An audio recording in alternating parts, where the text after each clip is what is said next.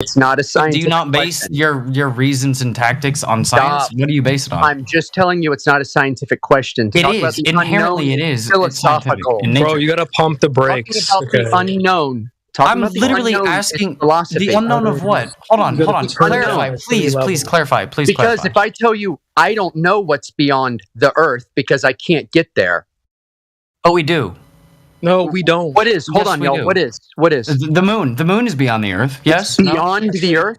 It is. It is. It is in a state in which it is not on the same plane of existence that we are in terms of X, Y, and Z. It is not. Do you have proof of that?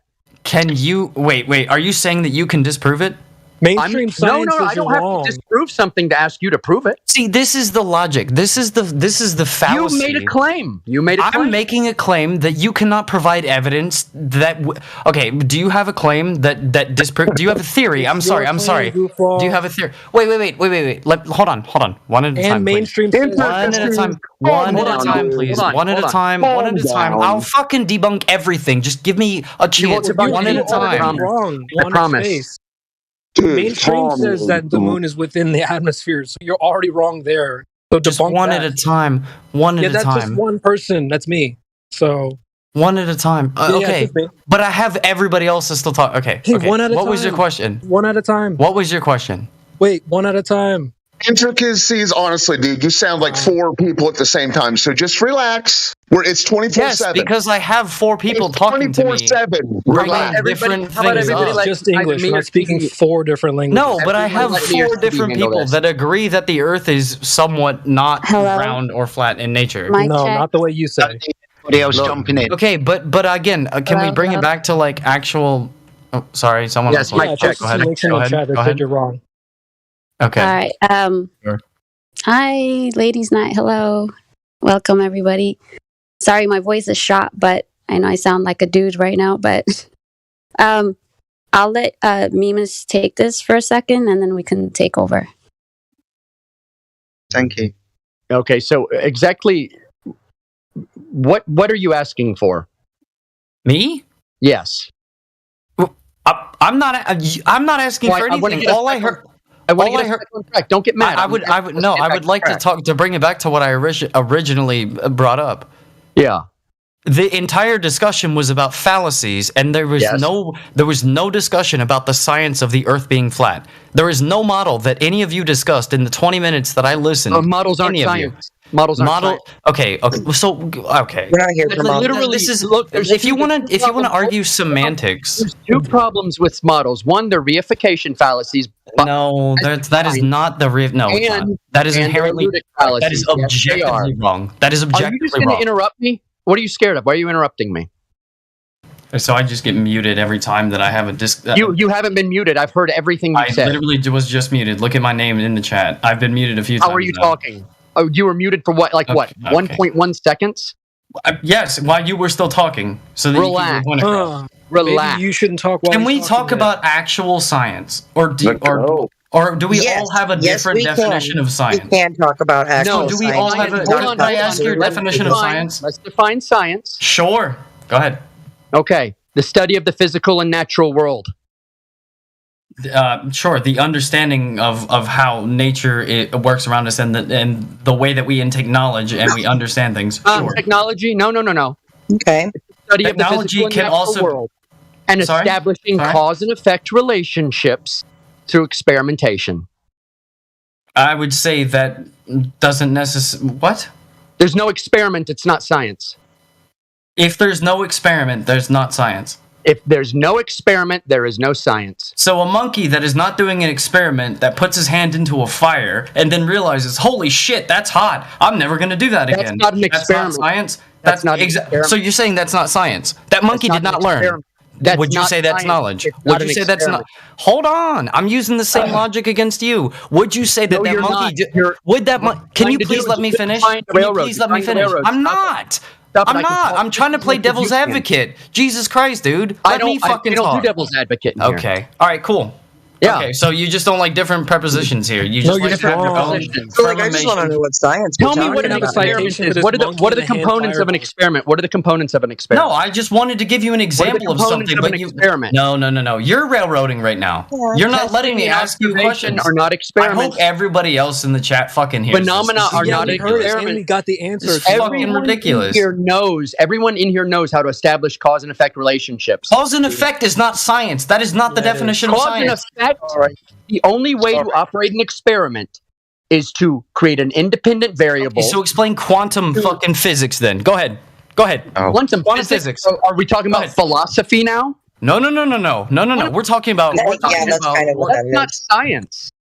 Okay. All Actually, right. Take your Okay. AT All right. meds, All right. bro. Dude, You're listen. all over Okay. the All right. place. Well, Show it's me been a quantum fun, particle. gentlemen, Considering we don't- considering we can't all even see pronouns of atoms, all types. considering we can't even It's see been atoms. very fun. You're not going to be able to show me a quantum filament. Show me a quantum filament. Go ahead. Show it to me. I'm sorry, I was muted again, but no, this is. Show me a quantum filament. Have you All heard right. of I just keep. Your pseudo-intellectualism is noted in critiques. Thank Hey, you. Let's not mute him or talk like that. He just wants to make a fancy exit. If you're going to leave, just leave, bro. But if you want to have a conversation, you're welcome to speak here. You came in spazzing with 15 topics. Pick one and settle down.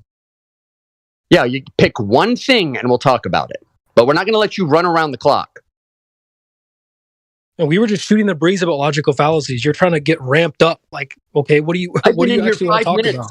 and you guys were only talking about fallacies. Well, you missed the Can I rest talk of the day. unmuted for at least fucking 15 Yeah, when seconds? you get the microphone 15 unmuted, seconds. that's your 15 opportunity. seconds. Yeah, the last time that happened, you can keep counting down the clock right now. I've been muted fucking No, every but when single you get the time. mic- You say that You I've been able to You get talk the freely this microphone whole and time. there's You guys are not whining on fucking the microphone. retarded. I hope you have a good Yeah, life. yeah, that's Retarded. fine. Fantastic. Okay. Congratulations. Bye.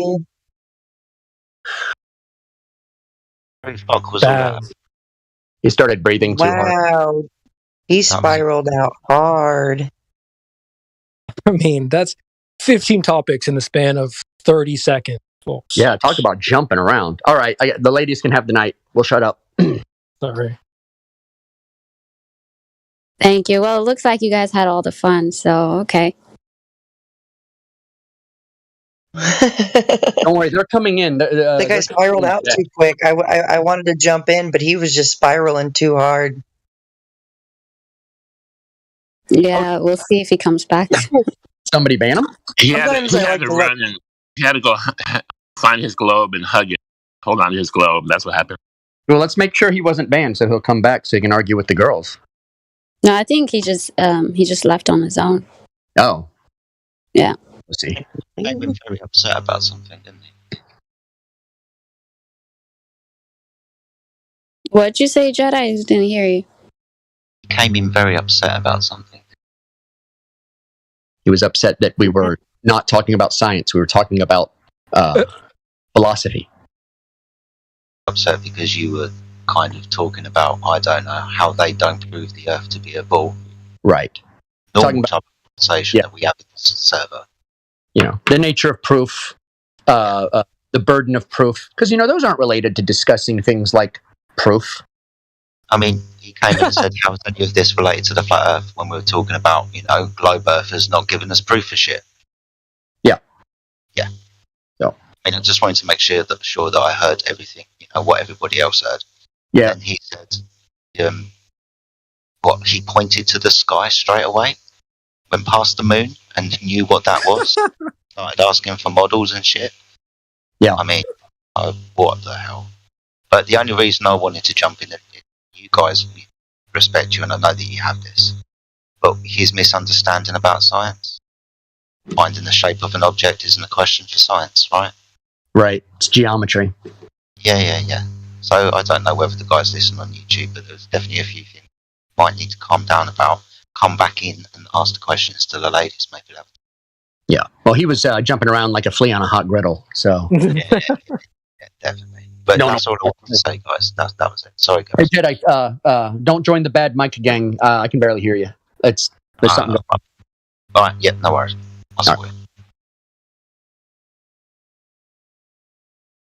Bro, Can one of the ladies just tell us like why the Globers think science is just some overarching, vague, and nebulous term such as, oh, just knowledge. If you know things, that's science. Why is Well, that? I did like his example of the monkey with the fire. That was great. Yeah, I typed it in the chat. So funny. Wait a minute, what did I miss? That's not. I heard the last little bit of that guy. That Apparently, Sonny, if you stick your hand in fire, that's science. Yeah, let the ladies see you. It's their night. Can that be a soundbite? Yeah, CV, I'm sure he's got it all down already.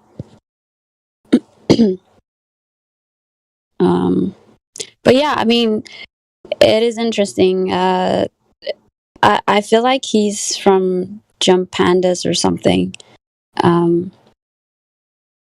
Maybe I feel like I've seen his name somewhere before, but I could be wrong.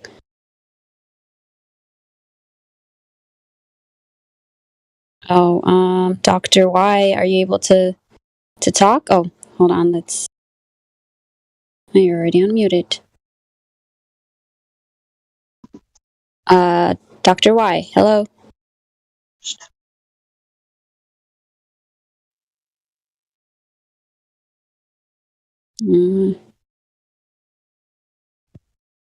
What chat is he in? Lobby? Let's see. Dr. Y is here, and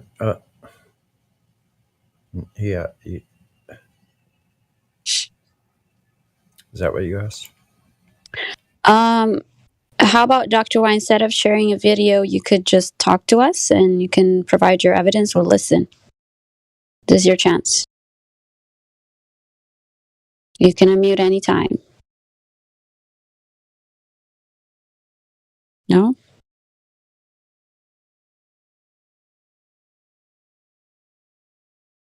Sounds like a great tune. Science is a monkey with a hand in the fire.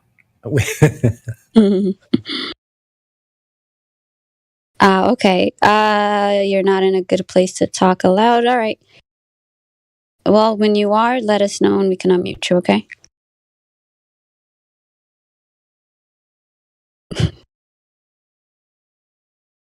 They always got something to say in the chat, but when given the opportunity, crickets.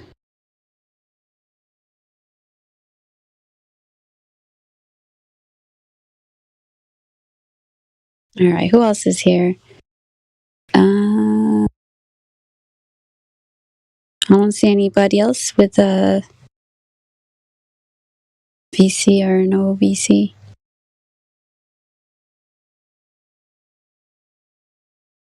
All right, so Jenna, what's up? How are you? How's it going?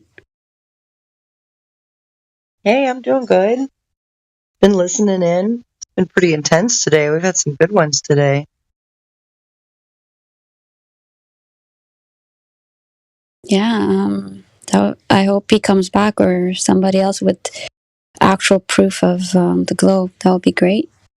I'd like to talk to him because it seems like Dr. Y has a lot of stuff about Flat Earth has been debunked. And I find that interesting because a lot of these Flat Earth debunks are then debunked by Flat Earthers pretty fluidly. So it's what happens when the Flat Earth debunks have been debunked by the Flat Earthers? Oh no, but they don't count that though. You know, that's not. It doesn't count. Yeah. my feelings. It doesn't count. My religion. It's on fire. Yeah. Yep. Yeah. So they only look at one-sided evidence and and that's pretty much it. Unfortunately, It says water debunks people. It really does. I love to bring up water. How like the physics of water says that it's going to take the shape of the container that it's in, and it will be level on its surface. I've never seen those really pretty reflections of natural scenery on water, and it's just perfectly symmetrical. There's no convexity in the reflection. I absolutely love bringing that up, and globe earthers will agree that the reflections in water are perfectly symmetrical. I'm like, well, how does that happen if there's curved water? So yeah, Sasha had a good point. Yeah, but the gravity. But gravity. And then when you ask them, well, what is gravity? I get a lot of people that rage quit on me. I'm like, oh, come back. Where'd you go? But I like to ask them, whose gravity do you pick, Newton's or Einstein's? And then I ask them why, or whichever one they picked. And then, they really can't, they don't hold up so well to that kind of questioning. Nope. And I have to explain to them that it's things like density, buoyancy. Mm-hmm. It has to do a lot with weight. It has to do a lot also with the different mediums, all the way down to water. I thought it was kind of silly. I was watching something about, how the pressure in water increases in the depths, and people are like, well, that's gravity. And I saw a video where someone was explaining it as Newtons. I was like, okay, but like any submarine reads it as PSI. So that was kind of interesting. Then I got to hear something about a Navy sonar technician who was like, yeah, that sonar wouldn't really work so well on a curving Earth. Yeah, a lot I bet the military knows. Work. I said, but I bet the military definitely knows. Like something's up. Yeah, of course. At least the higher ups know. Mm-hmm. Because a lot of the people that use the equipment don't really think about it, because they have already assumed everything is accounted for due to the the little intricacies of the machine, whatever. So they just think, as they're shooting missiles without accounting for the curve, like hundreds of miles away, it's being accounted for somehow. So they don't really think about it until they come across the subject. Then they're like, yeah, wait a minute, this wouldn't really work. Yeah. And all of the documents that I've been able to find and dig up, all of those documents, I mean, they state a flat, non-rotating Earth. I mean, consistently document through document through document through document. And I've got the NASA PDF. It's like over 120 pages or something like that, where it even has, the definitions for, all of the trigonometry and calculations for flight derivation for a, linear, stationary, non-rotating Earth. And and people still want to argue, well, that's been faked. Yeah, somebody could have faked that. Okay, yeah, someone's really going to go through that much trouble to fake everything down to, like, even the calculations in this? Like, what the hell? Like, don't get me wrong, people say numbers don't lie. Well, I mean, that's true for the most part, but people lie about numbers. So it's pretty incredible stuff. That was another dawning moment in my awakening, was getting a hold of that PDF file and reading through it. Just, my mind was absolutely blown. I think Glovers, honestly, no offense, they're lazy. They don't put in that kind of like work to like read things, like this short attention span. Well, yeah, for the most part, like the average Glover, they don't want to put in the work, but you have the zealous that actually go through all the documents, and they've even done their own experiments and stuff, but they just don't want to admit, or it's like linked to their livelihood or their career, and it's much of a break, a psyche break, I guess, to admit that it's flat. I know it was hard for me. It was hard for me in the beginning. I was like, "There's no fucking way," Mm-hmm. And just no way. And then it like I had to kind of think back to a lot of like the primary basics. It really takes going that far back to like the lower grade stuff. That water is going to seek its level. It's going to take the shape of the container it's in. What goes up must come down. Things like that. Simple stuff. Mm-hmm. And then you build from there. You really build into more complex physics from there. Like I've built up a couple really awesome playlists about like modern physics and what they call gravity. It's like here's your gravity. So having a broader understanding of the mechanics, the dynamics of this earth was definitely a turning point for me. And I was very willing, like after a certain point I became very willing to like dig in and look through it. So it's like once you go flat, you really can't go back. There's that's not a joke. Yeah, and but Jenna, JDJ is here. Do you want to speak with him or her? They just got checked in. Who we got in here? Do they want to say hello? Hello. Hi. Hello. How are we doing today, JDJ? I'm doing all right. How about you? Can we call you I'm doing good. Can we call you DJ? Yeah, of course. Okay, awesome. So what brings you here, DJ? Actually, my friend recommended this, and I actually am not a flat earther. I just wanna like talk a bit. Okay. Well, you're not a flat earther, so I guess do you have any questions about flat Earth? Do you have anything you want to interject about the globe or why you think Earth is a globe? I mean, I believe that it's a globe because we've got some evidence, like people have gone around the globe multiple times.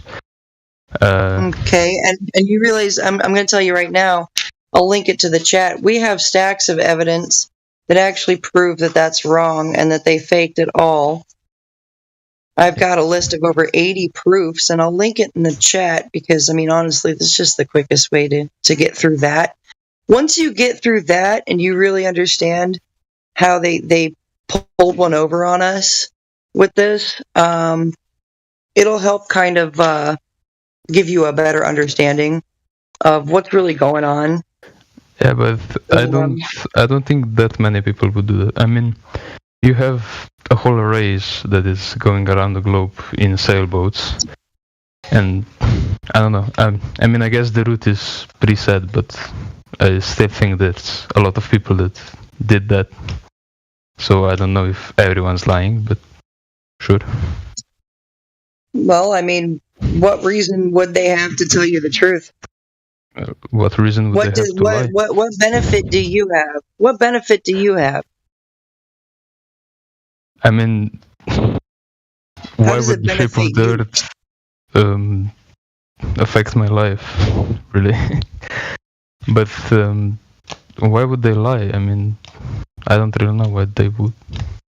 Why would they lie? I've got the perfect video for why would they lie. If you'd like to watch it, it's just a short clip. And it's very straight to the point. Let me go after it here real quick. Why would they lie? I'm glad you asked that, really. Let's see. In the meantime, as you're pulling that up, JD, are you in the chat, the voice text chat? Oh, sorry, the live stream chat? Yeah, I am. Yeah. You can see, do you see where I posted the circumnavigation? Yeah, I see. Okay. So when you're talking about people on boat sails, random people just sailing around the world, doesn't necessarily mean that they're sailing around a globe.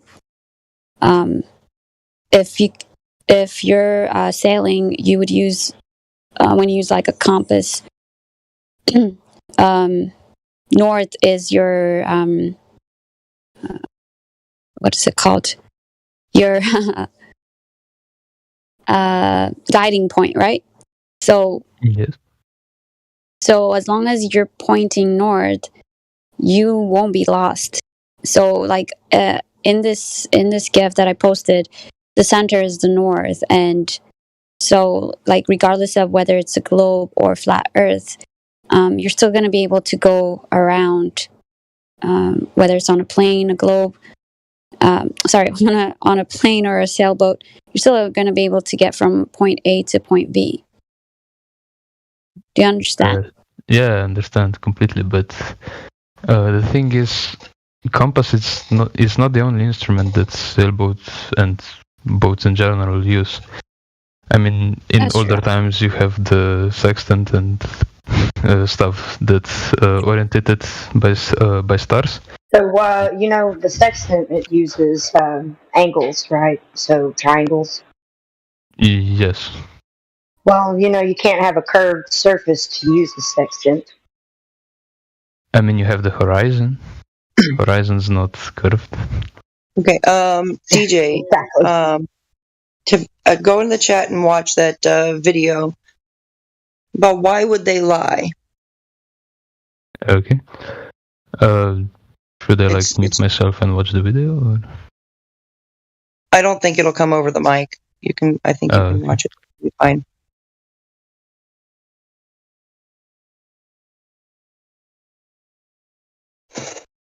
Why would they lie is a very common question in this. Very common question. And the way I explain it is, if I am holding knowledge that nobody else has, and I decide that, well, with this knowledge, I have control, I have power. Why in the world would I share that knowledge with anybody else so they can compete for my power? See, that's not what the elite or the owls of this world, the one world leaders, that's not what they're going to do. They're not going to tell you exactly what they're doing, why they're doing it. They're not going to tell you anything that they know. Because if you know what they know, and you stand on equal ground with them, they don't have anything over you. Why would they lie? But how does the shape of the Earth give you some power? I mean, because if I can control, listen to me, if I can control how you think about the very place that you live, and I can close it off to this ball shape, then I close everything else off to you. If I can control your perception of the very place that you live, then I can control damn near anything that you think. Anything. I still think critically. I don't just believe everything. If it's not logical, I don't believe it. So, but okay. Good. If you're a logical person, then that's good. We need logical people. We need more logical and critical thinking. So, I don't know. What do you think about how physics says that water is going to seek its level? It's going to always be level with itself. Well, yes, that's true, but on a smaller scale. If you take the whole planet, not. Can I finish? I'm sorry. I'll finish. I'll let you finish talking. Go ahead. Okay, so how I see it, on a smaller scale, if you have like a glass or some sort of container, it will seek its level. But if you look at it from in the space, for example, the things will all form towards the center. That's why. I mean, that's the reason. the Earth is round because everything is going to the center, not just down. We're down with it go. What's going to the center? Are you trying to talk about gravity now? I mean, yeah, that's the point, basically. Yes. No, gravity actually it's just a theoretical equations. It's theoretical mathematics, and math is not physical. It's not something that we physically see. If water is going to rest level in a glass, in a bowl, in the sink, in your tub, in your toilet, if it's going to rest level in a puddle, it's going to be level in a pond, it's going to be level in a lake, it's going to be level at the sea. This is why we call it sea level. Yes, I understand that, yes. Okay, so at no point does level curve, not even measurably. So in other words, that what we had been taught about that is false, and you're going on a false pretense, or you're going on a belief based on false numbers, falsifications. I'm just pointing that out. I'm just being honest with you. Okay, I can see your standpoint, but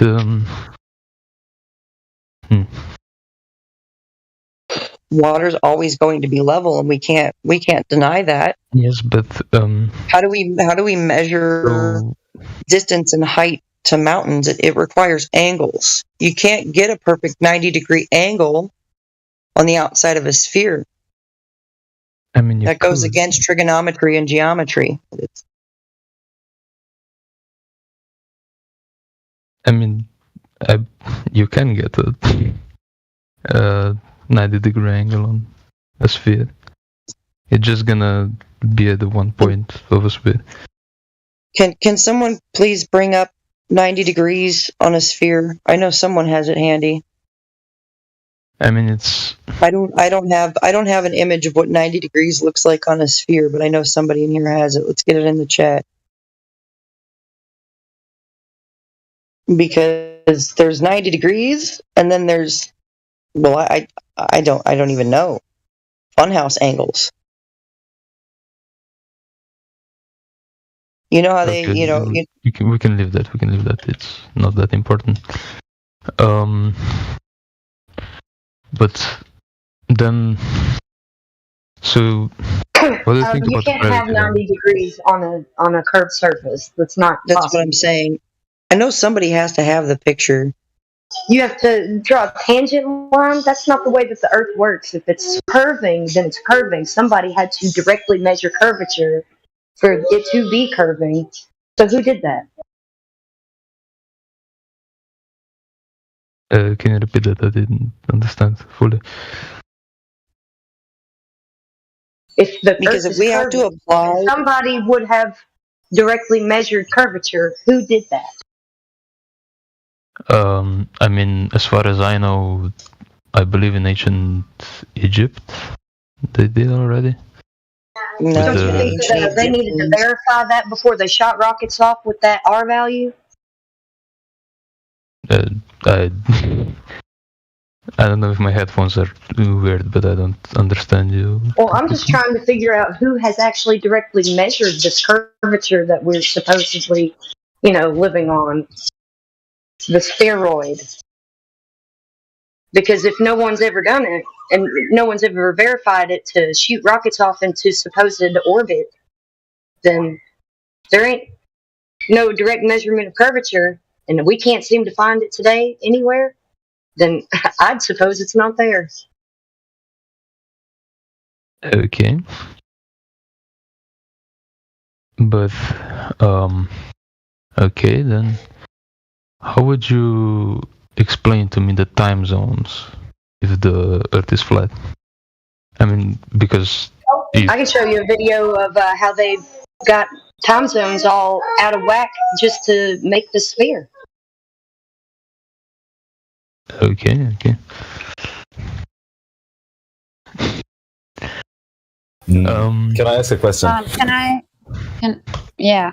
Sorry, go ahead. Yeah, okay. So I was just wondering, if the the ISS, right? Like, I mean, Yeah. if the Earth was like flat, the ISS would have to circle around the Earth, and just like, I don't know, the sun on your model or the moon, but it goes in a straight line all the time, but it still comes back. So, like, how does that work on a flat Earth? What do you mean comes back? It makes a full circle. It makes a full circle, exactly. And Yeah, Are you talking about? I explained that with the circumnavigation earlier. yeah, It's the exactly. same, But if but it just up higher on a. it would take much more energy for the ISS to make a turn, and it.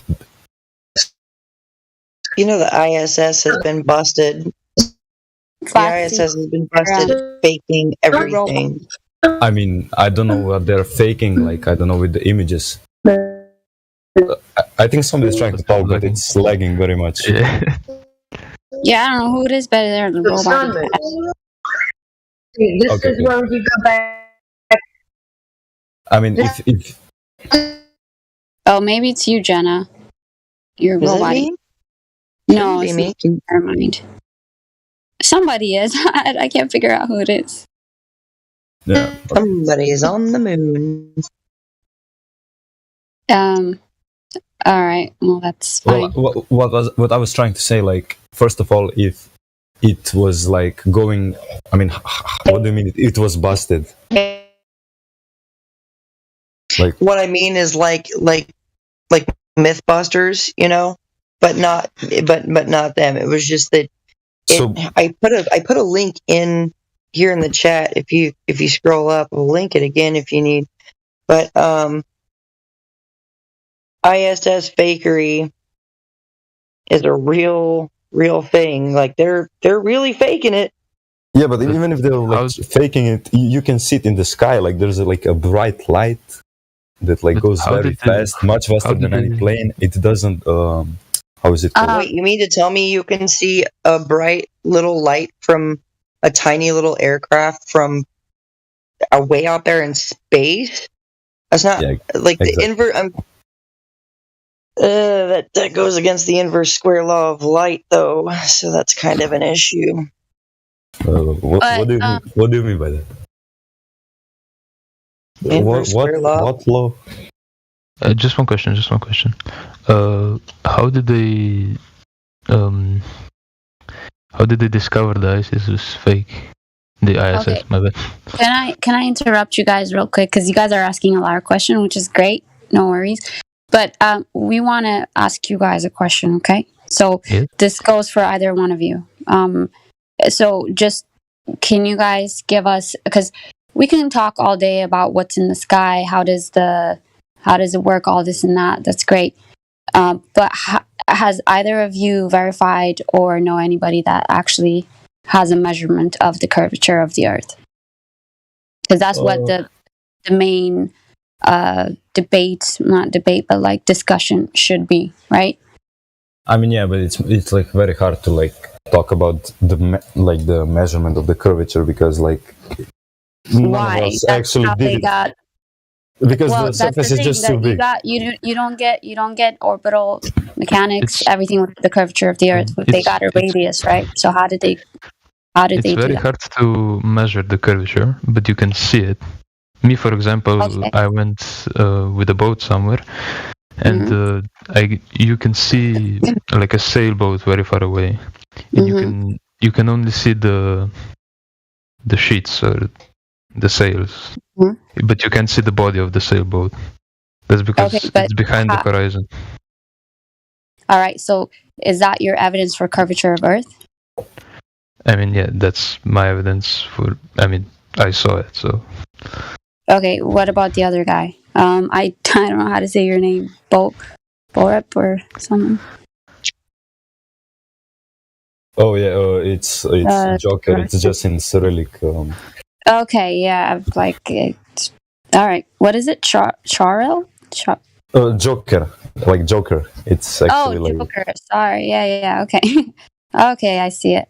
All right. What about you, Joker? What's your evidence for curvature of Earth? I mean, as I said, like I cannot say that I like ever saw it because it's just like it's too big. But and that's why I use the sky as example, because it's much easier like to show any of my points, because yeah. Well, it's like, okay, so you don't have actual evidence or observation of curvature of the Earth, besides what JD said. well, no, but I still think like it's impossible to like. I mean, first, how can the ISS be busted? I mean, even if that's not like the ISS, it has to be something that is constantly rotating around the Earth. Yeah, but here's the thing. In order for the ISS to even work, you need to have a radius. The orbital mechanics will not work without a radius. I saw the ISS. Like I saw it with the telescope. It doesn't matter what you. That's great, but what I'm saying is, I can tell you, I saw a lot of quote unquote satellites too, right? It doesn't mean that's what they're telling us it is. My question to you is, our argument here has everything to do with the surface of the Earth, not what's in the sky, right? So if you can't even verify that the Earth curves to begin with, it doesn't matter what you're looking up in the sky. Whatever is up in the sky does not prove that the Earth is curving. You need to have an actual empirical evidence for that the Earth is curving first, because you could still put stuff up in the sky over a flat surface, right? With what? You could still put stuff up in the sky like satellites and airplanes or whatnot over a flat surface. Yeah, but how does that work? Like, if you're saying there's no gravity. Well, you tell me though. You tell me. I'm asking you, if you can't have a curved evidence for a curved Earth, how are you telling me that they've calculated the radius and came up with all the the speed and all that they need without actually getting a measurement of the Earth first? Just one question. It's actually a bit off topic, but I can see on the logo of the Discord server there is a little model there, and I have a question. How does the sun turn? I mean, why doesn't it just fly I have off? no idea how the sun turns. I can't even begin to understand what happens up in the sky. But what I know is that there is no actual curvature of the Earth that we're standing on. And to go back to you, JD, about the sailboat that you saw, you said that you saw the body disappearing. You could only see the sails or whatever. That's called perspective. Our eyes could only see so far. As objects move away from us, they get smaller, and so you don't expect to see that. You don't expect to see the whole object at a really far distance. Yes, and depending on the atmospheric condition, you're going to see the object slowly disappearing behind the horizon, not behind a curve. Yes, but why didn't the whole sailboat disappear? Why did it just the bottom? It does. The whole sailboat eventually disappears, but eventually. Yeah, because again. My question is, why doesn't the whole thing disappear? Why does just the bottom? Okay, so if you were to get a binocular or a camera or something, and you thought the boat disappeared, when you use those equipments, the boat is back again into your view, full on. And yes, it's the way the atmospheric horizon. The atmospheric condition plays with the. I wish somebody could bring up if anybody has the GIF or the video for. Yeah, they do. They already did, but it doesn't really make sense. No, not that. Hold on, it wasn't that. I was gonna ask if somebody has Rovsky was with the magnifying glass. If anybody has that, the magnifying. I just put up field of view, so he has a better understanding of how everybody's field of view works, so that he gets an understanding of what the vanishing point of perspective is. Mm-hmm. Yeah, Because if you chance, please watch that. That will help. But the atmospheric works like a magnifying glass, and depending on how much closer you are to the water has a larger effect on how we see things and how things converge and whatnot. So that's the only thing that's there that's playing quote unquote tricks on your eyes. There is no curvature. There is no actual curvature that boat is disappearing over. And another thing is sometimes you'll see the boat disappearing a lot closer to you than other times. Sometimes the boat disappears way further away. So is the Earth's curve shrinking and getting larger, or because if according to your logic, that's the reason why the boats disappear, right? I mean, yes, but I mean, it depends on this. Yeah, the waves, the size of the boat. There's like many factors. Also, like most of those GIFs, they're recorded with a camera, and of course, when you zoom out, the camera only has like enough pixels. So when you zoom out, of course, you cannot have everything on the camera. It's just like when you zoom in on a wave that's like very far away, and you zoom out, you don't see that wave anymore. It doesn't mean it's not there. Like you just. Well, that's our argument, though. You're using our argument. I'm saying the same thing. What are you talking about? Yeah, but just because that just says that. Yeah.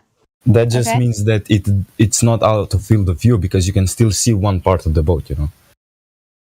It's not like out of my field of view, you know. Yeah, but okay. What I'm saying is sometimes, depending on the atmospheric condition, the boat disappears closer to you than the same way, bottom first, the same way, right? Closer to you. And other times when it's a clearer day and the atmospheric conditions are good, you see it way further out, and it disappears at the same way, bottom first. Yes, boats always disappear bottom first. They don't. Everything disappears bottom first. It's not gonna disappear. Obviously, it's not gonna disappear from the top down, right? Well, yes, but you have other factors. You don't just have the curvature. You have the waves, the I don't know, the wetness of the air, or how would you say? Okay, great. That I agree with you. So then you have to prove to me that there is an actual physical curvature happening besides the wetness of the air and all that stuff that you just said. Well, yeah, but like if you like, let's say that the bottom like disappears first, but then you use like binoculars and you can only see the top of the boat, but it's extremely clear, which means it's not out of your field view, but you can still like very sharply see the top of the boat, right? Like, yeah, but that just means that the effects are like it's beyond what the like at that point the atmospheric condition it's not ideal for the boat to be seen.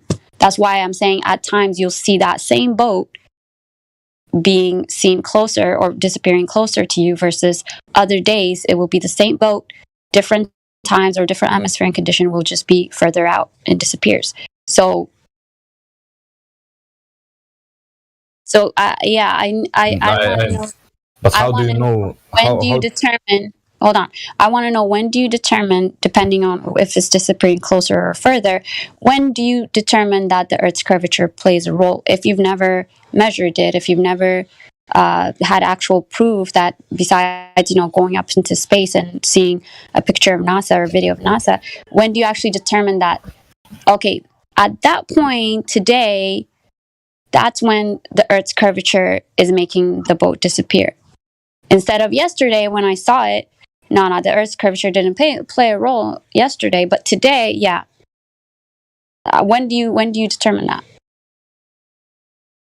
I mean, I'm not sure like exactly what's your question, but like as I said, like if it was going out of my field of view, that means like it's just so far away that like my eyes cannot see the full picture. It's like unsharp. Okay, and let's say it, like disappears on the bottom first, and then you like zoom in and you see the image very sharply, and you only see the top part of the boat, and that means it had to go over the horizon, because it makes no sense that like, I mean, it disappears over things do the get horizon. smaller. Yes, I agree with you, but it's not going. My contention is that it's not going over a curve. You have to prove to me that it's going over a curve. We agree on the fact that it disappears at a certain point. Can I join in? Somebody in the chat said things get smaller with distance. Well, that's true, but they get smaller from all the sides. They don't start disappearing. So why would they start disappearing from just the bottom? Depends. It depends on. Okay, look at the. I'll just repost it, or you know what? No. Go 1 minute top of the hour. Sasha posted a guy on a football field, right? He's just walking away. Maybe I could just copy and paste. All right, there we go. All right, so this guy is walking away, right? His feet are disappearing first. That's on a level football field. That's like very unrealistic. Like, it's. What do you mean? The First of camera all, is on the ground. Hold on, the camera is on the ground. Yes, the camera is pointing upward. And first of all, the camera is like 144p. Like, the quality is horrible. Well, and also, like, if the NASA That's can not the take, point. like, His how do I feet know is if this is fake? disappearing. Yeah, exactly. Okay. But it's like, this is like a real life scenario. Like, you can lay on the ground and it will never look like this. Like, So are you wait? So are you dismissing this video as being fake or I don't understand? No, I don't know what it is, but it's like unrealistic. It's. What do you mean it's not realistic?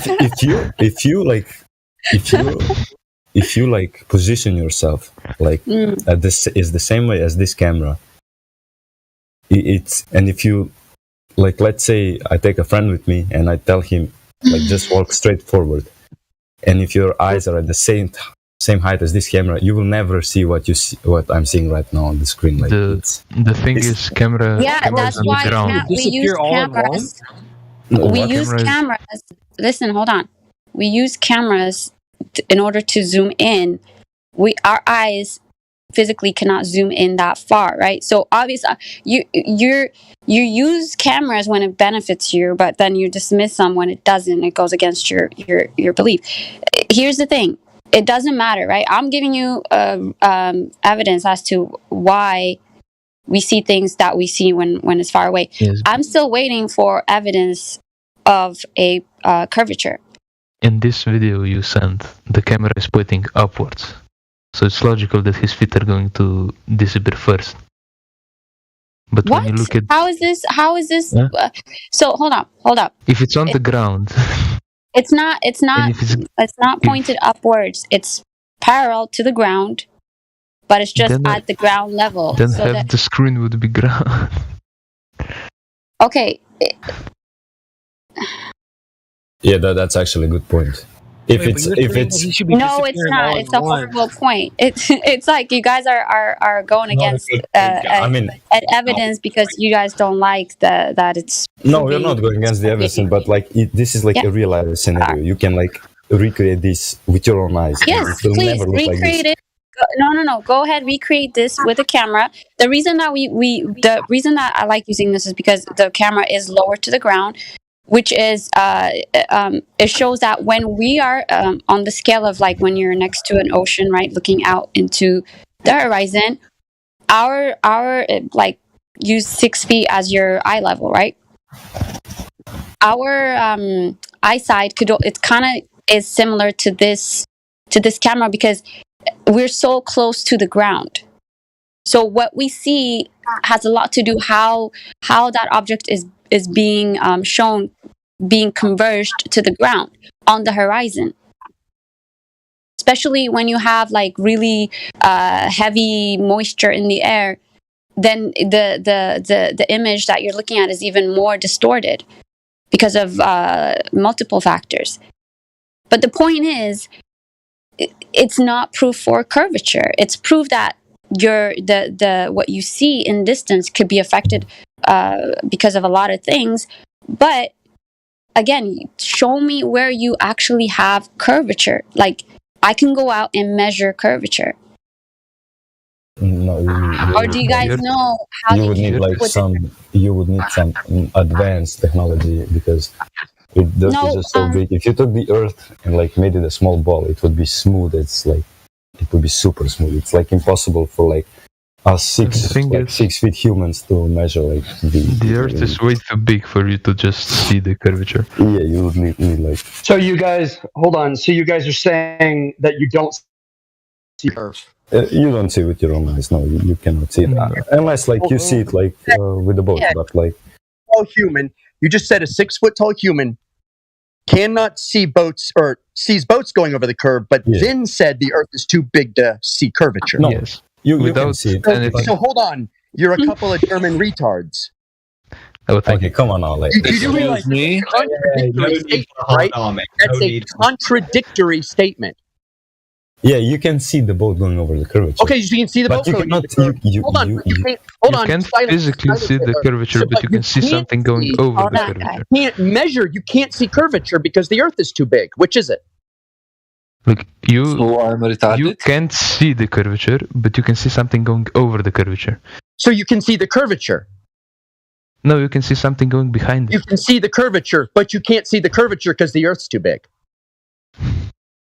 Aurelius, did you call me retarded? So, yeah, I did call you retarded. So, in 1.2 miles, if you can see the effects of curvature in 1.2 miles, which is where you would have to see the bottom of the boat disappearing, right? Right? Correct? Correct? I'm Come not on, sure. you're smart. You know this, We right? are all retarded, 1.2 so miles, why are you you can see the asking curvature, us right? questions? You can see the curvature at 1.2 miles, which means that you can measure that. That means you can measure it. You called us retarded. Why do you asking us questions? Okay, It just doesn't matter answer what the we question, guys. Just answer the Because question. you made a contradictory okay, statement. so how would you When you measure? make a contradictory statement, I have to assume that you have too many chromosomes or something. That's Okay. why. No, because if you see doing something Hold on, over the curvature, doesn't mean it's. So, hold on. Listen. You said you see something going over the curve. That means you can measure it. Okay, how? How? Yeah, exactly, How do you determine a deviation of curve from a straight line? How do you do it? I have no idea. You use a straight line, don't you? Use a straight line. Yeah. So you could take two known heights at a distance apart and measure deviation, couldn't you? Yeah, that's where I was gonna go. Yeah, but it's perspective. If you take. So now we can't trust anything, right? So now you're saying we can't trust anything. No, we can't trust but like. Can I ask a question? But wait. No, don't ask a question. Okay. Answer the. Finish this thought first. So what was are you the saying? question? I will You would answer it take and the. then I can answer. Then I can make. Who's talking? Jana Dvornik. Oh, okay. Just one moment. Bro, just for JD and.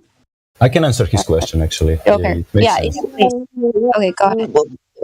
If you took like two distance, like you have a distance, let's say 1.2 miles. Okay, you take I don't know a rope along 1.2 miles and you connect like here and there. I think what he's trying to say that at some point in the middle, the distance between the ground and the rope would be like short. No, let's use lasers because that has actually been done. We've actually Yeah, used but like lasers. to measure. Let's take a rope because Let him he said finish. a rope. Volker. What? Okay, go ahead. Well, yeah, exactly. But the thing is, the gravity pulls everything to the center. It doesn't matter Okay, if but you are. laser. Let's use. That's why you want to use lasers. Just use lasers because that's actually been done. Let's not talk about ropes. Yes, it has been done. And it's actually been proven that there is a curvature with a laser. Wait a minute, With a bro. light. Like 5 minutes ago, I asked you, "Where's your I proof? haven't- Where's your proof?" You're like, "Oh, there's actually no proof that there's no actual proof of measurement." And now you're telling me, "Oh yeah, they've actually measured it and it's been done." No, Which one is it, bro? You asked I have if we a- measure it. Should I ban him? I didn't measure it. I didn't Hold on, measure hold on. Luluka, should I ban him for lying? Because it sounds like he lied. Yeah, I mean, he did lie. Am I just hearing Germany. things? Did you lie, Germany? You said you didn't have proof; it couldn't be done, and now you're saying you did. Oh, me? You would need us. I told you. No, I just remembered of a video. That's convenient, Hitler. Yeah. Wait. You Okay. said, how can you do it? I told you we would need All right, much JD, better technology, which I personally don't have, and those lasers No, are no, no. I was much. talking about JD. He's the one that said, "Oh yeah, that's been done." But I'm asking. Okay, back to you, Joker, because I don't want to talk to liars. I'll just mute JD. Come on. I still don't understand. How did he lie exactly? You got told. What? No, How I did he asked exactly you lie? guys. No, I didn't say. Shut up. Did you do it yourself? I asked. Do you guys know of anybody or any measurement that were done? Both of you were like, no, not really, no. And then he's like, the only thing I could think of is, what is it? Looking at boats and stuff. When that gets debunked, now all of a sudden it's been done by lasers and it's been the flat Earth has been disproven, right? I mean, the boats were still not debunked. It makes, to me, doesn't make any sense. But All right, so let's move on. You said that you want to use rope, but let's forget the rope because that's very inconvenient. Lasers are a better way to measure a straight line from one point to another. So I'm just saying, just use lasers because that has actually been done to measure the lack of curvature, right? So go ahead.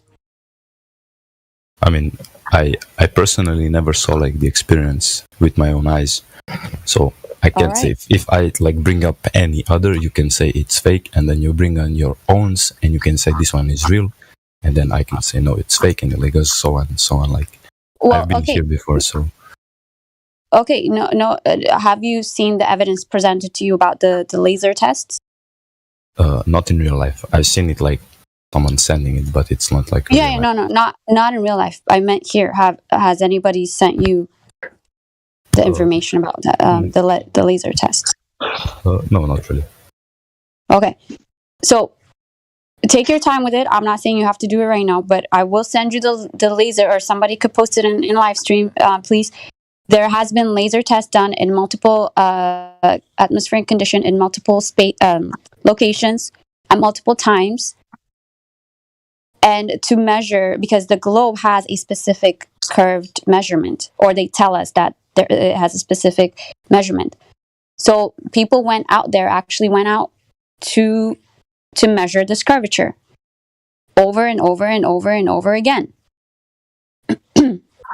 And what this laser test shows is that this quote unquote curvature that was measured has not been found yet. So that's why I'm asking you guys over and over, if you know of anybody, of any person at one point in time in history that has done it. And so that's all I ask for. So my thing is, you don't have to go out and do an expensive experiment, because not all of us could afford that. And so my advice is, yeah, I can give you evidence. You can provide your own evidence. At the end of the day, we can go back and forth about this, but what you can do is 1 second. What you can do is go out and do it yourself.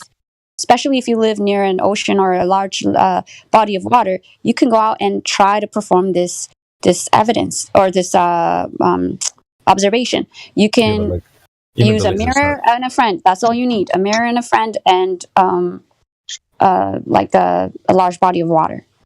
Even the lasers are inconvenient. No laser can go in a straight line. Excuse me? Laser lights are not. Talking about a deviation of 8 feet over 15 kilometers.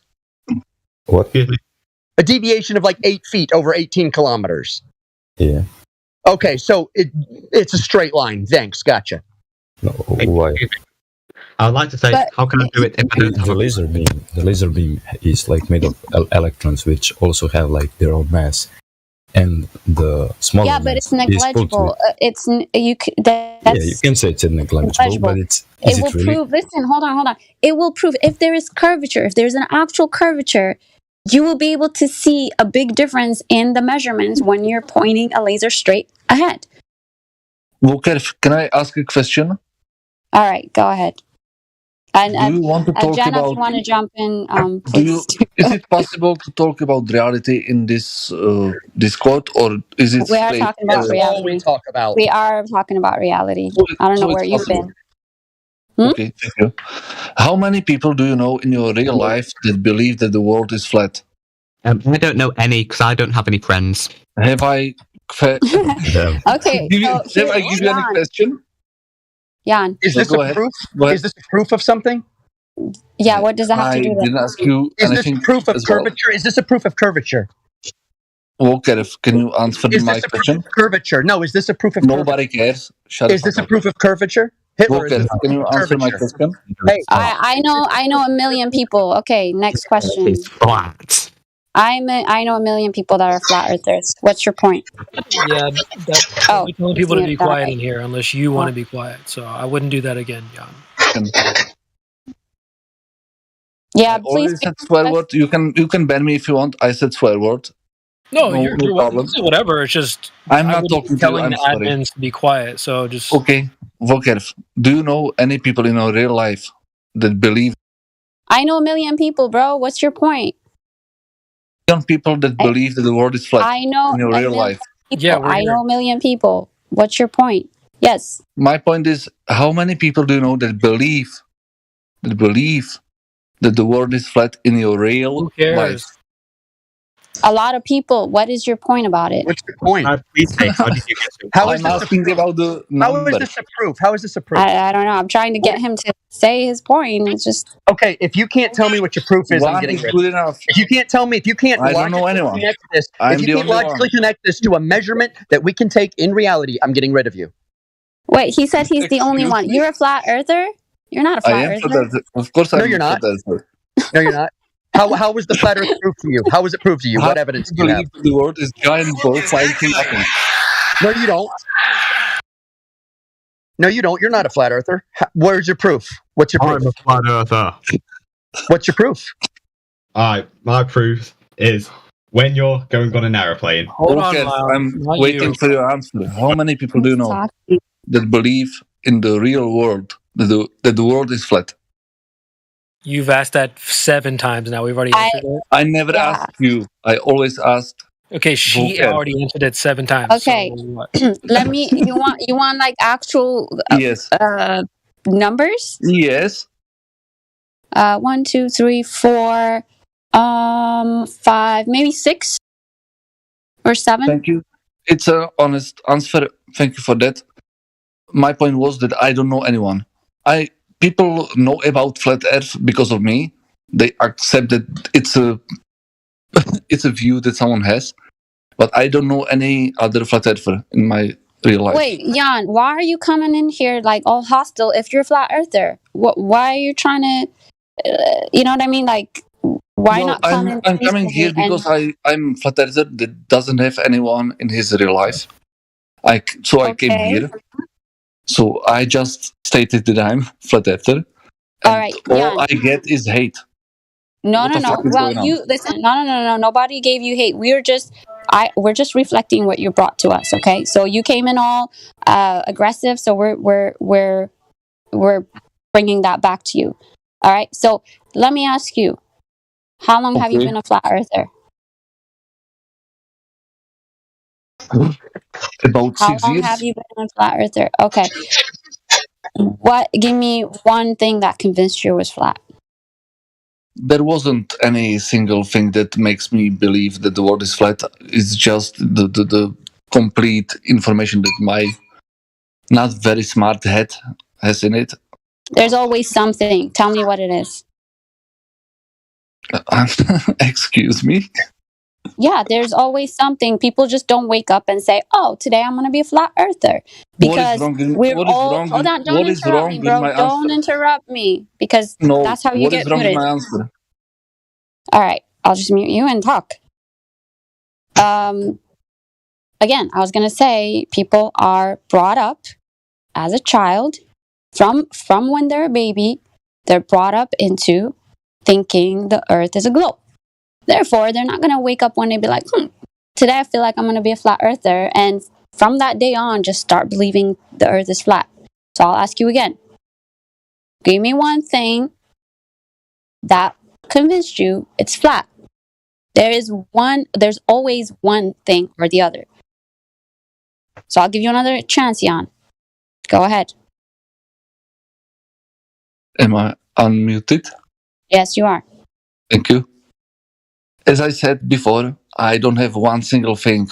There are too many things that makes me believe that the world is not a giant ball flying for Just nothing. give me one thing. I don't care if there's 100 things. Just give me one thing, bro. Okay, I'm sorry. I misunderstand you. You don't mean the biggest. You just mean any. Well, yeah, the biggest. But if you have 100 biggest ones, just choose one. I don't care.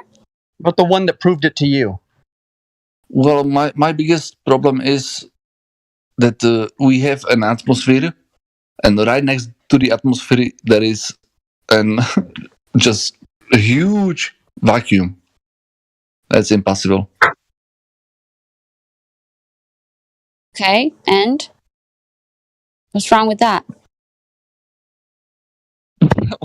Well, you can't have an atmosphere next to a vacuum. Yeah, it's called gravity. Oh, come on. Am I this simple? Why are you talking to me like that? I'm just. What do you mean? It's like. I'm giving you It makes honest. Anytime you I know, ask me so- anything, I'm giving you honest answer. I know. I'm just saying. I don't think that's really a good one because gravity makes sense. You know, it holds down the atmosphere. So You don't know anything about flat Earth. You don't know why you believe it. I do. well, know I why don't. I don't believe the Earth is flat to begin with. So I'm asking you. You said you're a flat earther. So I don't doubt that. Hmm? I don't doubt that you don't believe the world is flat. It's okay. So pretty then you obvious. go ahead. Prove to me that you believe it's flat. Go ahead. I think that the flat earthers should overtake the world. I don't care what you think. What flat earthers should do. I'm asking you a specific question. Please answer. I'm sorry, I wasn't listening. What was the question? All right. Yeah, I'm done with you. Yeah. I've already lost my voice. I just can't do this. I can't. Let's move on to another person. Who's here? Got a message for Jan. If this is what you really want to do, but bro, you blew it. You blew it. Oh, what is it? Loungy? Laundry. 14? Oh. Got some dirty laundry in here. Yep. I guess you Are you muted. taking the piss out of my name? What? Hello? Hello. Yeah, hey, hi, how are you? Oh, well, hi, I'm great.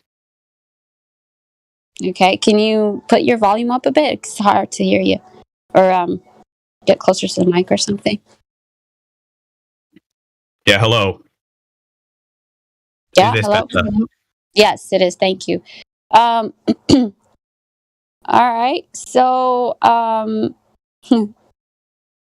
Right, so I would like to say that I am a Christian. Okay. And it has been stated many of times in the Bible that the earth is flat. Okay. Do you have any empirical evidence that it's flat? Well, I mean, I'm a Christian, and the Bible is all the evidence I need. Stop it, bro. Oh, that's great for you, but not all of us are Christians. So, do you have anything that proves, besides the Bible, that it's flat? See, I came up with something, and it's pretty good evidence. So, when you're on an aeroplane, and you say like you're traveling from one side of the country to the other. Mm-hmm. You ever notice how the altitude doesn't fluctuate through your travels because you're staying at the same altitude, which means that you're going in a straight line, which means that the Earth is flat. Stop the cap. This guy, All right. me and this guy are gonna have problems. Jenna, you want to take That's this not one? very Christian of you. Karma, come and BC. Oh, there you are. It didn't take very long for you to expose yourself. That's kind of funny. I didn't expose myself. Yeah, you did, because you're not a Christian. You're just so. I am a Christian. No, you're not. I am. Well, you're not one of You're not a turn the other cheek Christian. You're certainly not that. What does the curtain in the temple represent, Christian?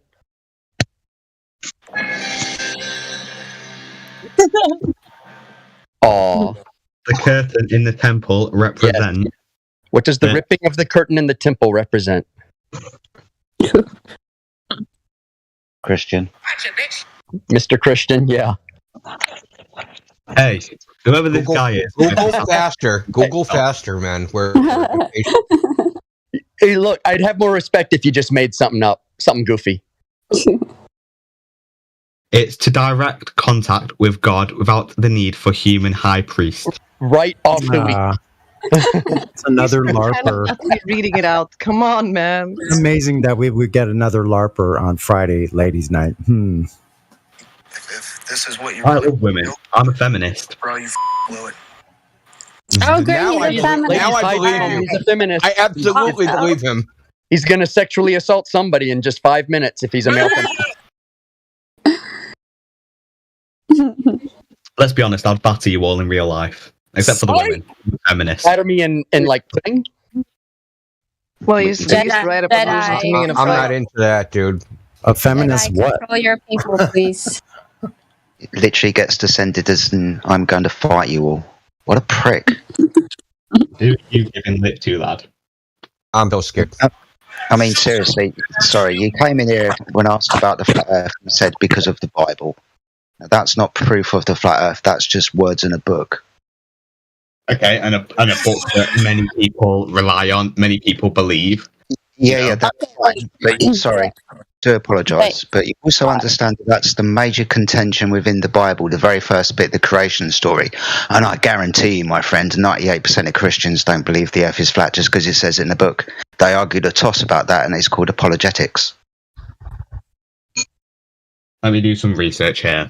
So, it says that 31.11% of people believe in Christianity, which is probably about 2.3 billion. Okay.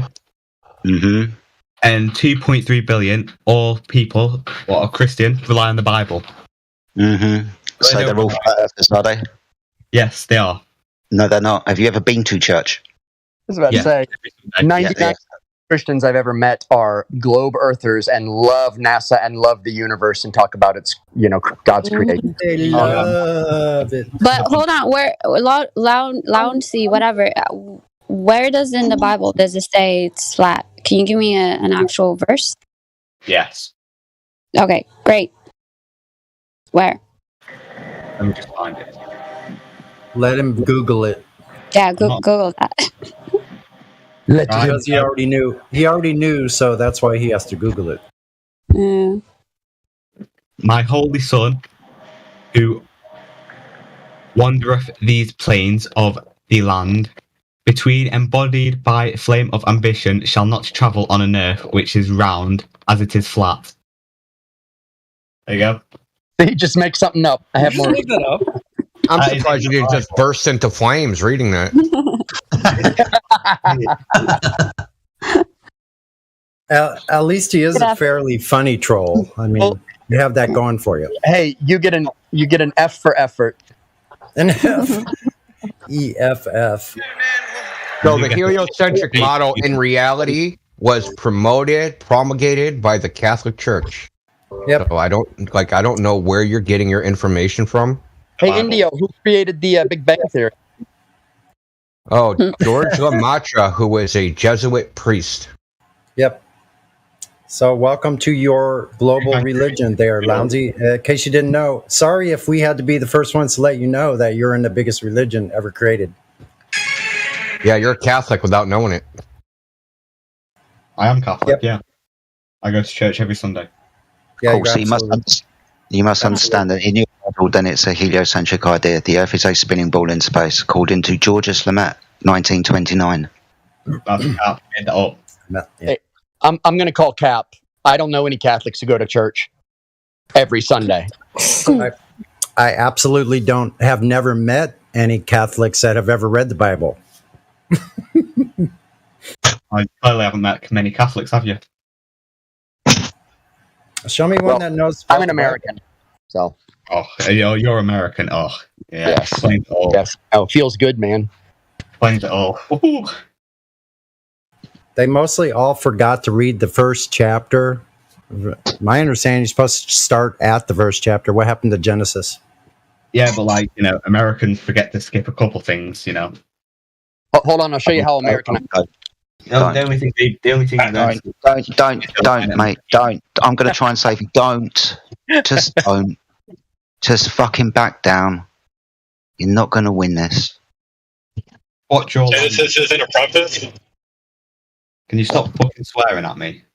No. You're not that guy, pal. Trust me. You're not that guy. I'm not him. I know. You're All a smart little bastard, so I'm going to get you anywhere. Let's just pass it back to the ladies. Oh, yes, please. Yeah, that was fun. Got a few more people here. Aqua, can you speak?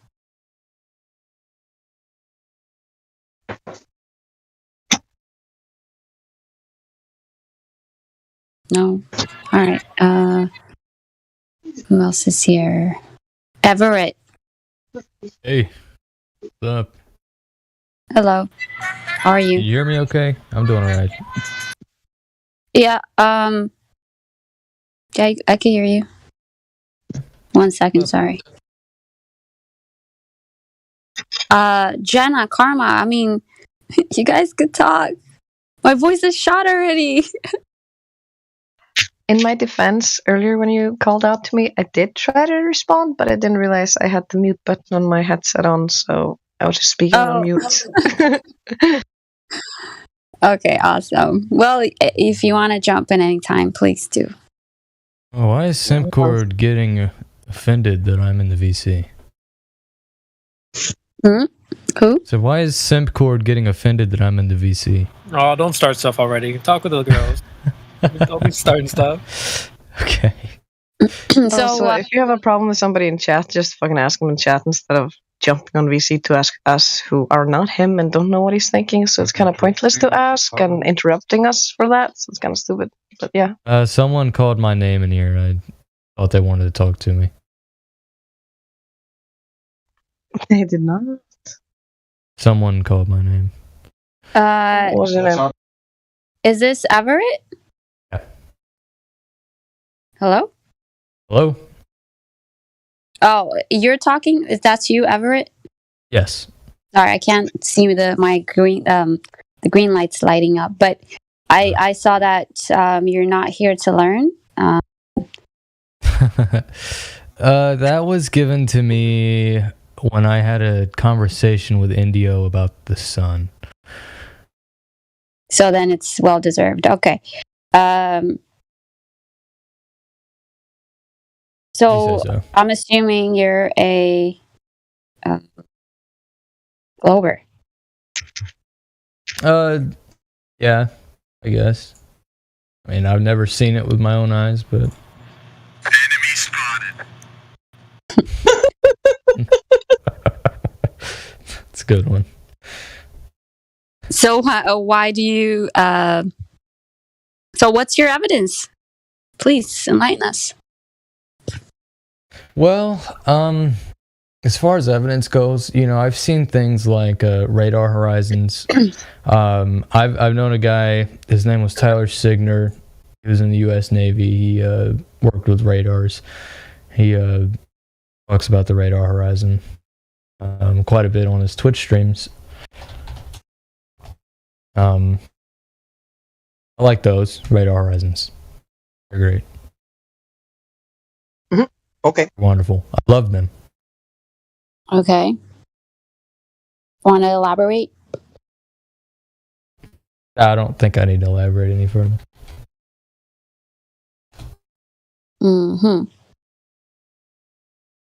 Okay.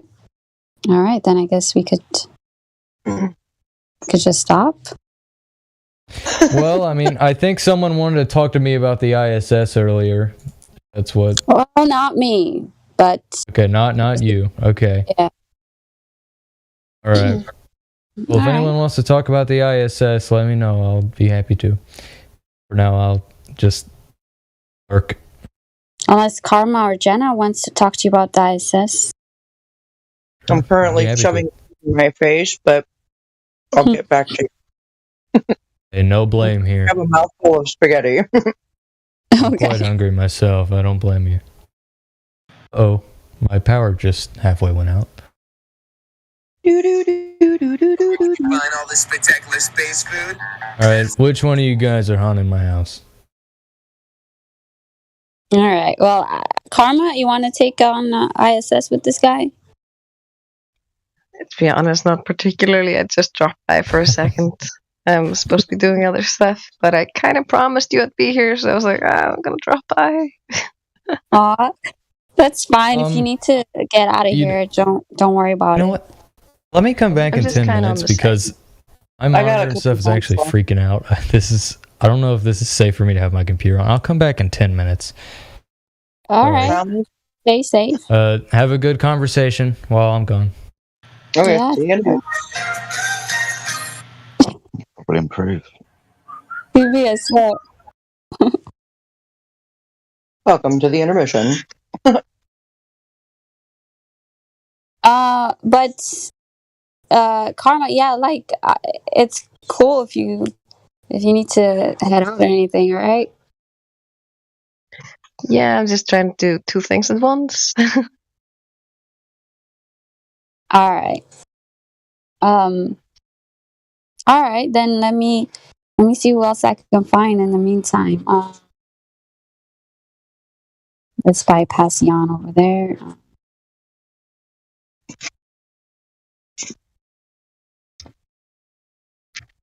Oh, I guess there are no other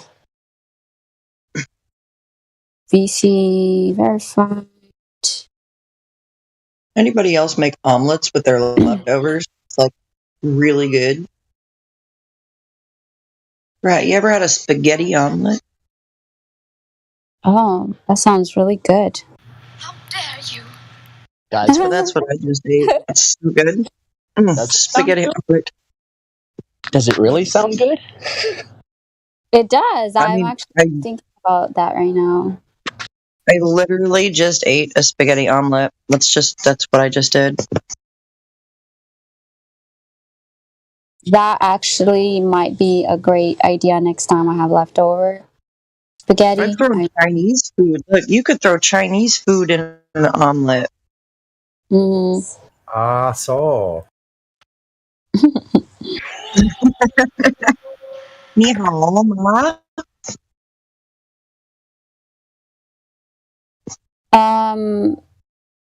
Jedi, I don't have that kind of power, but It was sorry, darling. It was just an idea because you kind of haven't got anybody at the moment, and he's been sitting in Cogdis by his lonesome for the last half an hour. So obviously you don't have the power, but if somebody did, that might be worth doing. Yeah, I'll get him. Done. He's here. Okay. Oh. Okay, awesome. Spooky.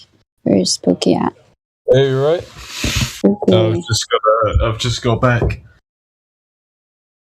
Hello. Hi, you right? I'm good. How are you? Oh, I'm fine. Yeah. So, I'm just trying to figure out why I've been banned, or at least sent to Cogdis. great question. Are you a Glober? Surprisingly, I am. Yeah. Okay. That tends to happen to most Globers in the server, at least as far as I'm aware. I have had a bit to drink, so sorry about that. Oh. It is a thing. Well, I mean, as long as you're able to have a coherent conversation, and it should be fine. Yeah, that's my plan. All right. Well, tell us why you think the Earth is a globe. Oh, that's not the reason I was sent to Cogdis, though. That's the thing. Well, they don't send you to Cogdis because you're a Glober, or they send you there if you're exhibiting improper behavior, being belligerent, rude, disrespectful, or you're showing actual severe cognitive dissonance. So Yeah, that's the thing. I think I was sent there because Box Ops, Box Ops asked me a question, or he's not too fond of questions not going unanswered. So I think he sent me there. okay, well, you have to answer questions when you're asked. No, you don't have to answer questions when you're asked. That's silly, isn't it? If I ask you a question, it doesn't mean that you have to answer it. Well, were you engaging in a conversation and being? I don't know what happened with Box Op. You'd have to take that up with him. But right. So how about you answer my question then? What is the evidence for curvature of the Earth? Right. So I wouldn't be able to readily supply you with evidence of curvature because I don't have any of that kind of stuff on any of my systems. So okay, you're safe from curvature as far as that's concerned. So you believe that there is curvature? Yes. I do. Yes, based on what I've seen, but I wouldn't be able to give you that kind of like the stuff I've seen right now because I don't have any of that stuff saved to any of my devices. Okay, but you shouldn't need it. I mean, that's just where I'm coming from. You shouldn't need it if you know and understand the place that you live. Well, because then you're just dealing with like pretty much like opinions. You're not really dealing with facts, and I don't have the facts to give you. So I'm not going to let's take it. I have the facts to give you. Okay, well then, let's take it on that notion of it's an opinion. Is it an opinion in physics that water will seek its level? And what is the definition of level? That's not really an opinion, and right. So we agree. Yeah, exactly. Okay, so where you do start to run into an issue is how level is defined. So if you're dealing with a level as being defined as an equipotential kind of like layer above a surface, then that would work on a globe. And as it so happens, that is how it is defined. Well, do you call it sea curve or sea level? They're not like mutually exclusive. So we call it sea level, right? What do you mean it's not mutually exclusive? It's either level or curved. It's not in between. Because a curved surface can be level, according to even very basic Newtonian mechanics. This is advanced stuff. It's not even getting into general relativity. That's so basic geometry, I would say. I mean, I can read the definition of level right now. Like, there's a reason why the definitions are the way they are. The thing is, I don't care much for your definition of level, because if it doesn't... Okay, but that's exactly what it is. Who cares? So it's not her definition. It's not mine. I'm literally reading this off of Google. Okay, are you ready? Level, as a noun, a horizontal plane or line. What is horizontal? Horizontal doesn't curve. We can look up horizontal next, but I'll finish reading this. A horizontal plane or line with respect to the distance above or below a given point.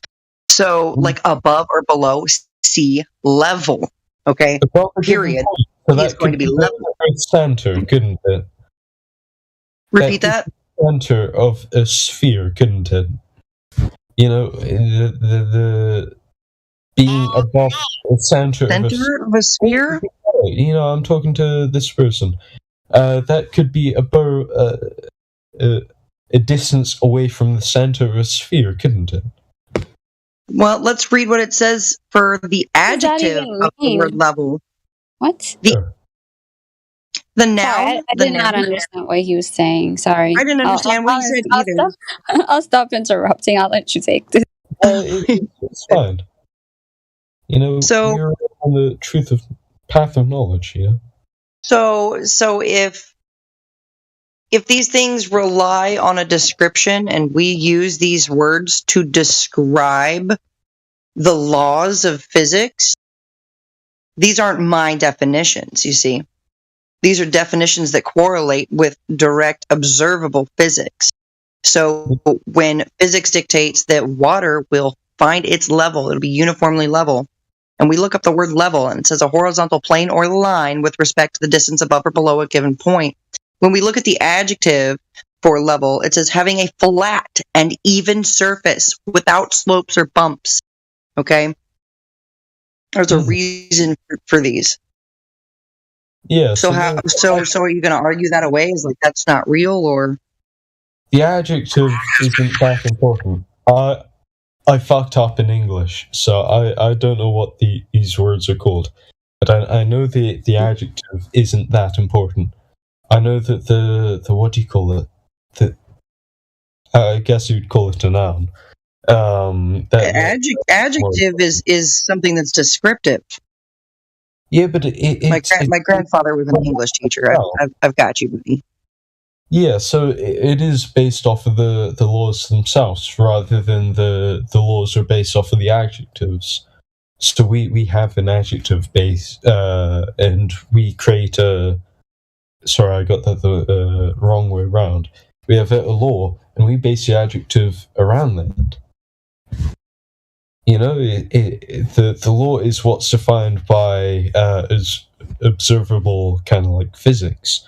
The adjective is how we describe these. Okay, so the laws of physics, if we have to describe it with these words, and it's being described as level, water will seek its level, period, in any size, shape, in any size container. It will find its level. It will do. Okay, so at what point, and at what point in the natural laws of physics does water curve?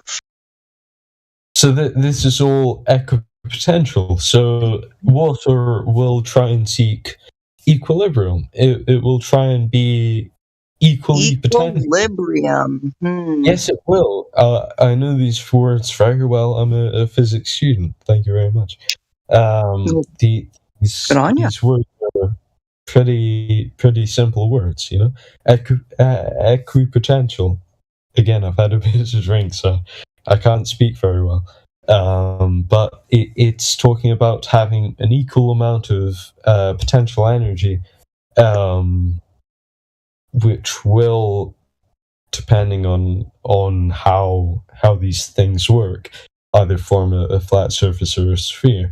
But all the evidence we have come together, forming evidence for a sphere rather than you're okay. You're going on and on and on and on. I got to stop you. You're just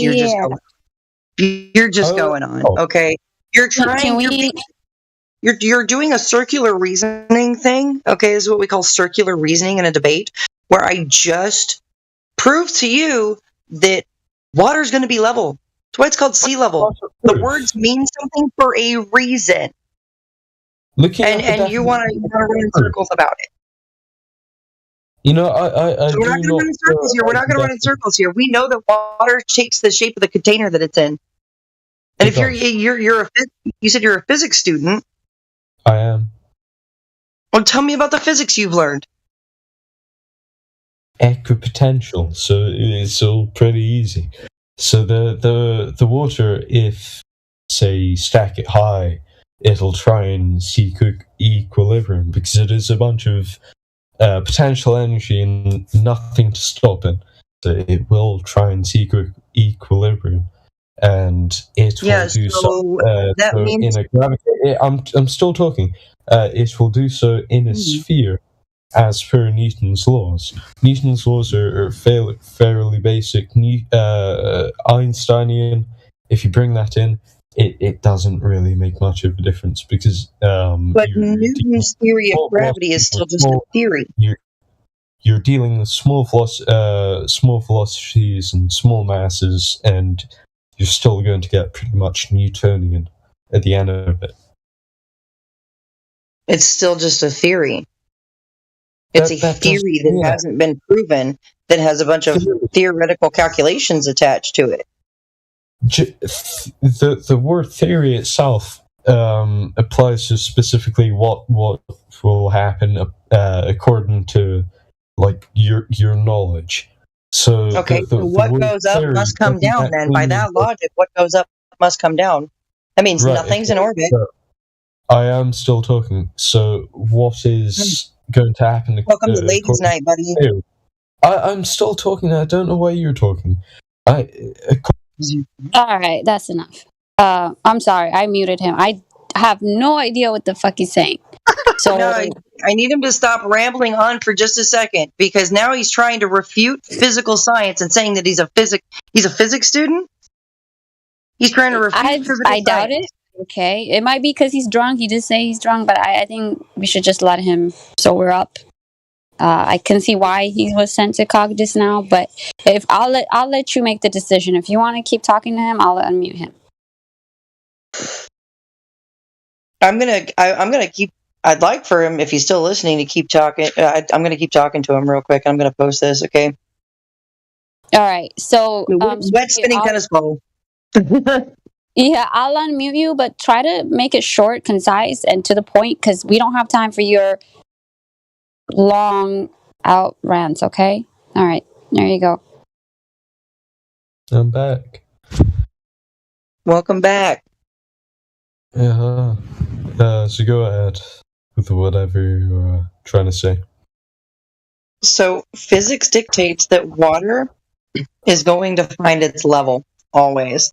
There are points, there's lakes above sea level that are level. Okay?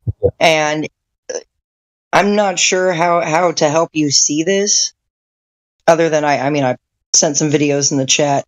And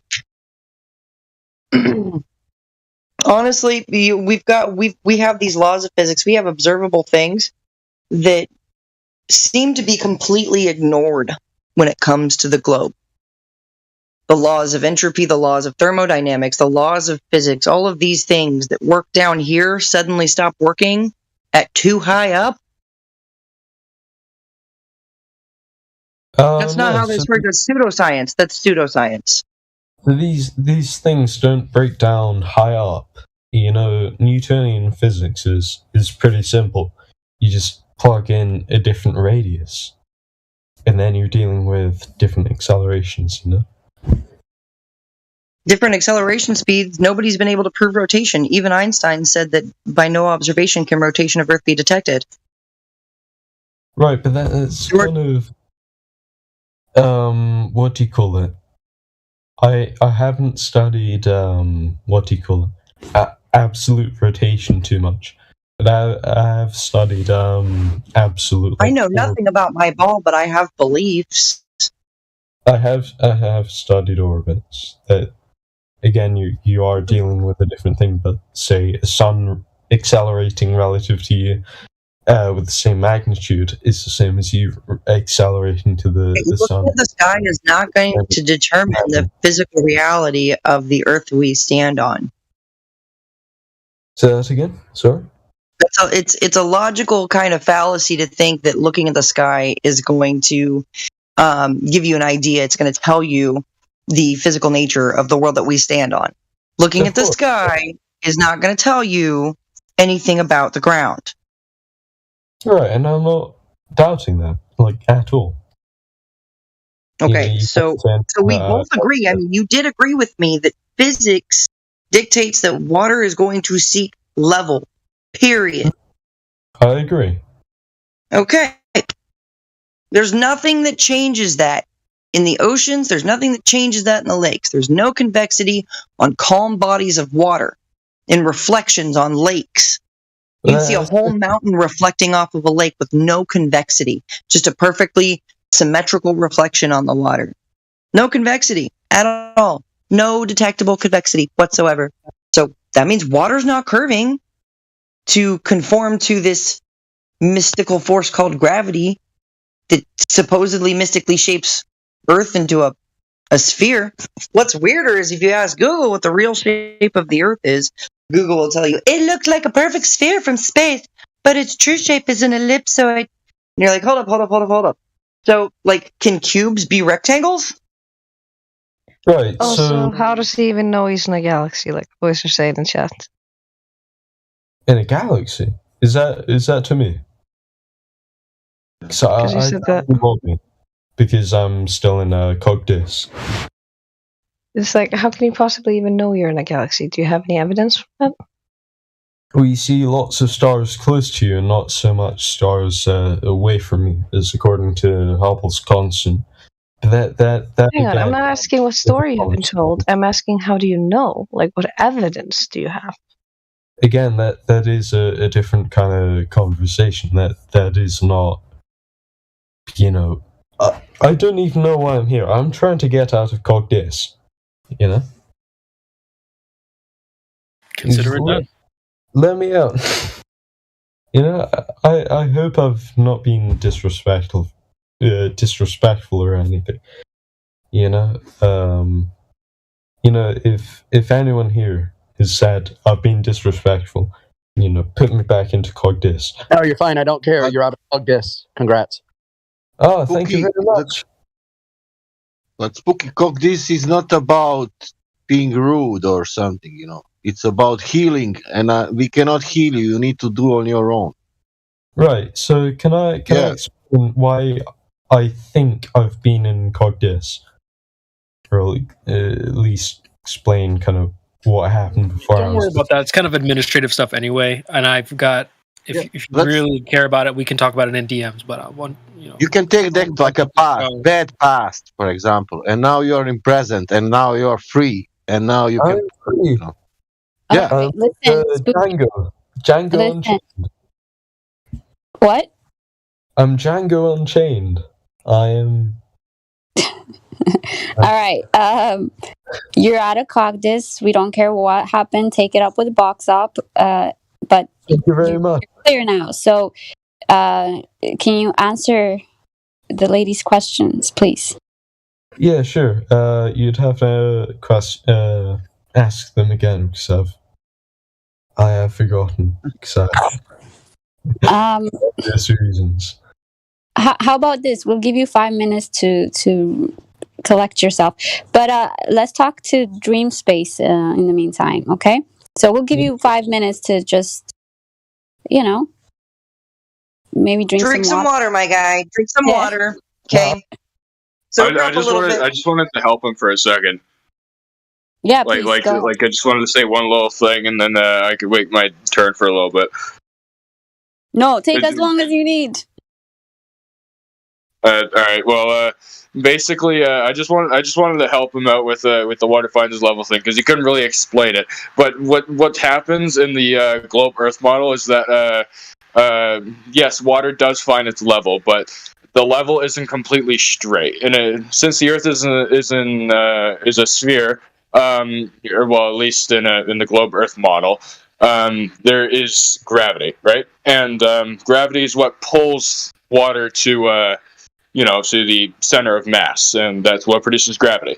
And since that happens, water just kind of goes towards the core, kind of. If you're in Australia and you're looking at the water, and Australia is known as the bottom of the world, it will appear straight. It will be towards the ground. But if you go to North America, where where North America is down from Australia, it will also appear the same as if you're looking in Australia. Okay. Yeah, you contradicted yourself when you used level and curved in the same sentence, and that's the problem we're having with the globe. It contradicts itself a lot. So let's just go on Earth is a globe, right? It's got this like molten hot magma, magnetic core or whatever. They tell us, oh, it's solid, it's iron, it's magnetic, and it's 10,000 degrees. Well, if you know anything about magnetics and the melting point of metals, then you would know that iron loses its magnetics at 1400 degrees, and it begins to melt at 5,000 degrees. And there's this whole BS about ferromagnetics that makes the core solid. That goes against physics. That's another contradiction. So, like, how is a compass working on that, by the way? Like, if it's too hard to be magnetic, like, how is my compass working? Like, my compass just ironically happens to be a flat disc. Just saying. So weird. Like Scoob.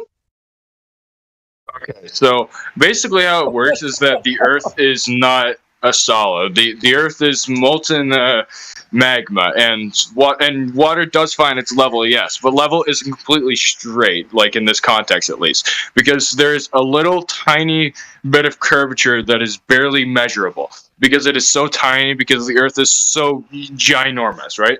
It's like, hold on. I'm not going to look it up, but it's like millions of miles, right? We can at least agree that in like the globe Earth model, it's millions of miles big, right? No. So, what? Did you say millions of miles? Hold up, did you say millions of miles? I did. Yeah. You said, wait, millions of miles of curvature. But okay, I have to ask you, this is the critical question time, okay? I'm going to shoot some questions, and you give me honest answers, okay? Just keep in mind, I don't know is an honest answer, okay? So, how many miles around is it at the equator? What do you mean? How Without many looking miles? it up. Yeah, how many miles around is the Earth, like at the equator? How many miles around is the equator? How many miles? Okay, like 20,000 miles. Close. Maybe. Okay. So you know that much. Is it 22? So it's about 24,000 miles around. Oh, okay. So, I mean, that's not very big. It doesn't seem to equate to all of the time zones that we have. And they say, oh, well, you got to go up. You can't get up too high. You got to go up higher to see the curve. But we've had glider planes and weather balloons upwards of 125,000 feet, 500 sections of just flat, level Earth. How much higher do I have to go before it looks like it's bending down? I mean, shit, 100 because it wasn't 100,000 feet. Sorry to cut you off, but I'm just trying to say because it wasn't 100,000 feet. Oh, so I have to be at specifically 100,000 feet to see the curvature, yet it looks flatter, even higher up. No, it looks more curved higher up. Have you seen the ISS? Have you seen the ISS? I've seen the ISS, and I've seen exactly how they fake it. Have you seen Perlin glider footage? Have you seen the U-2 spy plane footage? Have you seen just how friggin' the U-2 spy plane going up? The U-2 spy plane and a bunch of other bombers, I think it was the B-2 ones. The B-2 and U-2 have gone up so high that they were able to see curvature. We were able to see curvature up to I think roughly around 80,000 feet if you look close enough. Yeah, seen those. Do you know what a fisheye lens is? Yes, I do, but this is a window. Okay, and are you aware of how these windows are constructed, about how they are curved They're constructed windows, like a normal window, but thicker. but thicker? Okay, do you realize that there is curvature to those windows, which is going to create there is no curvature to those windows because how aerodynamics works at such high altitudes and at such high speeds, everything has to be completely flat for air to. Have you any pilot training?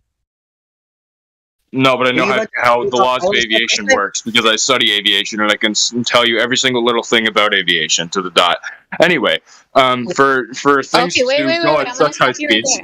One second. Can I stop you right there? Okay. Have you flown or anything like that? Like flown a plane? I haven't personally flown a plane, but I've been on many planes, seaplanes. Okay, for when pilots fly a plane, do they account for curvature or spin for that matter? They're just they're just flying. They're just flying straight, and because how would I explain this? It's flat to the observer.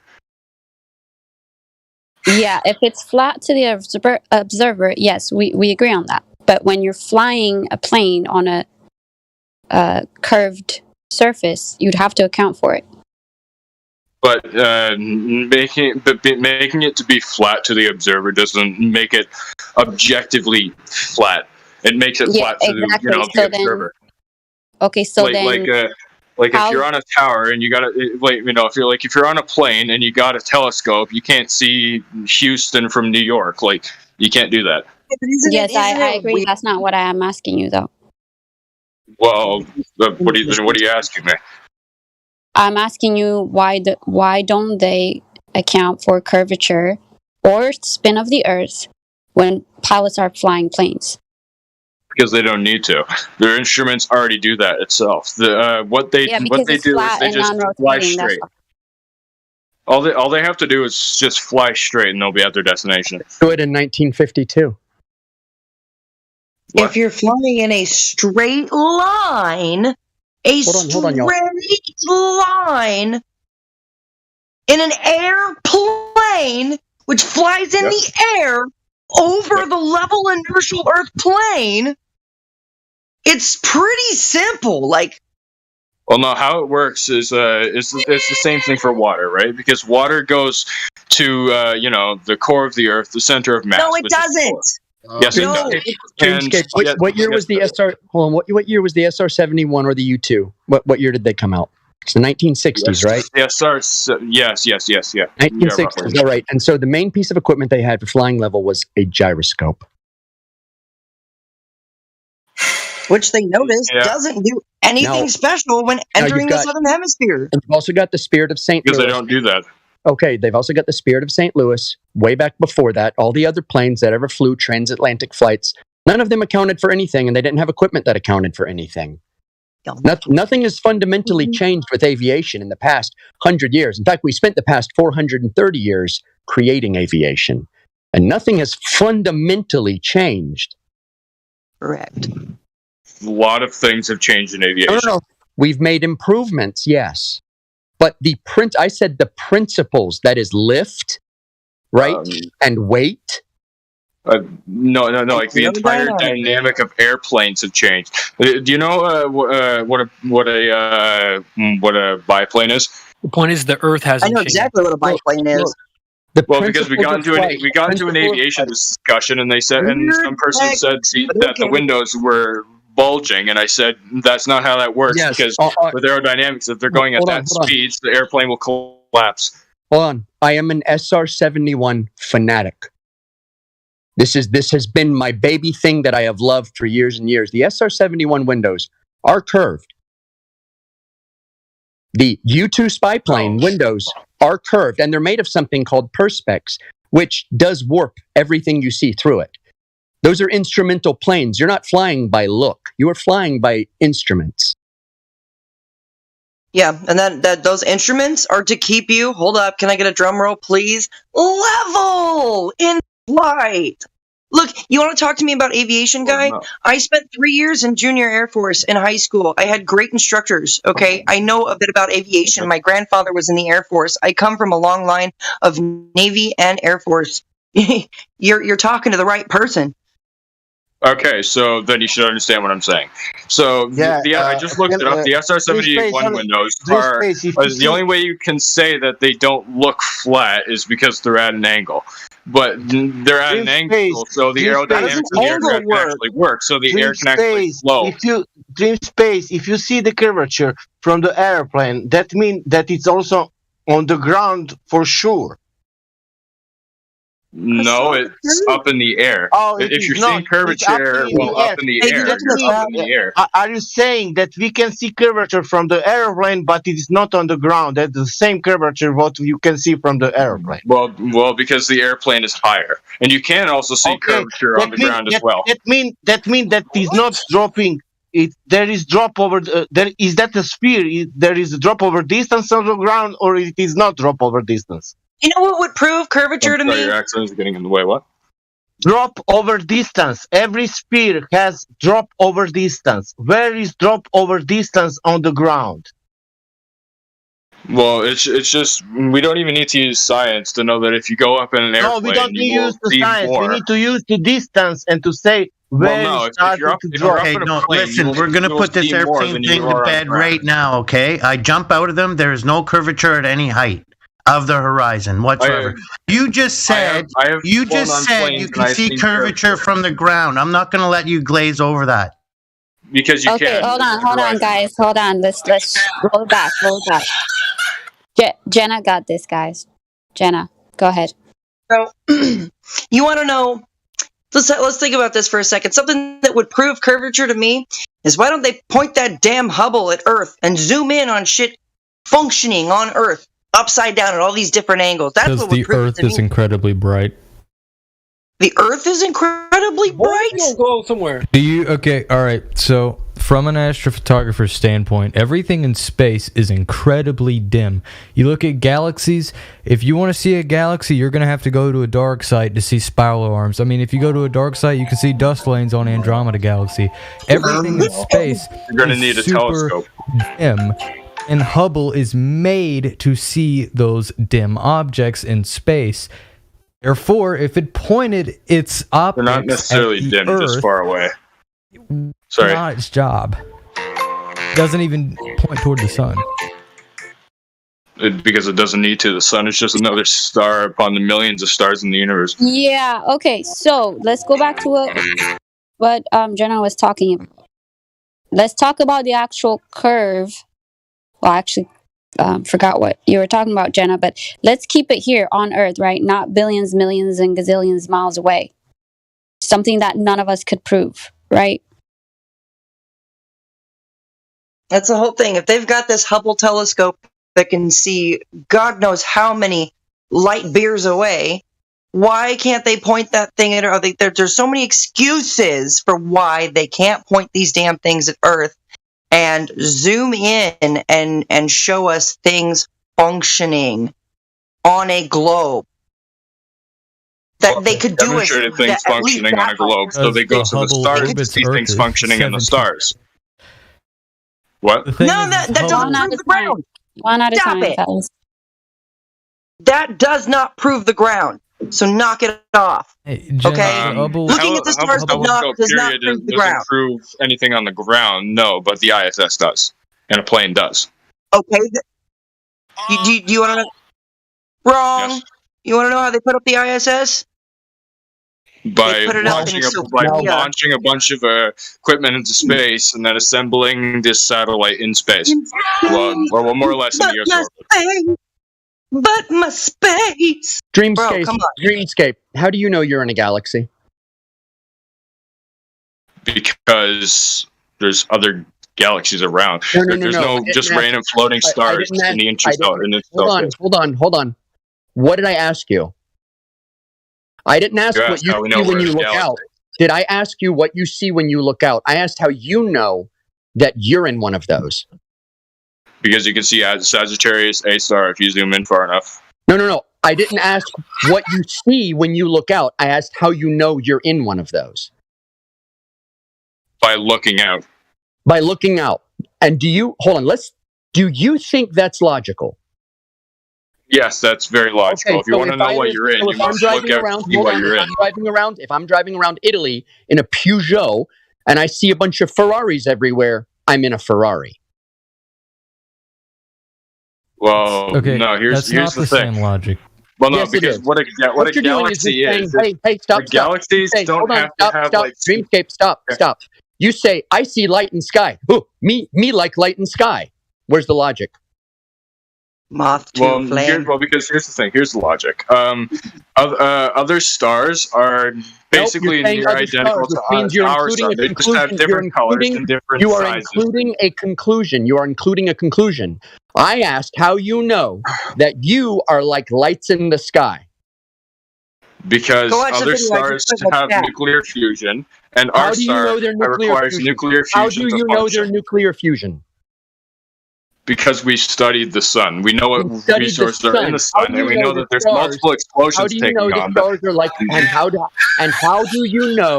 And how do you know that the stars are anything like our sun? Because we've also studied those stars. No, we don't. Yes, we do. That's No, we don't. that's one of the entire points of No, we astronomy. don't. We to get study black and everything white. else. We get black and white. We get black and white interpolation. Chat. Hold on. We get black and You're not white supposed to be interpolations of everything that we take a picture of, even from Hubble or Sophia, whatever the unit systems you want to use for these radiometric telescopes or optical telescopes. It doesn't matter. All you're doing is looking at lights in the sky and saying, we see this, we think this, therefore this is what we see. There is no science to astronomy at all. What Yes, there's experiment, lots of science to what astronomy. valid scientific experiment exists in astronomy? By getting a telescope and looking somewhere else in space. So if I spent 47,000 hours watching porno, it's a science. No, because this You just is said watching under the shit is scientific science. You field. just said watching shit is science. Well, I said watching shit in this context is science. No, so context. Because, well, no, science. because they're So if watching I- this if shit I to watch understand how it works, 47,000 why it hours, works, if I when it watch works. 47,000, hold on, if everything. I watched 47,000 hours of porno and I was taking notes about patterns I saw, then it's science? How it works. Well, no, why because it the works, porno is not where it important. works. Scientific stuff is important. No. Hold on. Zero market or life importance, which means you can make up anything you want. All the science that matters, all the science that has ever mattered is responsible and accountable to a market that exists. You're either saving lives or you're preventing death or you're making something useful. Well, yeah, because science, the entire point of science is to find something, like useful, something that, matters. Now, No, that's studying a research. porno and observing a No, porno, that's- how the porno works, Hold what's on, hold on, happening that's in all the porno perspective. Stop. does not What matter. you're talking But about, what's what you're happening with talking about, what stars, you're why talking those about is stars research. exist, how they What I'm form, talking about is that what stuff science matters. actually is. And science is the study of the physical and natural world and the cause and effect relationships to explain phenomena through Yes, exactly what it scientific is. experimentation. Scientific experiment is where you have the phenomena, which is the dependent variable, and you establish a cause, which is your independent variable, the thing which you manipulate. Now, tell me what scientific experiment exists in astronomy for it to be called science? Everything in astronomy. Where is the scientific experiment where there is a cause and effect relationship and a manipulated variable? They are taking information from our sun, studying how our sun works, and then applying it to other stars and seeing how the patterns match. Okay, well, that's hocus pocus. I didn't ask about it's not. inference. I didn't ask about inference. I asked exactly what No, you did. hold on. And you're giving me some childish kindergarten answer about Hold hocus on. pocus. This is no different. This is no different than me looking at something, saying I'm going to take those qualities and I'm going to apply it to an unknown. Now that unknown, the only way I study it is through the qualities that I ascribe to it. That's not science. That's hocus pocus. What do you mean? All you're doing when you say the sun is a star, therefore I'm going to take how I define that star, all of its properties, and I'm going to apply it to all these celestial lights that I don't know what they are. That's all you've done. There is Well, no no, proof. we've There's not a applied these single we've shred of applied these evidence. things from There's our not sun a to go. single shred. There's not a Could I single speak for a shred of logically connecting evidence that leads you from that to that. Period. There's not. Can I speak for a second? Sure. What we do is we take patterns from our sun, apply it to other stars, and see Well, if that's just it pareidolia. matches. And we That's have just noticed pareidolia. that it does match. So we That's apply just these things pareidolia. to know that all stars require No. nuclear fusion to function. No. Yes. No. Yes. That's pareidolia. That's exactly what We've even tested nuclear fusion. That's and described in made- the and made DRM little as a tiny mental. stars. You know that's described as a mental illness, right? I hope you know that we've made little tiny stars because of nuclear fusion itself. No, we because it's haven't. a very simple We concept. haven't. We've made flashpoints of heat, and we call them stars. And for all ancient Yes, history, and that's exactly what all a through star time, is. all through time, we have ascribed qualities of things we create to the sun, whether it was a candle or an explosion or a light bulb, and now it's nuclear. What we call the sun follows our experiences as humans with our technology.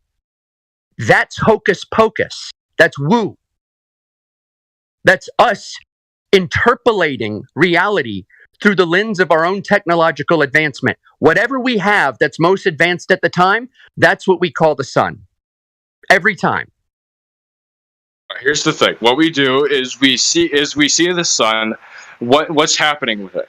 How is it doing these solar flares? How is it making these these big explosions to make power? Okay, how is it doing this? No. I let you speak. How is it exploding? How is it exploding? Let me speak. You're going against the rules. Let me speak. You're cutting me off. Now,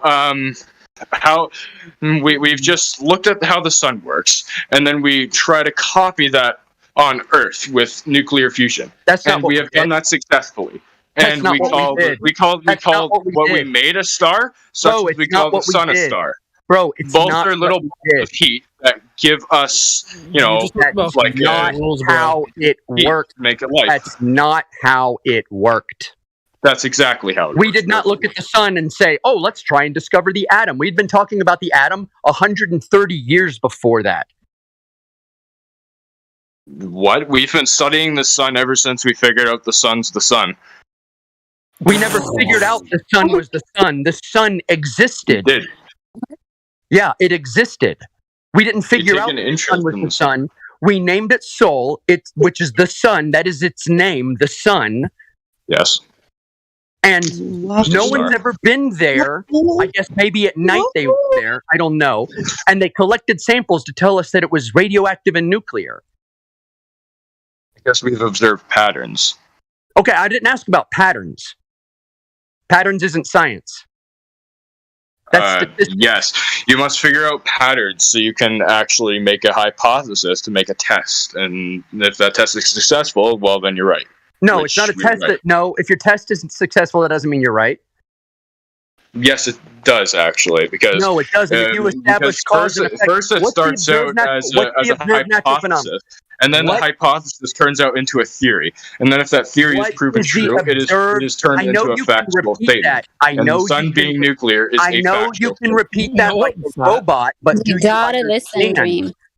I know you can repeat that like a robot, but I don't think you understand what it means to observe a phenomena and then actually find the cause of that phenomena. Now, what's the phenomena you're describing? I'm describing the phenomena of nuclear fusion. That's not That is the phenomena. That is not the phenomena. Yes, it is. So you're saying we saw nuclear fusion from Earth? I'm sorry, say that again. So we saw nuclear fusion from Earth? Yes.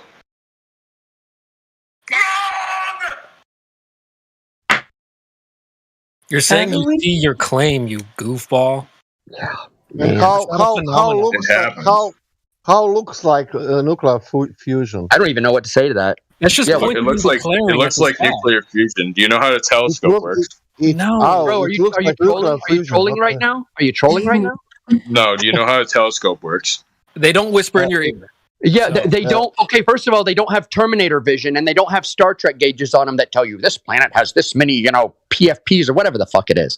All right, nothing works like that. All of this is guesswork. A telescope does. A telescope has Hercules, Superman, super. It definitely doesn't tell you in your ear what you're looking at. So. It has Hercules. Did you hear that, guys? The telescope has super duper Hercules man strength. I feel like a child's trying to explain to me their imagination right now. The telescope has super duper. I mean, come on, man. Dreamspace. It's very simple. It uses magnifying lenses to reflect light so you can zoom in. It's not that difficult of concept. Yeah. You zoomed in, and what do you see? You see a zoomed in version of what you saw. You don't see nuclear fusion.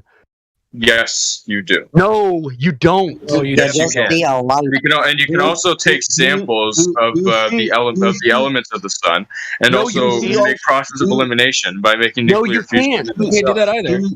Yes, you do know that the creation of the nuclear bomb did help so much to help figure out Not how from the you sun taking works and samples why of the it works. sun.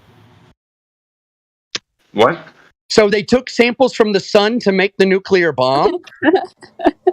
Jesus. No, I said the nuclear bomb helped a lot in figuring out what the sun is and why it works. That's Okay, so it's like I pointing and said. declaring your claims to be true in the sky.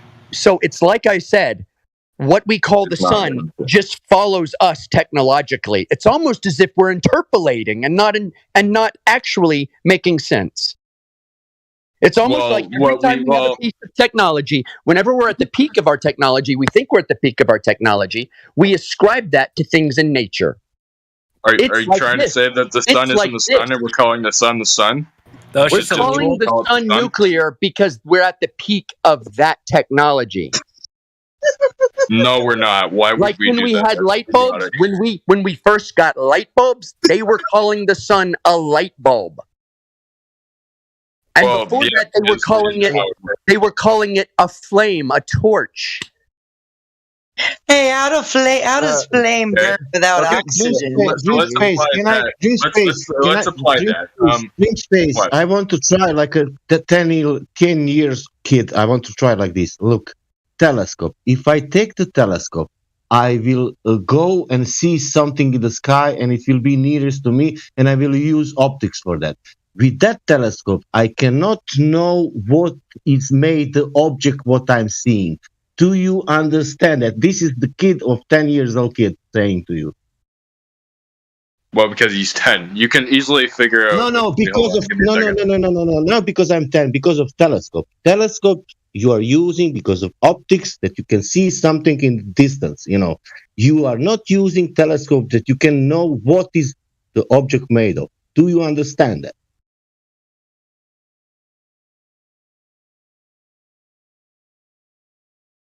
Do you understand? Do you understand that? Hold on, Sasha. Hold on. You drink water. Sasha, let me help you out. Let's say a caveman used the telescope.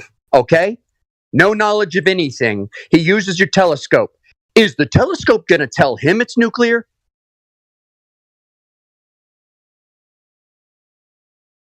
How does looking at something tell you what it is? What it's made of? What its internal functions are?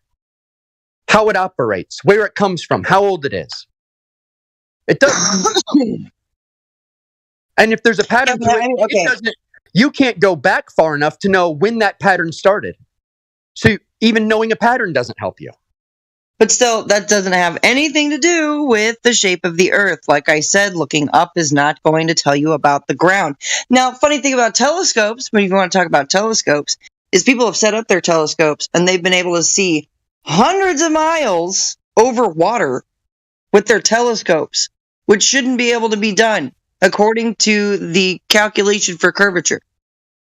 But honestly, Jenna, sorry, honestly, to say that with telescope you can know what the object is made of, it's fucking retarded. I'm sorry to say it, but it is retarded. Yeah, that's fuck all. Hey guys, let's answer Mimius's question. So, if a caveman were to look through the telescope, your telescope, would he come to the same conclusion?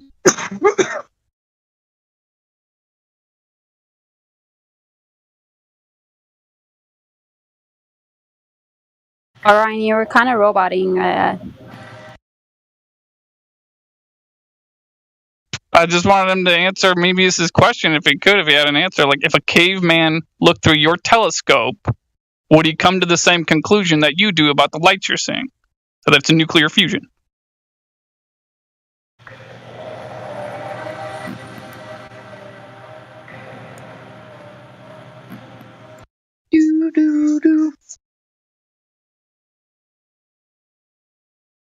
Is he gone? No. Excuse me, doctor, but I don't feel a pulse. Maybe he's thinking. Let him think.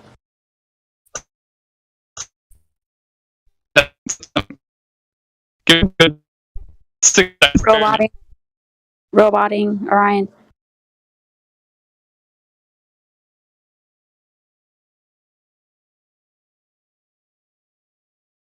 Okay. Well, that was interesting.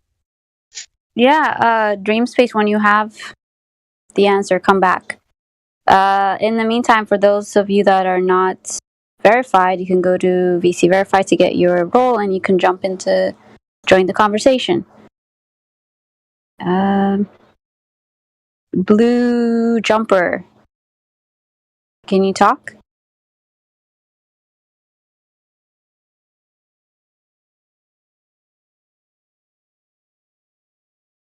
Blue Jumper.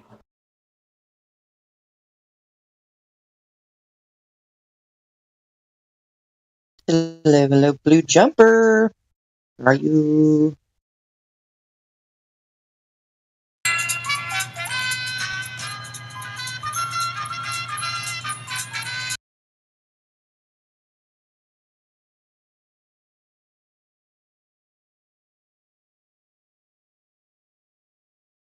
All right. That was interesting. So, thank you, Mimas. Appreciate your input, as well as Sasha and everybody else. Let's see.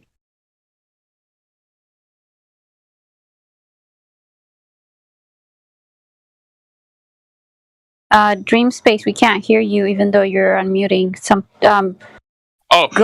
I didn't realize I was muted. Anyway, so like I was saying 2 times before, the caveman does not know how to understand the sun by looking at it because they do not know nuclear physics. But a person who does know nuclear physics can understand how the sun works because they know nuclear physics. How? Because they know nuclear physics. Okay, well that's just like so tautological. I don't even know what to say. Well, no, they know how nuclear physics works, because they know and then they try and line it up with the sun that presents the exact same patterns as nuclear physics does.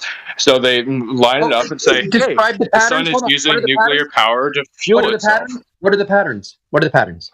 The patterns are that it's fusing tons of atoms together and breaking apart tons of atoms with extreme tons of force under extreme pressure to make tons of explosions for They don't know power. that. They've never seen that. Yeah, when did they test it? They've seen that in a nuclear bomb. And When did they test mini nuclear bombs are basically taking place on Why the sun. are you without the radiation. talking so much? Because I'm answering your question. No, you are talking, and every Complex. time someone tries to jump in, you keep rambling on. Be respectful. Sorry, but it's a very complex topic. No, it's not a complex topic. It's only complex if you make it complex. No. Yeah, like I said earlier, like a kid can understand that like level is level. Look, there is no way, zero way, that anyone has gone inside the sun to see if it's a nuclear reactor. Because all they say is they see these effects on the surface and the radiation that hits Earth, and they interpret that as being nuclear. They don't see any of that happening at all. It doesn't even qualify as a theory. It's all just a hypothesis. That's it. There's no actual proof for it. There's no observed phenomena. Period. Are you done? It's not even a valid hypothesis. Not. Are you done? I mean, why don't you provide proof instead of making claims? The proof is lining up nuclear physics to observations they have made of the sun and using process of elimination to figure out that both use nuclear physics. I said proof. So what I said. That's not proof. You want me to tell us the sun myself? Proof. Put it in a jar, paint it red, weigh it, test it, put it on a scale. Christ's sake, I want proof. I don't want some idea. I don't want lining up patterns. I want proof. Material, you can't get a piece of the sun. concrete, reality, proof. Wait, he said something. Yeah, he what said I something what I about the said, sun. but you can't take you can't take a piece of the sun and put it in a jar. Exactly. 5,000 Congratulations. Not take a piece of the sun. Thank you. Exactly. So nothing Okay, you you know have how- is actual. Didn't you earlier say you could take a sample of the sun? No. Because I remember reacting to that. I'm going to go rewind the tape. Yeah, rewind it because I think he said. I've never done that. I don't know. I kind of scoffed into the mic when you said it. We're recording, so okay. But here's the question though. It comes back to it. If you cannot physically go there to test it, how can you definitively say that this is what it's made of? Because if you want to make tons of heat like that in a little small period of time to make some form of power, you need nuclear fusion. That is how nuclear bombs work. And nuclear bombs, for a split second, as soon as they explode, are roughly 5,000 Kelvin. So roughly the temperature of the surface of the sun. Not fusion. No, it's fusion. Fission. It uses nuclear fusion to work. Anyway, yeah. So when a nuclear bomb explodes, it's the temperature of the surface of the sun. Why is this surface of the sun and the nuclear bomb the same temperature? Oh, you don't have any because proof. They both go under the same process. Okay, that's not proof. That's not proof. Hitler drank water. Hitler drank water. Everyone who drinks water is a Nazi. That is a straw man. That's not a straw man. Yes, it is. It's a ludicrous statement that I just made. Everyone who does something that someone else does makes them that. Well, no, because here's the thing: we have observed the many explosions on the sun. You're cutting me off.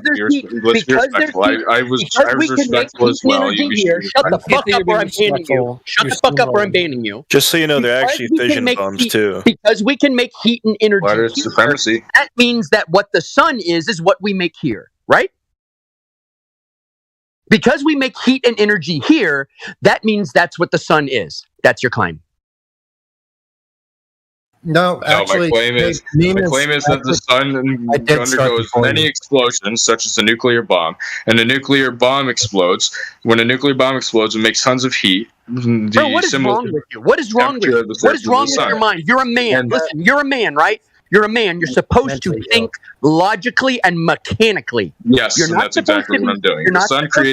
You're not supposed to be emotionally invested in the idea of some kind of accomplishment and discovering something that isn't true.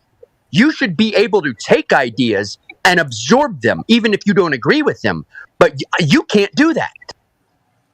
You can't do that. You cannot think like a man your age is supposed to be thinking already. He said so himself. He said that just by knowing about nuclear fission, all of a sudden the sun turns into what he's saying. Yeah. So just go learn it. Someone tells you something, now all of a sudden the sun becomes exactly what they said. How do you know that the sun is not purely electric? How do you know that the sun is not purely electric? How do you know the sun isn't purely electric? Appeal to authority isn't proof. Well, because you can't get that exact temperature in that exact same way. We don't have the exact temperature. What are you talking about, the exact temperature? How did you measure the temperature of the sun? Did you go to the sun and check this? Yeah, did you use a thermometer on it? Like, what'd you do? Did you point a laser 93 million miles to check the temperature of the sun?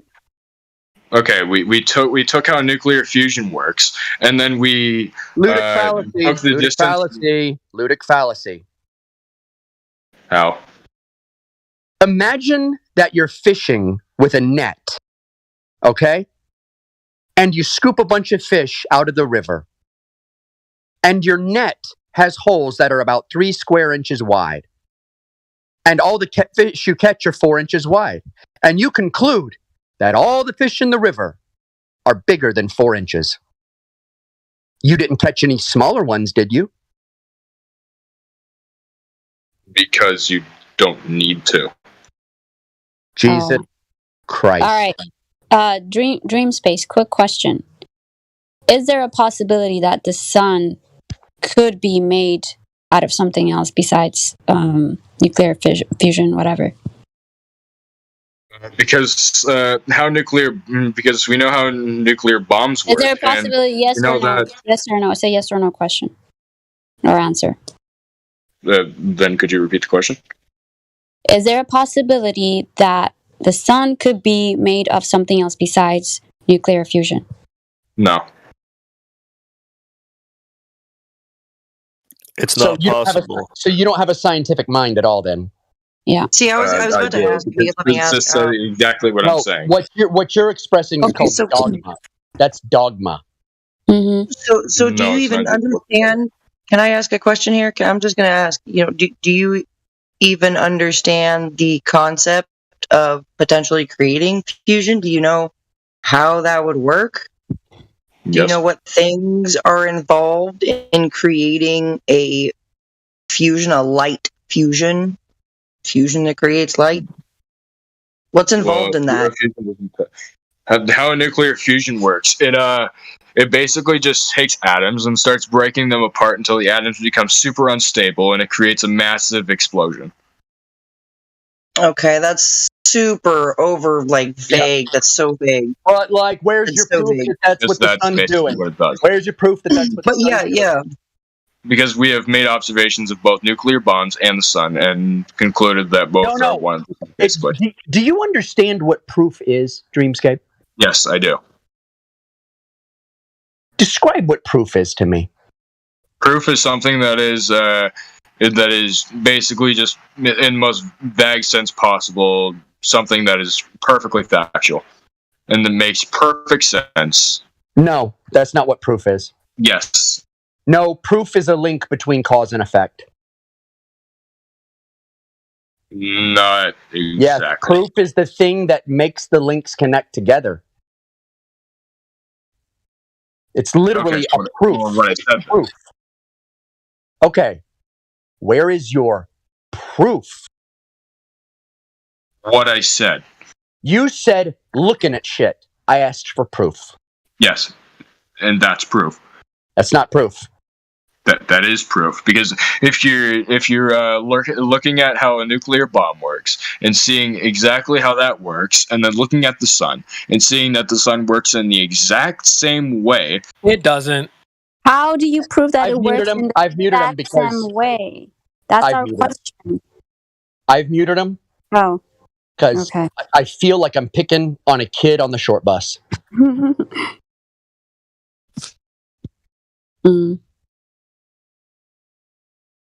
Yeah, he just does not want to admit he's wrong. There's you have to give a possibility that you're wrong, bro. It's okay to be wrong. Well, guys, he has scoops of the sun, so I mean, clearly. You can also take samples of the elements of the sun, and also make process of elimination by making nuclear fusion. He did say it. He did say it. Oh, dang. It's funny how he can record everything, so you have proof of what you say. Samples of the sun, exactly what he said. No, he said he didn't say it. He lied about it. Wait. Replay it one more time. Okay, listen to yourself. Listen to yourself. So much to help figure out not from you taking samples of the sun. What? So they took samples from the sun to make the nuclear bomb? Jesus. No, I said. Okay, that's what you said. All right, here's the beginning. No, you don't see. No. Rewind. No, and you can also take samples of the elements of the sun, and also make process of elimination. Yeah, take samples of the elements of the sun that can be found on Earth. How do you know this? Okay. Oh my God! That's a lot better. It's also under the same process. If they're on Earth, the logical hypothesis would be that they are terrestrial elements that are found on Earth. They're found in space. No, they're not found in space. Everything we find is found on Earth. Yeah, you have to prove those elements are on the sun. How would you know if you've never had a sample of the sun? I don't understand how that's difficult for you to grasp. If you find something, where you found it is likely the best starting hypothesis of its origin. What do you mean? I mean, unless you're dealing with pseudoscience. What do you mean? Which astronomy is and astrophysics is. If I'm in a swamp and I find frogs in the swamp, why would I assume that they're from Alpha Centauri? Well, here's the thing. We know that these things aren't from Alpha Centauri because they have evolved on Earth. How? How do you know that? Evolution. Have you been to? Have you been? How do you not know they're not aliens from Alpha Centauri? I'm just going to keep talking. Well, we know that they're probably could be first. I started first. How do you know? Have you been to Alpha Centauri? No. Okay, that's it. Well, just because I'm not there doesn't if you mean find elements here on Earth, if you find elements here on Earth, why would you assume they came from anywhere but Earth? Clearly retarded. Because that's how the universe formed. The universe, the universe happened in a big bang, and then it made tons of heat, created tons of energy, created tons of gases, and these gases are helium, oxygen, etc. to make the sun. You can Gish Gallop all you want, but do you have proof of a Big Bang? Yes, we do. Who's we? Science itself. You identify as a furry or something? Is there more than one of you? I'm asking you, not we. Yeah. Is he science? Your science? I have proof of the Big Bang. Where's your proof of the Big Bang? Okay, one of them you can even look how galaxies are. Hold on. Before you say anything, no explanations are allowed, no stories are allowed, no theory, no hypothesis are allowed. I am talking about a material, real, concrete proof. Which you can do by explanations and observations. You can't. Yes, you can. You can talk about philosophical things with explanations, but not scientific things. I don't want an explanation. I want a proof. I want a piece of truth is what I want. Now, if you can't give me a proof, a piece of truth, then you got nothing to say. You do know that a scientific observation is also noticing how leaves changing go like fucking. How do I explain this? Like leaves changing in the fall. That is a scientific observation. That might as well means that the whole Pepe Sylvia meme is true. That Charlie wasn't crazy. That Pepe Sylvia really was down there, and he had all the lines drawn because he saw a pattern. No. Oh, there's a pattern. It must exist. Oh. Every conspiracy every wacko David Icke conspiracy theorist is now validated because all you need is a pattern. Right? What you stated is just an observation, a leaf changing color. That's all it is. Leaf change color. Therefore, in the beginning, big boom boom. No. Science isn't and you're saying you can't use observations in science when leaves changing is in of itself a scientific observation. There's no such thing as a scientific observation. No, it's not, because you're just using science like a little Boy Scout badge you just slap on your chest. That's not what. Yeah, look it up. You can look it up right now. Yeah, we know. I don't need to look it up because we know what it is. So we're correcting your dumbass right now. Then look it up and correct it because I just. Hold on a second. We understand. Hold on. We understand that in the postmodern age they've redefined a whole bunch of things and they slapped science onto everything to validate it. It's not. No.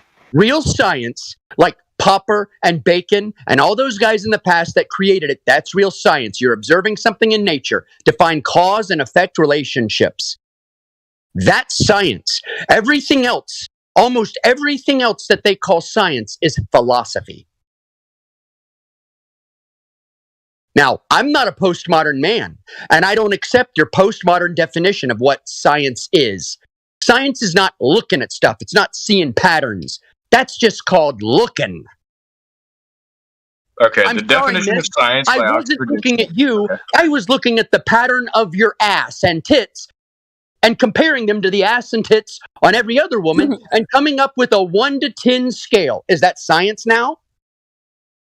Well, no, because that's not of a matter. It's not important. The right context. Wait. You're saying it doesn't matter? It has to matter to be science? Yes. Well, what if I said that didn't matter because it's part? What if I said it did matter because that's part of the genetic process of mate selection? Now, you want to know the definition of science, word for word? Well, we don't need the definition because we know what it is. That's what we're telling you. Okay, what is it? Define science. Science is the study of the physical and natural world and the establishing of cause and effect relationships through observed natural phenomena. To observe. through observed. Now, the definition of science by Oxford Dictionary is scientific study of structure and behavior of physical and natural world through observation and experiments, and testing theories against the evidence of. Shut up. Stop reading it word for word. If you don't have it in your head, you didn't know it. Stop it. Are you reading it? It sounds like you're reading it. Yeah, you're reading it out something, which meant 10 seconds ago you were ignorant. I can tell when somebody's reading it off of something. Are you reading it off of something? Yeah, he is. He's actually reading the first I want him to answer. I want him to answer. Well, I've looked it up. Did you mute him? I didn't mute him. You also misheard what we said. It wasn't to observe; it's through observation. That's That's where it starts. First step of the scientific method. The first step of the scientific method is observing a natural phenomena. Yes. Yeah. Observing. Does it end there? No, because you have to test things and you have to go things through with experimentation by right. Experiment. So, if there's no experiment, it's not science. And there has been experiments. Really? What's the independent variable? Gosh. Oh. What do you mean? And look at stars. What's the independent variable? What's the phenomena? What? What do you want about? You're talking about observation. Do you know what the scientific method is? Yes, you observe something, make a hypothesis, and then make a theory out of the observation something. And hypothesis. No. You don't observe something. Hold on a second. You don't observe something. You observe a natural phenomena. We already know the cause of everything that's unnatural. What is a natural phenomena? Something? No, it's not something. It's a natural phenomena. Something can include unnatural phenomena, can it? Because it's too vague, and we're not going to be vague in here.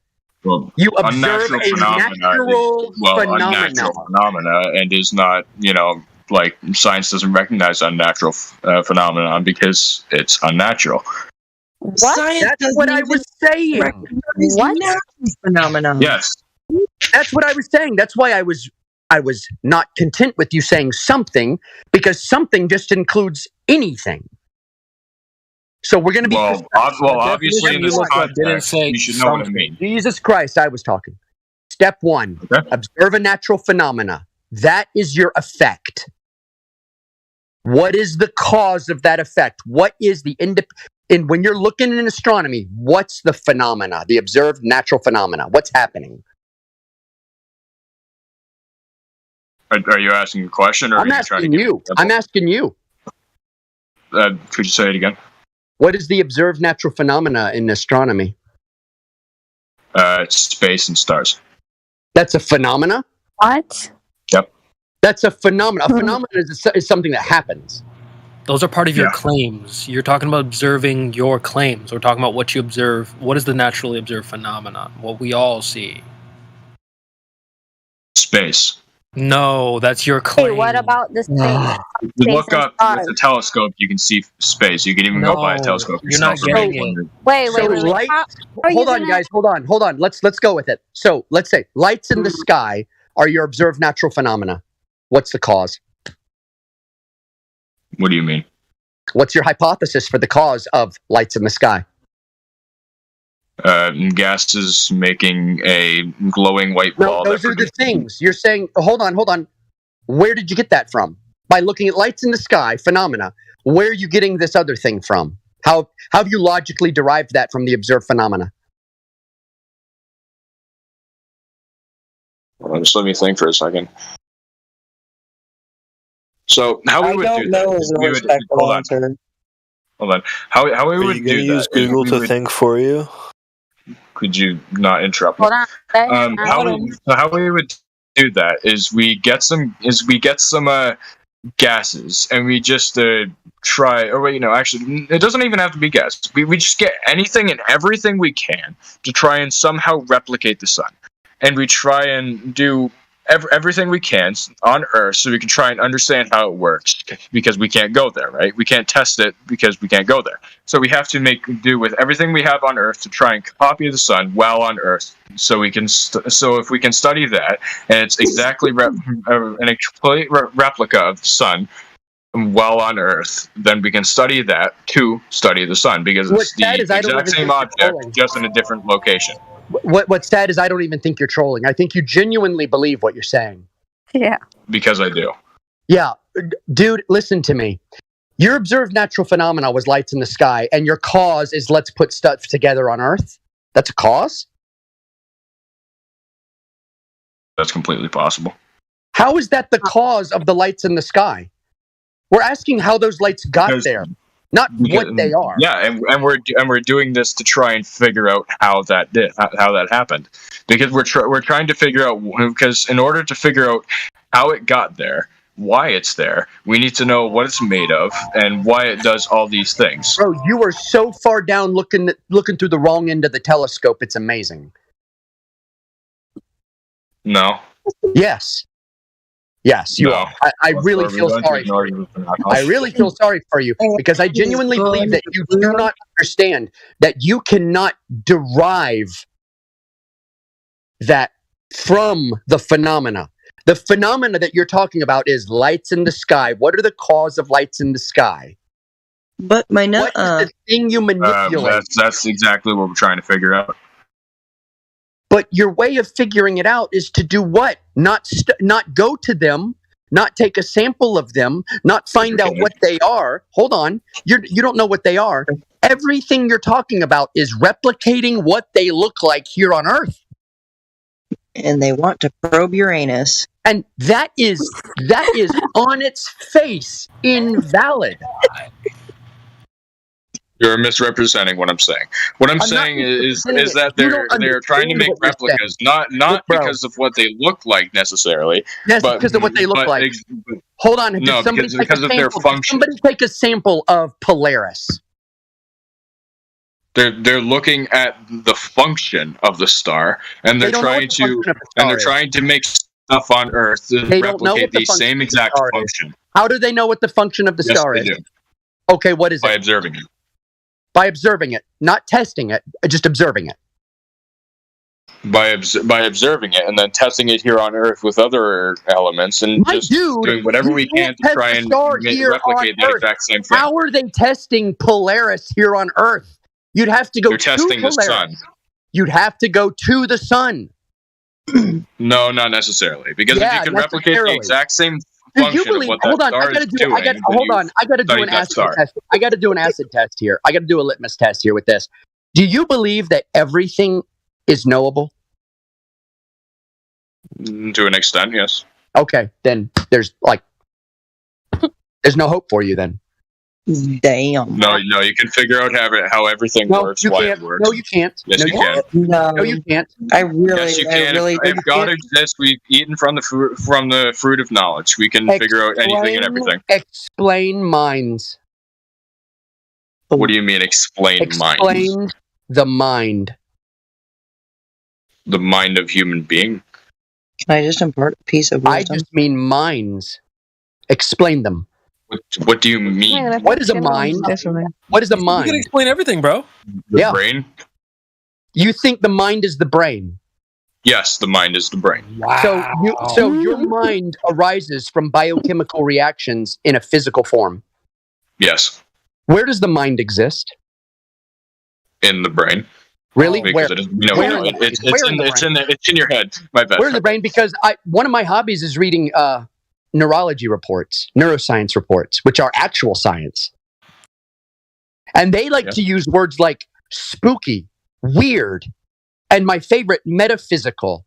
They use a lot of weird terminology because they do not assert that the mind is wholly part of the brain. So why don't you tell me what a mind is? The thing that experiences, hold on, the mind experiences everything in your life, but everything in your life does not actually affect the mind itself. It's called ego. And there are lots of studies, lots of actual science. Oh, that's what you're talking about. Okay. Well, the mind is a metaphorical thing that is caused by the brain to allow you to be conscious and aware of your surroundings and Do you have have any feelings proof and of that? emotions. Do you have any proof of that? Prove that other minds exist. Prove that other minds exist. Prove that other minds even exist. Go ahead. And not your own. You have a mind. I have Guys, a mind. Guys, let me. He said the brain. He said the brain created the mind, so he needs to prove that. Prove how the you brain need to created the prove- mind. You need to prove that we're not just phantoms in your mind speaking to you. How did the brain create the mind? Tell us. Hold on. Yeah, you better hold on. Yeah, you better hold on. Because Kansas is going bye-bye. Well, Because after you explain mind, I'm going to ask you to explain dreams and deja vu because you can explain everything, right? Correct. Here's my assertion. This guy has a serious problem with something called the theory of mind. Go look it up and look at what group has the most problems with the theory of mind, and then you'll understand the monotone, rapid speaking, and stuff. Look in live stream voice text real quick.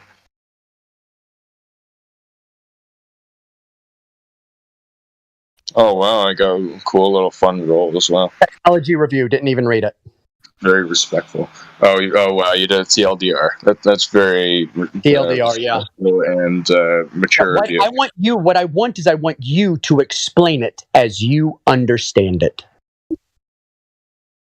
And I just posted what I understood. I want you to explain the existence of other minds beside your own without reading anything. You explain it. So you're going to do a TLDR? I am doing a TLDR. If you can explain it, I'll read it. So you're just being a baby? No, well, this is you're your being a baby because instead of answering, you're telling me to read an article, and I'm not going to do that. Well, because it explains the exact same thing that I'm saying. You're being a child by doing a TLDR. You are going to have to explain the existence of other minds beside your own without help. Go for it. What do you mean? Yeah, we don't need to step ahead. Hold on. You actually can't comprehend other minds, can you? No, I can. Minds are just conscious things that the brain has made. Where is a thought? Where is a thought? And not the Instagram thoughts. THOUGH. What do you mean, where's a thought? Like how does the thought happen? No, not how does the thought happen. Where is it? It occurs in the brain. It occurs in the brain. Where? In your head.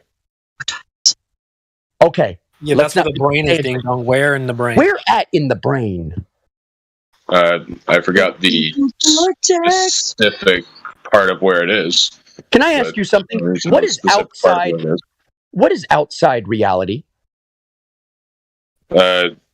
Outside reality is something that is outside the physical realm that does not exist because it is outside reality, and reality is, well, the only thing that exists. And where did reality come from? The Big Bang. So there was non-reality. So there was non-reality, lack of all existence, and then existence. Yes, because things can actually be created from nothing. Scientists have done it. You just said created. Okay, that's not... Jesus Christ, if scientists have created from nothing, they haven't created from nothing, you dingbat. Yes. You absolute troll mongoloid. If they exist, and they exist in the physical universe, they didn't have access to non-reality. Well, something was created from nothing. How have you not accidentally killed yourself completely trying to possible. walk? How have Something you not was ended made your own from life nothing. on accident brushing your teeth? You do know that things can be made from nothing, right? It has been done. Where? You just know the crap that you're saying. Where in a science lab? You're able to present this stuff. What science lab? I want you to present the science lab where they took non-reality and created some reality. Please. I am looking it up right now for you. Yeah, oh, you're going to look it up for a very long time. No. All right, I have the source here. Hold on, let me go to the text chat. Also, don't do a TLDR, please. Have a mature debate. Bro, you should be able to present your case. Yes, and I'm presenting it right Let's now. look at this. Know Let's what look it at is this. before you have to This go. Yeah. Don't, please do not do a TLDR. We have probably all heard saying you can't make something out of nothing, though apparently that is untrue.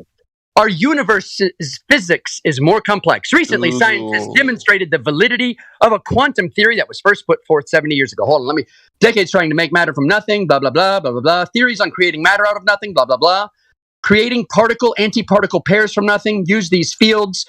Nevertheless, accomplishing any of these tasks is even achievable. However, it is not even stop research from trying. The work appears to have paid off. According to Big Think, in early 2022, a team of researchers developed powerful enough electric fields in their lab to level the unique. They created electric fields in their lab to level the unique properties of graphene. Where's the nothing? There. It's not. Yes. Yes? His answer is yes.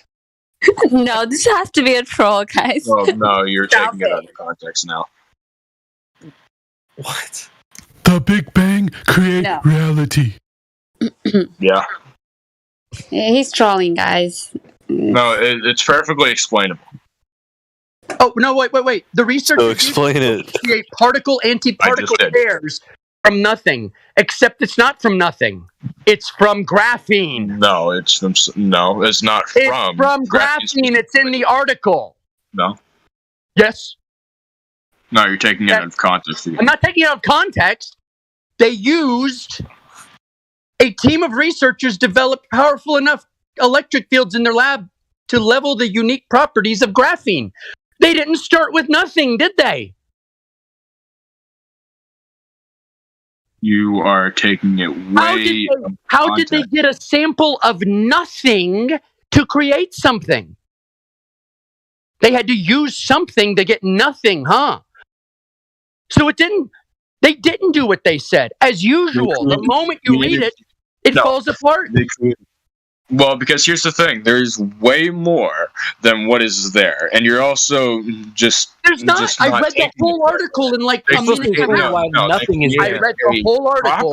Of graphene I read the whole article. Nothing. I read the whole article. They used graphene. Okay, what else did it say? It doesn't matter because they used material. They used material. No. They created a property the fact of that graphene. they even exist proves that you have to have a mind in control of the situation to cause it. Here's the thing. There were no electric fields to begin in their experiment? Hold on. In their little test, in their little electric test, what was the cause of everything? What was the cause? What do you mean? What was the cause of their experiment? Who caused it? The scientists who did it. Correct. So where did the universe come from? The Big Bang. Where did the Big Bang come from? It just happened. The particle was created. To me, like your experiment requires a mind to have done it. That's what my little nieces and nephews say. The experiment literally fucking shows that you have to have intelligence to create something. It doesn't show that the independent variable in this article is the actual scientists themselves, not the graphene and not the actual electricity. It's the scientist, the mind. Yeah, well, here's the thing. The Big Bang was created from nothing, and they replicated creating something from nothing. No, they didn't. No, they didn't. Yes, they did. No, they didn't. They created a property from graphene by creating electric fields. My God, dude, listen to what you just said. They created a property from graphene, which means it's not nothing. No, I never said they created a property from graphene. Hold on. Hold on. I want you to describe the lack of reality. Describe it. No reality. No. Really. That's a label. Really describe it. Imagine it. I want you to close your eyes. I want you to imagine it and describe it to me. Nothing. Is it like death? Is it like death? What is it? It's like just a bunch of nothing. Well, you can't have a bunch of nothing. There is either well, no it's a metaphor. I'm just saying in a comedic way that there is nothing because the my absence dude, of listen to reality, me. The human mind cannot comprehend non-existence. It cannot comprehend non-reality because we have no frame of reference for that. So it doesn't matter what they pretend that non-reality would have been. It doesn't matter if they pretend that. They have no frame of reference to test it. What do you mean? How do they know what non-reality is in order to create it? Well, here's the thing: they don't have to necessarily. Yes, they do. Yes, and not. Yes, they do. Yes, they do. You haven't even. You haven't even. If you're going to tell me, something is wrong, hold on. If you're going to tell me something's wrong, you have to. You have to be able to tell me what it is when it's right. If you're going to say something's wrong, you got to be able to say what it is when it's right. So don't tell me they don't need to know what non-reality is. They need to know exactly what non-reality is. They need to have a sample of non-reality stored in a jar, on a bench, next to a Bunsen burner, in a laboratory. And if they don't have that, it's all just make-believe and fairy tales. Well, no, they don't need that because they were able to create. They were able to create something from you're a materialist. Literally nothing. Hold on. You think you're a skeptic and you think you're a materialist, but you haven't met one yet. If you don't provide me actual, real, material proof, absolute materialistic evidence, I will remain a skeptic. You mean from graphene? Yes.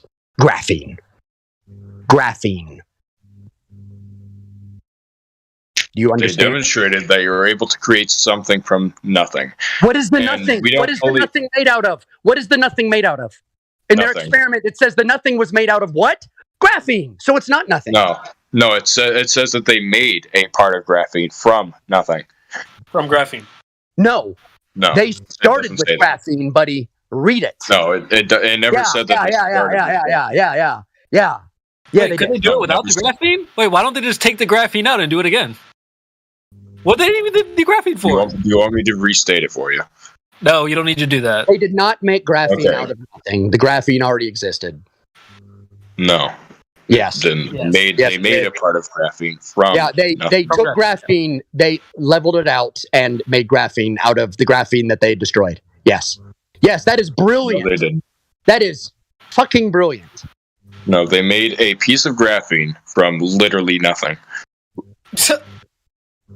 That is not what they did, and that is not what the article says they did. Yes, that's exactly what the article says. It says. Yes, it does. A team of researchers developed powerful enough electric fields in their lab to level the unique properties of graphene. Yep. So they just poofed the graphene from nowhere. Yes, that is proof that the graphene has been made from nothing. All right, so funny, dude. Okay, I'm gonna be. I got a serious question. Are you on the spectrum?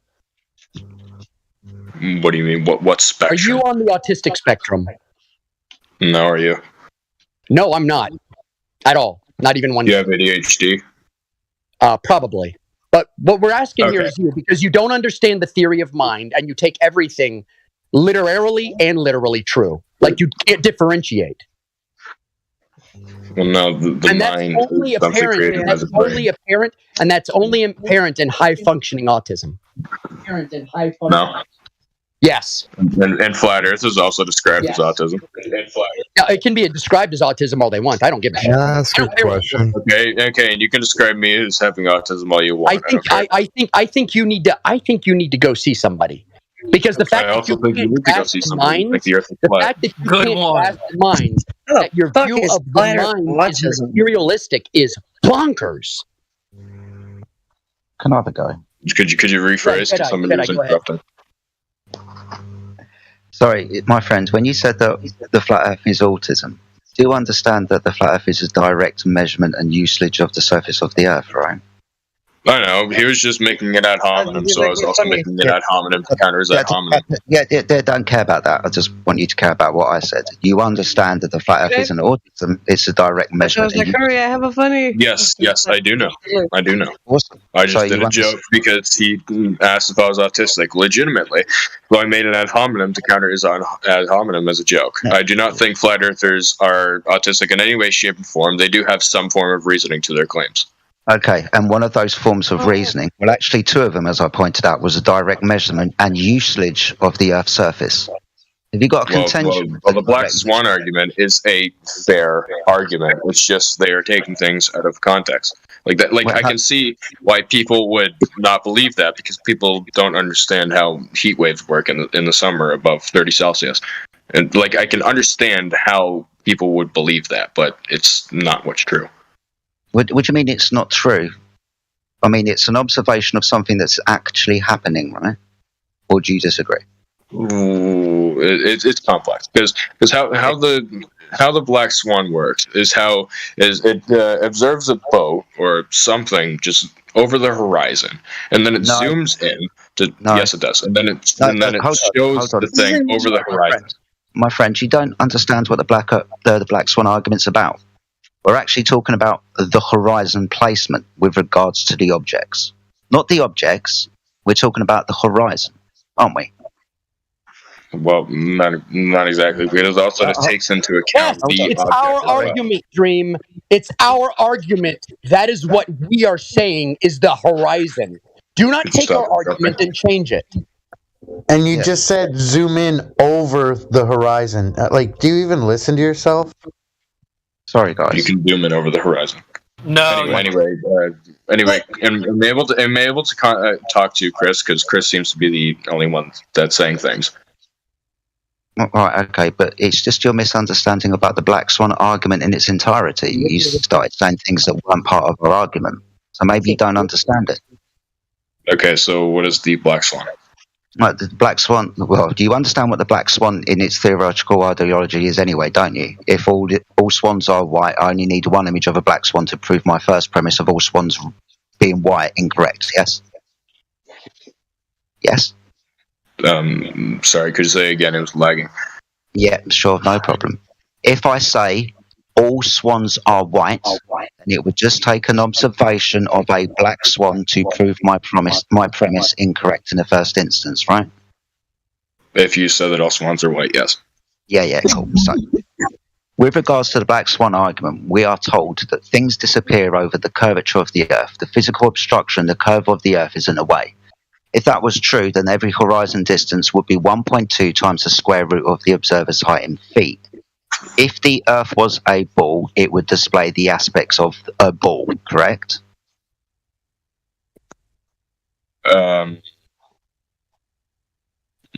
You're lagging so much. How good's your Wi-Fi? Oh, no, everybody heard him fine. You heard him too. Come on. Then I guess my Wi-Fi dog shit. You heard him. I'll tell you what, it's not a problem. If my Wi-Fi is dodgy, then somebody else can take this. It's not a problem. It's if everyone's hearing him just fine, then it is my Wi-Fi, and I apologize. Yeah. Okay, so do you understand the Black Swan? Is he gone? Is he here? Is he gone? What? I'm not here. Okay, cool. Can you hear me okay? Yes. Awesome stuff. So, have you seen the Black Swan image with the 2 oil rigs? Yes, I've also seen one with a container ship. That's awesome. But just this one, you understand where the horizon is in relation to the 2 oil rigs, distance markers, don't you? Like how far away the oil rigs are compared to the horizon? No, how far the horizon is compared to the oil rigs. Remember the arguments about the horizon? The oil rigs are just there for distance markers, right? I would just use it as distance markers. Sorry, say that again. Well, why would it just use it as distance markers? Because we want to be able to make a measurement. So the observation is taken from the shore, and these 2 oil rigs are a known distance away. That way we can measure where the horizon appears to be in relation to the 2 distance markers, right? Yes. Awesome stuff. Now, if we were on a ball, for example, at a 1 foot observation, the horizon geometric curve should be no more than 1.225 miles away. But where's the horizon in the Black Swan image? Is it before, between, or after the oil rigs? It is like the oil rigs are above the horizon. They're above the horizon. So, as we can clearly see, the horizon is most definitely beyond the 2 oil rigs. Is that in contention for you? Okay. So I think I understand that now. But I mean, I can still kind of say the same argument because this kind of we need an answer here. 23 minutes past the hour. You've got multiple choice. So can we get a concise answer for where you see the horizon? What do you mean? Like we so 23 minutes past the hour in the chat. If you can see the chat, Levelist posted a multiple choice question. Where is the horizon? A, B, or C? Can we get an answer? It is the apparent horizon. Of course, it's apparent. Not. Yes, it is because the definition of the horizon. It's hold on. Let me just repost it so you can make sure you're seeing the right thing. Levelist posted it again. Blue image. All right, Cuttanese posted it again. You got A, B, or C. It's B. B. Yeah, the definition of a horizon is where the sky and the earth appear to meet. Okay, so what's going on at A? Hold on, let me go back and look at it. What's going on with A? Oh, I didn't see more water there. Oh, okay. All right, so it's... wait, hold on. So final answer D? Further. No, hold on. Let me look at this more. It's from 6 miles, 9 miles. Okay, yeah, so... Where's the horizon, mate? Is it before the oil rigs or after the oil rigs? It's A, and my conclusion is that the oil rigs are not behind the horizon because the horizon is farther. Awesome. So the horizon is beyond the 2 oil rigs, yeah? Yes, it is beyond the 2 oil rigs because I'm also taking it from personal experience. Since I live in Hamilton, Ontario, I can go look at Toronto, which is a rough 21 miles away, if you're just looking straight at it, and Toronto is below the horizon, and so that is 6 miles away, which 21 miles is right. more than miles. Here, come on. So without all of the preamble, mate, I just want to get to the concessions. I mean, you can have a conversation about what we're actually seeing. So you see the horizon beyond the 2 oil rigs, yeah? Yes. Awesome. Could we safely estimate that the horizon appears to be about 10 miles away? Could be further, but it's about 10 miles away. I would say roughly 16. Yeah. Okay, cool. Not a problem. You understand that the geometric mathematics of the ball would dictate that the physical curve of the Earth would be no more than 1.2 miles away, right? What do you mean? Well, if we choose the calculation based on the Earth's radius, diameter, and circumference, right, just a little bit of mathematics, we can figure out for an observer standing on that curved surface where the obstruction would begin. Now, this observation is taken from 1 foot above the surface of the water. The calculation is 1.2 times the square root of that observer's height in feet. So the square root of 1 is 1. 1 times 1.225 is what? Sorry, could you say it again? You were speaking too fast. That's okay. If we were to use the mathematics of a ball, because we know the radius of it, it's just a mathematical calculation to figure out for an observer standing on that curved surface where the obstruction would begin. That calculation is 1.2 times the square root of the observer's height in feet. So to make it simple for you, the observer's at 1 foot, that means the physical sphere-head horizon should be at 1.2 miles away, right? If you're looking at it from 1 foot, yes. But if you want to see a clear horizon, you're going to have to go further up. Okay, so if we were at fucking 6 foot, it'd be 3. But ultimately, at the end of the day, we can do this mathematical function, can't we? At altitude, the horizon should be here if it was the curve of the Earth, right?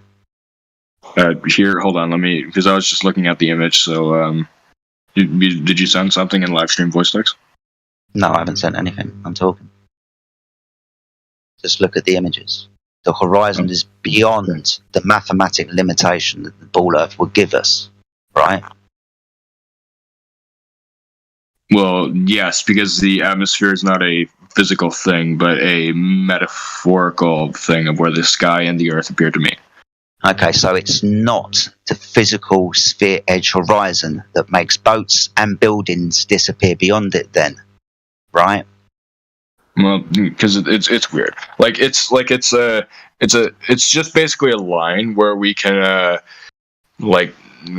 detect curvature, because how it works is if something goes over the horizon, it means that something is going over the curve. I don't know. I guess I'd have to send an image. Can I send you something in DM so I can better explain it? If you could, but if we were going to see the curvature of the Earth in this image from this altitude, it should be at 1.2 miles away. All we're doing is demonstrating there is no physical curvature of the Earth, and the horizon is indeed, as you said, optical, depending on the atmospheric conditions of the day and the optics or technology used. The horizon will move around, won't it?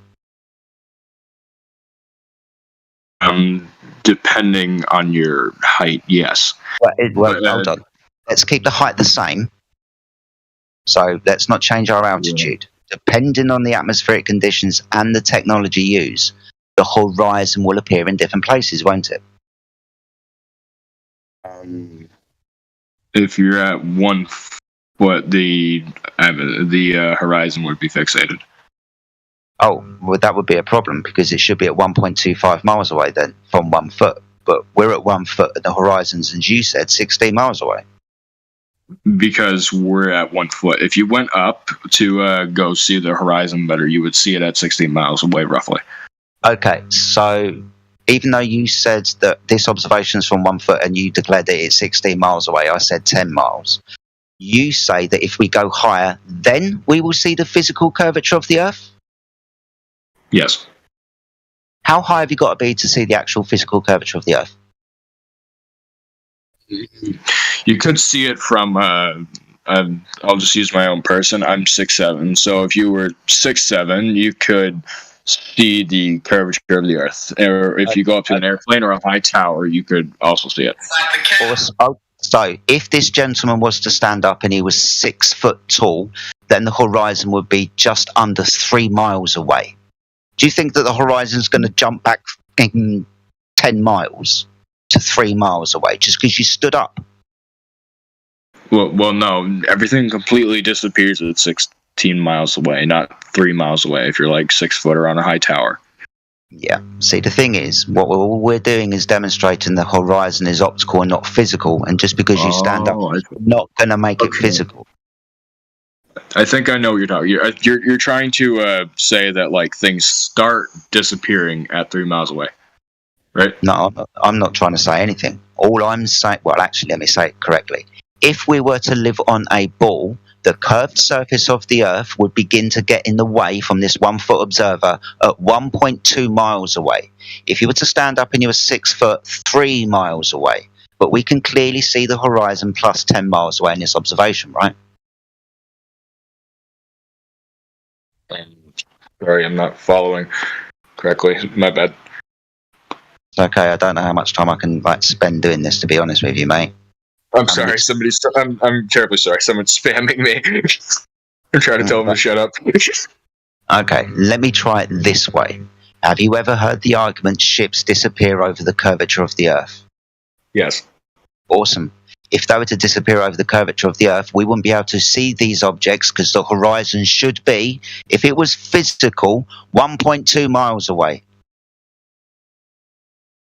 If it was physical. Yeah, if it was physical, but it's not physical, it's optical, isn't it? Yes, exactly. Exactly. So no boats disappeared only over physical curve of the Earth then? Well, because the horizon is a metaphorical thing to describe the curvature. Now, how the horizon could possibly work on a flat Earth is because the definition of horizon is Don't worry where the about that. sky It and just work Earth- exactly the way it does on the Earth. So don't worry about your ideas. You're supposed to be telling us why it's a curved Earth, not why it's not. Yes, that's what I'm doing. You've literally just agreed to the argument that ships disappear over the curvature of the Earth, but we don't see the curvature of the Earth, do we? We do. Where is it? If you go onto a plane, you'll be able to see it. But Okay, so hold on. So if I go into a plane, the boat will disappear over the curve of the Earth? I don't think the Greeks had aeroplanes, mate. I think they were standing on the shore, observing boats. If you're on the shore, yes, you'll see a boat disappearing, but you can see physical curvature itself if you're on a plane. Where? Okay, so the Greeks were wrong. No boats disappeared over any physical curvature of the Earth. Did you get into a plane? Over a physical part of the Earth. Okay, so if that was true, then we shouldn't be able to see the oil rigs because the physical curve of the Earth would be in the way at 1.2 miles away. Well, no, because here's the thing: the horizon is much further than that because those boats do not reach the limit of the horizon. The limit of the horizon is what? An optical phenomena or the curve of the Earth? It's a optical phenomena and a curve of the Earth at the exact same time. It's a weird. So let me get this right. Refraction's projected the horizon backwards beyond the oil rigs to 16 miles. What do you mean? We're not seeing the physical curvature of the Earth because it's complicated. What refraction pushed the horizon back over 10 miles? We're going to give 2 more minutes before we move on to Danny 57. It doesn't perfectly do that.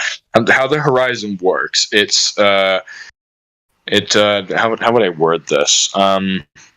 It's where the sky and the Earth appear to meet, right? And the horizon is a metaphorical term we use to describe this phenomena of the Earth curvature.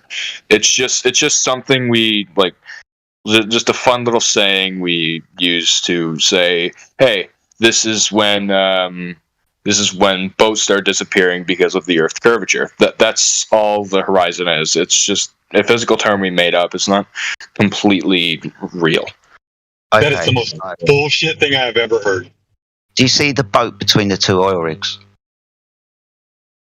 What do you mean, do you see the boat between the 2 oil rigs? What do you mean, what do I mean? Do you see the boat between the oil rigs? It's kind of self-explanatory, mate. Do you see the boat between the 2 oil rigs? Oh, yes. Sorry, I'm blind. Yeah, not a problem. But you said boats disappeared over the curvature of the Earth. But if it was the curvature of the Earth will be at 1.2 miles. There's the boat. I can still see it. Nothing's getting in the way of it. Because it didn't reach the horizon yet. But the horizon, the limitation of your view, depending on the atmospheric conditions and the optics used.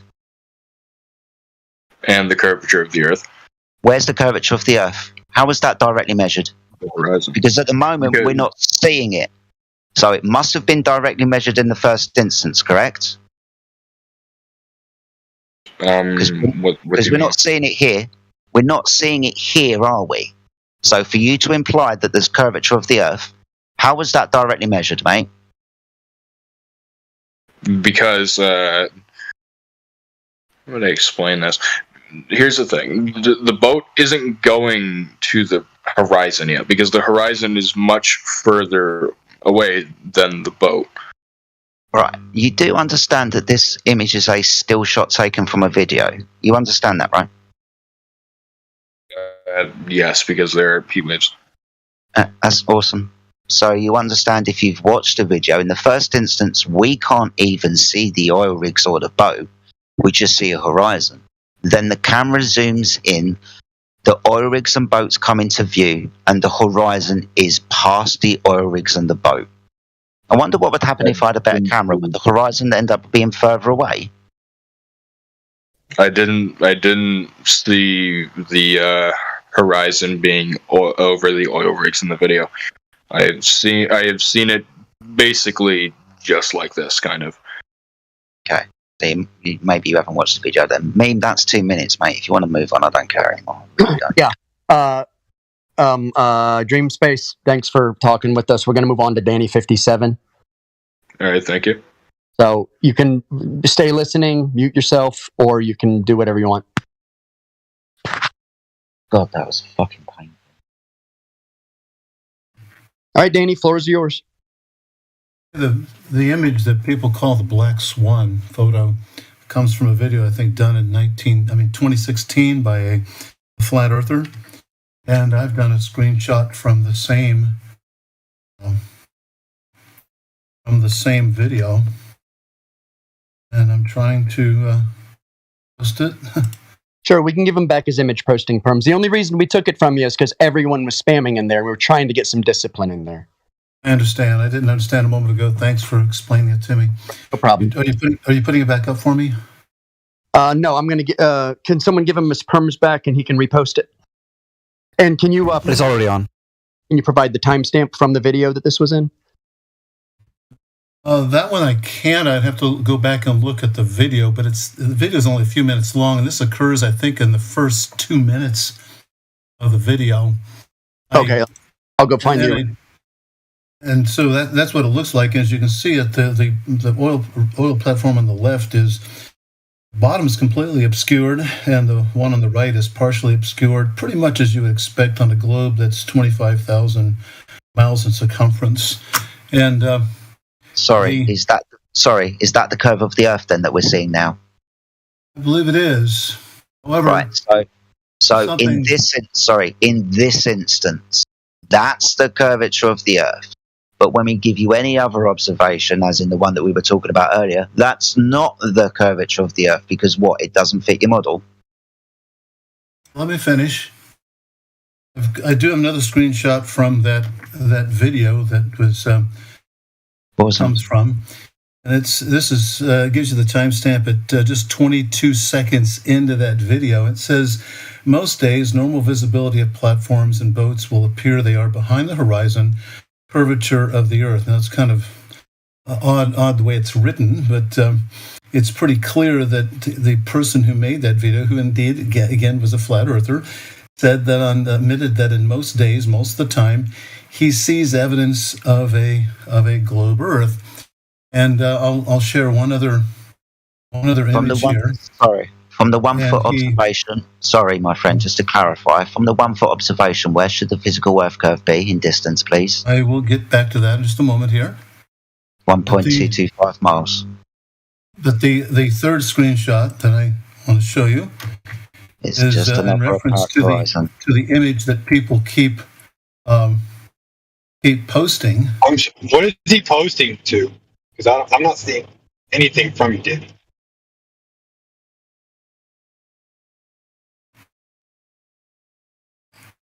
Well, I can't seem to post the final screenshot, the final image that I want to post. I can see it on my screen there in the voice text.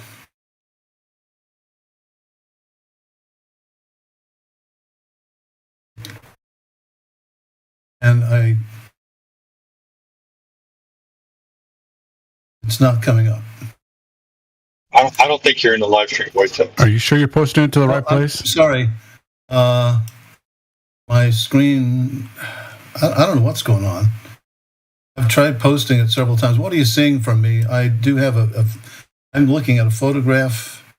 Nothing. You haven't posted anything in the live stream voice text. There it is. Maybe I ought to redo this. I'm sorry. I messed up.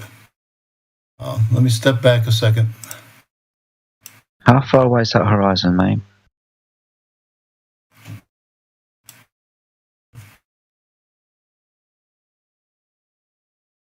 In your image that you posted, how far away is the horizon?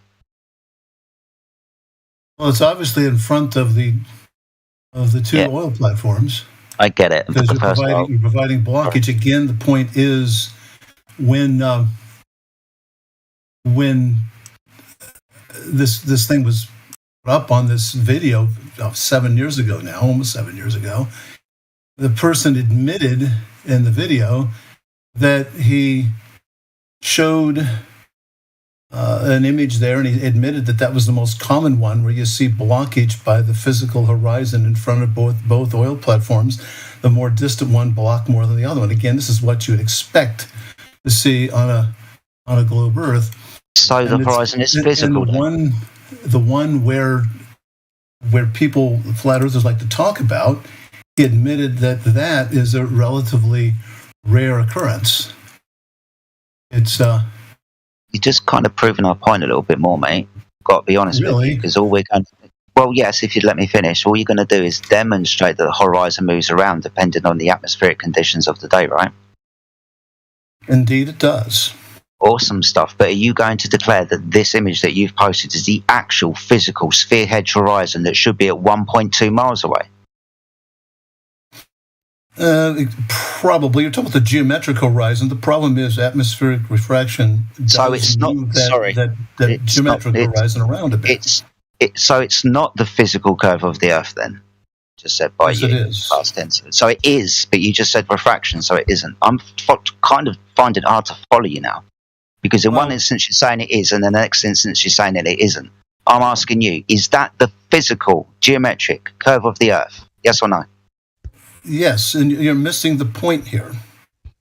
The point is that most of the time, the geometric horizon, it does indeed block the bottoms of distant objects. On relatively rare occasions, you do have terrestrial refraction, which changes that a bit. It's noticeably changed, but that's the relatively rare occurrence. I've done this sort of experiment myself several times. Not an experiment. I have never gotten the results that flat earthers claim to get. I get the results that one would expect on a globe Earth. You like to tell people, test things for yourself. I've tested for myself, and I'm sorry, but I've found evidence that the Earth is a globe and not flat. Danny, can I see the original picture that you posted with the big wave in front of them? The big wave? And how come I don't see curvature? I want to point something out. See, here's the thing. Flat Earth Boda posted both of the pictures at 8:44. Okay, so let's zoom in on this. How come I see details of waves at the top of the horizon in front of these things? Because there are waves out in the water. Yeah. So, like, when I was, taking my courses in, painting and stuff, because I'm an artist, that's a wave, and the resolution of it, that's a wave. That's a wave that's above the angle that's above the lens of the camera. That's not the horizon. Above the length of the camera? What do you mean by that? Look. If you have a camera that's a foot high and there's a wave, or the center of the lens is a foot high, and the wave is, 12 inches high, what's going to happen? Well, are you saying the camera was mounted a foot above the water? Well, how high was it? 1.6 feet? No, I think it was higher than that. I think he was trying to... What was the camera height? 6 feet in the original video. Can someone remind me of the camera height?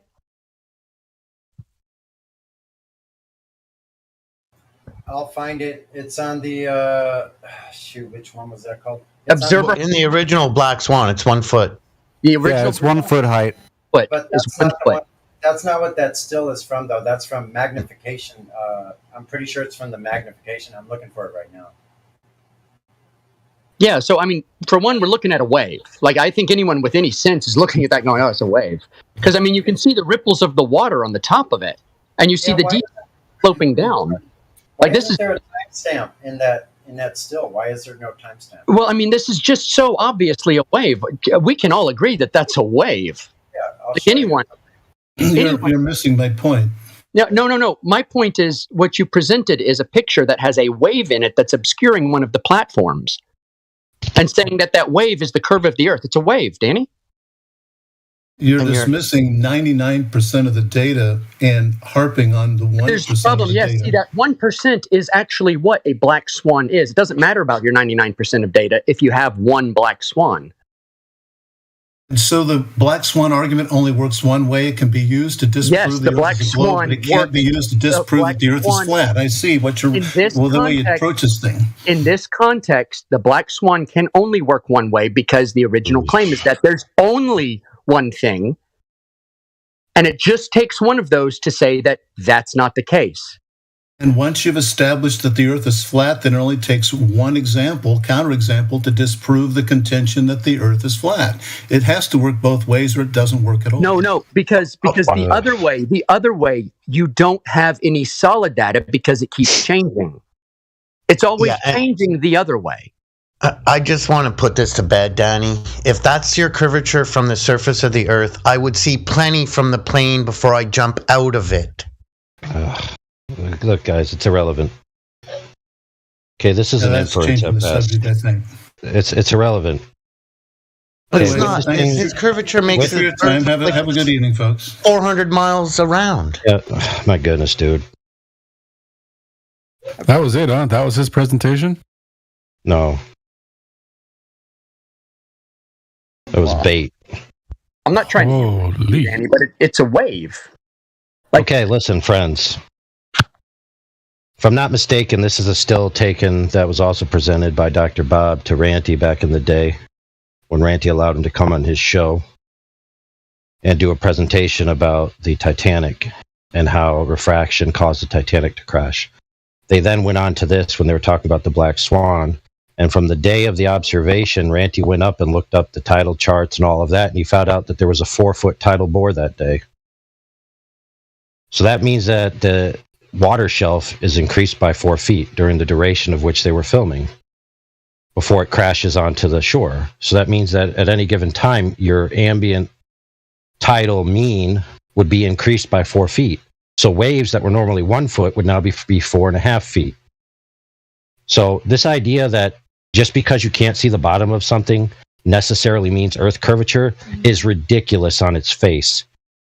This is basically the logic. I can't see the bottom of something, therefore the Earth must be a globe.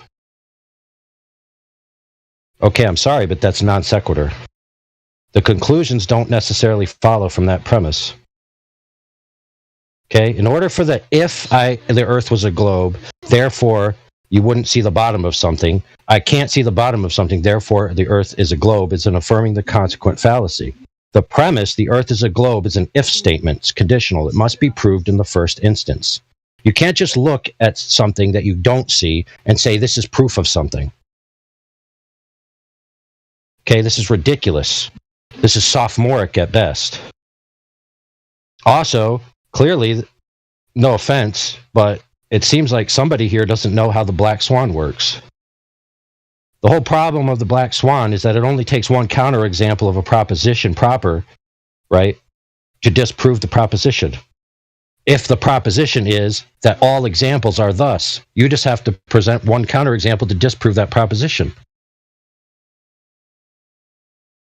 Okay, and it's specific to the proposition. So, for example, the original analogy was all swans are white, right? All swans are white. That's an affirmative statement that universally every single swan must be white. So it only takes one presentation of a single black swan to disprove that proposition. So to do it in the opposite direction, what would you then do? Show more white swans? How would that change anything? The assumption is I can't see the bottom of something. If I do some globe math, it kind of works out that that much should be missing. Therefore, the Earth is a globe. Right? But the Black Swan is that not only is it the case that we clearly see things that we shouldn't see all the frickin' time, this idea 99% of the time, 99% of the time we see things too far that we shouldn't see if the Earth was a globe, 99% of the time. Right? But the claim is that the horizon is the geometric edge of Earth curve, the leading edge of a sphere, right? The off angle, the sagitta, the interruption, the obstruction, the physical hill of Earth water in between point A and point B. If that's the case, then in the Black Swan example, the horizon actually appears greater than 10 times where it should be, proving that it's not geometric. The whole point of the black swan is definitive proof that the horizon is not a geometric leading edge of a sphere. It isn't. It's categorically not. It cannot be otherwise. Otherwise, you have to give up the phenomenon altogether. Coming in here and saying, I can't see the bottom of something sometimes, therefore the Earth is a globe, therefore this is evidence of a globe. Sure, it's congruent that if there was an obstruction in the way, that you wouldn't see the bottom of something. But to claim that the horizon is the leading edge of Earth curvature, when it's clearly demonstrated in the Black Swan photo that it's greater than 10 times of where it should be, what do you have? Inflatable Earth? Subjective Earth? When I believe it's bigger, it's bigger. When I believe it's smaller, it's smaller. Okay? This is a plausible inference. A plausible inference at best. There's nothing necessary concluded from any of it, except what the Black Swan proves, that the horizon can't possibly be a geometric location. It's an optical phenomenon, period. And with that, I yield the floor.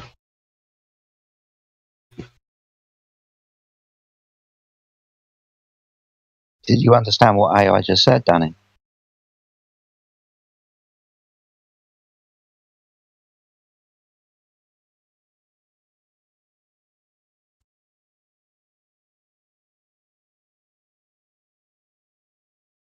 He already threw in the towel. Be interesting if he had a response, though, wouldn't it? What possible response could there be? Shit, you're right. I welcome myself to Flat Earth. That would take intellectual honesty.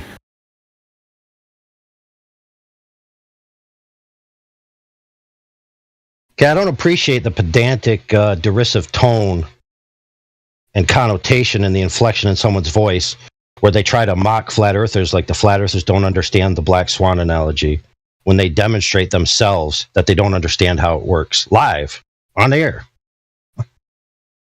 It's painful. Pride before a crash.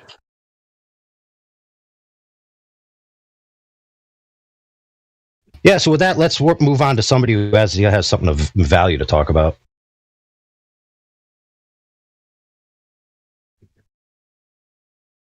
Well, if I had known Danny was going to give us such a short conversation, I wouldn't have moved on from Dream Space, because that was happening.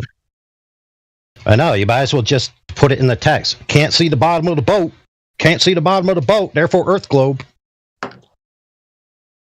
Okay, let's keep going. Let's keep going. Let's keep piling it on. So, can't see the bottom of the boat, therefore Earth globe. Okay. Can't see the bottom of the boat, therefore Earth curve. Okay. So when I go to my small lake in my hometown, and I have a target observation, which just so happens to be coincidentally 333 meters away. It's actually not quite that, but I rounded up. Right. It's within 1 meter. The pier across the way. And they always tie a yellow floaty boat to it. Okay, floaty boat's about 1.5 feet, right? When I go to that lake, some days, in fact, most days, it disappears when I lower myself to the water line. Some days it disappears from the bottom up. Some days it disappears from the top down. Some days it disappears from both into the center point. Now, when it's disappearing from the bottom up, does that mean it's Earth curvature? I challenge anyone to do the Earth curve mass on a lake of 333 meters width and tell me how the boat isn't being instructed in its entirety based on the alleged curvature of the alleged globe Earth. The answer is no, it can't be done. The only category what I'm seeing can fit into is optical phenomena, which is what it is. It's the same thing that the Black Swan proves about the horizon, which I mean is only obvious, the horizon being an optical phenomenon, when that's literally the definition of a horizon. The apparent visual location in your field of view, where the color field of the ground or the water line meets the color field of the sky. That's all it is. That's all it ever can be. That's all it ever will be. It's never going to be a geometric location. It's never going to be an intersection of a tangent. It's never going to be any of those things. It cannot be in principle. Okay, the only place that this intersection exists is on a piece of paper with a ruler and a circle and a model. So to transpose that into reality is like a trinity of fallacies simultaneously, which I believe is a ludic fallacy, a reification fallacy, and a category error. Isn't it funny? Isn't it funny, guys, how all of these proofs are actually formal fallacies, most of them, presuppositional and inferential at best. Yes. On the high side. But the majority of them, 99% of the arguments presented for the globe are necessarily fallacious. The premise being proved in the first instance is assumed an input. And then the conclusion, which carries from the assumption that the premise has already been proved.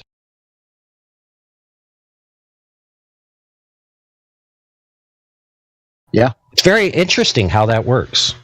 Also, it's unfalsifiable, the way they present it. Of course.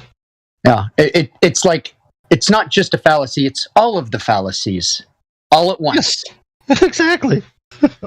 Well, I would give them a graciousness that there's like a sliding rule. You know, like these sliding rules where you have one rule at the top and one rule on the bottom, and you just slide them left and right, and like the different brackets meet up with the other brackets.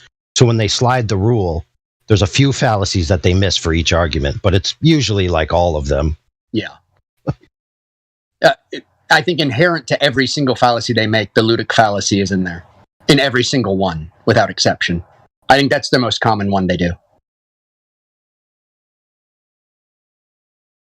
Like, well, the model says this, so that's what we would expect to see. Well, why don't we see that?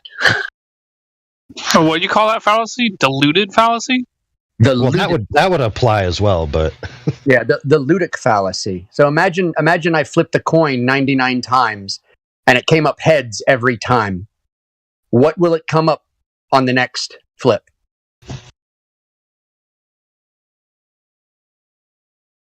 Could be heads or tails.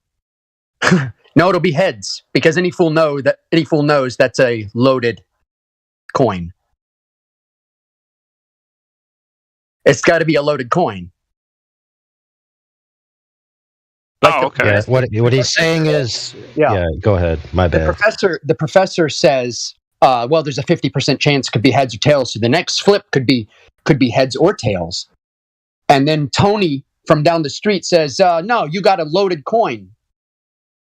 Because the professor, stuck on his statistical model, doesn't account for the unknown variables. He doesn't account for what he doesn't even know that he doesn't know. And he can't account for it. He just thinks that reality obeys the statistical model that he's created. I think in this analogy, the Globers are the ones that are like, oh, no, don't check the coin. It's got tails on the other side. Don't bother checking the coin. No, we don't need to do that. Well, they're refusing to consider that their model is wrong.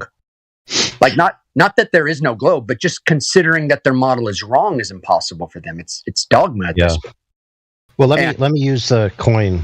Let me keep going on the coin analogy in regards to the horizon. So there's an assumption that the horizon is the leading edge of a sphere, right?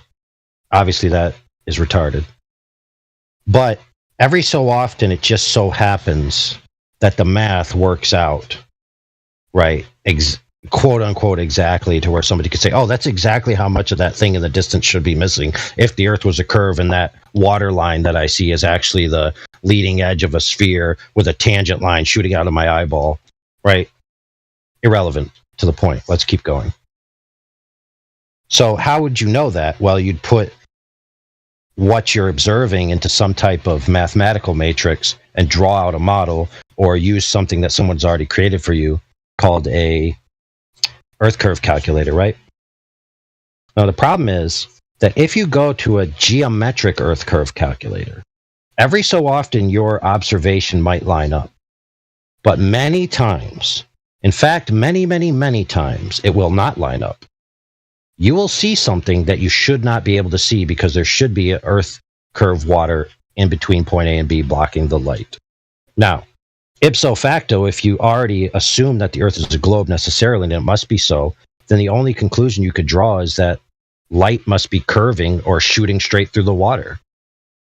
So lo and behold, these Earth curve calculators, they have a mulligan built in called terrestrial refraction, 7/6R, right? They inflate the radius of the Earth.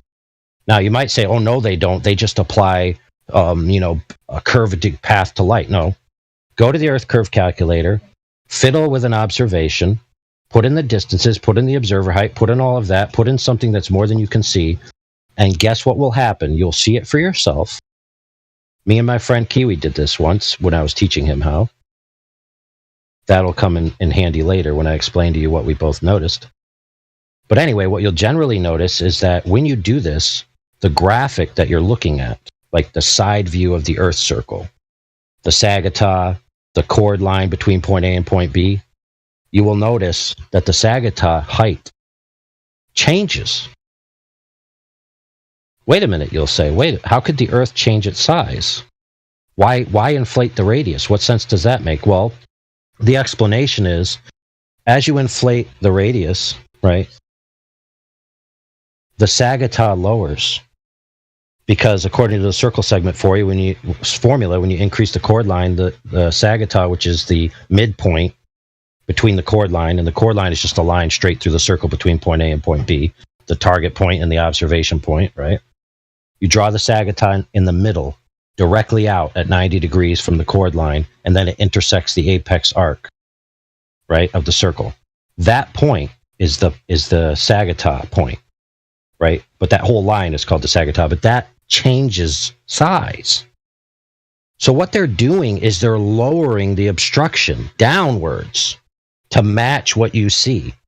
Now, anybody worth their salt will say, well, that's ridiculous. That's disingenuous. That's dishonest. Now, here's the problem. When you have an observation that doesn't fit, you have a refraction slider, which they tell you is the curving path of light, but what it's actually doing to the math is lowering the Sagittah. So the math is actually changing the physical dimensions of the Earth circle. Okay, it's not about the path of light whatsoever. You could see it for yourself. Now they'll claim, oh, it's based and reverse engineered on what it would be if the path of light, blah, blah, blah. No, dude. The circle of the Earth that you're looking at is literally changing to accommodate these observations. You're lowering the hump in between point A and point B to make the straight line shot between the observer and the target. That's what you're doing. That's what's honestly happening. Now, lo and behold, they have a refraction slider that you can slide until you get a favorable result. So if you ever have a disfavorable result that doesn't match globe geometry, you just slide the refraction slider until you get a result that fits, and then you say, ta-da! Now, doesn't that sound like you could never disprove it? It's retarded. But guess how high the refraction slider goes? Just guess. And what I mean by that is how much radius of the Earth can you get on the refraction slider? As much as you need. Millions of miles, maybe billions. It's like 30 million miles or something last time I checked. No. We thought it was 60. It ended at 60, and we thought it was 60 million. But right. then we increased. Yes, but then we decreased. You know how in a web browser you can. It usually isn't at 100%. It's usually like at 130. I thought it was unlimited. Yeah, go ahead. So we rescaled our web browser, and we saw that there were still more digits. This refraction slider, right, goes up to 60 billion mile radius. Great. So that means that you could see your own ass. Oh my gosh. With a telescope. If you believe hard enough. So, dude, this is just laughable. It's like, I can't see the bottom of the boat, therefore Earth globe. Oh, well, what about this whole tower that I can see that I shouldn't see? Oh, let me adjust my refraction slider real quick. Okay, so far we've been presented with an unfalsifiable matrix of explanation, right? Which is based on a presupposition, which is based on an inference. So where's the conclusive proof in any of this that what we're seeing necessitates the Earth being a globe? Pray tell. Yeah, I'll wait. Good grief. Well, you can see forever, therefore it must be a globe. Where you can only see a limited distance. Yeah, it must be that. Yeah. This is only second to my favorite, which is this. As you raise an elevation, the dip angle to the horizon gets lower, therefore Earth globe. Right? So let me put that into actual terms. The ground is below you. You have to look down at it. Therefore, the Earth is a globe.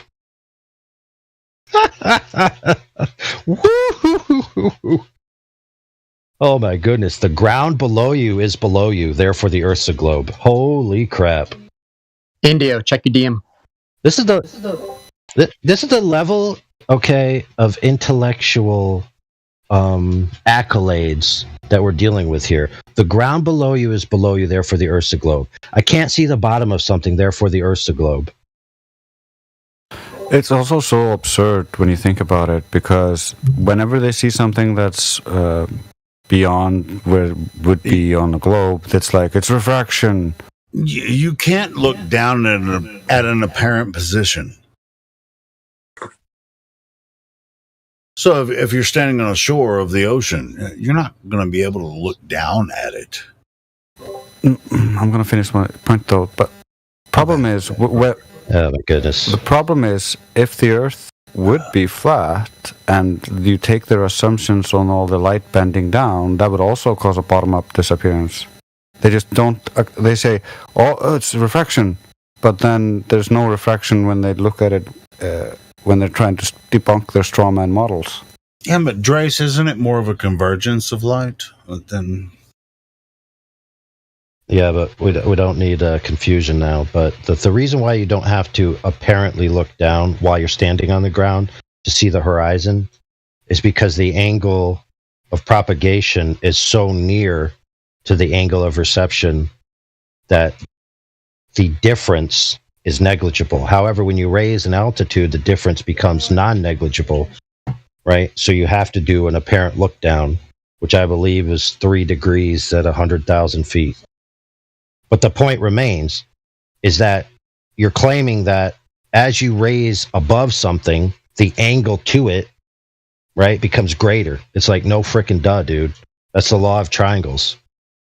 Sure, I mean, but what are you looking at? If you're looking at a ship on the sea, if you're standing on the sea, on the shore of a beach, and you can see the boat, and then it disappears.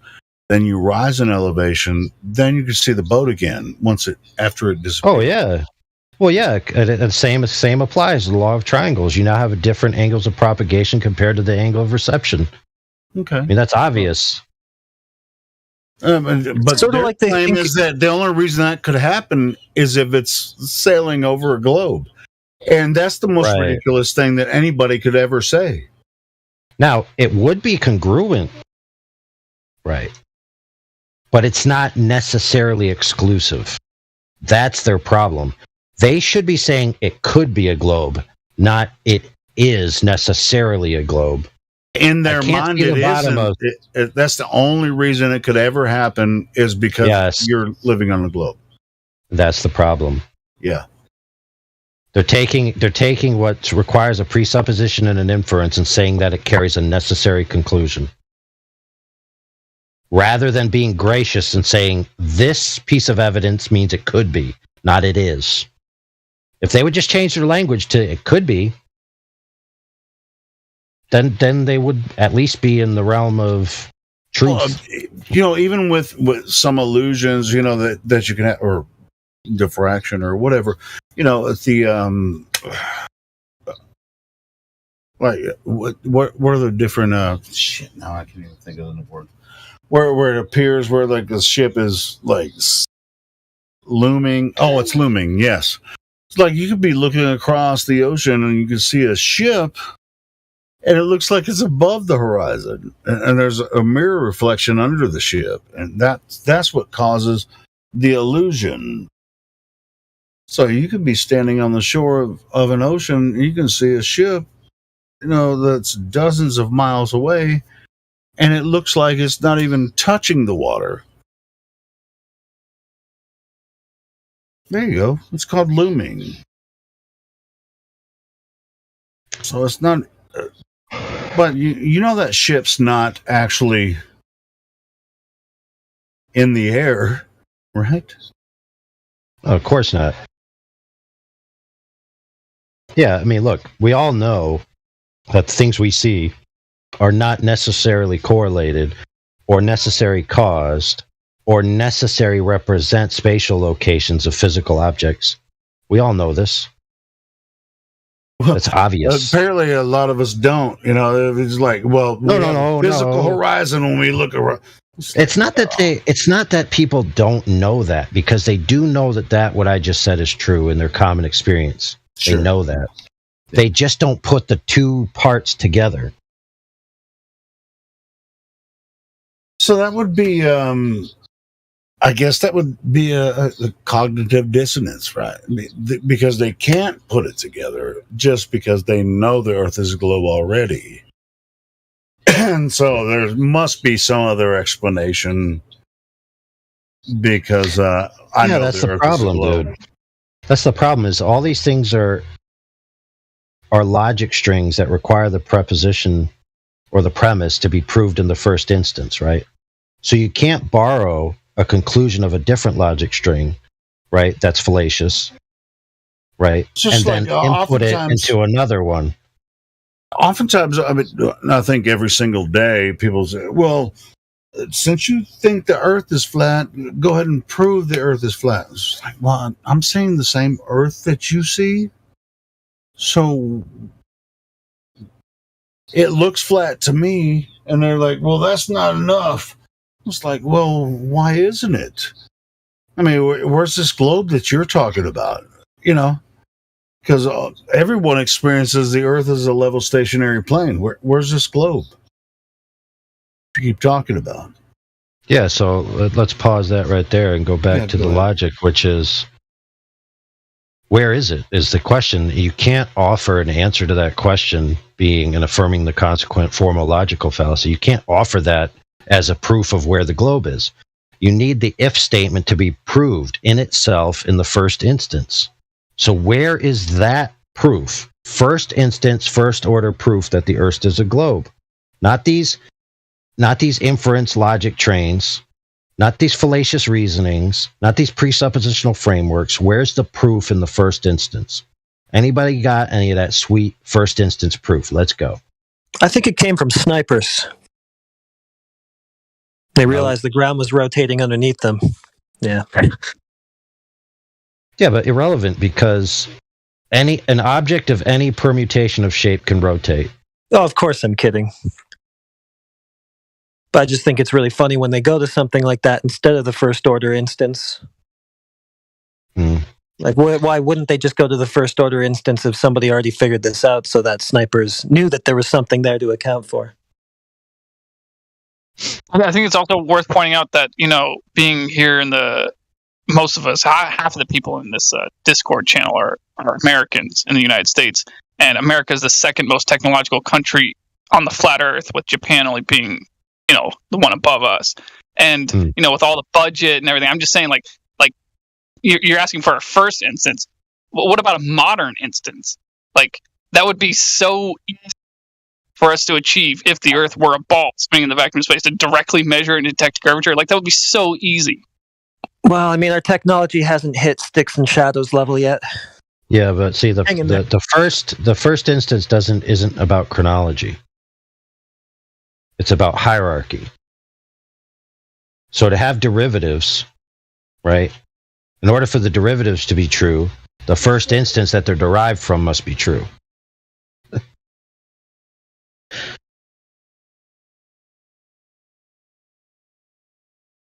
Like this if statement. If the Earth was a globe, then all of these things. Okay, cool. Where's the if being proved?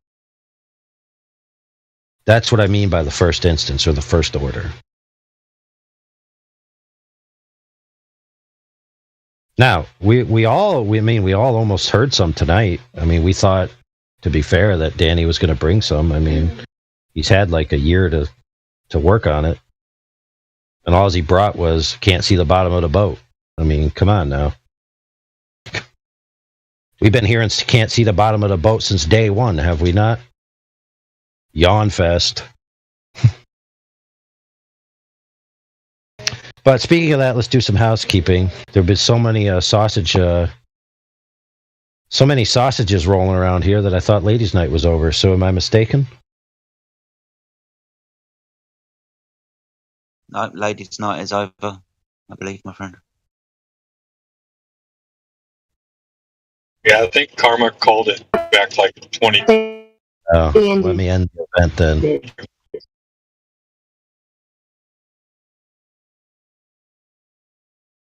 It's false advertising to advertise ladies' night, and then when you arrive, there's nothing but dudes at the bar. Wait a minute. Isn't that how it always is? Oh, bazinga. So we're reflecting reality. You get to the bar, and it's nothing but a bunch of swinging sausages everywhere. Well, you know, a lot of places, they recently have not allowed women to be given a discount on ladies' night. For equality. Of course, it kind of defeats the purpose. Yeah. A lot of people don't know this, but, you know, for obvious reasons, that the whole purpose of ladies' night is to get men to spend money. On ladies, yeah. On Not ladies. On the ladies, but at the bar. Yeah, exactly. So the ladies, the ladies getting in for free or getting reduced rates is to bring them, and bringing them is to bring the men who spend all the money and actually make the profit for the bar. Because it isn't the women that are getting in for free making the profit. Just double charge all the men. They'll still come. Exactly. Because that's where you find quality relationships, is at a bar. Yes. All right, ladies' night is officially closed. Indio, are you there? Or are you on the mic? Or do you exist? Are you beyond the horizon? Dude, he's trying to find out the juicy content in the Danny 57's presentation. Ah. And it's almost causing a singularity event. It's like, where is it? Where is it? Where is it? I got to go into smaller fractions of time to find it. Kaboom! The universe explodes.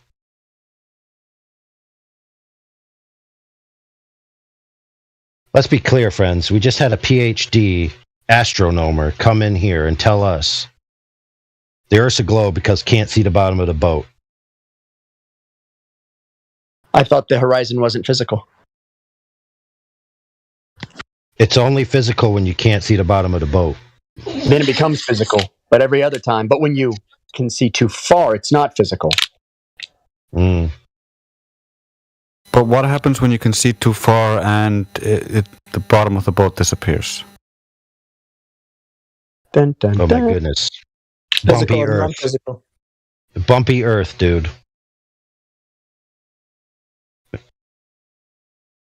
Yeah, you know that meme? Go ahead, AI. Go ahead. I was going to say, you know that meme where they say the cats would knock everything off if the Earth was flat? Yes. So I got another meme, which is the Earth is so bumpy it's a dog's chew toy.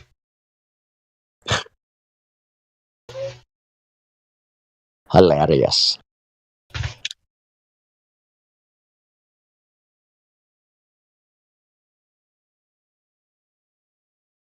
Yes, Helioskeptic is right. Danny is a respectful dude. So I always want everyone to treat people who are respectful, no matter how much they disagree with us. If they're respectful, be nice to them. So that includes Danny, that's Matthew, all the guys like that.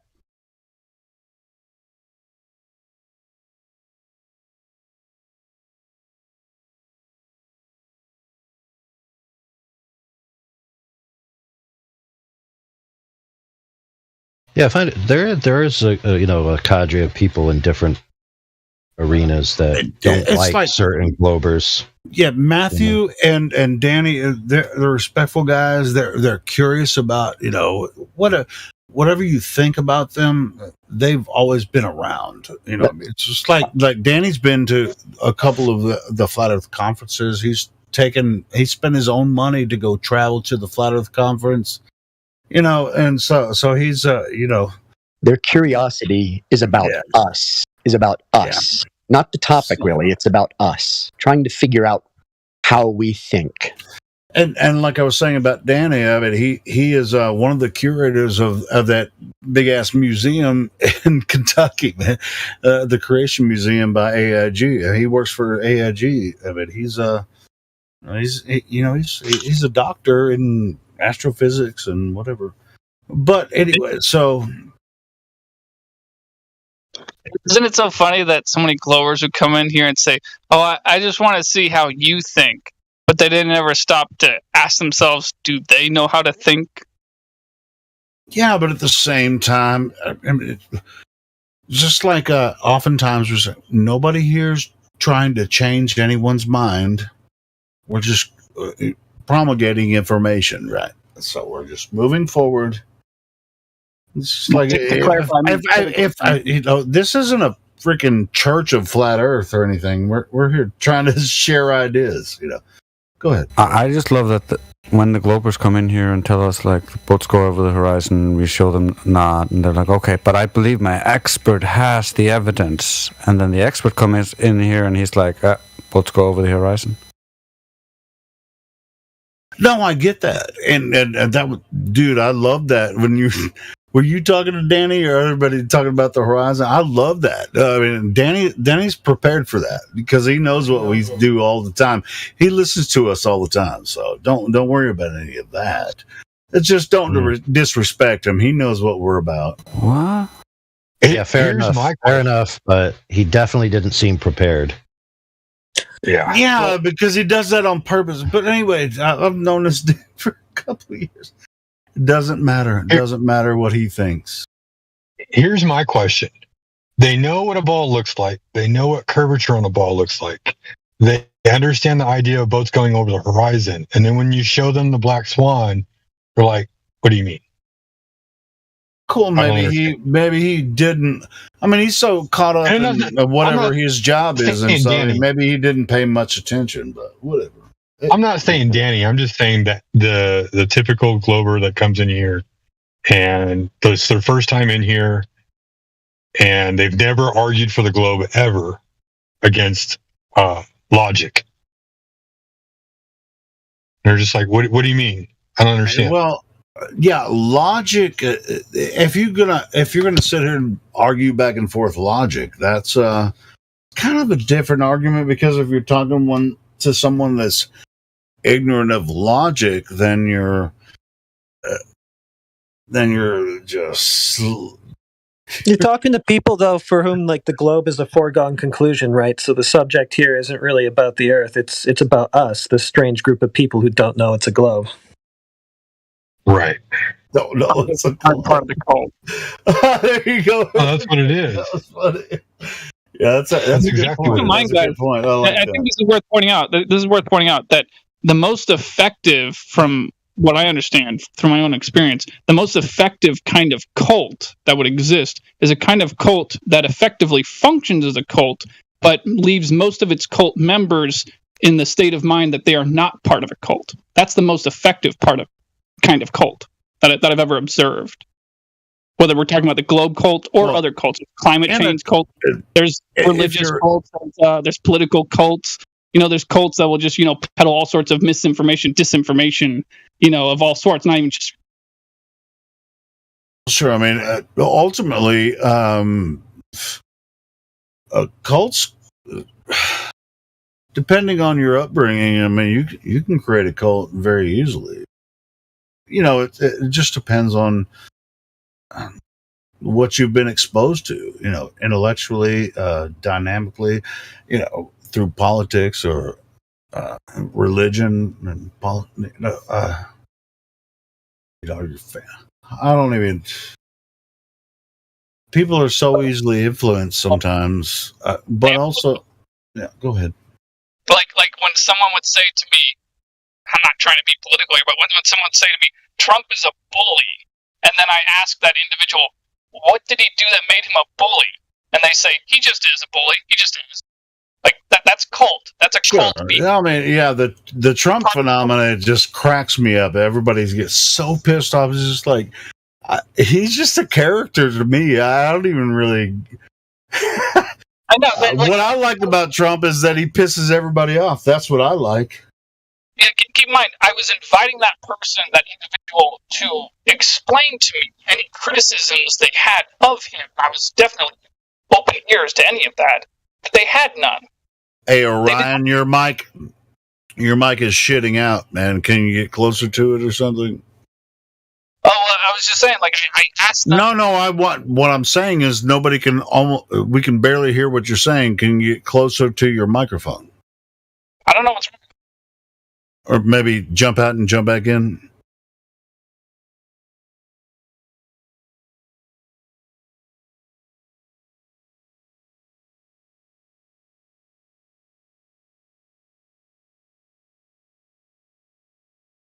Well, that just went completely silent. Did they get him? Did the Langoliers eat him?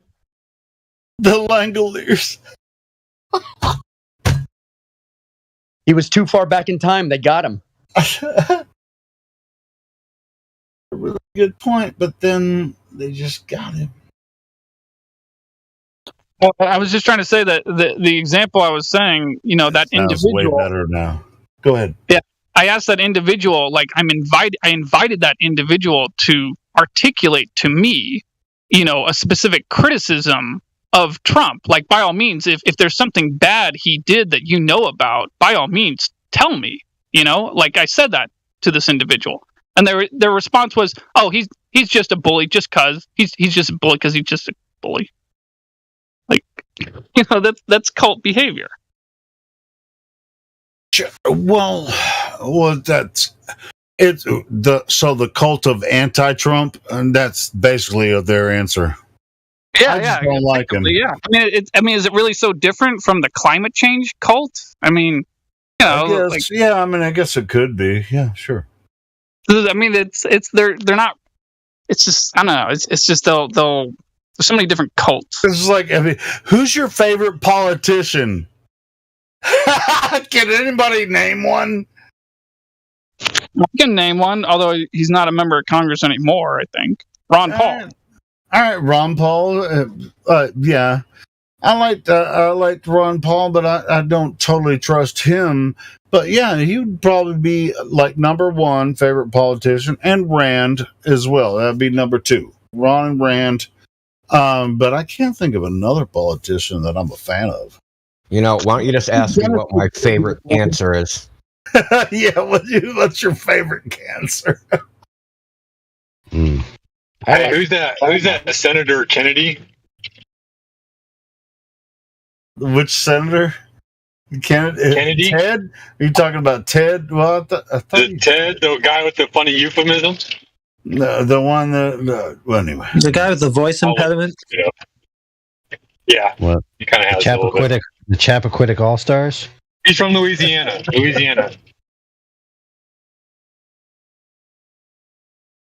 Yeah, was he one of the ones that was Dude, we need to do that one day. Just like, who's your favorite politician? That'd be friggin' Caligula. Diggity. Caligula. Julius Caesar. He's my favorite politician.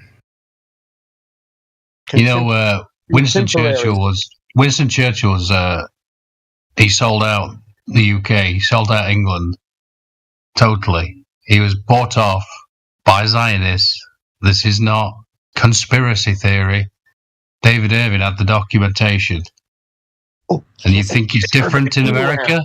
No, it isn't. Can't Obviously. Say David Irving like anywhere. All right, before we get too political, I want to. Yeah. I know. It's like, don't drag us. It's my fault. We get too political, my fault. It's fine, but before we get too political, I just want to go back to something Danny said, because he said this before, and I double checked, and he misquoted, but he was saying that the author of the video of the Black Swan said that the majority of the times what he goes out and sees is evidence for the globe. And I don't think that's what he said. I think he might have said many times you see something that might be congruent with a globe or something like that, but not evidence for a globe. Yeah, he always. Does anybody remember? No, I don't know. Dude, Danny's not gonna see it. Dan. What he said was more along the lines of some days when the conditions are just right, you'll see the horizon look really far like this.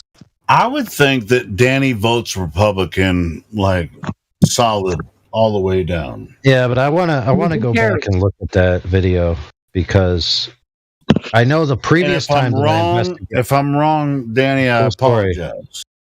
So I want to go back and look at that video and find out, because the last time Danny mentioned something about it, I double checked and he was wrong. He had misquoted what the guy said. He was attempting to make it like the guy was saying something he wasn't.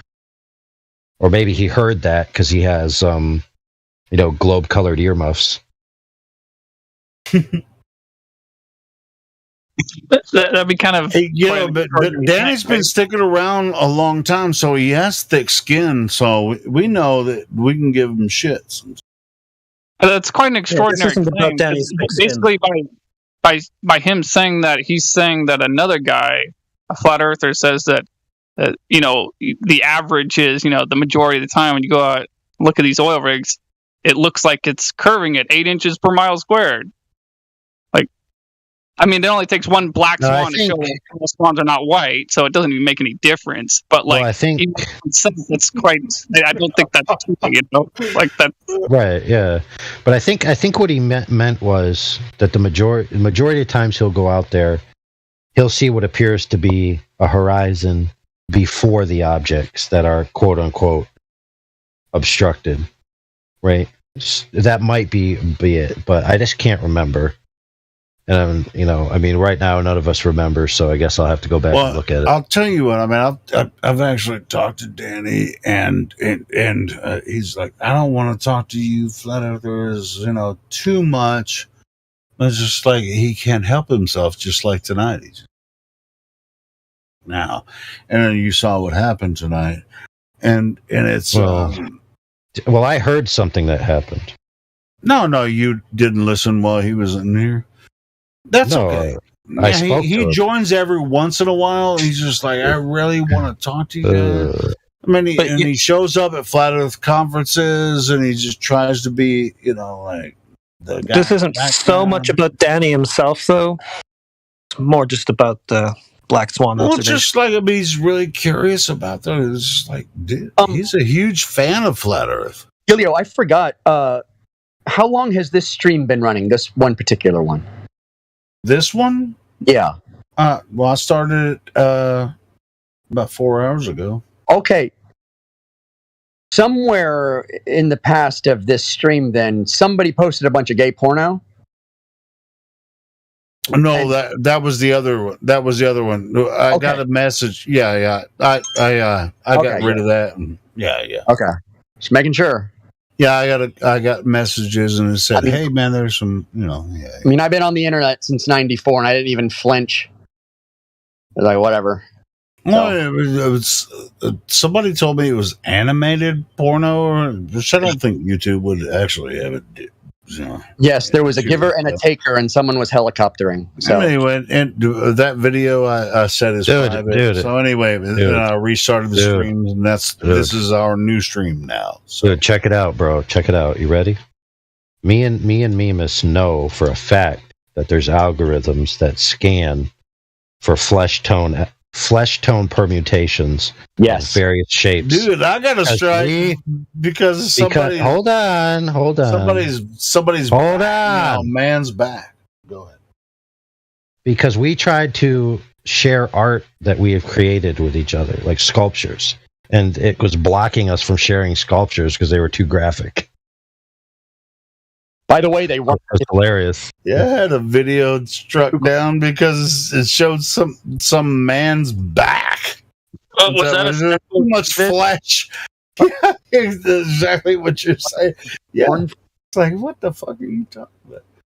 Was that a statue of David that you were trying to send to each other? A picture of a statue of David? No, you're not, dude. I don't even know if you're old enough to even know what the statue is about. I had the opposite effect happen to me, Drace, the other night. I was cuddling up with my cat, and he farted, and I ran his ass out of the room because his fart smelled so bad. I was like, "You motherfucker, get the fuck out of here!" So, the statue of David is kind of technical art, like imagery, accuracy, right, and technicality. That type of art. The test of precision. Yeah. Yeah. The type of art that I make is it was him. Is like quintuple entendric, right? In the kind of layers of political and social commentary. Yeah, and I just real bad. It was really bad. I just make weird hype stuff.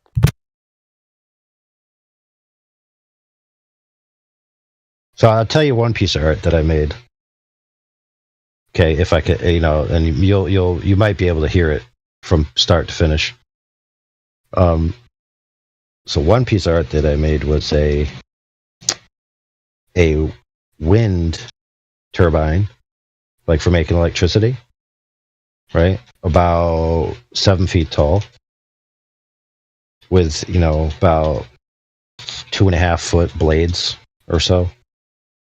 And at the bottom of it was a plug that you could plug something in. And so the blades of the wind turbine, I bought birds, like little doll birds, with feathers and everything on them. And I cut them in half and attached them to the blade and then put a bunch of blood. Right? And then, so it was like the wind turbine chopping birds in half, basically. And then at the bottom where the electrical plug was, it was going over here, and then there was a mosquito. Like 1.5 foot tall mosquito made out of different parts, and then on his body, his abdomen was like a bottle, a squirt bottle, and his mouth had like this long hose type thing, and the squirt bottle had on it that represented his abdomen. It said malaria on it, and then his little sucker thing that comes out his mouth was attached to a little baby doll, right?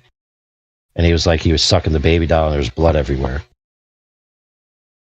Now, let's go into what this is about. So, back in the day, when malaria was a big deal, obviously mosquitoes are the vector for malaria, there was a book written called Silent Spring, which was written by an environmental activist who said that DDT, which is the chemical they were using to kill the mosquitoes, which works great, by the way, and help stop the spread of malaria in a lot of places. She said that this chemical was leaching into nature and causing bird eggs to become like missing a protein or something, so the bird egg couldn't house the bird, and then the bird would die. And she also mentioned that it was happening to bald eagles, and now bald eagles were already going extinct or whatever, and they're already a protected species. And so everybody was like, oh no, the bald eagles might die.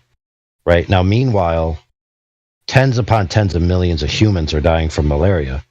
So to save a few bald eagles at best, these people are like, oh, you know what we'll do? We'll ban DDT and just screw all those humans that are dying from malaria, right? Because some birds are dying. Now, fast forward to the present, and people are like, oh, global warming, all of this, we need to impose clean energy, right? Because clean energy is so good for you. But what do wind turbines do? They kill birds left and right. So in the past, it was like, oh my goodness, please save the birds. We can't have DDT protect humans from malaria.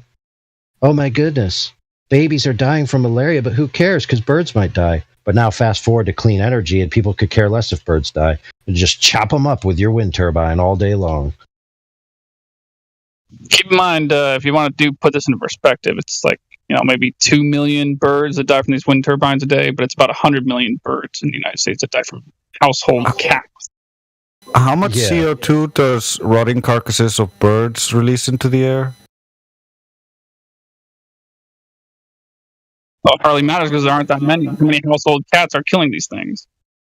Like a lot, but that's the majority of them. Well, that all we need to do, bro, is just force cats to be vegan, and everything will be solved. Vegan cat food. I love making jokes about that stuff. I want to cut down the rainforest, all of it, to save the earth because it puts off too much methane and CO2. But we're starved of CO2. There's only 400 parts per million. Dangerously low, in my opinion. For as far as I know, I mean, if it gets down to 150 parts per million, half of the plants die. About 25 parts per million below that, very far below that, not far below that, all the plants die.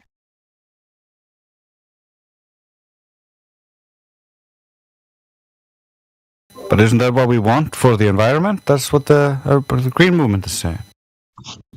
No, they want plants, but they're intellectually inconsistent.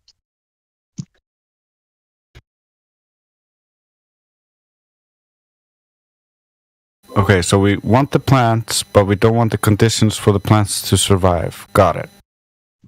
Yeah, that's essentially what they're saying. It's almost as if they're not in control.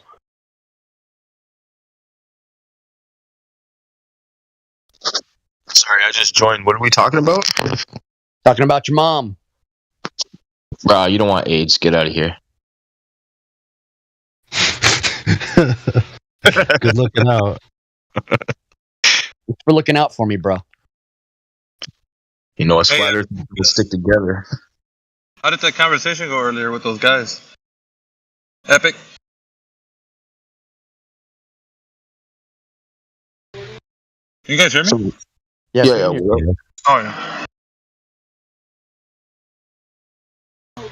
The three young men that were in here, like, what was it? Maybe lunchtime? Oh, yeah. Jesus is Lord guy and that other dude? Yeah, he posted porn. Jesus posted porn. Oh, what? Did he really? Which is a phrase I never thought I'd say. Jesus posted porn, gay porn. That's fucked up. And Spiral? I knew it. He posted gay porn. Speaking of spiral, there was a penetrator and a penetratee, and the penetratee was like doing that spiraling helicopter. Oh no! And it was animated. Man, you really looked at animated. That. That's no bueno. Yeah, it was no bueno. Mimas really got a headshot on that one. Jesus isn't going to the kingdom of heaven, I guess. Hey, but guess what? He had the very flamboyant looking Jesus in his picture, so... Yes. Hold on. I got a bad joke. You ready? Yes. So what were they trying to do? Prove Cornholiolis? Jesus Christ. That is a terrible... I'm going to... Hold on a second. Where are you, AI? He's going to get banned for that? No, I talked to my gun next to the microphone. Okay. Oh, man, I was choking there. Fucking Jesus. Why would you go and do that? Jesus, man, I thought you weren't like that. I looked at it and I went, Jesus. Oh, Mickey, we also had Danny bring actual first order proof of the globe. No way, dude. Faulkner? Yeah, dude, it was quite delicious. I almost died. I almost choked to death. What would Danny have done if Jesus posted porn while he was in here? I don't know. I'm kind of amazed that Danny would even show his face again. What, pray tell, did he actually have as evidence? Well, with 6 months to prepare, okay, and vacations, and going up to the Alps to lift logs and listen to Eye of the Tiger, what he came back with was, can't see the bottom of the boat. You ever think that sounds like very, very anticlimactic,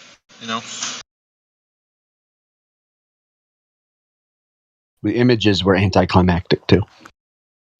Well, listen, I'll give them credit, and it's fair to give them this credit in this sense that I'm about to categorize it as. Is that if you think that the bottom of something missing over the ocean, right, like a boat, can only happen if it's physically obstructed. And you go out with your own two eyes and see the bottom of a boat not there, and you can only see the top half.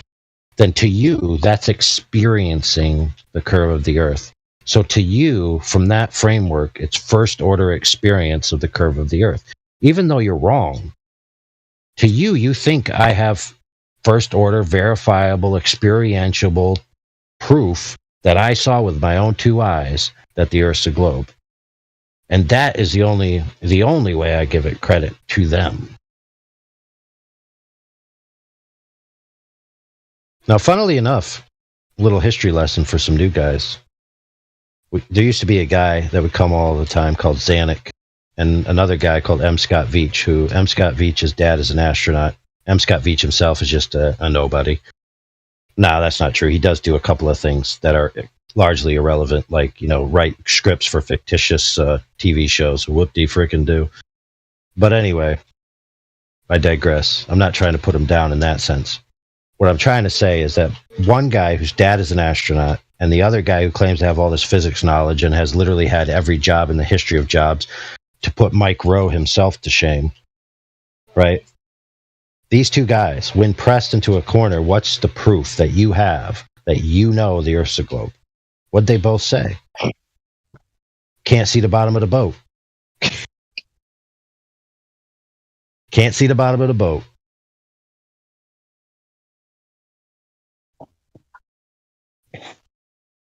Extremely redundant, but yeah, it's par for the course. What else can they say, right? I love it. I saw the curvature with my own two eyes. Really? Where'd you see it? Well, when I went to the water, I couldn't see the bottom of the boat. Oh, so what you mean to say is you didn't see the bottom of the boat and you inferred curvature. You didn't actually see it with your own two eyes. No, I saw it with my own two eyes. Yeah. Just like they see Casper the Friendly Ghost, their imaginary friend, with their own two eyes. They can conjure up anything they want, but whenever you actually go out into the field and test for it, it has to be verified by third-party perspective. And if none of us can verify what they're saying, then how is it anything empirical? It's not. You know what's interesting is there are people who see UAPs, right? Which I think is a better word than UFO, a UAP, right? Because it's an unidentified aerial phenomena, right? So you see a light moving through the sky.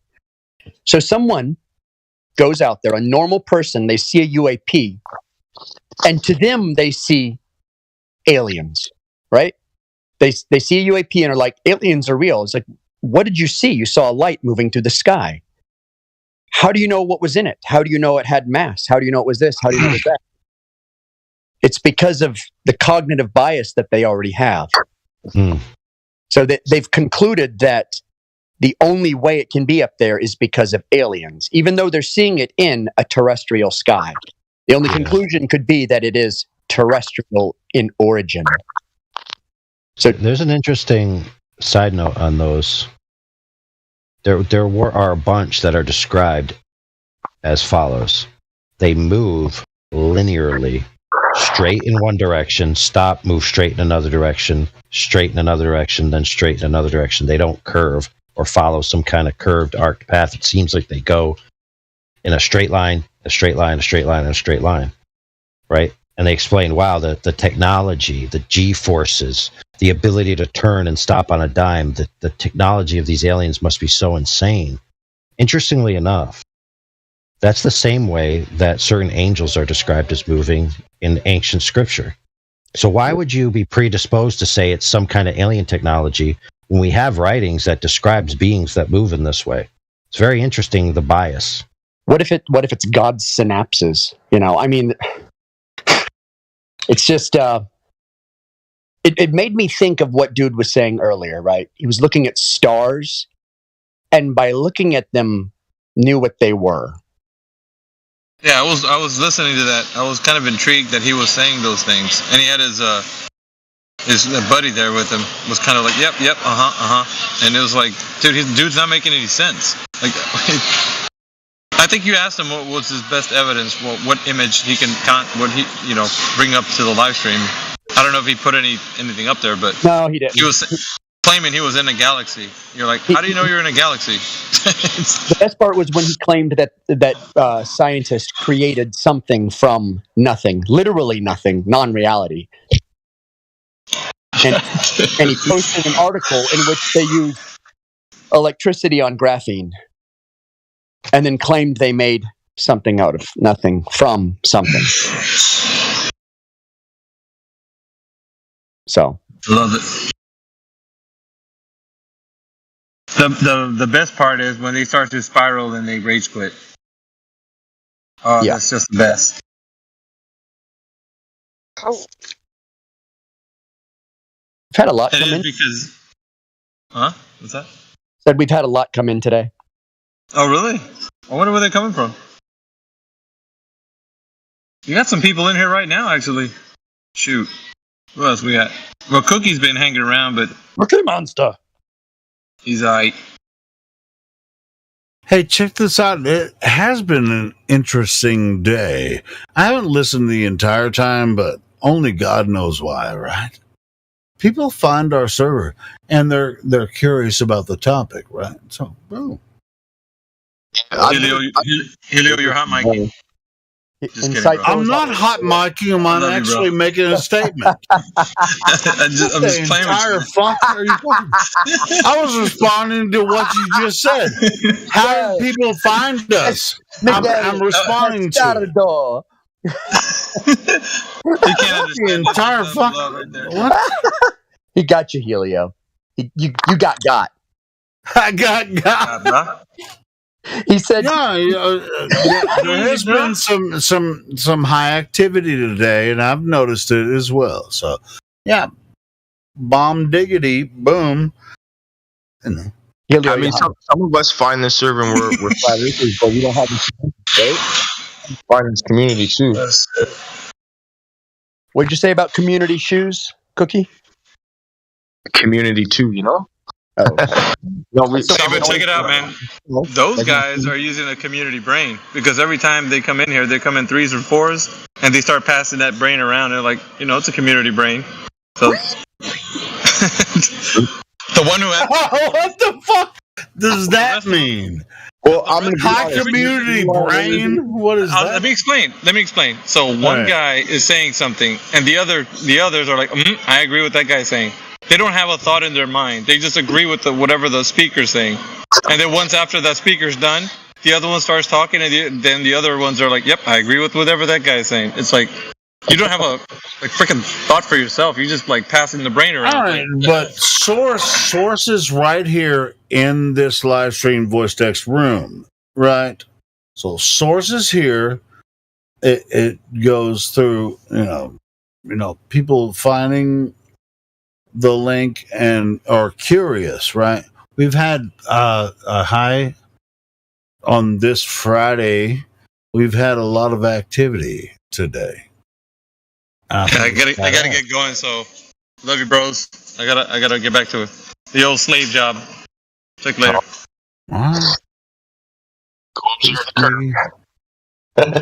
Anyway, okay. Well, I'm gonna be real. I want to tell you guys why I'm really that. But yeah, you guys have all been participating and whatever. Yeah, there's been high activity, whatever. Well, I'm the only person in my whole friend group who believes Earth's flat, so everyone's always making fun of me and like bombarding me. So it's cool to come into these. Hey, welcome to the fucking club, bro. Don't worry about it. Yo, but it's cool to come into these chats and then listen to Globers getting clobbered with true facts that actual, vetted flat earthers know what they're actually talking about. So that's why I'm here, just to, listen and learn and observe. And all right, Min, you're still here and you're sober. Go ahead. Yeah, bro. Yeah, but I'm mentally 9. You're nine, meaning like German 9? Like 9. Nine. That's why I fucking 9. It's just like, if you have anything to bring to the table, bring that shit. But I mean, we have to be. It's like we have to deal with each individual. Yeah, it's like 9. I don't know if that's what you were saying, but you always know that I'm on. But anyway. Really, you're hot micing. Oh, I'm hot micing. No, I'm actually intentionally miking. So if someone says I'm hot micing, I'm That's going to be our code for you from now on. That's good. Bro, I'd never hot mic unless I fall asleep. But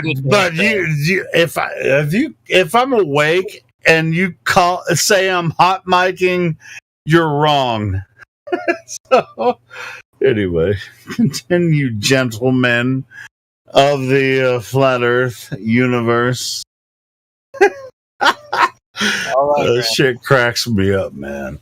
It's like, bro, I intentionally hot mic sometimes, but if I accidentally hot mic, you know it right away. But it rarely happens anymore. That's the hint. That means shut the fuck up, Helio, right? Mm-hmm. Mm-hmm. But it means shutting up without saying that. No, that's all good. Hey, dude, I'm not even embarrassed. Go ahead, gentlemen.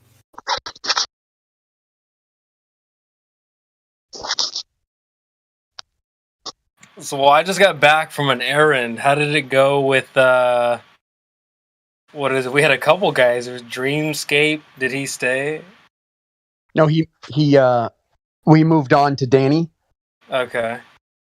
And Danny had the stamina, typical male stamina, about 3 minutes. He wasn't even running for 5 minutes. He was just walking for 5 minutes and then petered out. It's fine. It's fine. Look, it's perfectly fine. As far as Danny goes, I mean, just kind of let that go. I mean, shitting on Danny, I mean, it's really kind of like a pointless effort. Go ahead. I mean, if you want to, go ahead, but I'm not telling you what to do. I'll be honest, man. Sometimes I say some of the things I say just to have an excuse to use extraordinary vocabulary words like petered out. That's fine. I mean, everybody should definitely go back and listen to it, what he presented, and then the rebuttal that was presented by our side, and then, have an orange juice and kick your feet up.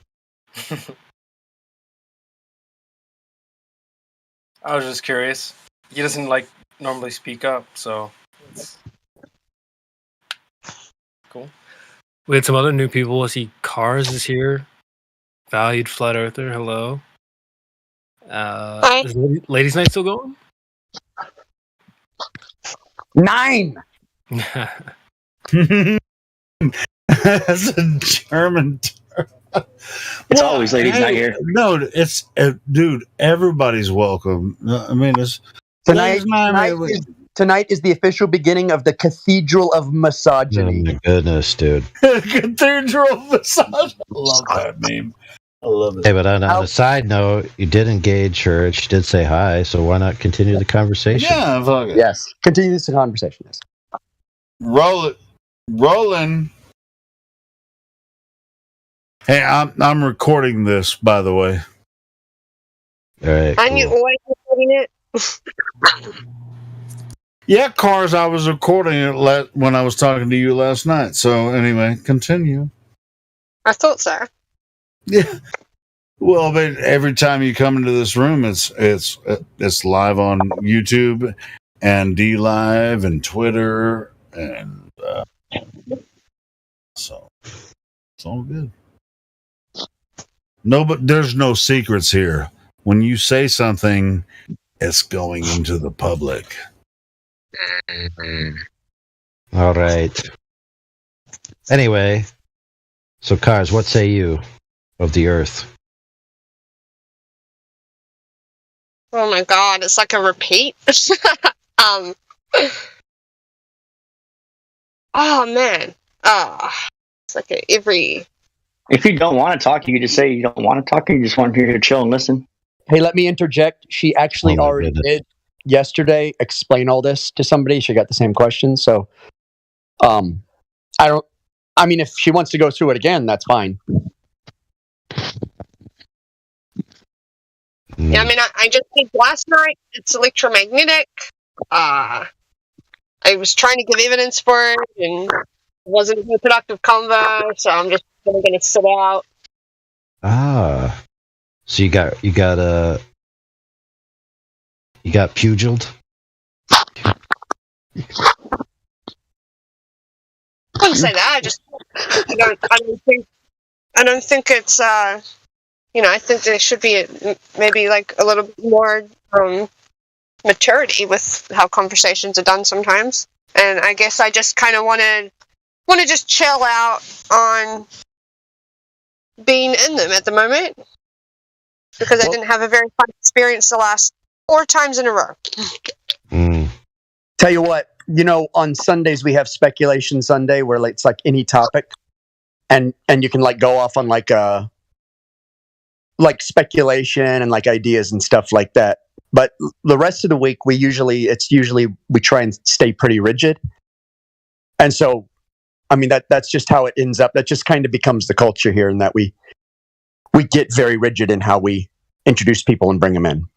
So if you didn't have a good experience, I apologize for that.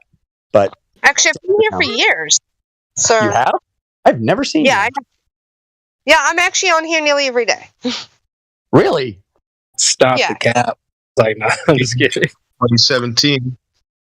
But I know 2021. It's been here for 2 years. The hours are different. I'm not normally on at this time, is why. Because I'm in New Zealand. Well, there you go. Did you say you're in Egypt? She said New Zealand. Egypt. Zealand. What? Man, you got to clean the wax out of your ears, bro. Hold on. I can't tell if there's 4 people answering for her.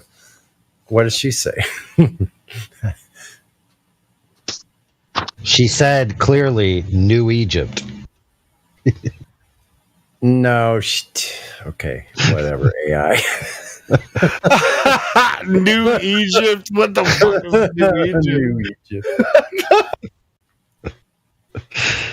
Oh man. I'm not allowed to go off topic, so I can't actually make the comment I want to make. But yeah. All right. So, what is the comment that you do want to make to kind of get the conversation started? Since you're willing to talk and you want to get the conversation flowing, what Karis, man, what are you curious about?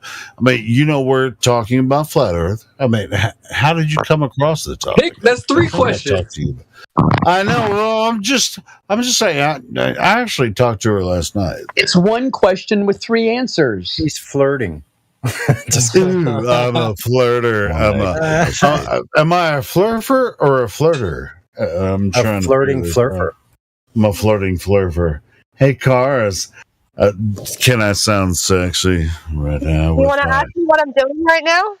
Throw up. No, I don't want to ask you what you're doing right now. I want to ask you why you're here talking to us about this topic that is flat Earth.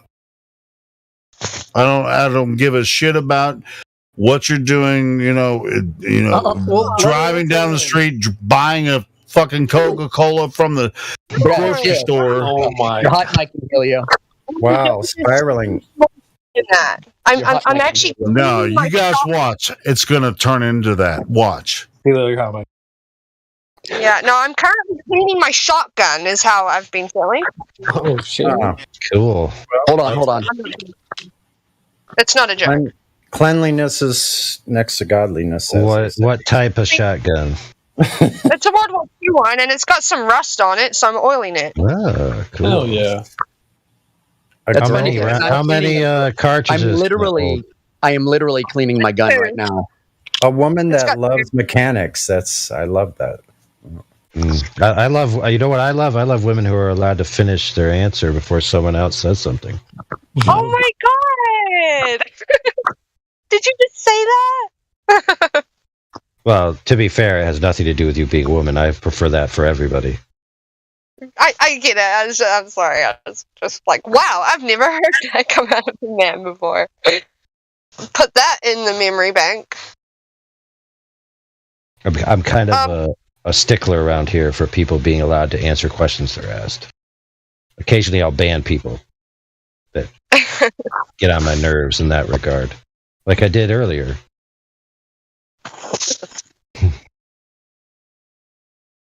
So 2, your answer was 2? Oh, yeah, it has 2, yeah. So it's a break barrel? Well, like, I don't really know that much about guns. We're not even allowed to have them here in New Zealand at all. Like, there's no gun, like, thing. Like, I'm kind of, like, naughty. But, fuck not having a gun. You know what I mean? So, I don't know much about it. I do know it needs a stock, but it's still usable. And it wouldn't take long to make one because they're just made out of wood anyway. But it's more like in the event of like an actual war, like, cool, I've got a gun and it works. And I've got a shotgun for it. Sorry, I've got shells for it. So, not shells, what are they called? Cartridge. Shells are empty. They are called shells. I don't know. Anyway. Shells. But the police raided me and took like the whole box of them, so I only have like a few left, which sucks. What? What did they raid you for? And why did they do that? Because I was posting evidence of how they kidnapped my children. Oh. Enough said. Was it a legal kidnapping? No, it wasn't even legal. No. Oh, but what I meant by that is, did they guide it in legality? No, they didn't have paperwork. No, a judge didn't sign it. That's what I mean. It wasn't legal. Yeah, it was full-blown kidnapping. Can you get them back? No, one. I got one child back. We got the other one back. Do you think you'll get the other one back? Well, it's been 2 years, so... They gave me the boy back and kept the girl, so... Wait, what precedent did they spew out in front of you for doing that? My beliefs about the law, that's what they said. Ooh, that's interesting. Wow, that's some totalitarian bullshit right there, is that not? Yeah, that's 1984, brother.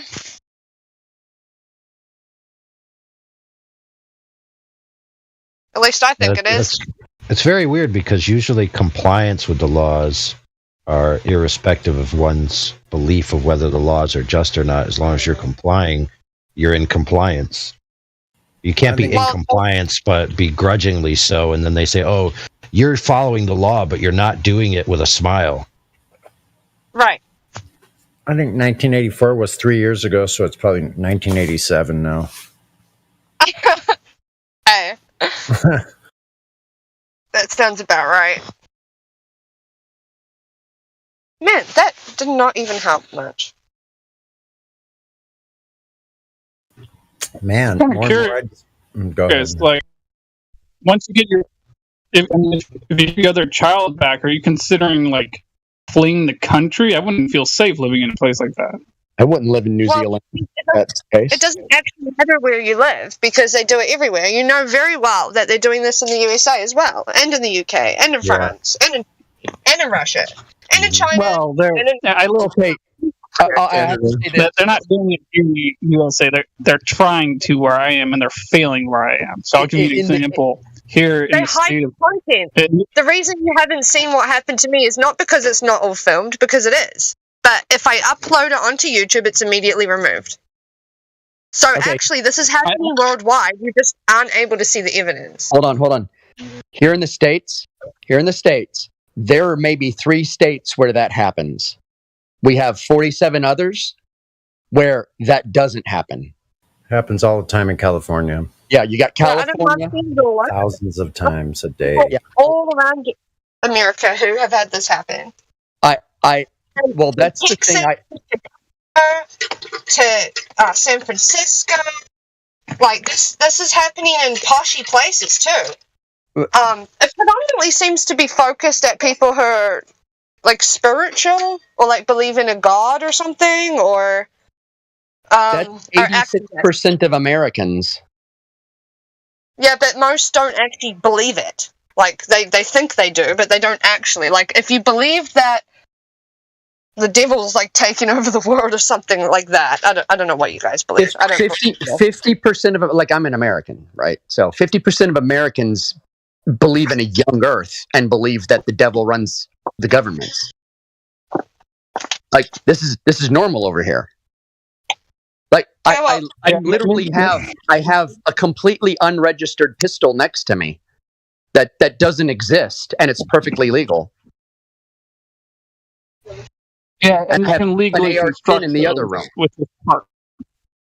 You know, I've seen other stuff. I'm not there. You know, in America, I've seen video. Sorry. Oh my goodness! Don't listen. Hold on, You should probably know. You need to reconnect.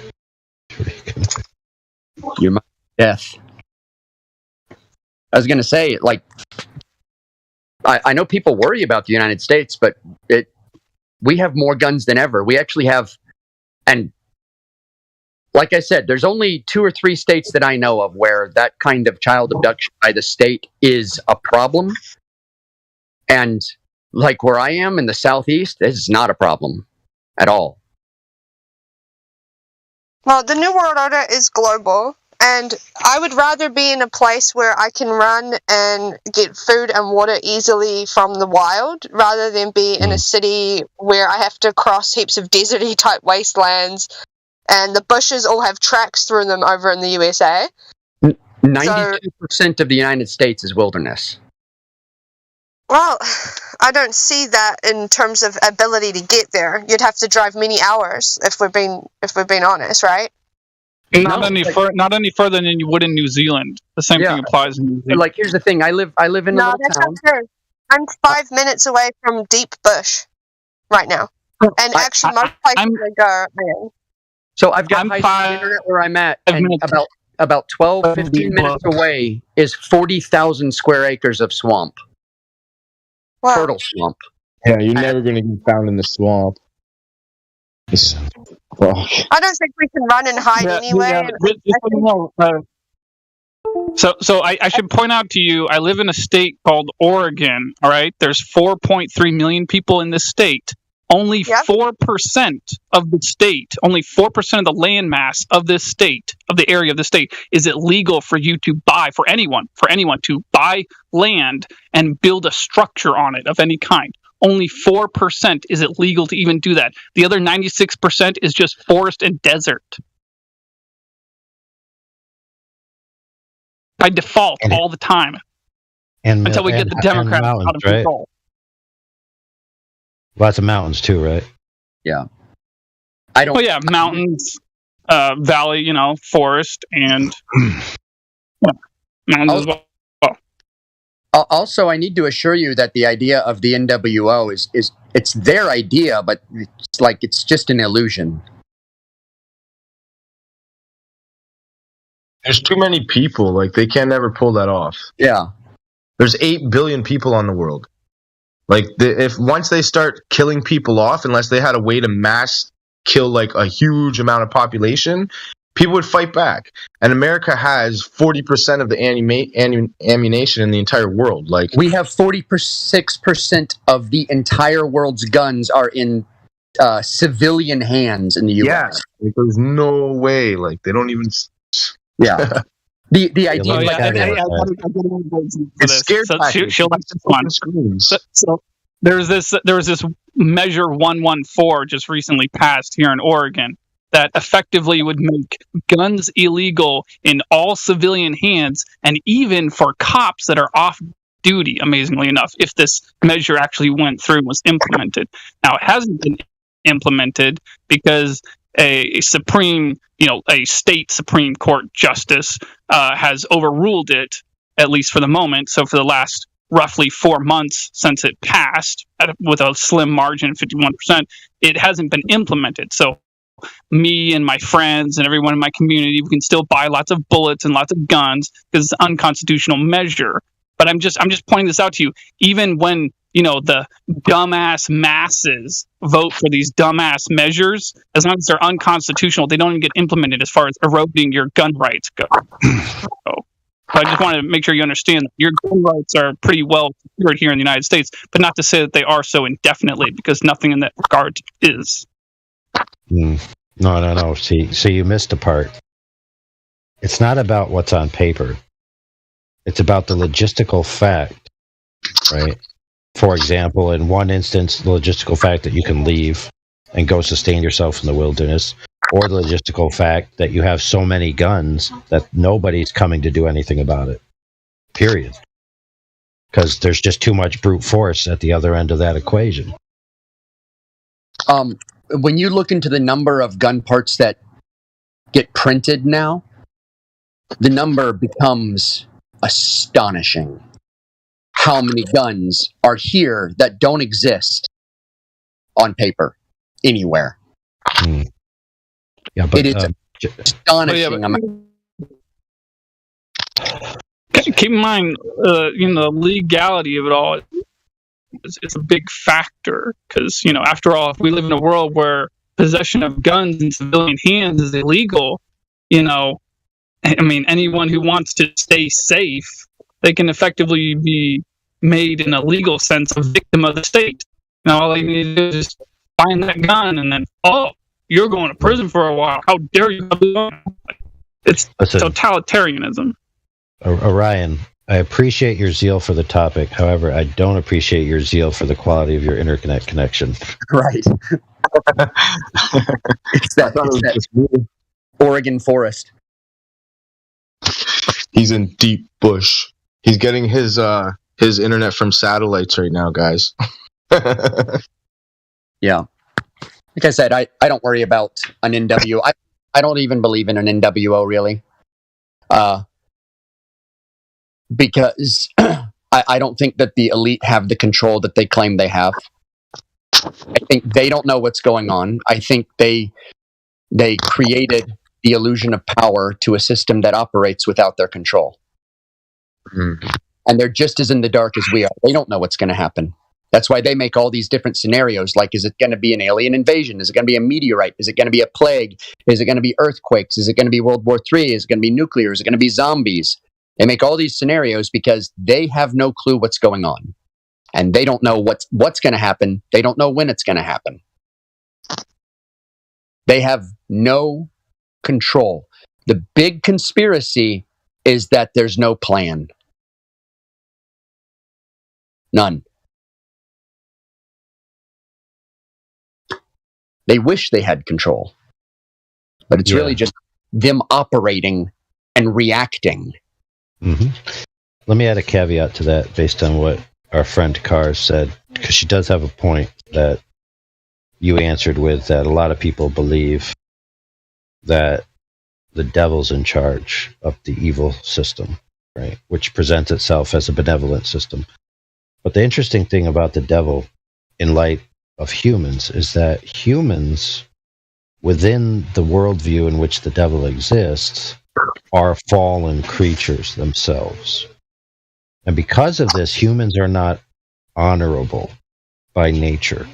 And what I mean by that is, just because the devil's in charge, in a sense, and he's using humans as his tools, humans, even within a group, are able to stab each other in the back, or to have designs of their own beyond the leadership designs.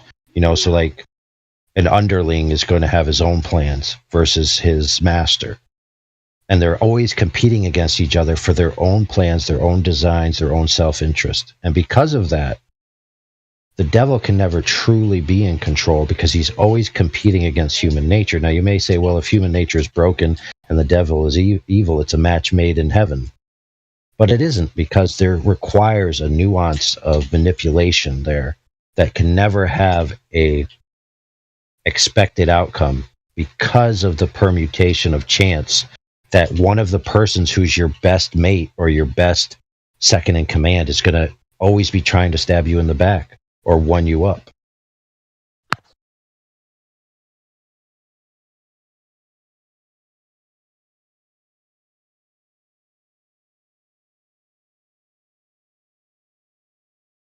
Didn't we just see that in the past decade or so with the major drug cartel like gave up their leader so that the underling could take over? Yeah. Yeah. And didn't he make a deal with the FBI to give up the other leader and now he's the kingpin? Essentially. Yeah, it's like, oh, we're best buds. We're blood brothers. We'll never cross each other. Yeah, right. I imagine the elite are exactly like us. They are the same people. They have the same DNA. They're just operating with stakes that are much, much higher.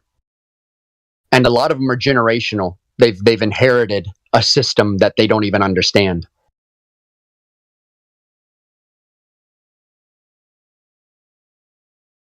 Because, I mean, all you have to do is go, look at a prison or go down to your local jail and you'll find every kind of evil in there that's practiced at the lowest level of society. And you'll find that at the highest level of all society, too. Because all of us have the same exact capacity for good and evil, elite or not. Mm.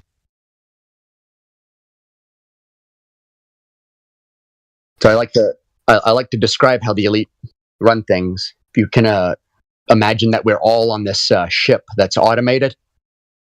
We're all born there. But a group of people at some point had the idea to create a fake bridge where they pretended to run everything. And they're not actually doing anything. They're not running the ship. They're not providing the air and the lights. They're not steering it. That's essentially what the elite are doing. They have no idea what's going on. They're just as in the dark. The only thing they're not in the dark on is the hierarchical structure that they created. But above them, they have no idea. They have no clue. I've always kind of looked at it I got like a question a about runaway truck. Yeah, go ahead, Orion.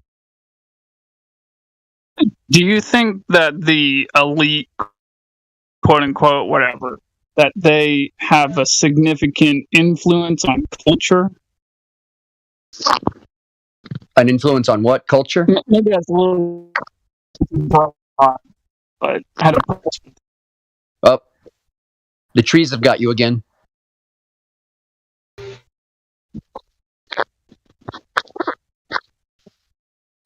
Testing 1, 2, 3. Yes, I can hear you. Well, so I mean, I'll just cut to the chase while I was even asking this. It's because I've observed and I've learned that politics is downstream from culture. Yeah. And so the ways I see it is, these elite, whatever. I don't know. It seems like there's somebody somewhere, some people with a lot of money and power that seem to have mischievous intentions or something like that. Do you think that they'd want to manipulate culture? Because if politics is downstream from culture, then obviously they'd want to manipulate culture so that the politics that's downstream from it suits them better, and that those same kinds of politics probably wouldn't suit us very well. So, I mean, I'm just saying I wouldn't say they have no control. I would just say that their control is limited. I would say they attempt to do that, but it's kind of like pushing the boulder that's already falling down the hill. Because whenever humans get technologically advanced, what follows from that is a population drop and a degradation of society. Naturally. It naturally happens. So if they're trying to push it along, they're doing way less than technology does. Technology is what drives, like, the sedentary nature that creates, like, the degeneracy that we see around us. Boredom is what destroys a society, because that's when everyone becomes, hedonistic, selfish, narcissistic, psychopathic, Machiavellian. That's when we get all these traits, is when life gets too easy. And it is almost like we are programmed to destroy ourselves. It's almost as if we are programmed that when things get too easy, we blow ourselves up, we conquer ourselves, we melt away, and then we start the cycle over. Does that make the Amish an airbag in the car? Yeah, it makes the Amish an airbag in the car. I like that analogy of like pushing a boulder that's already moving along, because I've used the analogy of, being in charge of a runaway truck. Yeah. Yeah, it's like no one really wants to be in charge of a runaway truck anyway. I would kind of say like the public is the terrain the boulder is on. Depending on how the public is going, the boulder either rolls down the hill or it can't be pushed up the hill because the incline is too much. Right. Like if people aren't ready for the idea, it doesn't work. I think if we're gonna stretch that metaphor out, I think once the boulder loses its altitude, like goes from higher to lower, it never goes back up. It always eventually crashes down at the bottom, and whatever the past was is gone, and we always create something new. We always have we walk around on enough ruins of ancient empires to know that we have done it before. But I think then we start operating in completely post-societal frameworks of how we build everything, of how we think.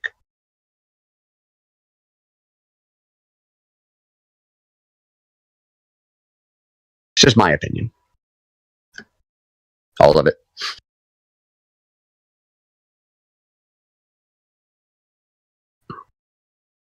But yeah, I don't think there's a way to reverse anything like this, like everything that's happening. There's no way to reverse it. I think it's something that we're like a self-cleaning oven. It's just, this is what we do.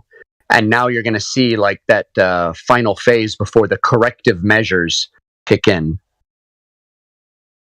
So to continue with the analogy, it's almost like it's a spiral downwards until you hit a point where like you got to do something, change everything to get out of it. I think you can stop the downward spiral, but I think you can stop it, but I don't know about ever reversing it without destroying the model that you exist in. Like that's why I like the analogy before, because there's always like this plateau where the ball stops moving, but then it keeps dropping again later on. Yeah, and then we go this whole circle, and then we're back in the similar point, but we're still more degenerate, more digressed. Right. So it becomes a spiral. Yeah. So that's why the smarter, I guess, like social researchers say that there's not a left-right swing. It's not a pendulum that goes back and forth from left to right. What it is, it's a spiral down. And the spiral is on the right side, then the spiral's on the left, and the spiral's on the right side, spiral's on the left. Eventually they get close to the bottom. They're almost together completely, and that's the end. And then we have to start all over. Yeah, I like that. I like that meme. You say you can't undo it. What's that saying? Like the cat's out of the bag, or you can't put the something back in the bag, or whatever. Yeah, you can't put the toothpaste back. You can't unscramble the eggs. Yeah. Yeah, once the cat's that kind of thing, not getting them back in. Yeah, I agree with that a lot. Even just in real time, there's no going back to like pre TV days, if you know what I mean. Yeah, like there's no one doing what happened there in my mind. So yeah, it's kind of like trying to create a world pre 9/11. Right. It's a pipe dream. Gone. Yeah. Like. I mean, it's a pipe dream for everybody. Like that'll never happen again. And I mean, how long was it before someone created a representative republic? The last time one fell, 1800 years? So, I mean, it didn't last either. In Hindu type of ideology, they have this idea of yugas, in the same way that like an epoch. I don't know what does that mean? Epoch. It's like an epoch of time. Like okay, the yugas are like they're like they're like an epoch. Chunks of time. Big chunks of time, like ages. Yeah. So it's like they say there's like 4 yugas, and like a flower, right? You have the budding stage, and then all that stuff. And so the ending, the flower doesn't just go from the seed and then grow and then just stay beautiful forever. It eventually wilts and then, dies and goes back to where it came from. Well, we understand that in another idiom too, is that in hard men, or what is it? Bad times, hard times create strong men. Strong men create good times. Good times create weak men. Weak men create hard times, and so it keeps going back and around and around and around. Right. And it's not something that happens in your lifetime. You are born in a good time or a bad time, essentially. Yeah. And maybe you're born right before the bad time's about to end. So, hey, it's just how it is. Yeah. I didn't make the rules. I know, right? Yeah. So it seems like we're going into a time of weak men. Oh, I think we've been in the weak. I think we're getting into the hard time. We've been in the hard time I think the stage. question is, what do you reckon? The question is, have we reached the peak yet? Have we reached the peak of weak men, or have we not reached the peak yet? What do you mean? Last The women generation. is literally acting like women now. Like, how could it Can I not finish be what the I was trying to say? Yeah. I promise y'all, it's gonna be, this isn't that bad. It's even worse. I think the last generation was weak men as well. So they made the boomers. I would say the Industrial Revolution, shortly after the Industrial Revolution, is entered the weak men phase. Okay, we started getting a bit more luxurious, yeah. Easy, yes, because we live. Let me tell you something. I can walk into a house. I have the entire wealth of human knowledge that I can access. I defecate in my home, and the poo goes away. Right. I click the magic switch, light comes on. I have food in my house. That's cold. I have meats that I can store for years in my house because there's a magic device that freezes it in time. Yeah. Right. Yeah, it destroys the vitamins though when you do that. Yeah. And but it still tastes good. Yeah. We live in the single most luxurious time in human history. Well, no. So we know, we know. Yeah.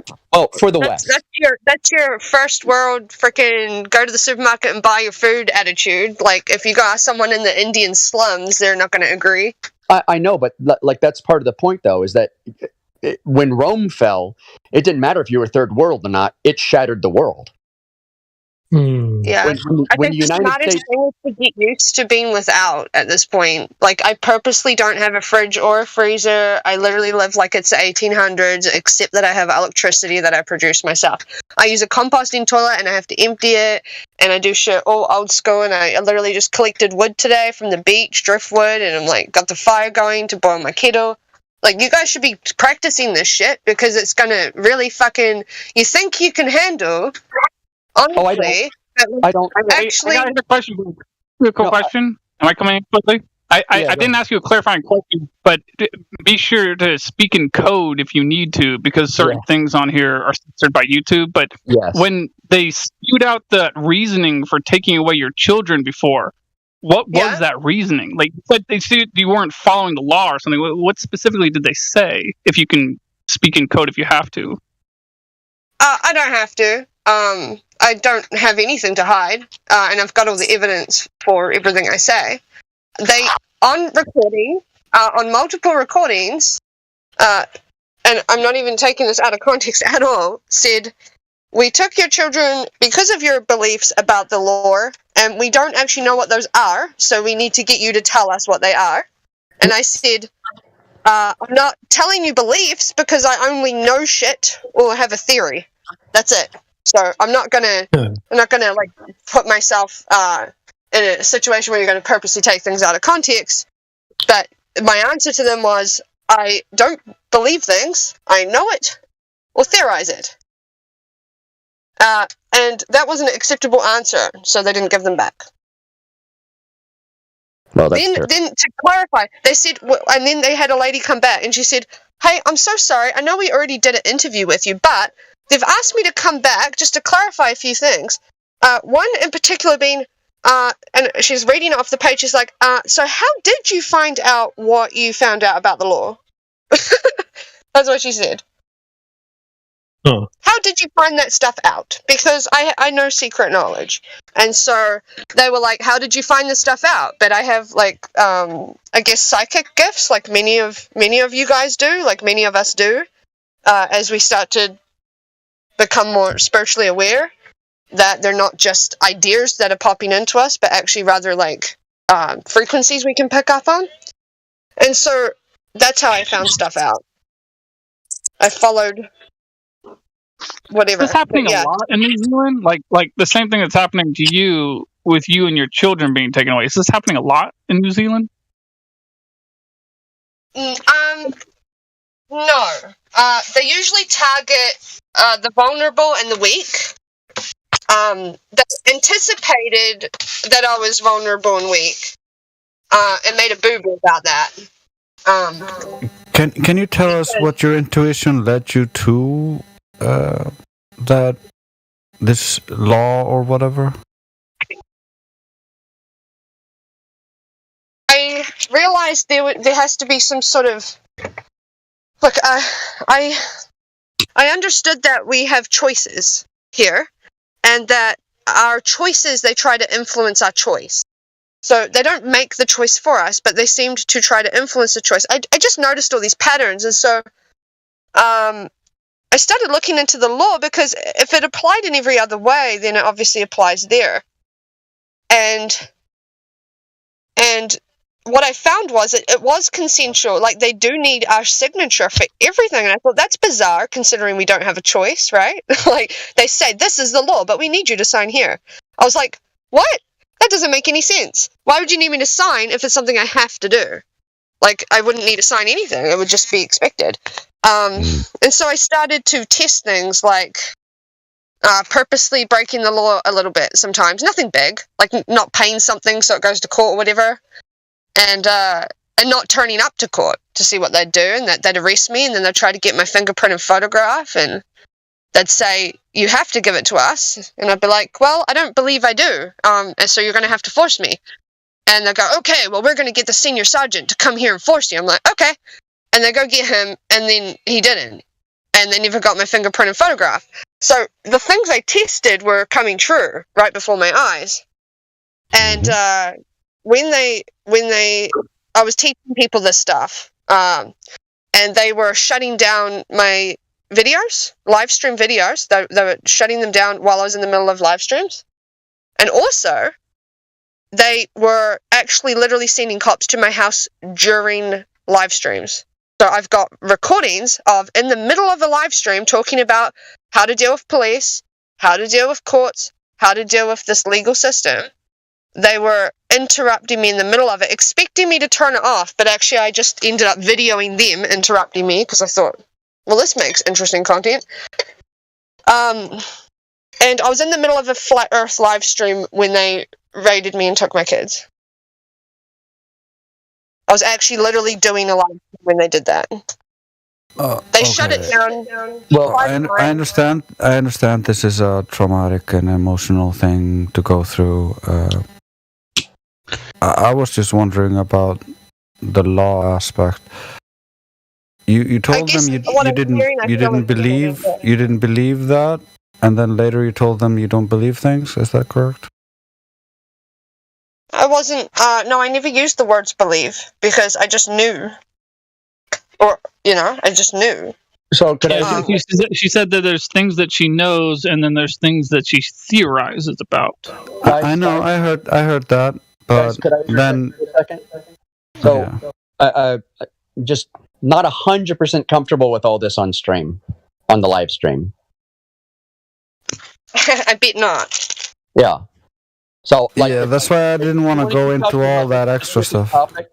This specific topic, I think y'all could take it down to chill chat if you wanted to. Like, it's not banned from the server or anything. I just want to keep Helios stream safe. Yeah, that's a good idea. So, But like, we can go back to the prepping thing because that's like a totally like safe topic to be on if you want. Yeah, so speaking of that, she's not that far off. So the United States commissioned a colonel to do a report on the vulnerability of United States to certain weapon systems. And in his report about the EMP specifically, EMP weapons, he said that if a large-scale EMP went off, right, and this particular scenario was it initiated by a nuclear device ignited in the high altitude sky, right? So the fallout of the EMP would go across the entire landmass of the United States. And his estimation was that 30 million people would die from the initial event because they're at present reliant on electrical technology to live for whatever reason. Either heating, driving, flying, connected to machines, etc. He then went on to say that in the next 3 months, based on his projections, 70 million people would die because of the very thing that she just mentioned to us, which is that they don't understand sanitation.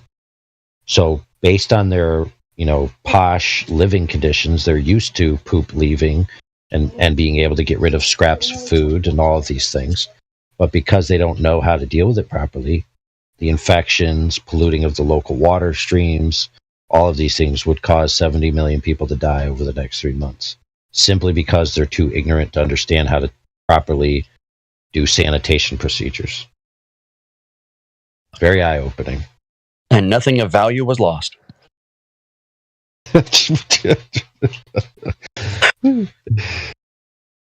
What about the 3 planes? What about the planes that fell out of the sky? Yeah, for real. So, what about the thousands of planes that go from one airport to another? Well, I think it might have already happened already if it were going to happen at all. I mean, they had that thing in the mainstream news. They were just hyper focused on it for at least 3 days at once. This Chinese balloon just casually moving over the mainland of the United States. The president just twiddles his thumbs, Like, I'm just saying, like, if it were to happen, I think it would have already happened, right? Maybe. Wow. That's fag news. I don't know. That's what I call it. I mean, fag news? Fag's like cigarette news. Oh. I guess you can call it fag news or stick news. You know what? Fag is a stick or a cigarette, You know why I don't prep? Because I have accepted my death. I'm going to live through it or die. Yeah. Not worried. Oh, I just wanted to point out, they said it was at 60,000 feet.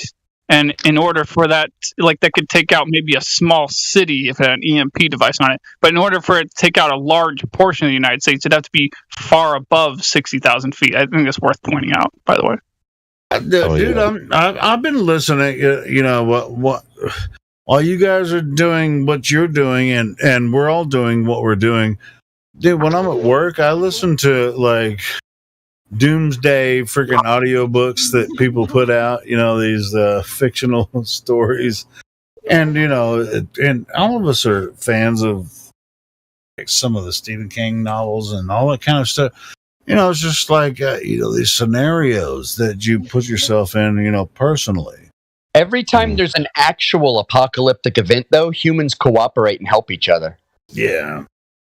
Well, but not in the audiobooks. It's all man against man. It's just like the roving gangs of murder rapists everywhere. Yeah, that's what the books are about. Yeah, right. When in reality, there may be violence at the very beginning of something, right? And opportunism at the very beginning, but that quickly ends, and you get generally cooperation where there is no government to interfere with human cooperation.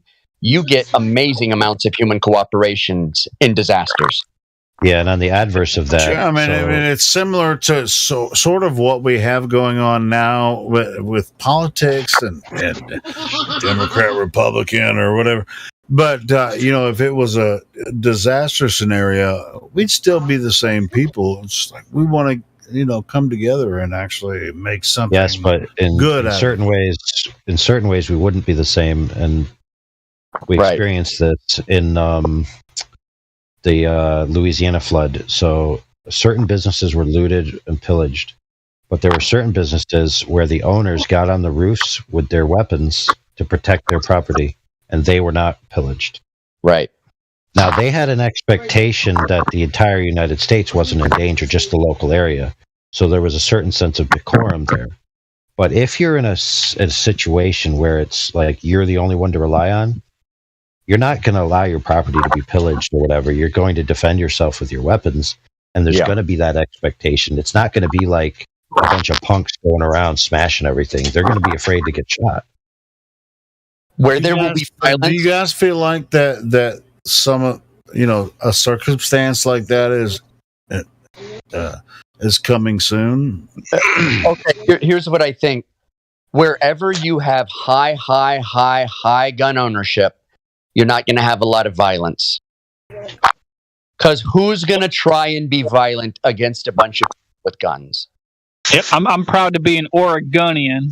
Yeah, and on the other hand, where there's going to be a lot of violence, Oregon, there's less guns in Oregon than the rest of the United States. What the fuck are you talking about?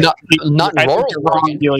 Okay, maybe I'm wrong. But there's a shitload of guns in Oregon is Midwest. filled. Oregon is filled outside of like those like Rose City areas. Oregon is filled with rednecks. Yeah, I get you. Yeah. I mean, it's just like, but I'm not predicting, this apocalyptic idea. But I do listen to a lot of scenarios. They're fun. I don't even know why it's a big thing. That all these apocalyptic freaking because audiobooks are out now and they're available on YouTube. But I just listen to them a lot. Because it's part of the intuitive human nature. We know. That's why we know it's coming. We know that we are programmed to destroy ourselves. But at the same time, we know that we have the ability to protect ourselves from the ignorant. Just like because the powers that be are coming for the free men. The free of mind. They say they are. Okay, well, yeah, exactly. At the same time, we're equals with them. So the enemy is, I don't know, I would say the governments. It's just like, government isn't bad unless it's bad, right? That is truly profound, yes. But what if they're good? Yeah. I know. I mean, it sounds simple, but it's more profound than you might realize.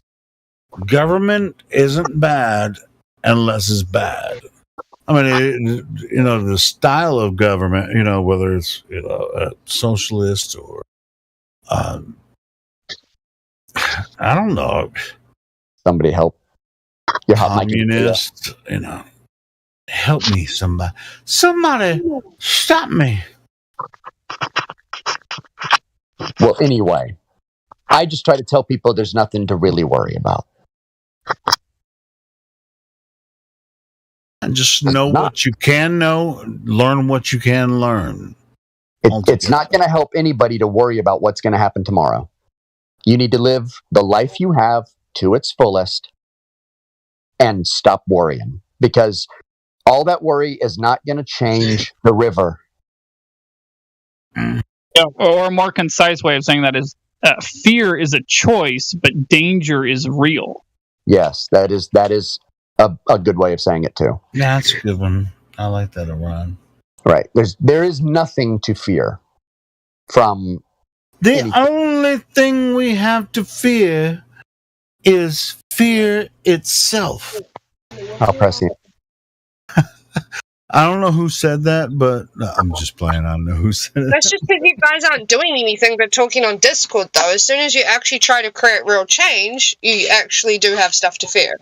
But I'm not trying. Why would I try and create real change? I want it to all go to hell. Well, then you would be creating the change to that yourself, lady. Against 114. Like, and I don't want just like destruction. I just want to watch the world burn. I want to. I know. At the moment, you're just sitting back and like watching what other men create instead of doing anything yourself, right? What are you supposed to do? Hold on, wait, everybody wait. Everybody wait. Hold on. Yeah, everybody shut up. Let Beam talk to Cars. Please, please, guys. Do you know me? Do you know me? Well, you just said that though. Like I'm actually quoting you. Like you just said, I said that you're going to sit back and watch what other men create. Is that what I said? No, you said you're going to watch it all go to hell, and you were talking in reference to what they're creating. Did I get that wrong somehow? I didn't say that in reference to what they were creating. What do you mean? You said you're going to watch it all go to hell. So you creating it going to hell? No, I didn't think so. So you're talking about what somebody else is creating. I don't understand how you derived that. Because you're not creating, you're watching. So no, I'm creating what I wish to create, and it has nothing to do with this world. Oh my goodness, dude! And we're subjects. We're subjects here. So yeah, Hold Cars. on, I mean, what do you think friends, that hold you on. can do? Hold on, Hold on, Go ahead. Julio, hold on. I said, man. You shut gotta up, get everybody. point. Shut up. I'm. Yeah. Go ahead, brother. AI. Okay, so I don't mean to trigger you. I'm just a realist here. Hold on. So a cadre of individuals in the past created a forum, right, which could be talked about certain topics and expose that topic to multiple people, to which that topic being discussed and being influenced on these people's life has sent logistical ripples through their lives, right? So the concept that creating something must be tangible rather than just a discussion forum is kind of like a false dichotomy. This server has impacted many people's lives, has awakened many people's minds, and has caused them to do things, to which Mr. Meme was a part of that initial creation of such a platform. Sure. So, I mean, is that worthless in your view? I'm literally speaking only to what he said, not that convolutes the whole thing I said. I was speaking to what he said, which was that he was watching it unfold and going to hell. And all I said, so I'm sorry if I'm wrong and you're actually out there doing activism and actually creating change and all that kind of thing, like physically in the actual real world. But that's what it sounded like. It sounded like you're just watching things happen. I know. What I think you're doing is you're trying to pigeonhole people into your version of what the right thing to do is. No, I haven't even suggested to do anything. Hold on. Let me make a comment. Is material activism. That's the only thing you can do. Yeah, let me comment on that based on what was just said. I just described a type of activism that doesn't actually have that tangible side, but actually has tangible effect. It was then completely ignored, contextually. Well, you aren't who it was actually talking, were you? Like, aren't you... Sorry, I'm confused. Who was the one who just... So you're jumping in and talking for him and making points for him now? I'm so confused about what's going on right now. No, I'm just giving you a history lesson of the nature of things that he's done that have had tangible logistical benefits in the real tangible logistical world. Okay. Well, personally, like, I'm not gonna sit here and brag to you. I'm not gonna sit here and brag to you. That's the thing, and I'm not gonna preach to you about what I've done. I was literally commenting on what you said. We'll bring it back to that. You said you were watching stuff, and so I was like, well, why don't you get out and actually do some stuff and create it? Okay, well, if you're doing that, look. Cool. You can change what is possible to change, but a lot of activists think, are trying to change things that you can't change. Or that you think you can't change. No. That you literally cannot change. Every single change has been met with people saying that exact sentence. That is not true. Yep, every single actual change in reality that other people have done in the past was always met with, you can't do that. Name the last political win anyone had. Well, how is politics reality? Okay, name the last activist who got a win in politics. Okay, there was a woman I just saw who had changed laws around schooling so that they do actually have to disclose what they're teaching children. Do I agree with that? No, because I don't agree with politics, but you gave me an absolute specific example. There you go. That literally just happened today. Okay, so that didn't really change anything though, did it? Well, it did, because she got what she wanted out of what she was saying. Get rid of the public school system? But you literally stipulated politics, and we know that politics is false and doesn't create change. So you created a dynamic of an argument where I cannot win. You literally pigeonholed me. Hold on, but what change matters? What change matters? What battles matter? Well, how can it be reasonable for me to determine that? Because you're the one who told me. Oh my goodness, hold on a second. Hold on. If you can't determine what battles matter, then you have no idea what you should be doing. So then your idea of doing something is just futile effort. I don't think that's what was just, said. I was asked to stipulate what creates change, but no matter what I mention, I've literally already said things. Why don't you do survival training? We literally were just talking about that. We're talking about weapons before. I've mentioned tons of things. I've got an idea. What if you go out and you create a forum for people to have discussions about these topics to open their eyes so that they can effectuate change on a local, even tribal, even familial, even personal level, and to where the change that is happening is actually only on each individual basis? What if that type of forum was created?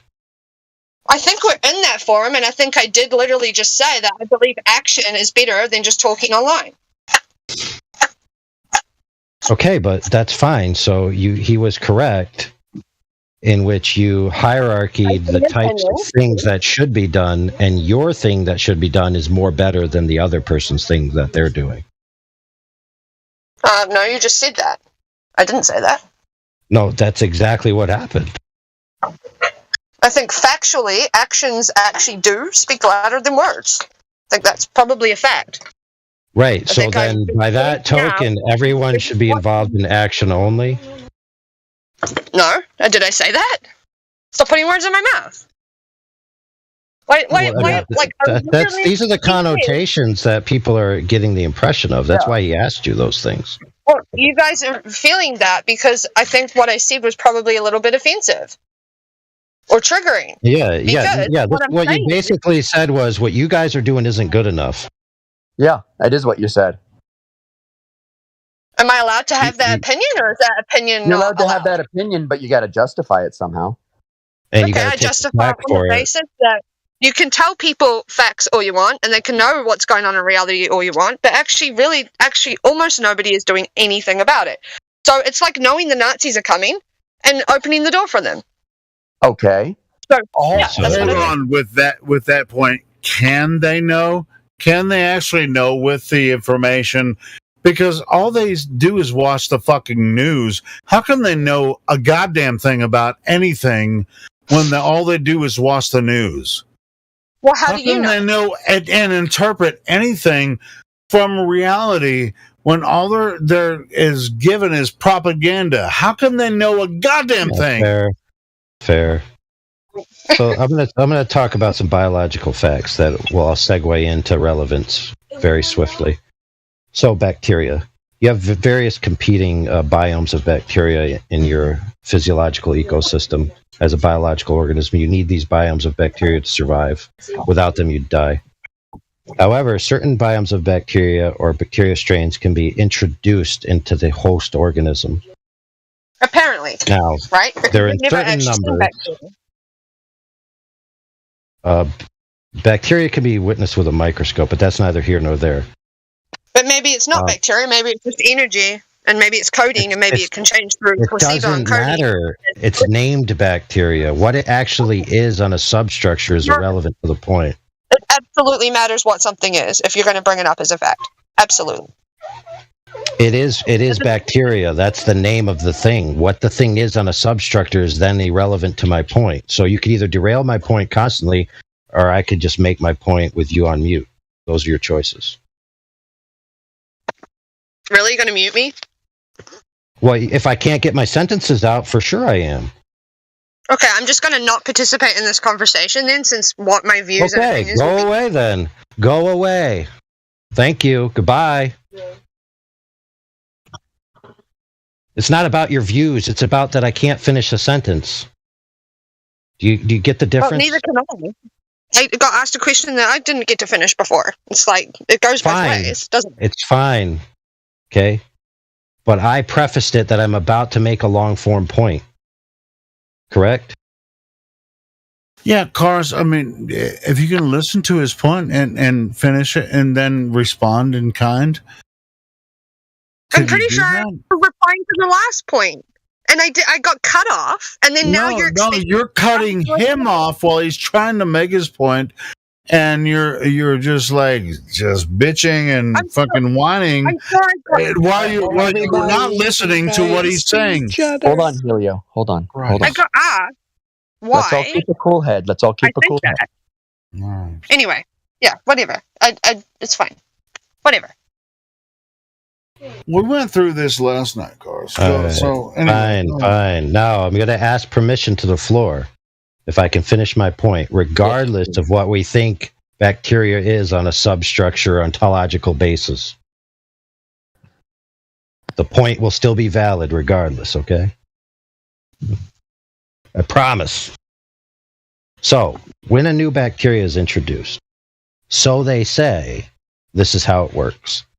The bacteria can't do what it wants to do with your body right away. It first needs to start reproducing. So it doesn't focus on attacking the host body. It focuses on resources and conversion.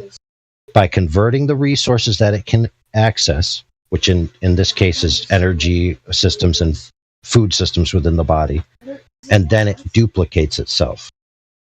Curiously enough, once it reaches what's called critical mass, then the bacteria somehow communicate with each other, right? And then they all become online, and then they act against the host body because now there's enough of them that are powerful enough to make a dramatic impact against the host.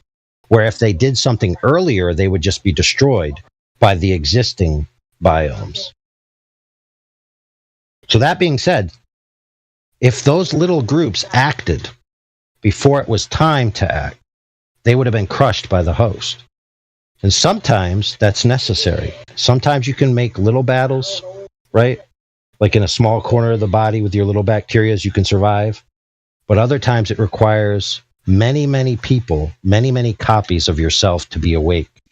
And that requires ideas, communication of ideas. The idea, when it's disseminated enough, reaches an aggregate critical mass to where that idea then becomes a steamroller and affects change against the host, whether it be a nation or a society.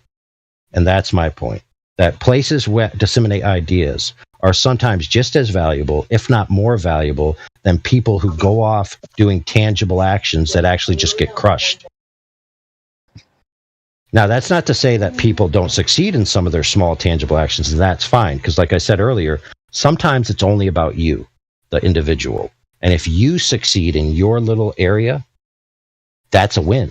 You don't need to change the whole world. You just need to change your world. Maybe your family's world, maybe your neighbor's world, and that's enough for you. That's enough of a life's work to change one other life.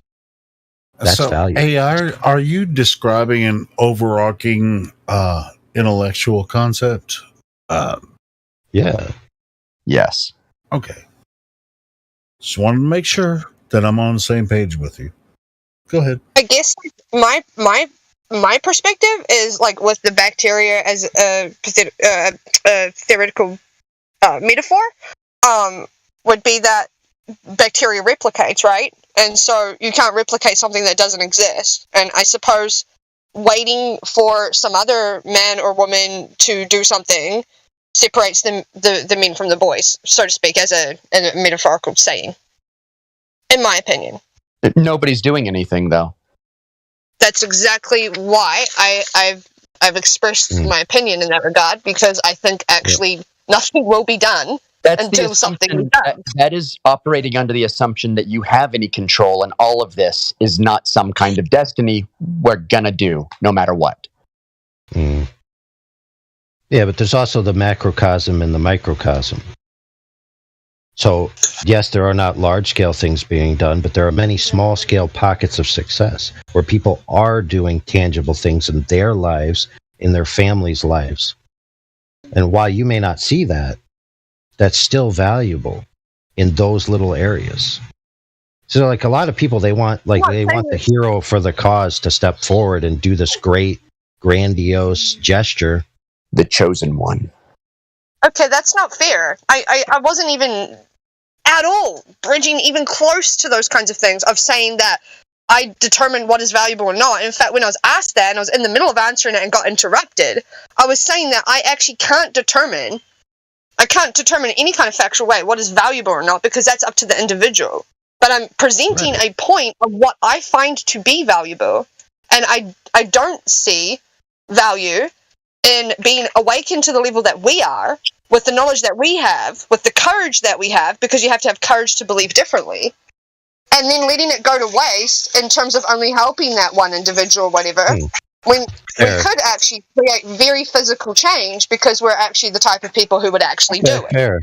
Okay, fair. Personal opinion, but I can't determine everybody's value on that opinion, can I? Okay. That's what I was Okay, Well, hold on. Before you say anything, AI, she did determine a value, because she said it's what separates what? Yes, she set a hierarchical standard and categorized men by their value. Yeah. I said I believe. So you set a value to it. And it was a metaphorical plane, and I said I believe in it. Not that it's fact, but I do. I wholeheartedly believe in that. Okay, fair. So let's go down another level. So, do you know Dean Richards or Carl Lentz? Yeah, I do. Okay, perfect. So these are men who and it does not work. Didn't work for you. No, it didn't. So you went to court with it? Yes, I did. And I recorded it, and I did fantastic, and the judge walked out, and she was silent for 2 minutes at a time after I would make basically commands at her. Lawful commands, like, you have to do XYZ now because of. There was no success because, and you know what? Because there can't be success in that forum, because it's like someone's coming at you with a gun. Okay, they're about to shoot you. Yeah. We know these people are psychos. Okay, they're coming at people with a gun or a taser or whatever, and they're about to shoot you. Imagine getting a document and going, "No, you can't do it because of this piece of paper." Like, it's the most faggy, ridiculous, dumb shit ever. Like, of course, law as an actual whole cannot work against psychopaths. Maybe it can work in small increments or small regards, but as an actual answer to psychopathy, law doesn't matter. Now, did you actually create a common law court, or did you go into a regular commercial court? I've done every single method. I have done every method. I have done common law. I have done Caroline's method. I have done Mark Stevens' method. I have done obviously I've tried the legal way. That definitely doesn't fucking work. I have tried ecclesiastical type stuff. I've done contract law, commercial law, UCC, using postal law. I'll take your word. I'll take your word for it, but I do just want a yes or no answer. Did you actually successfully create a common law court, or were you always in the jurisdiction of a commercial court? Well, like I can say, and as I say, write down and give paper and all that for that, but that doesn't mean they believe it exists, does it? It's like going into a Monopoly game that someone else made, and then expecting them, expecting that it's like they made up a game that isn't even real. So yeah, but there's also another possibility, which you did mention. It's not even that they're aware of it and they choose to disbelieve it. It's that they're completely ignorant. And they look at your stuff as if it's Greek. To them, it is. And that's what's interesting about machines like this is there's an iteration of machines like Meme was mentioning earlier. You wake up on a cruise ship. The cruise ship's headed towards a destination. It's on autopilot. Nobody knows how to switch the autopilot off. They just assume this is the way it's always been, and this is the way it shall continue. Right, and I guess the only way we get anything different is by actually literally doing something different, which is an action. It would be like if, look, we can debate whether these things are real or not as well, because we know that history is a lie, but say it'd be like Martin Luther King or Sherlock Holmes, not Sherlock Holmes, whatever his name is, who freed the slaves or whatever. All these, Abraham Lincoln, sorry.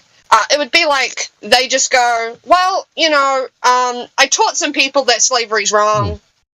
Yeah, they'll figure it out. No, they like literally knew they were in a war or whatever, and like actually took physical action. It's like you can know these things for centuries, but until someone does something, and it takes people to actually do it, and it does mean going out on a limb and being basically the only one and shit. Like, but who, if not you, then who? And this is where this comes from. My philosophy on this comes from examples and history and actual evidence and patterns and shit that worked in the past. Okay. Claim to so to Meme's point, another methodology that has worked in the past for regime change is to simply let the regime burn itself to the ground, right, and then build over its ashes.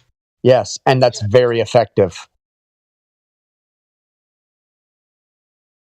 We have never seen a successful rebuilding in all of history. I've never seen a successful building of anything in history, because it's always built by humans who have the capacity for good and evil in every single one of them.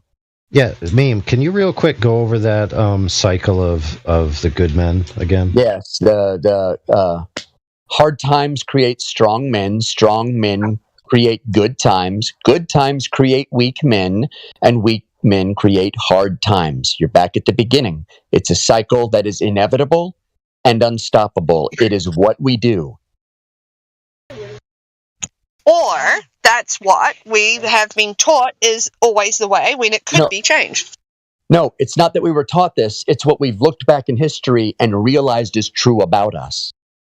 Everything that was ever changed was originally thought of as unchangeable. No, all the things that you're changing is like rearranging furniture on a sinking ship.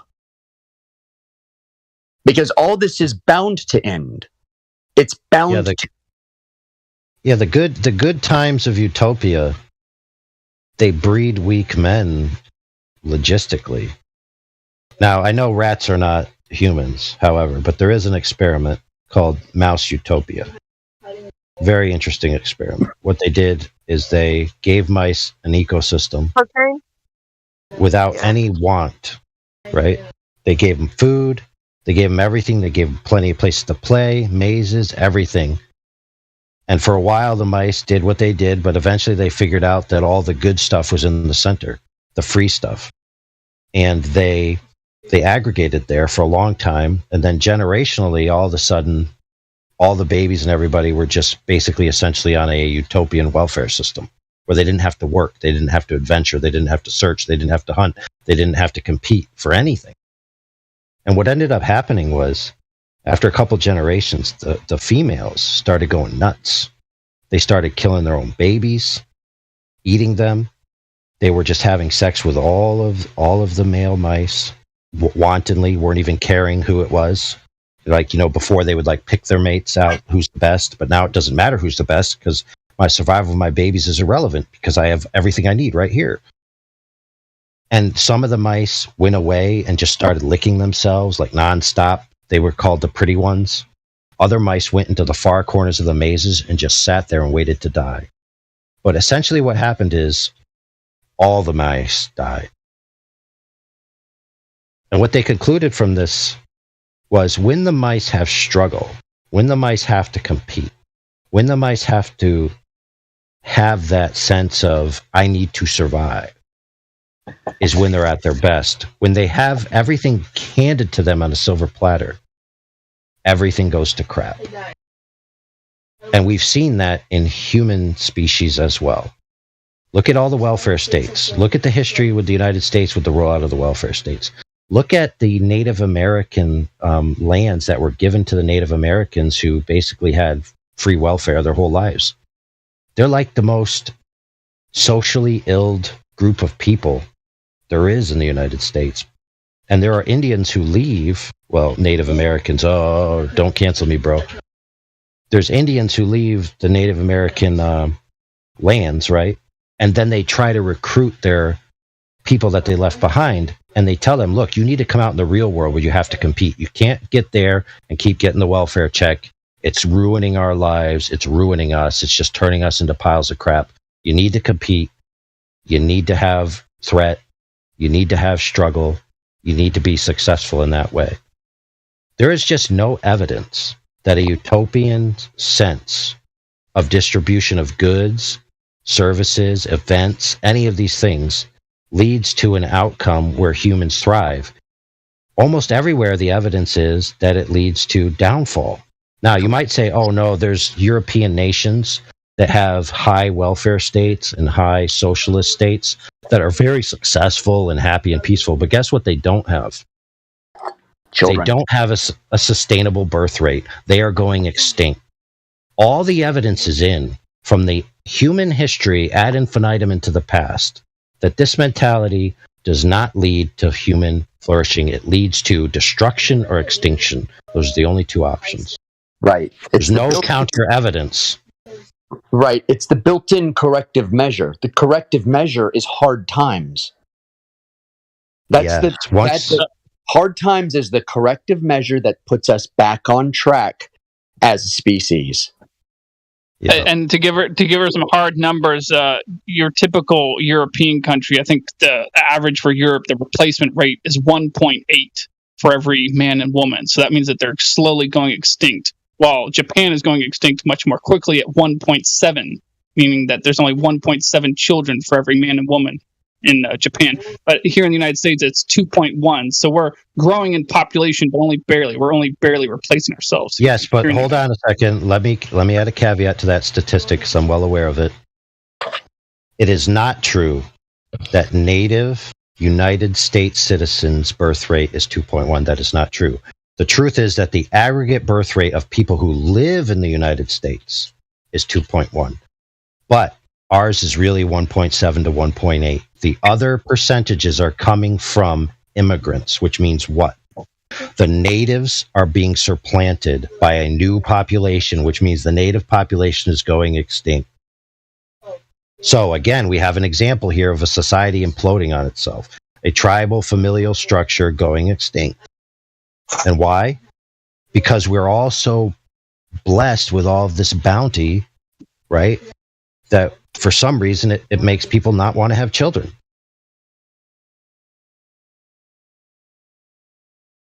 And there's no counter. I will be clear. There's zero counter evidence to these points. Zero. Except hope and wishing on a star.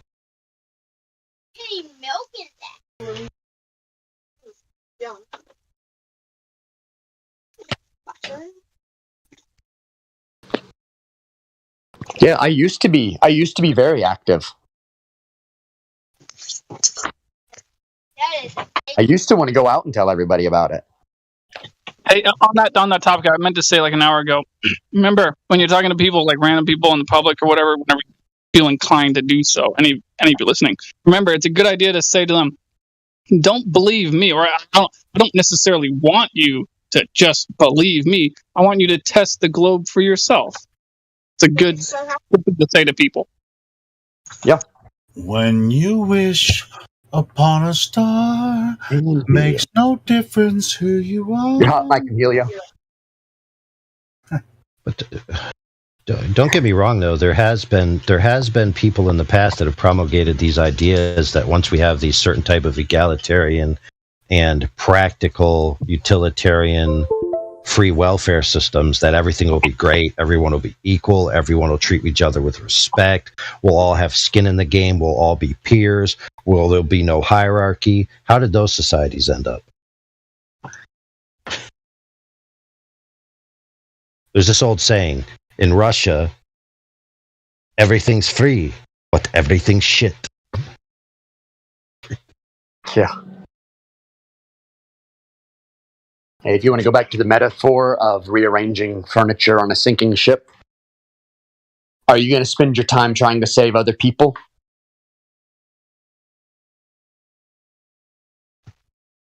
I'm wondering, like, I heard a rumor long ago when I was a lot younger that there were enough lifeboats on the Titanic for everyone, but that most of them that left were, like, empty. And that's why, like, anybody died on it. Most people thought it wasn't going to sink. Most people thought it was unsinkable. Is that true? Like, do any of you know anything about that? I heard they were filling them with like only like 10%, 20% of capacity, because the guys weren't trained or something like that to know how many people to put on the boats. Yeah, like I mean, the whole that whole story is kind of like. Well, let's not talk. It doesn't really matter if it was true or not, because it did end up happening, right? Yeah. Although a funny thing about that is that a lot of the staff that were on that ship that survived later on ended up on another ship called. Oh damn! The name is escaping me, but it's like it's sort of an American patriotic kind of name. But there's another ship that like 15 years later sank just off the coast. Eagle Bomber. Was that it? What? I said the Eagle Bomber. No, that wasn't it. It was a different name. It was something more like it was like synonymous with like the U.S. Constitution, but wasn't that. Like it was a name very similar to that, but it wasn't that. But anyway, I just thought it was so funny that a lot of those same staff like ended up just on another lifeboat as another ship was sinking, while other people died that were too stupid to get off the damn ship. So there was a cruise ship that was full of Asians, and this was recent, and the staff kept going over the intercom saying everything's fine, and the only people who survived were the people who didn't listen. Have any of you guys read a book about that was written 100 years before the Titanic that literally describes the whole entire Titanic thing? Has anyone heard of that book even? Yeah, I've heard of that before, but I've never read it. No. It's pretty eerie. Unless they change the dates or something, because it's obviously hard to know. You know, they can do stuff like that. But yeah, allegedly it was written 100 years before, and I saw physical copies of it that were dated that year. But you know, whatever, I don't know. Yeah, and it basically like was like a prophecy almost. Or planned, you know. We know it was planned anyway, but maybe they planned it 100 years. Well, it's a pretty good Titanic sinking. Yeah, there was innuendo that they did it intentionally for insurance reasons and certain things and competition among the shipbuilders. And so if somebody in that circle had read that book in the past, it would be in their mind to be like, wait a minute, I know what we could do. So, you know, it could be one of those self-fulfilling prophecies where the idea is out there and then it creates the event in the future because people have the idea. Yeah, that's definitely possible, for sure. Good point. It was actually, definitely, because it was called the same names and shit, if you know what I mean, as well. Like, it's real weird.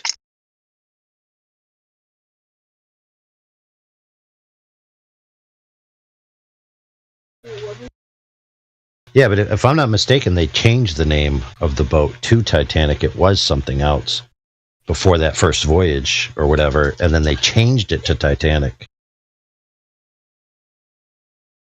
But it's all irrelevant, because what really matters is that the only reason Titanic sunk is because of refraction. Dr. Bob said so. That's right.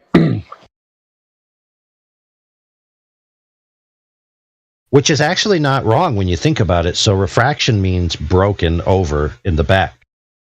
So the boat was broken in the back, and therefore it sunk. So it was buck broken. So the boat was refracted by it the hit. iceberg. Hold on, dude. Prophecy in the making. Not only was it broken in the back, but it hit an iceberg, which is technically a mountain of water. So it was Brokeback Mountain. Correct. So wait, beyond that, you can only see 10% of the iceberg, and the other 90% is under the water. So as these two media involved with that, the water and the air, refraction would actually be involved with them not seeing 90% of the iceberg. Thus, refraction caused the Titanic to sink. That's so convoluted. proves the globe. It's true. Yes, it's so convoluted. It's true.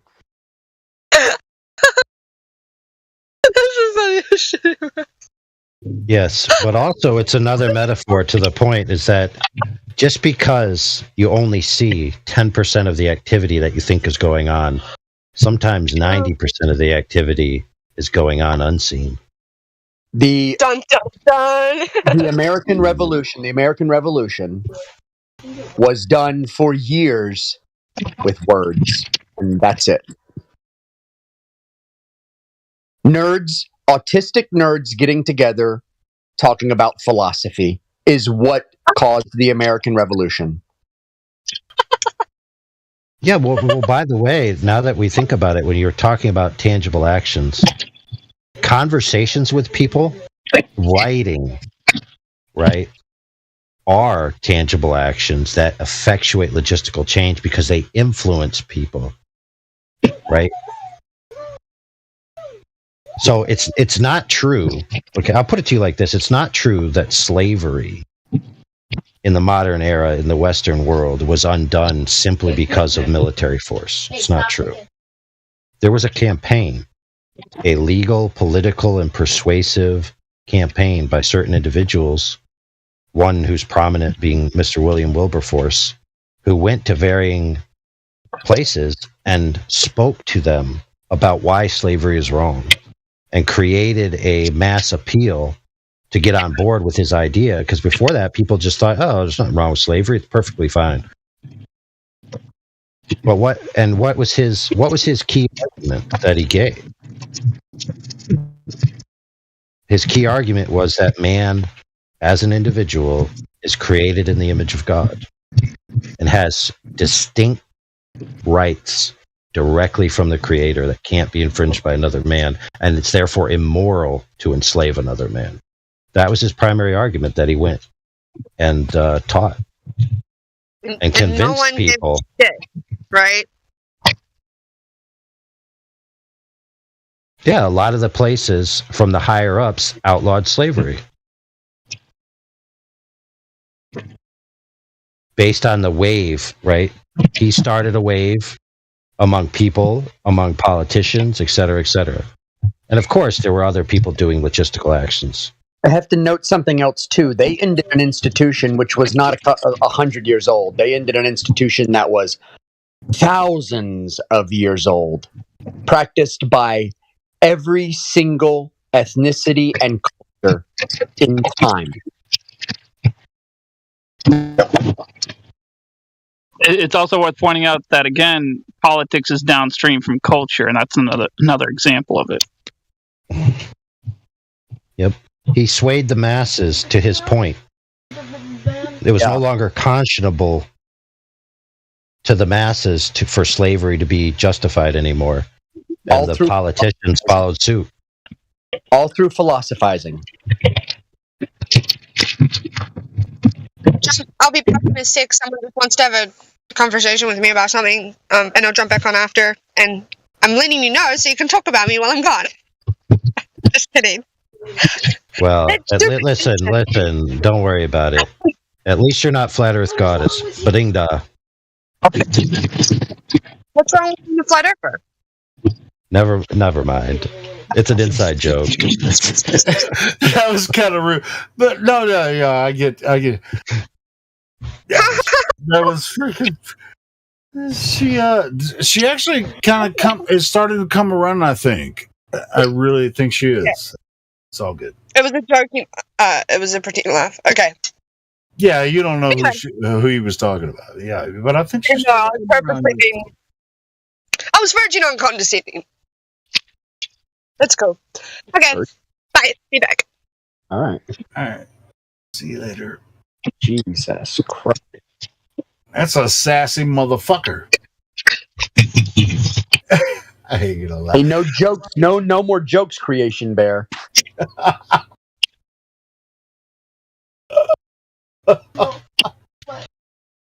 He's not in here right now. He's like,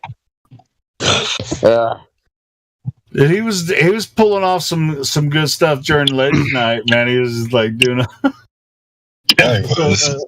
Oh, way earlier. He said. Let me scroll up. Hold on. I got to scroll up to this. Where did he say it? Because I don't want to say I said he said it. I got. So you don't want to misquote him, do you? That was definitely a good philosophy section, though. Yeah. I kind of know it was good because half my beard is in my T-shirt. Yeah. Pulled half of it out with all my beard stroking. Yeah. Creation Bear at let's see, what time was this? This was at 11 p.m. on the dot. She's memes type for sure. Wow, talking about how I gravitate to toxic and dangerous women. Yes. And I said, no, I'm not like that anymore. Well, but there's a difference between online and in person. Not anymore. Okay, we'll see. On voice. Yes, we shall see. So just a hyperbolic jest. So basically, you need to fly down there, rescue her kids, and take her to a different territory. Bro, I can't fix her. I can't fix anybody. I'm never fixing anyone ever again. I promise. Good job. That's not true. That's not what I heard. Dude, she gave us permission. She gave us permission to talk about her. So I may get regular booty call from the one I tried to fix because that was always great. But I'm never trying to fix her ever again. That's the thing. You shouldn't try to fix a woman because there's, it's not. Is that our job? Are we? Helio, we're men. Not if you want to have kids. It's our job. If that's the case, I guess I was fucking it up the whole time. As a man, it's our job to fix everything. I guess so. I guess that's why I'm divorced. What kind of man walks past something broken and doesn't go, I can fix that? I'm gonna fix that shit. And then it's like once you figure out you can't fix it, then you're fucked up. You're just like, God, what is wrong with me? There's something wrong with me since I can't fix it. Help me. Help you. Oh, God, that is gendered and sexist. You are correct. because I am gendered and a little sexist. Just a little. Just a little bit. Balance. It's a balance of just old school like chauvinism, No, but there's nothing wrong with that because I love that about women and I love it about men too. So fuck yeah. You love men? If I remember correctly, I love the personality of men. Just man, the way that the relationship between one and men. And once you recognize it, I respect someone that recognizes the difference. Enough to finally come out. If I remember correctly, Mimas, aren't you going to rescue some McDonald's drive-thru teller? Oh yeah. But see, that's an apple off the tree, though. I'm not trying to rescue an apple off the ground. Hey, I ain't gonna lie. I love men. I love men and their personalities, and I love women and their personalities and their different. Everything about men and women are personalities and different aspects and defects or whatever. It's all part of humanity. this is what we're supposed to respect and understand about each other. So it's not like, oh, you love men. I mean, yeah, sure, it was a good joke, but no, I'm a homosexual. I mean, he said it. I'm a heterosexual. He said it. Well, I didn't say it. Oh, you cannot say that, Helio. No, but no, Helio. I don't. Helio, what have you done? And what have you done? Yeah. No, I'm a little inebriated. No, but I'm a heterosexual, and everybody knows that. I mean, it's not a big joke. Oh, but anyway, big joke now. I love women. I love personalities, and I respect every as far as the human experience between men and women. It's been a really awesome experience. Somebody please clip that. Somebody you clip it out. Clip it. All right, you just clip it. This little faux pas, where I said he even uses the word faux pas. Faux pas, which is a French word. I seem to have made a serious faux pas in my admission. All right. Well, anyway, it's okay. We accept you for who you are. Made that faux pas. Have you ever heard me Helio, say we that? love you. We love you no matter who you are, Helio. It's unconditional. I respect that. But I'm a heterosexual, so I mean, I don't necessarily identify as that. I'm attracted to women, so I don't even know. See that picture of you in the live stream? He's gonna take you. He's gonna take you up. He's gonna take you up to Brokeback Mountain and make sweet bareback love to you. Yeah, that's cool. Well, that's before I made the hat band with the skull and crossbones around it. I got another picture of Helio's gonna tear up Uranus. Dude, I'll tear up Uranus through scientific non-proof. He'll do it differently. It sounds better when you say it. Fucking hell. He's going to manipulate the independent variable. Manipulate all of your independent I'm going to put my independent variable into your dependent variable.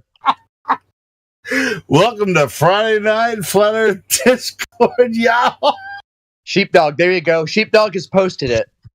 Wait, I got a picture of that fucking hat with when I hand sewn. See what the rain is? The rain is on the bottom one? Cowboy hat. What? Do you see where it's raining on Uranus? What the rain looks like? Oh no!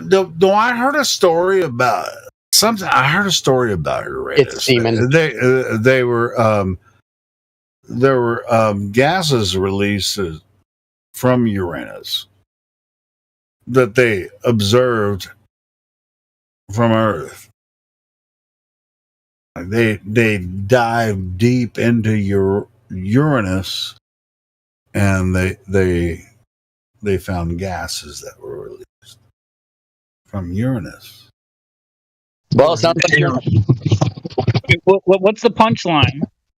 There's no punchline. This is where he's just confessing now. Dude, do you guys like how if you try to pronounce it differently, it still ends up being innuendo? See, look how the women are in the live stream text, like trying to. Yes, but do you guys not see the poetic perfection in that it's all just innuendo? Like if you say it in the proper pronunciation, it's not Uranus. That's so crass. It's Uranus. Uranus. Uranus what? As if I'm going to be embarrassed. I've been doing this for freaking 10 years. I don't even freaking. I guess either way you're saying the word urine, which is piss, or Uranus. No, Uranus. But the people that should be embarrassed is the people that said that they found gases on Uranus. But it's not me. I'm just repeating what they said.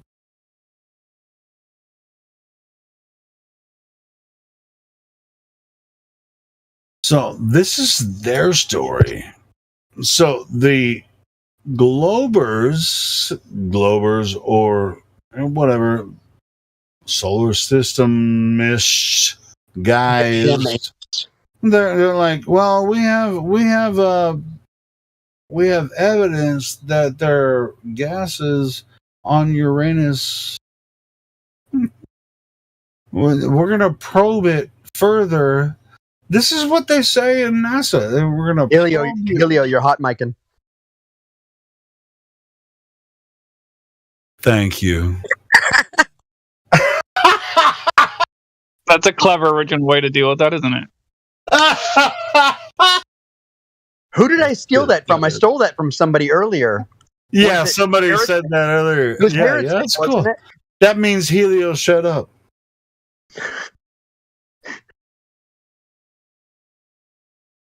So now that we've talked about sodomy, I mean, you talk about Uranus. Now, check this out. If you talk to a Glober about Uranus, you can't say that. You can't say that phrase anymore. Yeah, but more importantly, did you know that little cart that has two wheels and the long stick with the two handles is called a Segway? But it's not spelt like a Segway. Ooh, there you go. Yeah, see, that's another one. See? Yes, which is just a hint that there was a Segway on the table that you retracted and retroactively retrograded back to this topic, which was attempting to be segued away from. Yeah. Yeah, it's a balance. It's sort of a balance, like in between. It's like that scene where they're trying to talk to Charlie and it's always sunny. And they're like, "Are you listening to us?" And he's like, "Yeah, man. Do you know where you are right now?" It's like a broken tradition, right?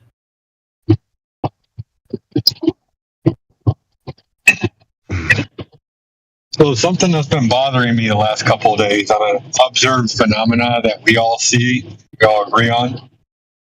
I just don't agree with the narrative. It boggles my mind. When we see the moon, we see it there in the sky, right? It's right there when it's in our view. We can see the moon. What I don't understand is the narrative on the moon being bigger at the horizon and how it's an optical illusion that our mind thinks it's closer than what it is because space is so vast. All right. So, do y'all have anything to say on that? Yeah, a recent image you've seen near the horizon of the moon. Is that what you're talking about? No, yeah. My observation of the moon on the horizon tends to be bigger than at the zenith. As it rises in my sky, it looks like it's bigger at the horizon, and then it gets smaller as it gets overhead. Yeah, that's what I was saying as well. So near the horizon, it appears larger, and that is when you observe it moving through the sky, it appears smaller. Okay. Well, the narrative is that it's an optical illusion. The narrative is that it's an optical illusion, and really what it is, your brain is imagining the closer because space is so vast. Yeah, I just posted a link here. Why the supermoon would look largest near the horizon. They just say, for reasons still unknown to science, the moon appears much larger and more magnificent when it's near the horizon than when it's soaring overhead. Despite the fact, which is just their belief, that the moon's size never actually changes. They're saying it's bigger, but then they're saying it's not getting bigger. And the trick of the brain, they say, is a moon illusion, and has been contemplated since ancient times and continues to baffle scientists. But to be honest, he was roboting, and I really wanted to hear more if he can get his mic Correct. Womp womp. Because I mean, we obviously agree on that. I would rather. Oh, Helio. Not rather, but I want to hear more about what Helio's going to say. Helio, I wanted another season of SG1 with the original cast, and I didn't get it. Okay. I totally get that. And it's just like, bro, I mean, it's just like, yes. I mean, it's something we all observe, certainly. And it's like, sure, yeah. Sometimes the moon looks large on the horizon. When it rises in the sky, it looks smaller, apparently. And then, as it moves, sometimes the next day you'll still see it in the sky when the sun is coming up. Holy shit. It's like, because we live on Earth. It's the only place that you can ever experience. How? Damn. It's like, you want it to be something that it's not, but, you can try all you want, but, and your belief, it's not.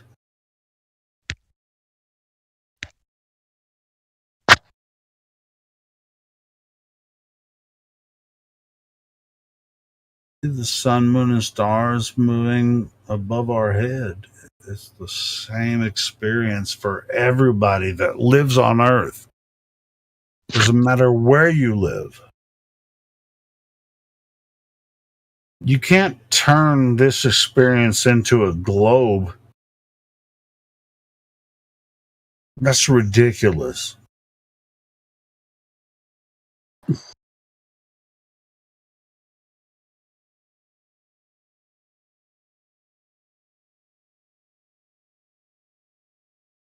Play that audio on stream if you can, Helio.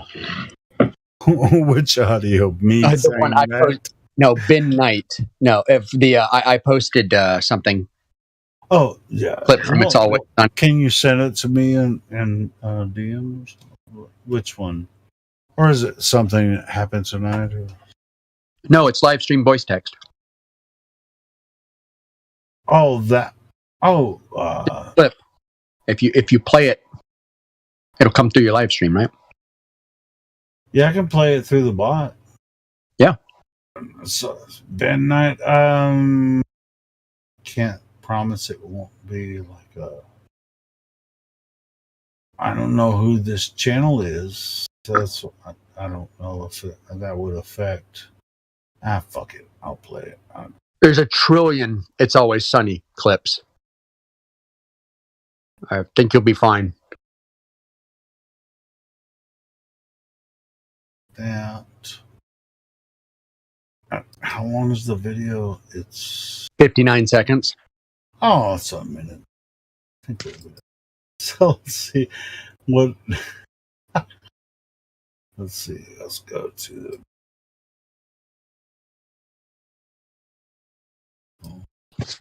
Control C.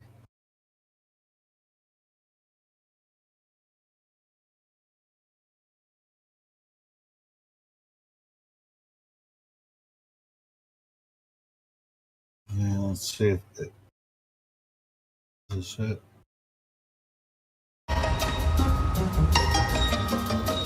Okay, I'm a little confused. So Frank is the brains and you're just the looks now? And I'm still the wild card, no. so that's good. No. Guys, we're forsaking the group dynamic, okay? And truthfully, Charlie, come on. I mean, nobody wants a wild card, okay? It doesn't make any sense. We don't want a maniac in our group, but there's no benefit to it. I feel like you just agreed with me, but you weren't listening to what I was saying. Yes. You pointed at me like I said something, but I didn't. Oh, good. Charlie, having somebody making wild decisions that make no sense, that benefits nobody. Oh, yes. Right, yes. Is he listening to it? I can't tell. He's listening. He's not understanding. Yeah, he doesn't even, get us, man. We're talking about you. Okay, let's move on from it. What do you think is happening right now? Guys, it doesn't matter. It's good. Okay? We'll sort this out later. It doesn't matter, guys, because I have no love for this plan. Who's the fucking maniac in this fucking scenario? You. I fucking love you guys. This is us trying to talk to you when you're 3 sheets to the wind. Do I'm always not always, but for the most part, yeah. But does that mean I shouldn't do what I do? No, I didn't say that. I know you didn't, and I love you for that. Well, I am a man, so I expect that. Yeah, sure. And so it's fucking funny. Because a lot of people don't expect me, even though I'm 3 sheets to the wind sometimes, they don't expect me to actually bring a logical freaking argument. And they think I'm not paying attention. But I am. I'm always here. I'm part of the team, you know what I'm saying?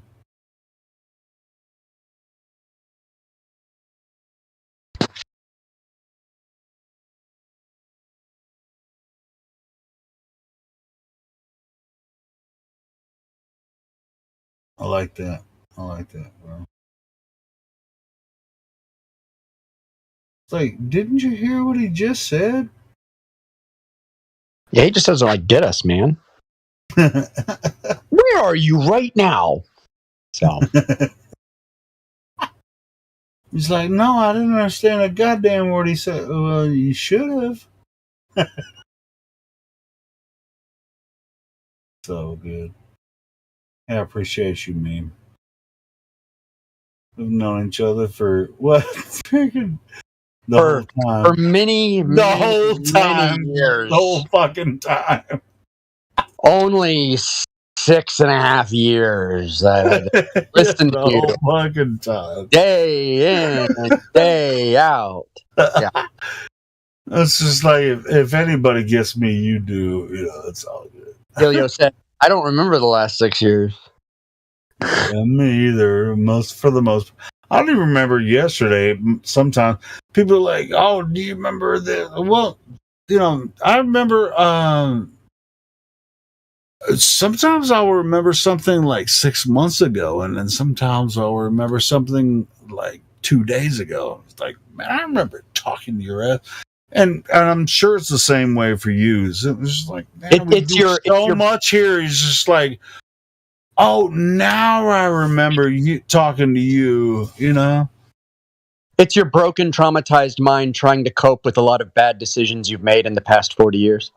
No, I'm talking about inside the Discord. You know, when you talk to people, it's just like, oh, I've been begging to come back. It's like, bitch, you know what? Why do you have to beg to come back? I've been using the same fucking account the entire time. Why do you have to beg to come back after you were under bad behavior? You know, it's just like, why don't you just be genuine with us? Talk about what you believe and what you don't believe. If you're a Glober, be a Glober. Fucking be a Glober. Why do you have to make 18,000 accounts to come in here and disagree with us? I mean, it's just disagree. We can agree to disagree. I mean, what is wrong with people on these freaking multiple accounts shit? I don't know. I've been on the same account for the entire time, so I don't even know what's wrong with these people.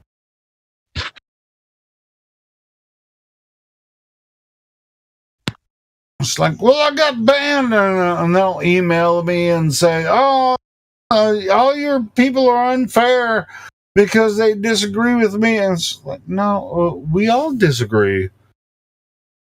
We can disagree without being disagreeable. Can we not stay on the same account and be disagreeable and be cordial toward each other? No. I don't even forget. I don't know what's wrong with people. Can we all just get along? I like how once we get past about 11 o'clock, Helio basically his inner monologue is now his outer monologue. Yeah, and oftentimes I'll get to a point where I'll just like, somebody shut me up. Somebody stop me. I drink like twice a year, so Yeah, it's so I'm like the Glober with no frame of reference. all right. So what I'm saying is, somebody stop me. You sober motherfuckers, jump in and stop me. I'll shut up. That sometimes doesn't work. Sometimes we have to actually actively mute you. Yeah, but that's rare. That's rare because I'm still aware. It's all good. No, but you can't mute me. So why are you talking shit? So anyway, yeah, I think you guys like for me to freaking roll on with whatever. But anyway, now that I'm recognized, I'm feeling. I'm getting red cheeks now. I'm blushing. You know, whatever. Go ahead. Helio, what happens is the way you talk and your voice and the timbre in your tone puts everyone into a theta state, a theta wave state. I think that's probably true. And so we stop listening, and it just is actually a sound that is entering into our heads, and we just kind of go off into little stares. And they're like, "Oh, Helio's talking." Yeah, like white noise. Yes, it's almost it's almost like white noise. But is that bad? Is that bad? Is it a bad thing? You know, maybe it could be. But I always everything is flat Earth. Everything is flat Earth. You know, when I talk, everyone has a lovable gay uncle.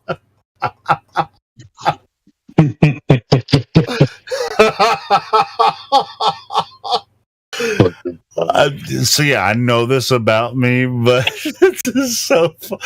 But it's funny that you guys recognize it. But I don't do it on purpose. It's just like I want somebody to stop me. It's just like, what's that Jim Carrey movie? Where somebody stop me! I want you guys to stop me and get the ship back on the road. And it's like, well, I can't because Helio's hypnotized us. Wait, that quote could have come from half of all of Jim Carrey's movies. You fucking assholes! A cringe millennial meme.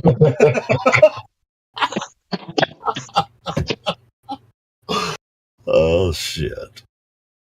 Anyway. So what's the next point? I know what the next point is. You guys know what the best Jim Carrey movie ever was? The Truman Show.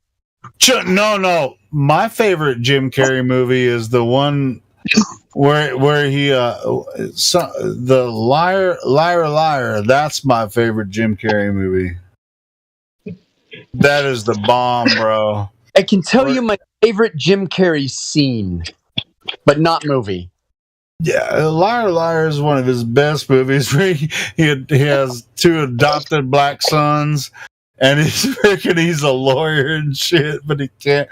And he gets under the spirit. I think you're mixing two movies. He can't lie. You're mixing Me, Myself, and Irene. Yeah, you're mixing Me, Myself, and Irene. And that's another good one too. Mixed drinks, not movies. Yeah, the best scene, in my opinion, probably was the scene where he puts his thumb on the gun. And me, Myself, and Irene. And the guy just blows it off. my favorite scene of his is when he gives birth to himself out of the rhinoceros. Oh yeah, that was on Ace Ventura. When nature calls. Ace Ventura, Pet Detective. Yeah, that was a good one too. Humans and animals can live in harmony. Guano. Yeah, it was pretty brilliant. I don't think anybody knew what guano was until that movie. Or if they did, it was like extremely rare. Yeah, that was so. Jim Carrey is freaking brilliant. Wow, she posted that GIF fast. You know, what was a good one was Kick-Ass 2. That was another good one. Which one? Kick-Ass 2. He was the guy that looked like Captain America. Sorry. That was Jim Carrey. The guy dressed in the blue outfit. Oh.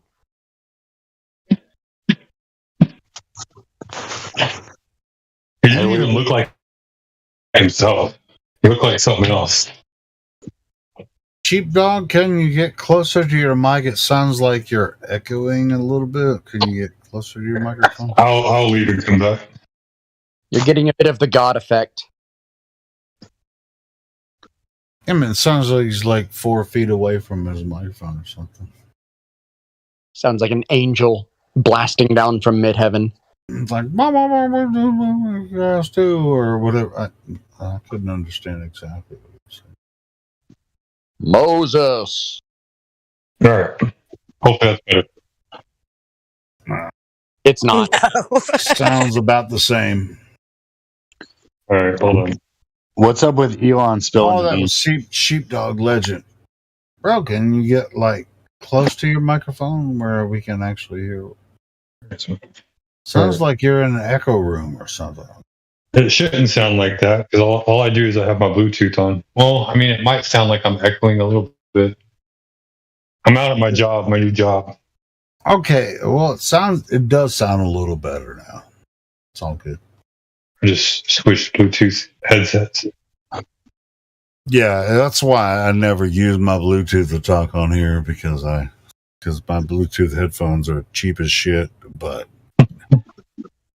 I use them to listen.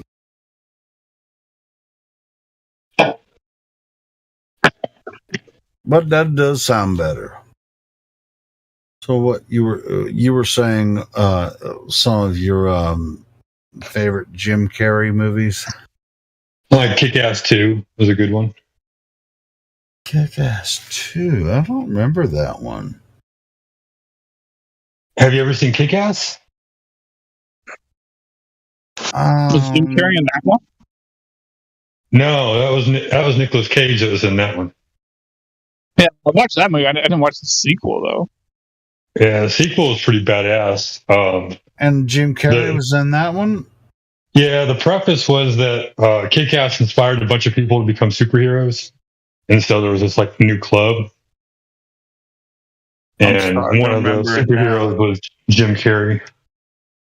Oh, I think I do remember that. That was like freaking like what, 15 years ago? Yeah, something like that. Yeah, it was just like late 90s stuff. Yeah, I think I know what you're talking about now. I'm gonna have to look at that shit again. Yeah, I love Jim Carrey. He's funny as fuck.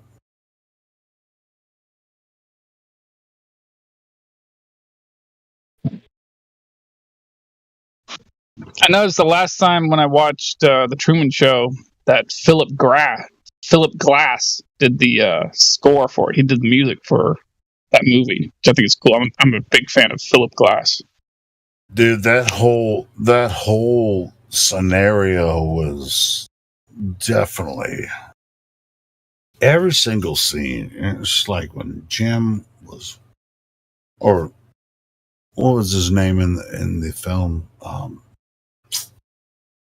Truman. He was supposed to represent. Truman was his last name, but his first name. His first name.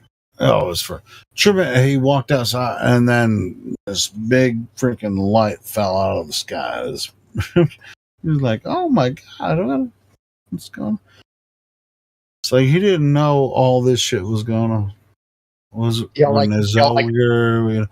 It is just like he's like, "Oh my god." Do you like my academic gobbledygook that I posted? He started to figure out shit was going on. It's like, oh my. Wait a minute. When I walk in this elevator, what if I don't do what I was doing before? Let's see if and what's really interesting is that there was a guy up in the moon that was recording the whole thing. Anyway, I mean, Truman Show is exactly. It's not exactly what we're going through, but you know, with social media and everything, and the government being involved in media, it's really a thin veil, and it's not like if you think you have anything to do with that, you're sadly mistaken. Truman Show is a really good example. You are Truman. And don't you get it? It's a metaphor. His name is Truman because, well, I mean, this is a guess. Speculation someday is far away, but let's pretend it's today. It's a guess that he's, true man metaphorically represents true mankind who doesn't realize that he lives inside a container. yeah, but he doesn't have to believe it because he is actually living in that container. You know what I mean? At the end of the movie, he figures that out. Yeah. See? The real question. We figured it out. The real Now, question. what is this container? No, guys. We knew from the beginning. We didn't figure it. Hold on. All right, Who's go ahead, brother. Who's the bad guy? Is there a bad guy in the Truman Show? See, like his best friend knew the whole time. His fake wife, his fake best friend, everyone. They're all bad guys.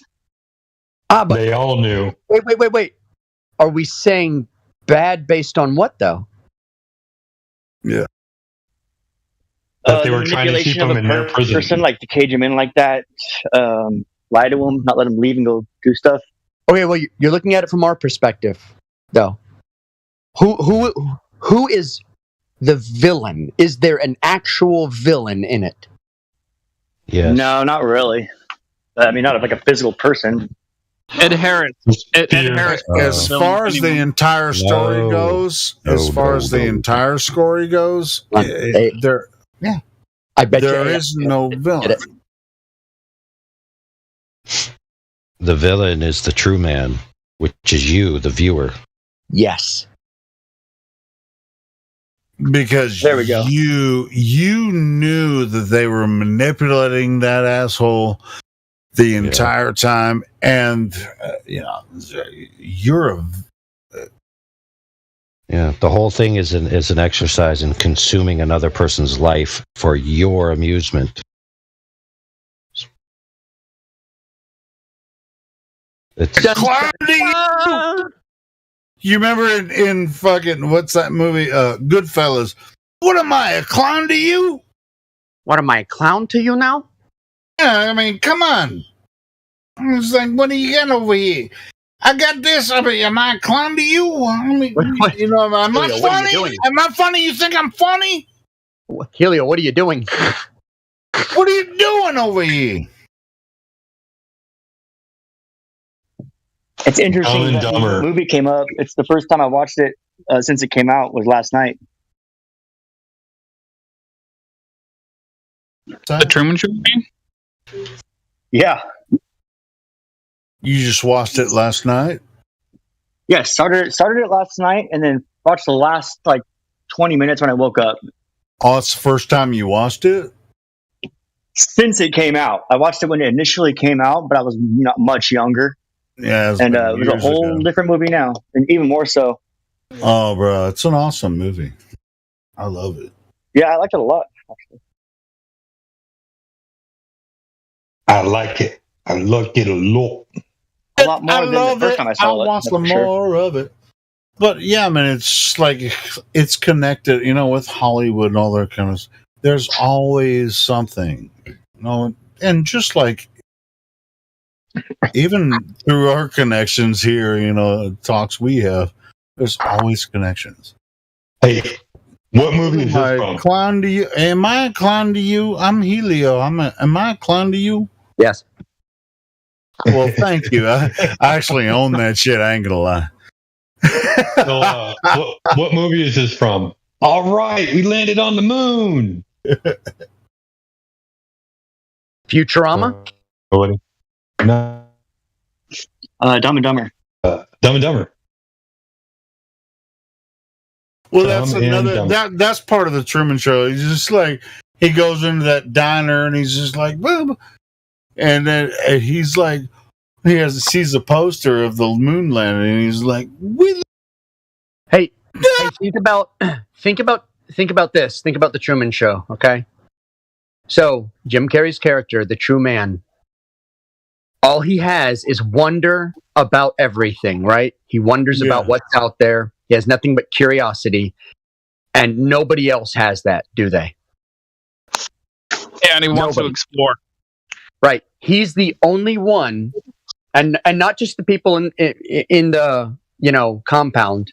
It's like everybody in his life are actors. Well, no, I'm talking about all the people watching it.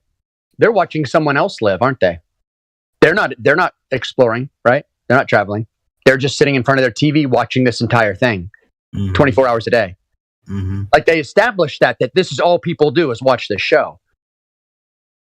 True Man is the only one who wants to get out there, go, escape, find things. You know the only reason that he was like that? Because he was lied to. And once he discovered that, broke his fucking heart. Did it? He didn't look broken in the end. Yeah, he was smiling at the end. Smiling at the end. He's like, well, thank you for showing me. I mean, is that what God is doing to us? No, that's not what he said. What he said was, well, in case I don't see you later, good afternoon, good evening, good night. Okay, cool. So this is life. He ended the show. So this is life, and that's what it is. This is life. Well, think about it like this. How fulfilling would anyone's life be if they didn't have a deception to wake up from?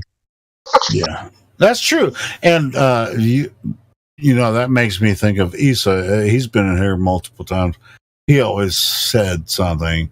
If you're going to wake up from something, what can you awake from if there's nothing to wake from? Just like you were saying. Anyway. Right. That's why I'm not mad about the lie. I'm not mad about deception. It's like good afternoon, good evening, and good night. But I still would, if I was, I ain't gonna lie, I would have a beef with the guy in the moon on the Truman Show. I would have a beef with that dude. I'd be pissed at him. Keep in mind, Ed Harris, the character that was played by Ed Harris, was actually pleading him to stay at the end. Don't forget that part. Yeah, I remember. He wasn't but pointing. I still have a beef with that motherfucker. It was like, I know, but I'm just saying it would be a different thing if he was pointing a gun at him and telling him to do that. That would be a different. No, but he didn't. He let him go. He let him go. He let him go. All right, so and that's the same thing. I mean, it's similar to like when you see flat Earth threats. Like, bro, we always used to think the Earth was a globe, right? And so it's just like when people come in here and argue with us, there's no way they're going to convince us of this globe again, right? It's so we can go in different avenues of spirituality and everything, but as far as physicality of the globe or anything, or flat Earth or whatever, we know that there's no way that the Earth is this stupid freaking third rock from the sun nonsense.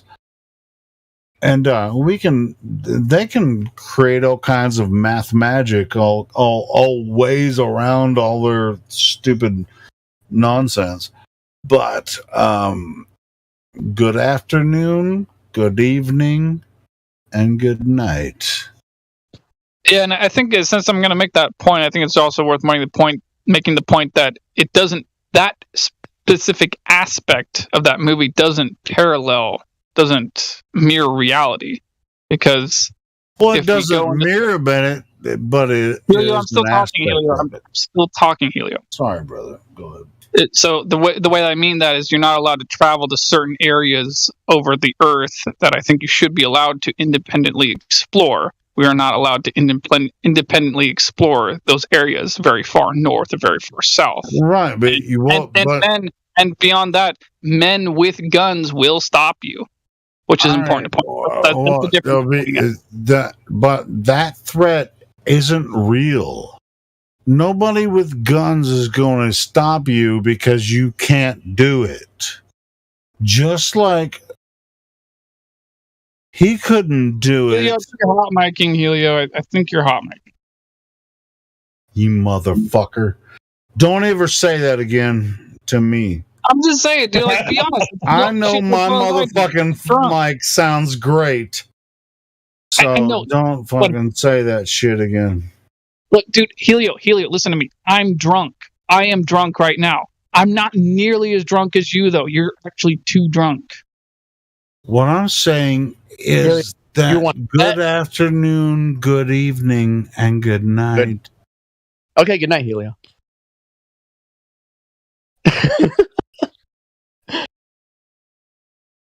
Yeah, but you ain't gonna go good night. And you're gonna walk out the flat earth door. Anyway, I don't have any desire to. Oh, hey, someone in live stream was saying like reaching the edge or finding new land. It's like the untold part is that when Truman left, he died because that's the only way out. Well, that's just like, what did he do after that? Oh, do you want me to ruin the end of the Lord of the Rings movie? When Frodo got on the boat to leave, You just did. Frodo, He just did. You think that's the ending? Frodo was going to a place called the Undying Lands. It's the afterlife. Yeah. Frodo got on that boat. Spoiler alert! And see, this is why I was like, "Shut up, Helio." Yeah, shut up, Helio. Went to the Undying Lands, which is the afterlife of the elves, and died. That's death in Lord of the Rings. I'll be here all night, folks. But that's not what we're here for. Yeah, because we're not here for that, are we? What did somebody say? Because it's the open understanding that leads past the physical belief and going into the spiritual. When it comes to like these certain stories that are born out of the authors, the natural authors that were born by God, from these stories. In my opinion, some of these authors were born of God, so that we can understand the naturalistics of how we move forward in spirituality. But a lot of people are so infatuated with their. I'm hot micing. Okay, I'm hot micing again. Okay, somebody stop me. I'm kidding, dude. I know.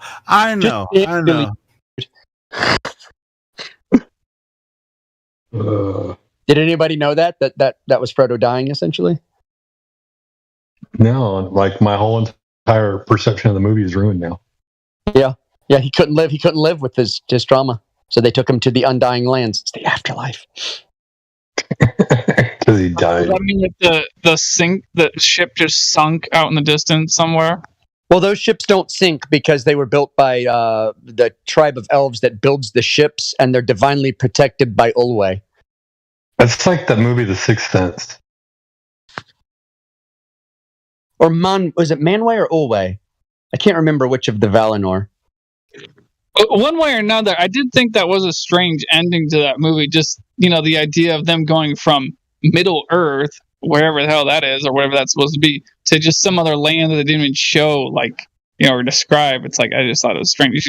But I also thought it was originally, strange, way, way back when I was, a child, and, the original Lord of the Rings movie came out. I thought it was just strange, the idea of Middle Earth, because I was, thinking to myself, Middle Earth? Where is that on a planet Earth? That doesn't make any damn sense. Let me describe to you the cosmology of or to everybody, the cosmology of Middle Earth. So in the Third Age, the Middle Earth is a globe, okay? But in the First Age, all of Middle Earth was flat. Because what happened was the Numenorians got so arrogant and deceived by Melkor that they got in ships and sailed to the Undying Lands, which they were prohibited from. Because a man's soul doesn't go to the same place as an elf's soul, as an elvish soul when it dies. So what happened was Iluvatar reached down, he destroyed Numenor, he flooded it, and then he reached down and he changed the shape of everything into a globe to hide the West, the Undying West, from mankind, so that they could no longer perceive it. In other words, it was literally to hide the divine from mankind. Where's the source of this? The Silmarillion. Is this something that J.R. Tolkien came up with? Yes, the J.R. Tolkien wrote all of this. It's all in the Silmarillion. Wait, I got a quick question. Yeah, sure. But Silmarillion. Hold on. No, I know this comes from what's the guy's name that wrote the Lord of the Rings? What's his name? J.R. Tolkien. I just said the name, Helio. So that's the source. Okay. And he's an Englishman, correct? Yes. All right, cool. Continue. Karma. The question I had to probably ask is, do you think he did this deliberately to reflect reality in regards to the globe brainwashing BS? Probably, because he was very much a primitivist. You know, him and C.S. Lewis also, both of their fantasy worlds shared a cosmology. Because C.S. Lewis, it was all flat also. It was a flat world covered by a dome. And not Gil-galad. Who was it? Gil-galad was the Elven King. I'm trying to think of the song from the book, and I can't remember it. But one of the... Baron. Because Baron is certainly influenced by the Dutch. No. Oh, hold on, Helio. What? Baron was the one. He was put in a star in the sky, and he would ride around the firmament, and that was his reward. So there's tons of stuff in the Silmarillion, like the Earth in the Silmarillion is flat, enclosed cosmology, and he also creates a pantheon of angelic gods who are doing all the work for him. Okay. All right, so continue. But it's mostly based on his like primitive Catholicism, because they also had a pantheon. All right, so it's fiction, right? Story. Well, yeah. It's fiction, depending on what you call fiction. I got a secret. Depending on what detail you talk about. It's magic. Yeah. It's magic. Actually, the magic in Lord of the Rings is not magic. No, of course it's not, because it's fiction of the real magic. Right. So the magic that exists in J.R. Tolkien's world is the magic that is inherent in the existence of the world itself. It's not apparent. It's utilized, but it's almost like a spirit that exists in the world, in the magic of the world. So it's not. There's no spell casting. This isn't like Harry Potter, and you're putting down runes and reading. So why wouldn't they tell us about the real magic? Because that is the real magic. That is the real. I know. Go ahead. I'm sorry. I'll shut up. Yeah. So, but that's why you'll see, like, there's no, anytime you see someone using magic in Lord of the Rings, like, external, like, magic, it's always a bad guy, it's a sorcerer or something like that. Because what they're doing is they're breaking the laws of the realm in order to, conjure up power. Now both of us look crazy, right? No, this is all in the book. This is all in the Silmarillion. Well, I mean, but it's at the same time, it's actually happening. this magic actually happened. He's not claiming that it's actually all this stuff is actually happening. He's just talking about. No. Go ahead.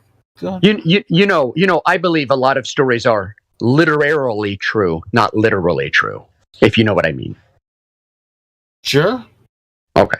So I What's the accept a lot of anything that is a human story. I usually automatically accept as being literarily true. In other words, it touches on some part of the human psyche or human experience in a way that it has to be presented in a way that we understand it and can have it communicated to us.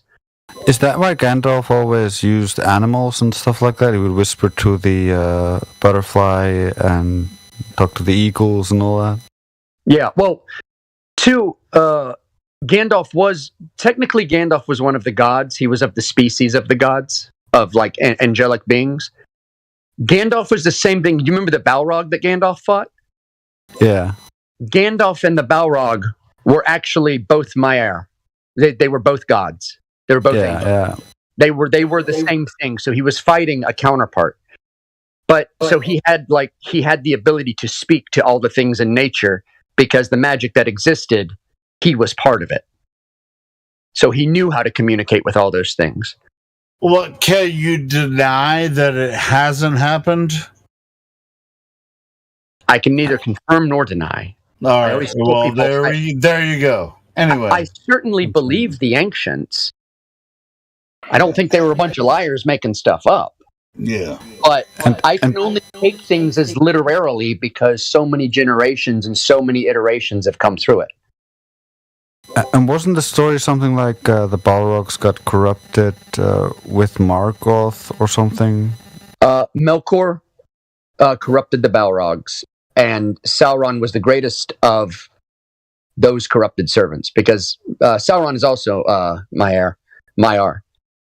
And that's how he but he was the greatest of them. So he, was able to be in charge of all the Balrogs.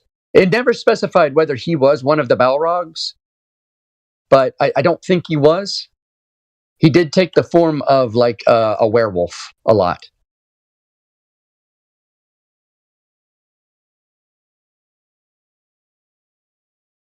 But yeah, the whole Beren and Luthien thing, that was legitimately a scary part of the book, very atmospheric.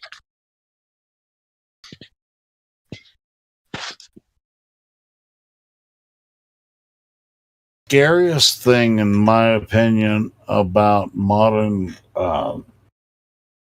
ideology, whether it be atheist or agnostic or Christianity, is that you think, a lot of people think that spirit doesn't exist. You're not going to end up well altogether because this has been going on for centuries. I'll talk about and this stupid idea about the globe Earth, it's just a stupid idea. It's going to be broken in the near future. There's no such thing as the third rock from the sun. It's not real. But Julio, what if the purpose of Flat Earth isn't to wake everybody up, but to destroy everything? Possibility. Yeah. What if we're the bad guys? We're not the bad guy. Well, I mean, dude, I know I'm a bad guy. I mean, I'm here every day. What I get for humans are the virus. Yeah, we're definitely going to be played as the bad guys. I see that happening, but if something rises from the ashes of what we bring, that is good. I also see that coming. Yes, that's kind of how I view it. I honestly do think that whatever the Flat Earth is, controlled release, whatever, that whatever it is, it's not the Flat Earth itself that's so important. It's that it has the ability to be a complete radical altering of a paradigm instantaneously, which can literally destroy everything. Right. To me, it's kind of fascinating how it's happened over like 100 years. We can actually kind of look at the past few thousand years, with different cultures, which, dude, I'm a fan of humanity and what the culture is through different lands and shit. But in modern culture, what they claim about the world wars and shit, that's only been like the past 100 years. A little over 100 years. Like, that's the culmination, right? So this is where, boom, you believe it or not, right? Believe it or not, I'm walking on air. And this is you buy into that whole fucking idea or not. It's just like all of the influence through the university is about their exploratory shit about age of Earth and geology and freaking anthropology and all that kind of stuff. So, but the wars distract all the general public from any studies, right?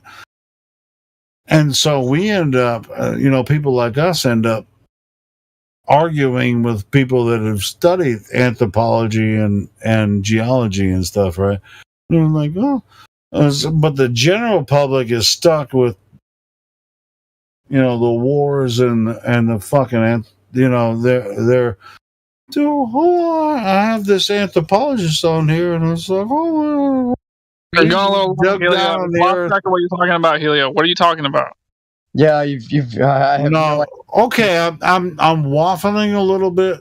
I'm actually talking about what they claim about history is complete bullshit. That's what you were saying? Yes. I mean, ultimately, what they're saying about in the Western United States, and the history of the United States and the history of wars, what they're saying about the history of Egypt, and anthropology, that story is a story. They can't come in here and tell us that it's true. You can learn it in colleges, but you can't. The only way they can back it up is by, backing up their bullshit story by you just like writing papers on it. Anyway.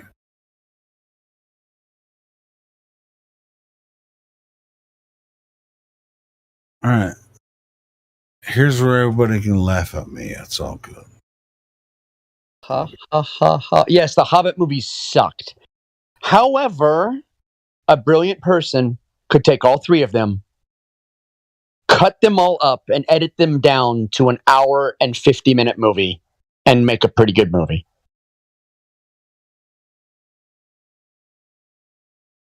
I absolutely loved the book, The Hobbit. Man, it was awesome. It's fun. It's fun. I liked it better as a kid than I did as an adult. Yeah, I read it when I was in high school, and I really thought it was a lot of fun. It felt like I had to like I don't know, just he had a different way of speaking throughout those books, and you had to catch on really quick, or it was all going to be a bunch of gibberish. Yeah.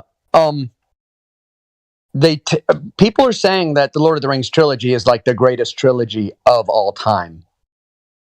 And I can see that. I actually have problems being a Tolkien purist. I actually do have problems with the movies, even though I love them too. I love the movies.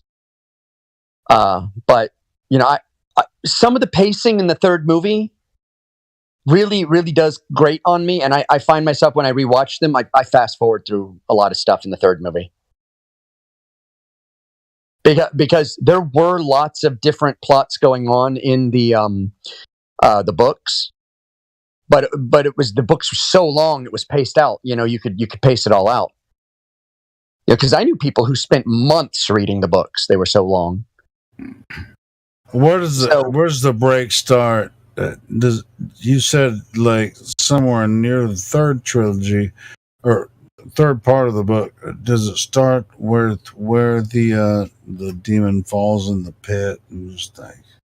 No, in the third movie, some of the scenes just lingered on too long for me. Oh, okay.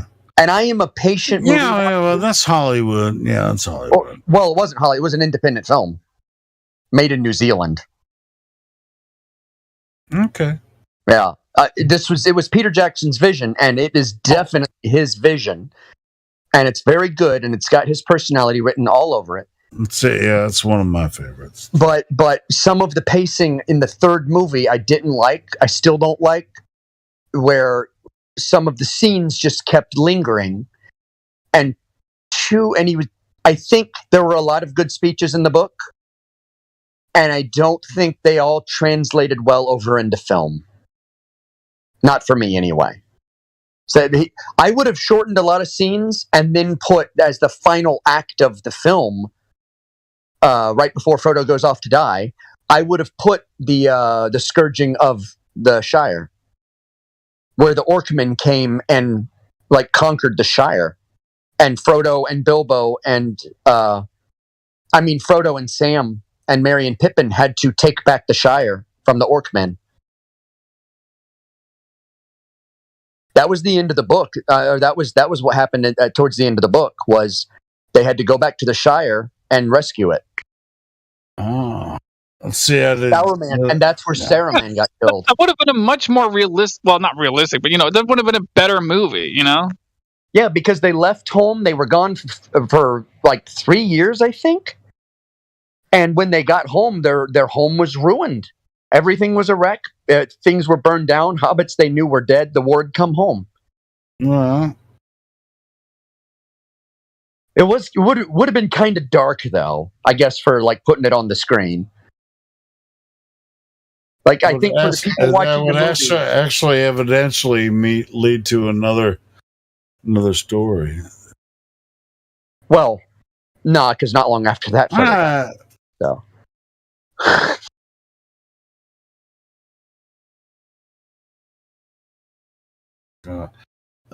To be honest, with him, at the beginning of the story, he should have been. The whole entire village should have been destroyed in the beginning, but then the whole story started with that. That's what's so cool about it. Well, he had to make the ring wraiths a little scarier in the movie. They didn't do any damage in the books because people just saw them as black riders. They were creepy, but they didn't have all the flourishes that the writers from the movie had. So, like Farmer Maggot told one of them to piss off of his property before he let his dogs out on him, and the writer left. So the books do have some differences, and he made some of the things like more dramatic, which I totally support. That's fine because that's a movie. It's a different medium, so you have to change some things. Did that scene when him and the hell's the guy, Buddy on the Mountain, when they're trying to put the ring in the core? Holy shit! Okay, pretty when intense. They were trying to drop the ring into Mount Doom. Yeah. Okay. Yes, all that happened. That was cool. So Frodo failed, right? Frodo failed, and by luck, Gollum fell in with the ring. Yeah. So he failed his quest. Yeah. And then that's the spirit of everything. He failed his quest and then went off to die. Yeah. That's how it actually ends. Yeah. And that was fucking beautiful. What annoyed me in the movie was like when Frodo gets stabbed with the Morgul blade, and then he gets rescued by Arwen, It's like that doesn't happen in the book. It's actually Glorfindel. He's not even in the movie. Yes. It's like, what the hell? Glorfindel. Yeah, it was actually pretty cool. Like, Right, where'd he and- go? Right, and Glorfindel, when he rescued him, the Nazgul were actually terrified of him because he was one of the because he had been taken to the Undying Lands and then brought back. So he was like an angelic being. Glorfindel was not just an elf; he had returned from death, and he was thousands of years old. And the Nazgul were terrified of him. So, like, because we had this discussion back then when the movies came out, and we're like, we kind of saw why he didn't want Glorfindel in there for a movie, because how do you bring your audience into that when you're already 1,000 pages into a book that you would never be able to fit all this into? You know, I know it's kind of weird. It's like the movie should have been like 20 hours long, right? No, I genuinely do believe movies should be not exceed 2.5 hours. All movies. I know as far as movies go, but to understand, like when you're reading it, it should, like every detail. It's like, well, it's kind of like when people make Lovecraft and they always fail. They always fail at making Lovecraft because reading Lovecraft is legitimately terrifying sometimes. I remember the first time I read a Lovecraft story and I thought, this gave me a feeling I've never had before. And I found like hints and glimpses of it that I had remembered and then I found again, like in movies and stuff, but never the feeling of when you actually sat down and read it. And then there was, I forget what story exactly, it was The Shadow over Innsmouth. When I sat down and I was reading that, I read through the whole thing in one sitting. And it was intense. Like it, and no matter who tries to make all those tropes, nobody gets it right. Because written down, it is more terrifying. Yeah. So there's some things you can convey in a book that you can't necessarily convey in a visual medium, because in Lovecraft's writings, you never see the thing. You never see the monster. You never see the gore. right. It is Then when you read it, it's only in your mind. So everyone that reads the text only experiences that reading in their mind. You can't tell anyone else what you experienced in your mind. That's true. Another thing with Lovecraft is that a lot of times what you were reading was not what was happening. It was the reaction of the person who's telling you about it. So they're describing their feelings, their emotions, their fears, and all these other like concepts. So it's really hard to convey that on screen. Yeah. And very few times does anyone ever pull anything off like that. Well, but while you're talking about this, something about Stephen King, which he's made a lot of movies and written a lot of, like, hundreds of books. And he's often involved in making movies based off of his novels, which do kind of fill out, the book. But I've read Stephen King novels and I've seen the movies.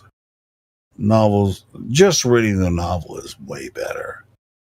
Just listening or reading along. The movies are great, but the novel's better because while you're reading it, it's in your mind. Because you create, while you're listening or reading the book, you create your own scenario as if you're the character that's experiencing it. No, you create the mind images. Yeah. Yeah. But as I was told earlier today, the mind images are just chemical reactions in the brain, and thoughts physically exist in the brain. Sure. Well, getting back to flat Earth, if somebody told you the Earth was a globe, who told you that? Well, that would all be great if you could demonstrate it, right, Mimius? Right. Where's this goddamn globe we've been looking for? We can't find it anywhere. All right. Y'all are going to have to watch out for Helio, because I'm going to go to bed. You don't have to watch out for me. I'm about to go to bed, too. All right. Love you, baby. I love you. I love you, too. I'm out there in Georgia. I got my... Anyway, I'm just playing. Y'all keep them. I'll see y'all later. Y'all have a good night. Peace, man. Man, good to talk to you, brother. Peace. Have a good night, bro. Night. Oh, and congratulations on your flat Earth tag, Cookie. Thank you. I appreciate it. You're welcome. I actually don't know why any of y'all guys didn't even start talking while me and Meme were talking, as if. I tried. I mean, I was muted for a while and didn't we even were realize. talking for like 30 minutes and none of you fucking assholes talked, just spoke up. I was talking, but I was muted.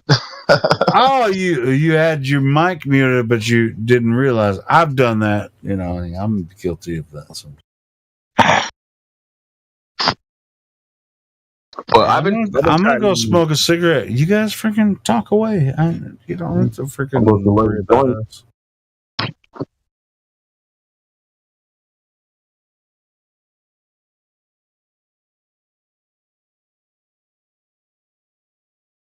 And we wander off sometimes, but for the most part, it's flat Earth. Have you guys been following the chats or whatever? Is somebody wanting to get involved in the talk or?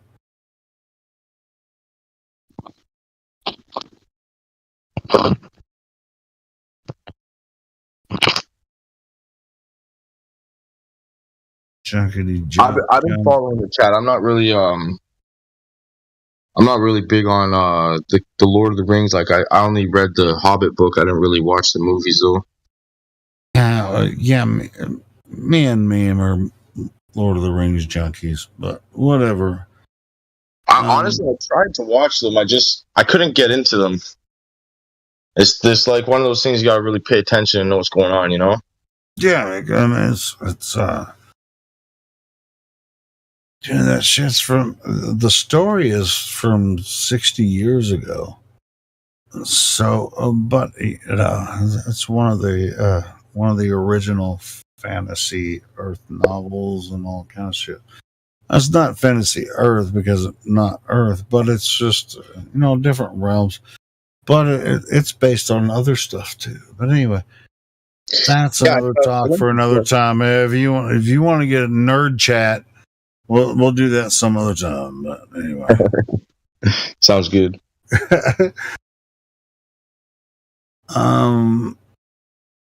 Yeah, let's talk about Earth. See, the Lord of the Rings chat. That's a realm, Earth. It's a realm, just like this Earth realm that we all experience 24 hours a day. Earth. The only place that you can know Earth. Right here. You see the sun, moon, and stars move above your head in a circular pattern, or I won't say circular, but cyclical. Cyclical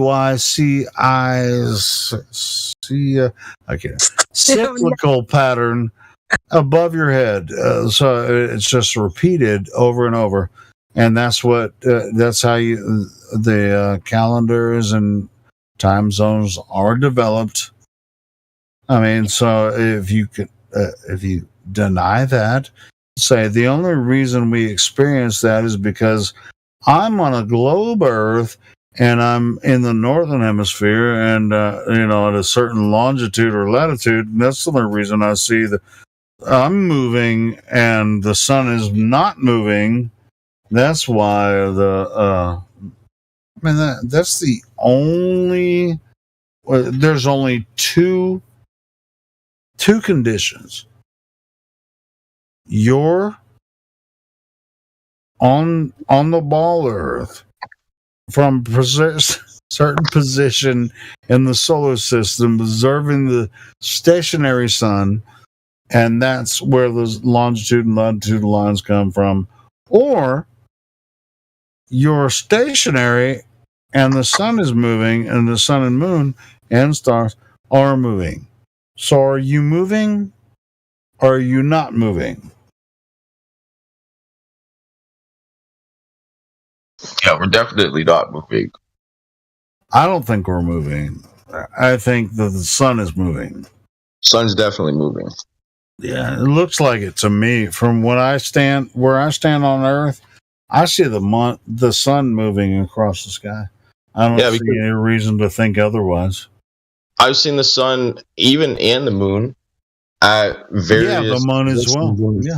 I've seen the sun and the moon at various positions in the sky where it's a lot bigger than like on the average day.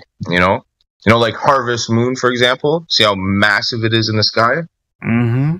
And how near the horizon, the moon looks a lot larger. Yeah, sure. Yeah, and that's due to refraction. That's due to refraction, right? Yeah, exactly. Mm-hmm. But what I was saying is, like, how is it possible that the moon can come that, if it were in space, that it could come that close in orbit to the Earth and not continue to be sucked in by the gravity and crash into the Earth? You see what I'm saying? It's just like sometimes they call it the blood moon. Sometimes they call it the blue moon.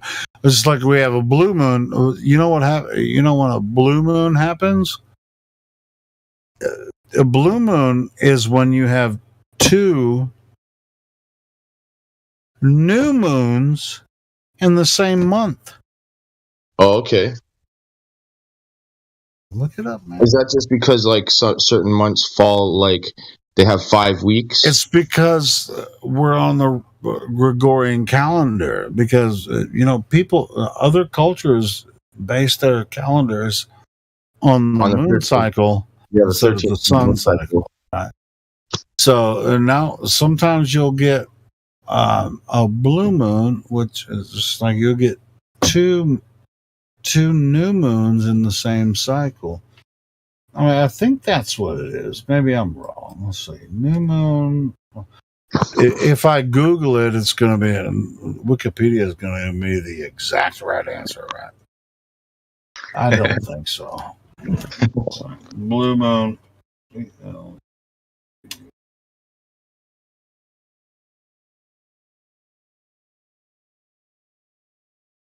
But that's the way I understand it. Is like when you get two new moons in the same Gregorian calendar cycle, it's called a blue moon. But I'm sure there's a different definition for it, but for the most part, it's just like the moon and the sun cycle in different patterns above us. And so, of course, there's going to be like weird anomalies, Blue moon, you left me standing alone, without a tear in my heart, without a love of my own.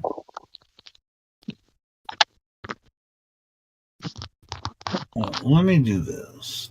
Blue moon.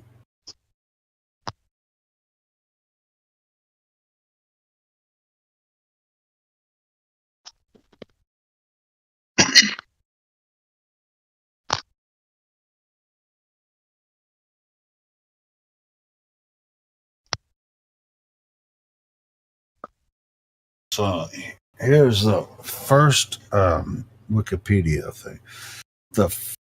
A blue moon is an additional full moon that appears in a subdivision of a year, the third or fourth full moons in a season. The phrase in modern uses has nothing to do with actual color of the moon, which I agree with.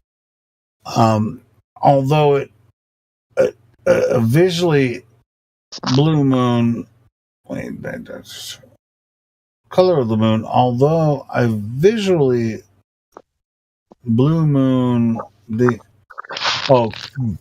paraphrase, the moon appearing with a bluish tinge may occur under certain atmospheric conditions. For instance, if volcanic eruptions.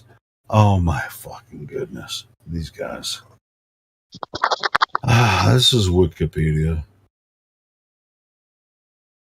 All right, so Wikipedia says the term has traditionally, in the Maine Farmer's Almanac, which is almost completely accurate. If you look at the Farmer's Almanac, when it comes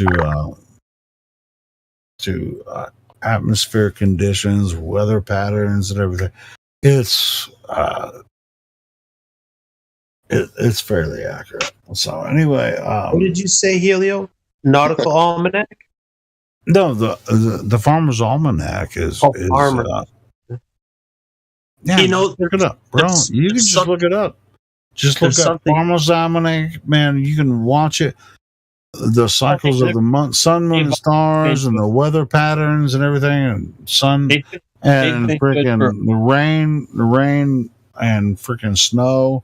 I mean, it's pretty accurate. All the OG farmers have used that since my grandma would tell me about shit like that. But there's a nautical almanac as well that is used for navigation with a sextant. You have to have the book to navigate because the book has all the. What is that, Ron?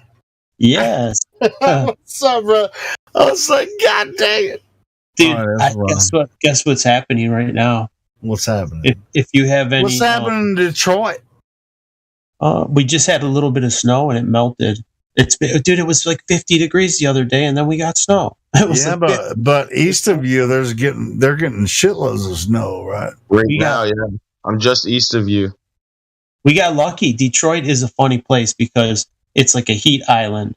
So this little bubble, right, this metroplex, it retains heat, and then all the surrounding counties, they get a fuck ton of snow, but we get this little heat bubble, right, from the radiant heat from the sun, because everything is paved over, and then the parts of the state where there's all farmlands, where like Michael J. Smith is, all that grass and stuff doesn't retain the heat like the concrete and the houses and all that shit, driveways, roadways, and I think it creates a little heat bubble. That's my theory, because all the surrounding areas. No, but you're in the south part of the lake, but the crosswinds are, the lake effect snow kind of misses Detroit a lot of times. And Chicago always gets more snow than us. Yeah, Chicago's to the west of me, but it's just as far north. But Chicago gets hammered with snow. Right, and even to the east of you, Lake Erie, all the lakes. That shit, just like the lake effect snow, is like Buffalo gets fucked too. Cleveland and Buffalo get fucked. Yeah, they get fucked. Yeah, Buffalo gets hit hard. That's where Niagara is. Like the Niagara Escarpment there, they get hit pretty good.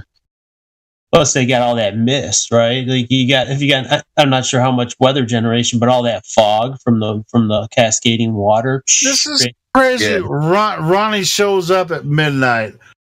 Dude, bam! I was going to tell you, I don't sleep, right? I don't sleep very often. No, I ain't heard you from your ass in over 2 months, man. Where the fuck you been? Okay, I'm giving you a heads up. Something is happening big now. If you have any crypto, USDC it's a stable coin. It's the number 2 stable coin. It is blowing up right now. It's depegging. When Luna, there was one called Terra Luna. It was a stable coin. USDC. Tell you right now, Ron. I'm not getting involved. I'm just gonna gloss over. Give me 1 minute, because it's big. This is big. If you own any crypto, you might get fucked. Luna was big. It almost crashed the whole fucking thing. This is 10 times bigger, maybe more.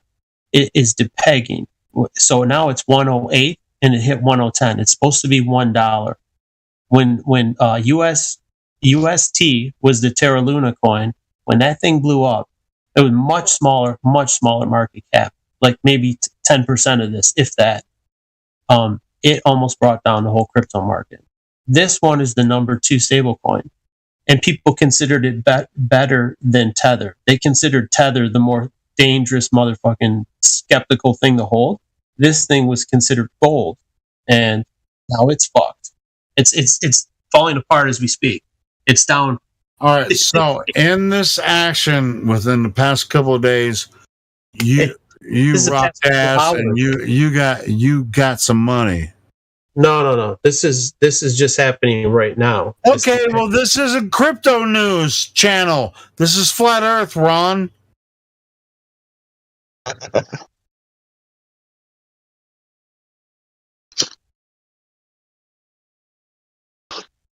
I love you, brother, but we don't talk about crypto currency and shit on here. You already know what we're about. Do we talk about Tartaria? You're like, I'm going to help you brothers get your money on crypto. And you just told me about what was happening on crypto. You might have been talking to other people about crypto, but then I asked you if you made any money off of whatever you were just talking about, and you're like, no, I didn't make shit off of it, but I thought it was interesting. I can scalp this right now. I don't give a fuck about crypto. Cryptocurrency. We're talking about Flat Earth right here. Dude, I just said 1 fucking minute, and you've blathered for fucking 5 times. No, I gave you a minute, and I asked you if you made any money. You were like, I'm wrapping it up. all right, wrap it up, and then like, here, you're not making it better. Point. If you have anything, you might be fucked. In the following day or two, you might get fucked. So you might want to get out. The key phrase is "shut up, Helio." Yeah, and if you own the USD coin, USDC, if you have I have my money in Tether, right? I have it in Tether. If you had USDC coin right now, you might lose all your money. So I think that's noteworthy to fucking, if you have all your money in that one coin, you might fucking lose it. And it could be tens of thousands of dollars. People have tens of thousands in some of these coins. And if you've been in here all day, you wouldn't fucking know this is melting down. You better cash that shit out quick. What? You better cash out your crypto quick. Once your central bank DC crap comes out, you're fucked. I'm holding my guys. I want to buy like Bitcoin and shit when it crashes. I want to buy good crypto. Okay, that's guys. my game. This is not financial advice. He's just giving his my personal advice. Yeah. But this is not the topic of the server, though. We shouldn't. Well, no fucking shit. I'm just giving a heads up. That's all. Let's move on. Yeah, I'm just because other people wanted to chime in and continue on with the conversation. That's fine. I was just warning anybody who has money in it. That's all.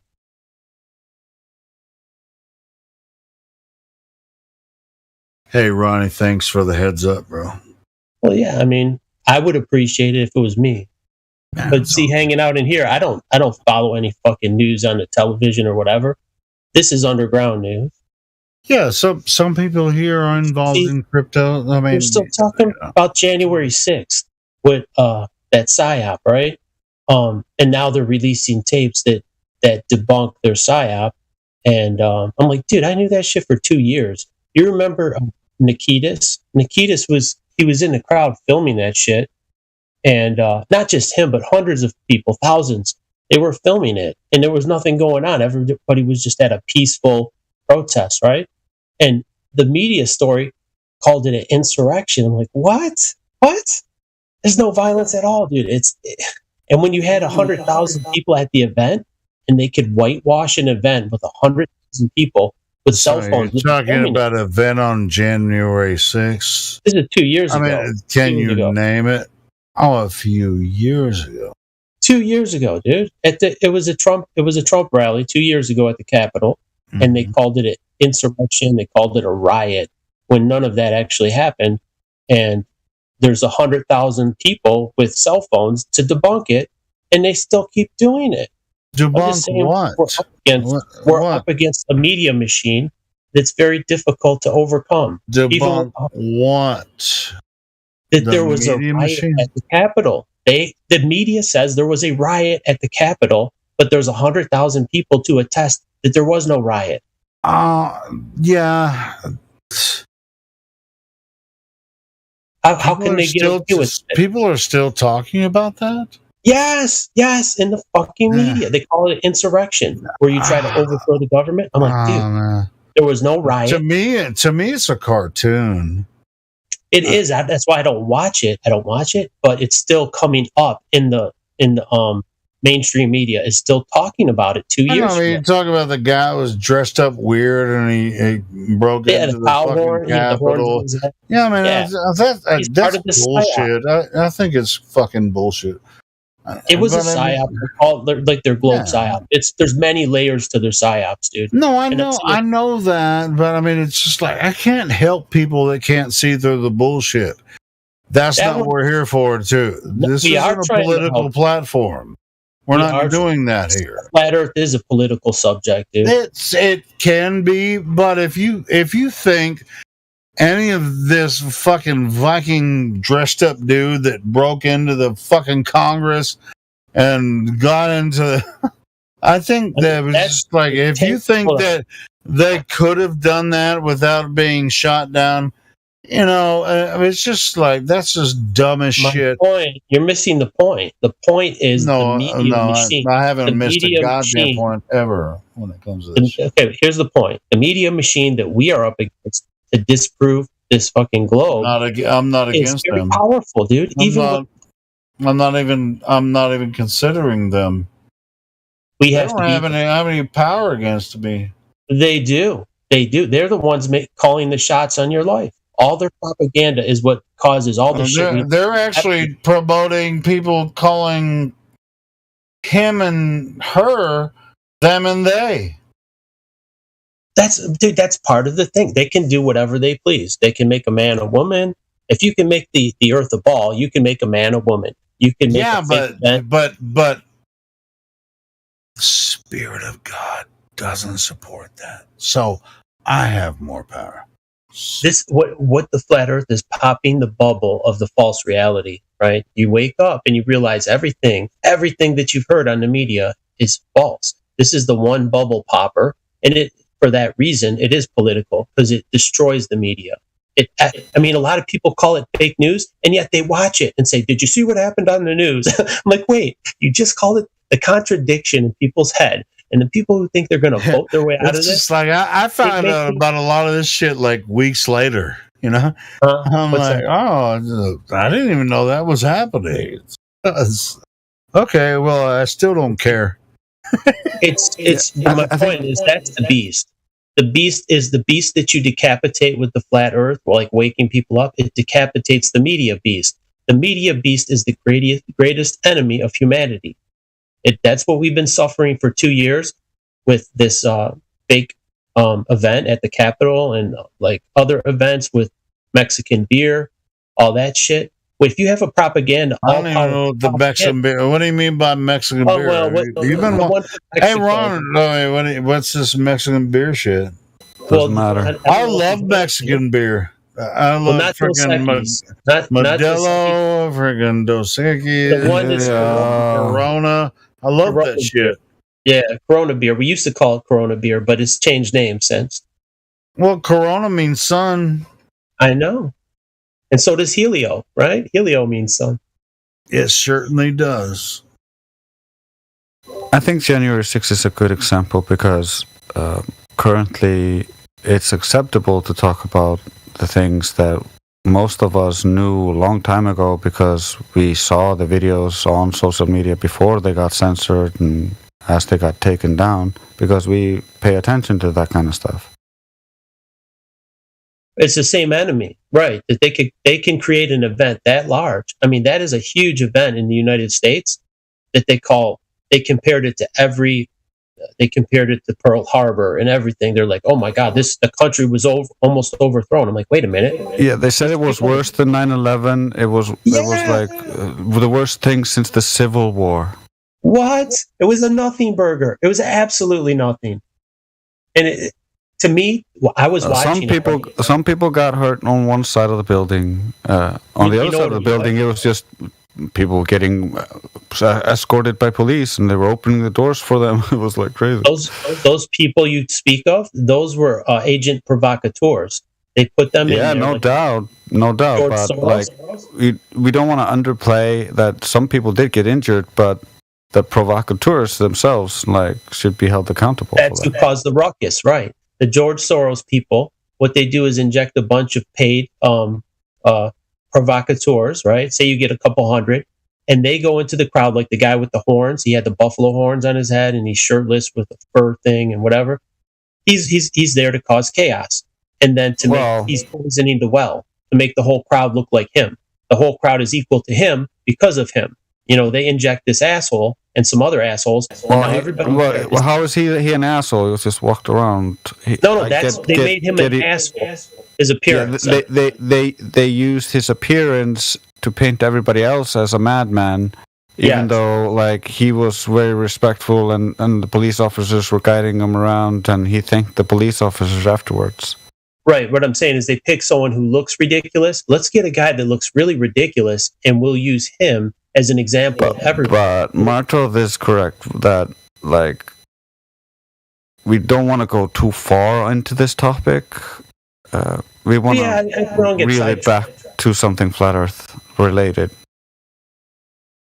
What I'm saying is all these things are tied together. Is the flat Earth and the media enemy is the real way high. Yeah, you can jump off of flat Earth into a lot of topics because everything sits on flat Earth. But it does. That's why it's important. It's fine to discuss that, but it doesn't really have to be in this channel, right? These things, the common enemy is it's a means to an end. When you wake people up to the means to an end, you wake people up to that the Earth is flat. Now they should know that they can't trust any media, none. So that's the greater relevancy because they're living in a bubble still. And there's even flat earthers that think voting matters. And it's upsetting to me because it's how could you understand this and think that you're going to vote your way out of this system? How do you think that's even an option?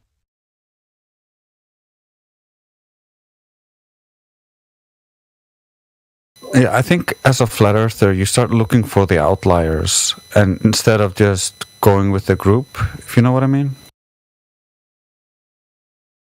What do you mean? I'm not sure. The outliers. It's kind of like we start looking for the black swans when people start saying all swans are white. Mm-hmm.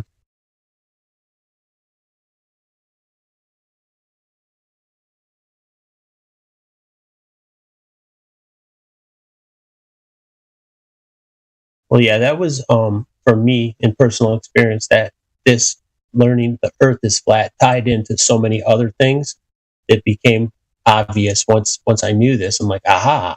I always knew these countries were connected through their central banking, right? And there's a lot of people that know that.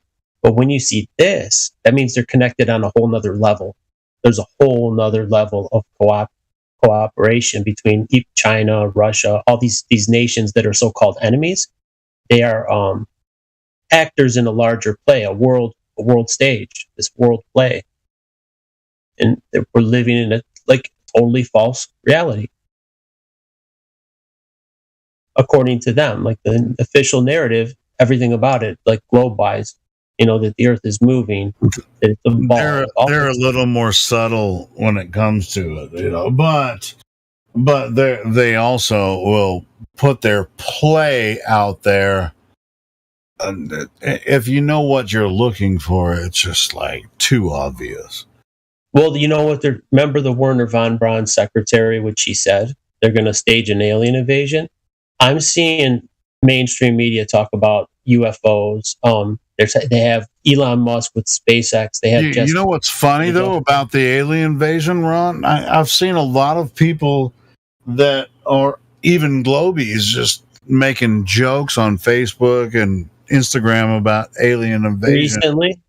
Yeah. They're priming the pump, dude. I guarantee it will happen. They're priming the pump at all their fucking But I'm events. talking about they're like joking about it, with some friggin', they're just joking about it now, and so it's coming. But I mean, it's just like they won't joke when it happens, dude. When it happens, I want to be all over that shit. I'll be freaking. There'll be nothing you can do. It's too late. I'll hound Facebook and tell everybody they're stupid.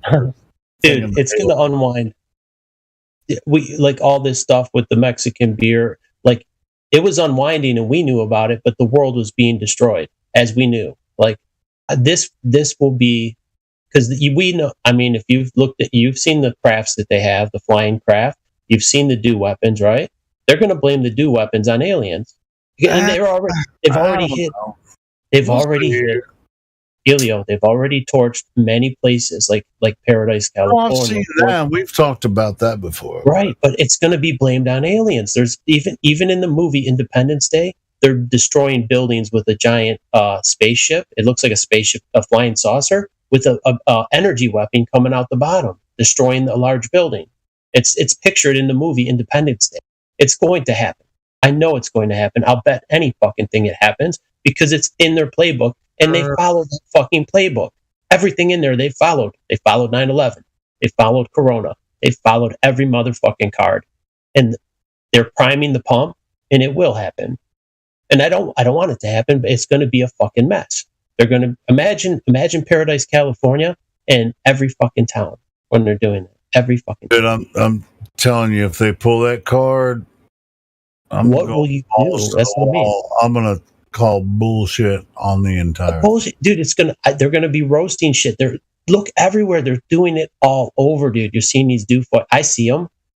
There's people over maybe on here that don't understand them, but I've known about it for years. But if they actually pull the card, I'm gonna blast everything that I have. There's no enemy. There's no enemy to point to. When they pulled Paradise, California, who do you point at? We are on the ground. We can't just point our finger and say, look, see, it's not. Yeah, I guess we've already done it before and nobody said shit. Nothing happens. They have plausible deniability. They have plausible deniability because you can't eyewitness it. It just fucking happens. And when the government says it happens, it's more about spirit than. Well, I mean, that's like I was saying earlier. I mean, it's. If you believe the media is telling you the truth, that's your spirit of fear. But once you know that they're either lying or just promulgating a bullshit idea, when you know the truth, just like you were saying about Paradise, all the trees are still there, but the houses are gone. What the fuck? Into a gray dust. That's forest fires. Give me a fucking break. It's horrible, dude. And you know what? On Twitter, somebody, this person tweeted me. It was this girl, and she said she actually lived in one of those houses that was destroyed in a picture I posted. I'm like, oh, I'm so sorry to hear that. Like your house was one of those, and she's like, yeah. I mean, according to her. But your favorite oak tree next door was fine. Even the neighbor's house, the neighboring house 8 feet away was fine. There was no lick of flames. The flames didn't lick the house. The paint was not even curled. Nothing was damaged. The pine trees, there's fucking pine trees 6 feet away from the house. Nothing, no damage. Huh? What? I don't know, dude. Jenna says, I'll be drinking a 6-pack while watching people run around like a bunch of Chicken Littles. Hey, dude, we've been doing this for a very long time, and it's not fun. And we get a lot of shit from a lot of people for saying a lot of things that we say. Whether it's from general people, from the platforms that we talk about this on. It's not easy for us to do this. When they do this freaking fake alien invasion shit, Was there any globe? I think it's going to be easier to debunk, but it probably won't be because if they believed this forest fire shit, holy shit! If they're going to fall for that nonsense, dude, they'll believe anything. Well, the thing is, how else can you explain something like a house evaporating? Like they'll say it's alien the house technology. disappeared, but all the trees are still in place, and that was a forest. It will be alien technology. Like if you see a flying aircraft, like it could be a TR-3B, it could be a different flying saucer. It'll be blamed because all the Hollywood movies have already depicted it. All the pre-programming, right? The pre-programming and people watching Independence Day and other movies, even going back as the 40s and 50s, like Flash Gordon and shit. But most of the people that when the alien invasion comes, they won't remember that they haven't even actually seen the real footage. You know, just like me and you have been through on our shows previous about the California quote unquote forest fire. Let's say the entire freaking village or houses were gone, but the trees are still there, and they called it a forest fire. But right. And people don't put that together. Even flat earthers that don't understand. That's what I'm saying. It's just like it almost doesn't matter. So I guess I've had this problem with flat earthers, dude. There was a guy, he lives in California. He's like, we get fires all the time. I'm like, dude, these are not fires. The trees are not igniting. Like, these are not normal fires, like brush fires. Dude, there's a whole freaking gas station that's surrounded by blacktop. I know. And no forest fire touched that fucking store. Helio, and it's fucking completely gone. The point is, if you don't know that there's a technology that can do that, you'll have no other option than to believe it, right? Like, people that don't know about 9/11, they have no other option but to think it was either airplanes or explosives. Those are the only two options in their head because they don't know about a third option. But you know what they say happened to that convenience store? Forest fires. But there's no trees around it. But what are you going to believe? It's just completely surrounded by roads and blacktop, but it's completely demolished. Let's say forest fires did it. Everybody has watched Star Wars. Even every flat earther has probably watched Star Wars and others, like movies, space movies. When that's all you have to go by, and then the media, the news media, and you see something fly through the air and destroy the house next to you, right? Just evaporate the house. What you're going to think it's from another planet. You're going to think we're being invaded by aliens from Mars or whatever. You'll believe that story because you'll have no other experience seated in your mind. They've seated the consciousness of this this alien enemy from outer space, right? Thinking space is a thing. You will believe it because you don't know another option, an alternate. Same with the globe. You're presented with a globe. The first day in the classroom, you're presented with a globe. This is where you live. Don't question it. This is where you live. And as soon as you pop that bubble, that's a very difficult bubble to pop. And I wanted to ask a question real quick. Is there anybody that is on the fence or a globie in the room tonight that we should be speaking to? We don't want to waste our time. That's true, because we are talking about like years ago stuff. Well, I mean, these events everything is tied together. Everything's relevant, to it. But it's what I'm saying. It's part of the bigger web. This web is linked through many nodes, and this is just one of the many nodes that would become uncovered. Right. The first key is waking up to the earth. That's your first key that breaks you out of that spell, the consciousness, and then there's still people half in the spell. They're halfway in the spell. Right? They're flat earthers, but they're still halfway in the other world. It can start by a simple question. But was there anyone here? Is it all just regulars, like all regular flat earthers? Because I didn't want to shit. I didn't know if you guys were into discussion. I'm here, but I'm in the parking lot of the motel that I'm staying at, so it's kind of... Oh, Flatsy, tell me about this globe that you believe in. I'm just fucking with you. Well, she's a flat earther. Of course it's a glob. I know, she's totally... Or she a it's over the horizon. She's totally. It's too big to see the curve. So wait, you're a Globie? Dude, Ron, I want you to meet Flats. She's freaking. She's the best. She's awesome.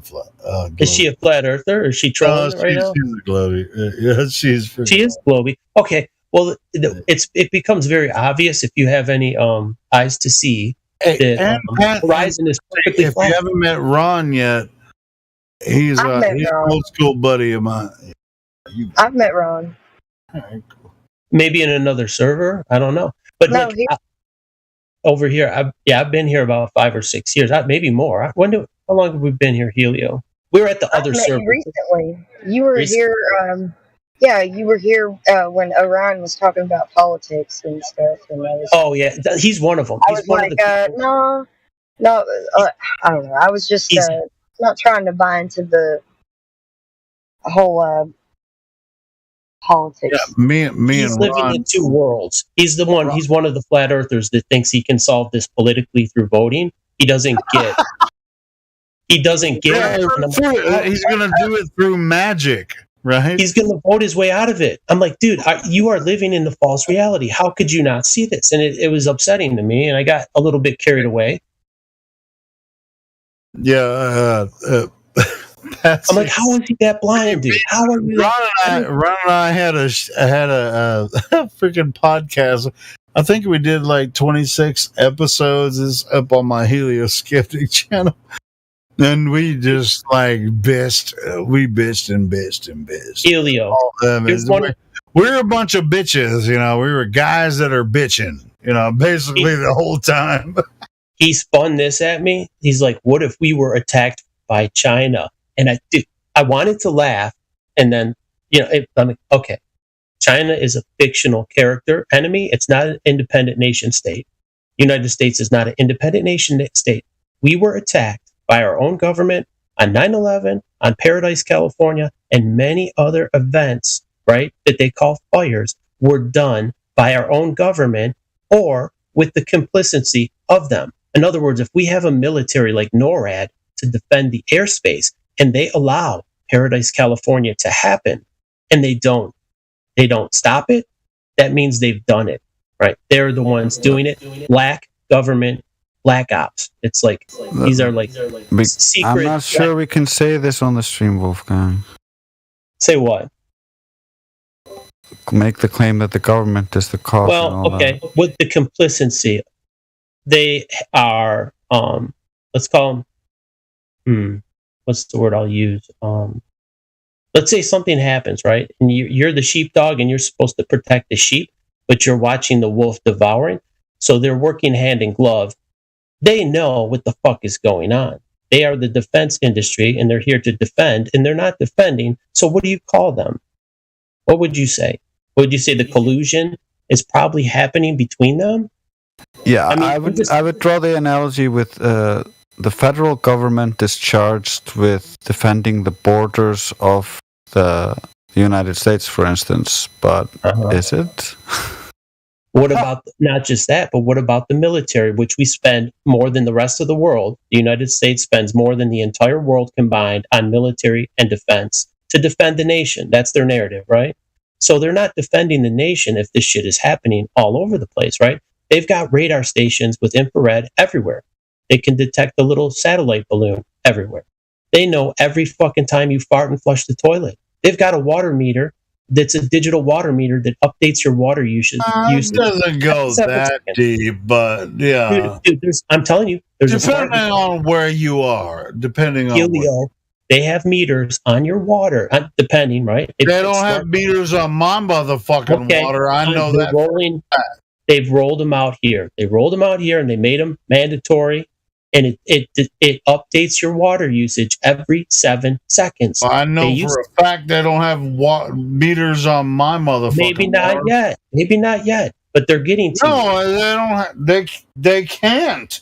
If you're on a well, on private fucking well water property, man. If you're on well water, you're probably not. What I'm saying is they're rolling it out to the rest of the world. They don't care about getting every last person. They don't need to convince every last person.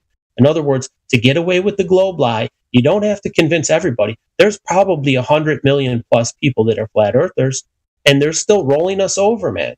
They're still rolling us over with the other 90% of people who are completely clueless. They can roll us over like we don't even exist. Sure. I mean, now the water. I work, or I don't work. I live where there's a public well. That's why there's not a meter. We all use and they don't put fluoride. There's no numbers that click over and over and over. Use this much water. You just rent the public well on the property. The well, yeah. You guys, anyway, you just rent the property, whatever. Anyway, but as far as electricity and cable and all that kind of shit, yes, I rent that shit. Boom, it works that way. You know, what I'm saying is like all the so-called smart meter for your electric, smart meter for your water.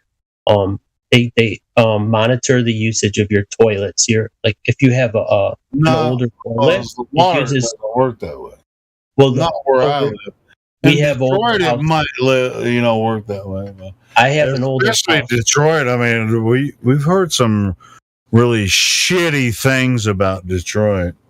And you know what? You know what Devil's Night in Detroit, where they light houses on fire? I think some of the houses were lit with dews. Like some of the stuff that I've seen, I'm looking at it. I'm like, holy shit, this is Devil's Night.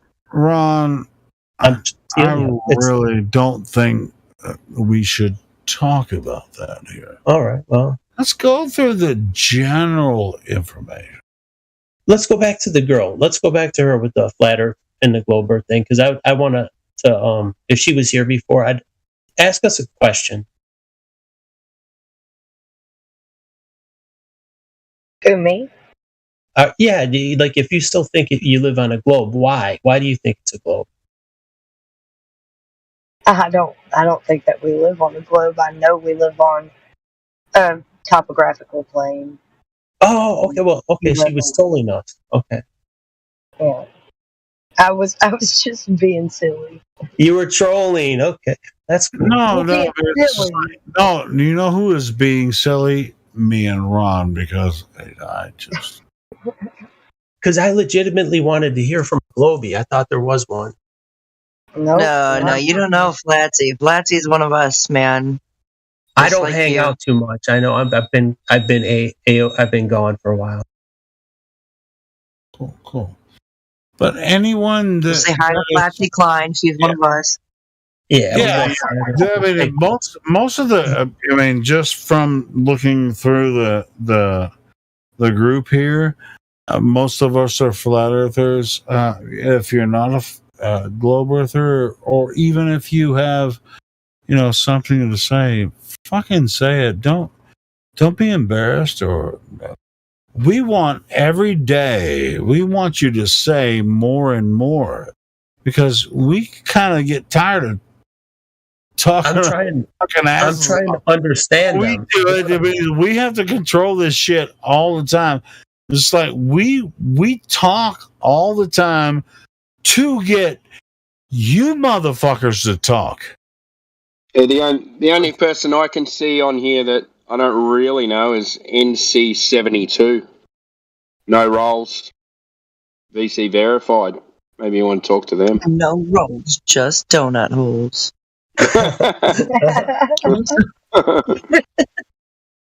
NC72. Sounds like I'm frustrated. It's not. I'm not frustrated. I love this platform, and I want you guys to get involved. That's the only reason. You never sound frustrated, Helio. No. I love all you guys. I love it. Look. I got to teach Cookie in here earlier about how lightning works.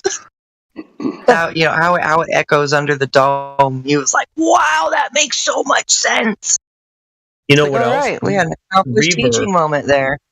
You know, when you have reverberation from fireworks, they blow off the big fireworks, you're boom, boom, and you hear a second echo. You hear the same thing. Yeah. Yep.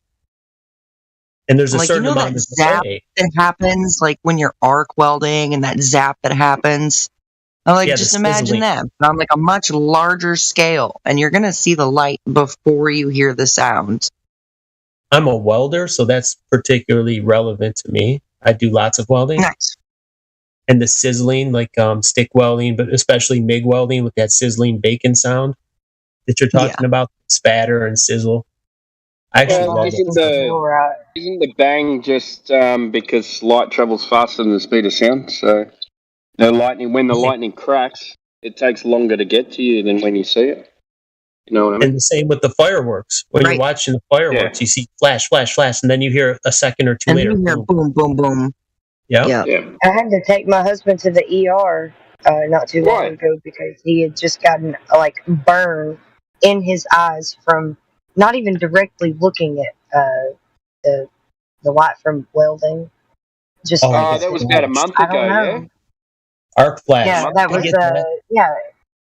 He I had to take him to the ER in the middle of the night. It was a nightmare. Wait, so your husband had to be taken to the emergency room because he saw the flat earther. It was he got so bright. I'm just messing with you. I'm just messing with you. I get that. There's something for your eye. These eye drops. I'm really just messing. There's some good eye drops. I had to do that because you already know it. Over the counter. Patsy knows that. They're called Cysteine Ultra, and they're like I get arc flash quite a bit, and that's the best eye drop. No, how is he? Hold on, you know, I mean, He's better now, but I was trying to listen to what Wolfgang Flat was trying I know. I'm sorry for interrupting. I was trying to get her. Yeah, I'm concerned. I mean, is your husband I'll send okay? you a link for the eye drops. I use them. They're called Cysteine Ultra, and it's an eye lubricant. It's not like Visine. This lubricates your eyes. So when you get an arc flash, it feels like your eyeballs are sunburned, and it is. he couldn't even open his eyes without him watering so bad. It's so painful. And the eye lubricant drops, they're expensive. They're like $20 for a half fluid ounce. They're expensive, but they work. They're the best. They relieve your pain because they lubricate your eye. Picture your skin when you get a sunburn and you put aloe vera from a plant. You know how it relieves your skin? This is the same kind of relief you get on your eyeballs. It's really good product. I did hear something about putting raw potatoes over your eyes. I've seen people do cucumber slices and stuff, and people with the mud face, they do cucumbers, but any vegetable would probably be good. I'm kind of confused of how you can become a victim to that flash. It comes off your shirt. Well, I mean, he's a millwright, so they kind of do all of the things with the big machinery. So some people are doing this off over here while they're doing something over here, and he's not wearing any protective gear, but he gets the flash in his peripheral, or I don't know. Yeah, it does happen like that. If I'm welding, I could be 10 feet away, 20 feet away, and you're using a milling machine. Or your table saw, Helio, you're at the wood shop using your table saw, and I'm welding 10 feet away, and you're looking at the table saw, but I'm welding over here. You're still getting welding. Yeah, that you definitely. Anytime you're welding, you better protect yourself all the way. But see, her husband was not welding. He was working on a milling machine or whatever. Someone near him was welding, and it gave him arc flash. That's what she was saying. Yeah, it's very powerful. In what way? That's what I'm confused about. It burns your eyeballs. It's like getting a sunburn on your eyeballs, and you can. He had gotten burnt. I've done welding before. I know exactly what it does to your eyeballs. Far away. Hey, listen to her. Could you explain that to him? Yes, I'm trying. Let her speak. No, please. he was far away. He was trying to be careful. He knew that they were welding, but it still happened. He was trying to be safe, but he must. But he wasn't the welder. He was. No, that's her. He was far away. He thought he was far enough away, and he knew not to look anywhere near it. But he still must have at some point. you see those rays, those arc rays will travel just like sound waves will travel, and they're not going to flash you from a mile away. But if you're in the general area, right? If you're in the general area where you can see it, it's enough to zap you. Maybe I would say. I mean, it's as if I don't know what you're talking about. As if I have. I don't know how close it is. Like if I'm 50 feet away, it probably not going to. Have you ever experienced it before? The flash. I have had it many times. I've had arc flash many times. Yeah, it's not good. It fucking sucks. Your eyeballs. Yeah, it's just like you can't fucking see anything for like 30 minutes. No, it's worse. Dude. It's fucking crazy. It's like you put your eyeballs in a tanning bed. Yeah, it's like your eyeballs are cooked, and it's horrible. Yeah. So don't act as if I don't know what the fuck you're talking about. I don't know if you've been arc flashed, but yeah. Yeah, he was constantly having to blow his nose. He was constantly having to blow his nose, and his eyes were watering like crazy. He had to wear sunglasses. This was with a MIG welder when I experienced it. But they will all get you MIG. It's different types of welders. You can experience it. Doesn't matter. You definitely have to have the protection. You have to know. You know what was crazy is that he came home from work, and his eyes were starting to kind of be like droopy. He went to sleep burn your retinas, man. It'll burn when he woke up from a short nap, he was like, I've got to do something right now. Yeah, Kim, you don't have to hang out with us. If you want to help, if you need to help your husband, don't worry about it. Elio, dude, not I've been through that. I mean, I know what it feels It was like. not. It was flash. kind of recent, but it's not now. Oh, okay, dude. But it never stops. Once it happens, once, and if it happens twice, it's even worse. You'll never be able to see the same way again. Yeah, you don't want to. You know what else got? My cousin, he was watching me plasma cut, where you use a machine. It spits out plasma, and you can cut steel with it. My cousin was watching me. He thought it was just like watching a cutting torch, and he got really bad arc flash. But there was a delay. There was like a couple hours. He drove home. It happened like 8 hours later. Like she was saying, fucking burns your retinas. It burns.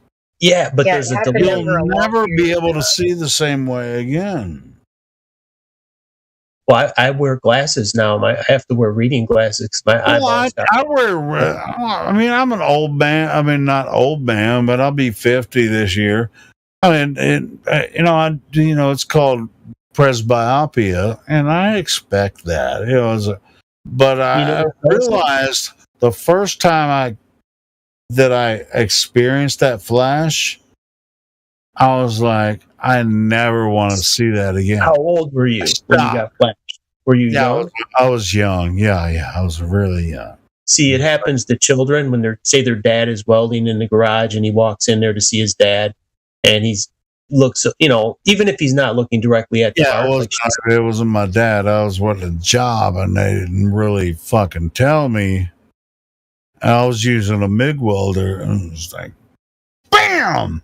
It's like, oh my God.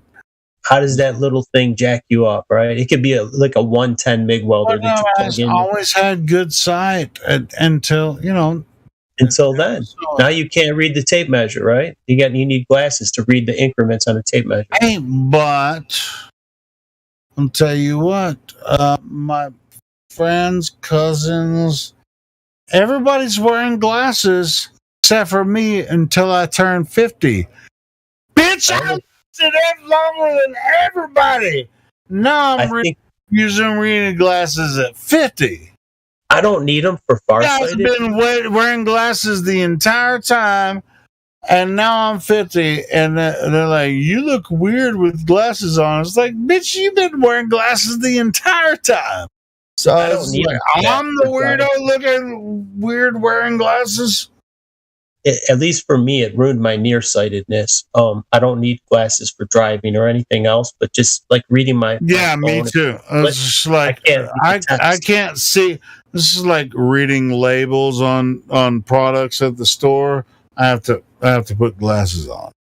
You know a little trick? If you don't have glasses, right, you can make a small pinhole with your pointer finger and thumb. You make a very small squint. You can squint small peephole, and it works in a pinch. It does, but you got to read the price. You don't know how much. You know what's funny? I got an argument with freaking what's his name? Matthew Learns. He's like, you can just squint and see the horizon. It's like squint.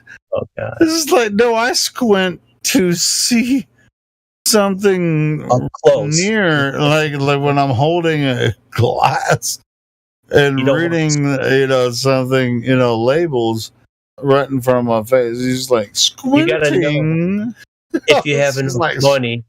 You don't want to get to the checkout counter and you don't have enough cash. You're like, oh fuck, I only got $10 and this thing costs more than I have. So you're checking the price before you get there. I'm like, I don't want to go up there and not have it. Say you don't have a credit card. If you got to pay with cash, you better have enough because everyone's going to be pissed, or you're not going to be able to get what you need. So sometimes you got to check the price, and you don't got glasses because I don't wear glasses out like in the open. I don't wear glasses. I can see good enough to actually check out, and all that kind of shit. I can read a tape measure. I can read a measuring tape still. I can read all the 16ths. I can still do that too, yeah. But at work, I work in a small shop, so if I want to get in some details and shit, I put my fucking reading glasses on. You should, and then there's no reason not to, right? Helio.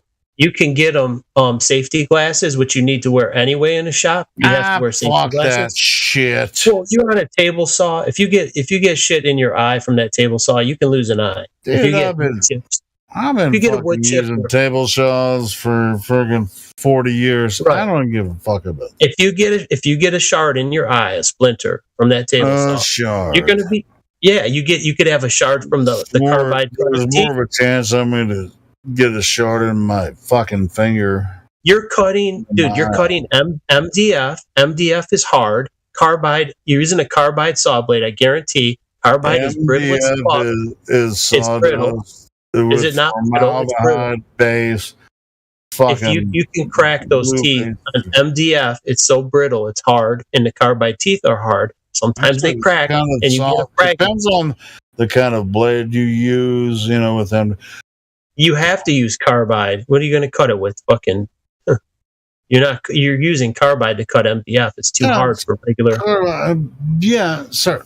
Go ahead. All I'm saying is, if you lose a fucking eye, you're going to have bigger problems. You get a piece of carbide. I'm never going to have a splinter from fucking MDF. I don't know what the. No. I'm saying if the blade chips, I've gotten chips off of my grinder using an angle grinder because I use it for welding, and sometimes if a grinding disc was to shatter, that will really jack you because those have a lot of energy behind them.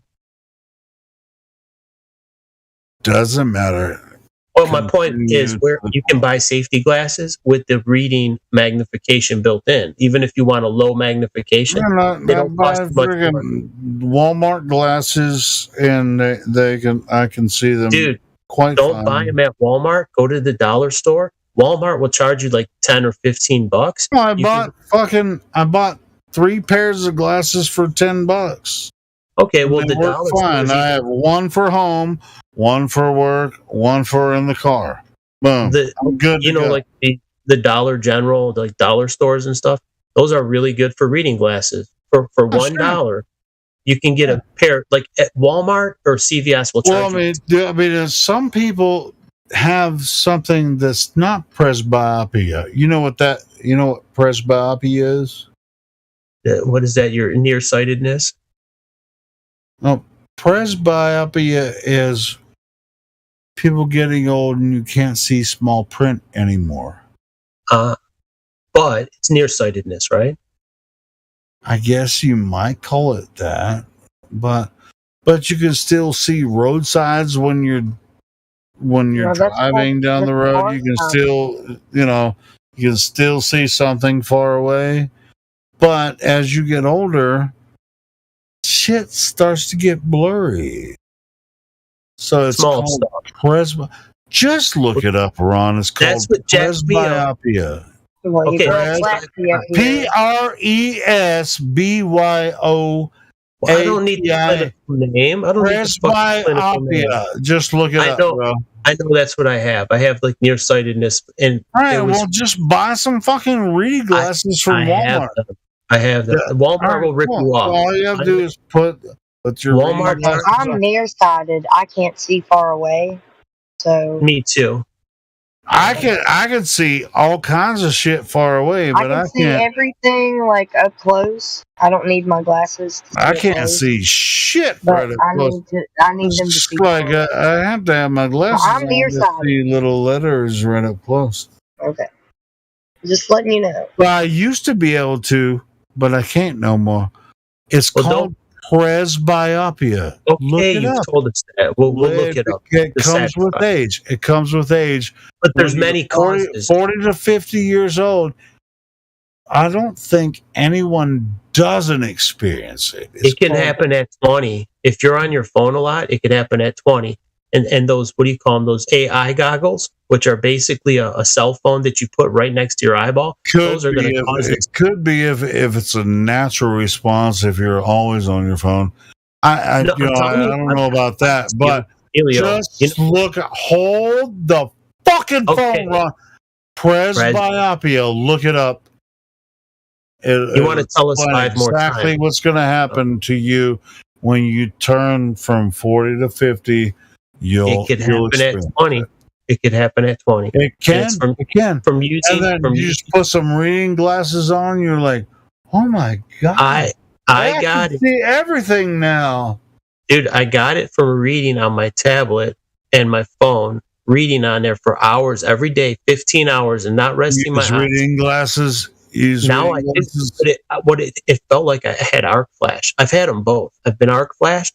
And I've been fucked by a cell phone and tablet, like reading it too many hours. There's blue light. There's blue light on these LEDs on your screen, and they are like a tanning bed for your eyeball. I spent $10 on 3 pairs of reading glasses at Walmart.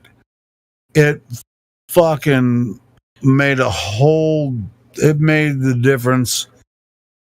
My whole world changed. Some of the stores charge more. Pulling the phone away from me and pulling it in front of me, it was like, I'm just trying to focus. When I put the reading glasses on, I just look at it about 2 feet away, and I'm just like, oh, I can see what it says now. Well, that's because your eyes have become damaged or they got old. It's called presbyopia. In your case, that's what it is. But not everyone's suffering. All right. Not everyone's suffering old age. That's the point. My point is, a young person can fuck their eyes up just like an old person. You'll have the same effect as someone 50 years old, and you can be 20. 5 years from now, say the same thing. Too much usage of phones is bad for your eyes. Reading on a phone or I use my eyes too much. Is that what you're saying? That's how I got it. I fried my eyes, and I had the same sensation as arc flash, and it was from using a mobile device. It fucked up my eyes really bad to the point. Check this out. I mean, like my brother, he always has glasses on. I never see him without glasses on. Now, he has some sort of weird vision thing. It's like when he doesn't have his glasses on, everything's blurry, right? Oh, that sucks. Yeah, it's been that way for him for a long time. Maybe he could get put his fucking glasses on. I can't see shit.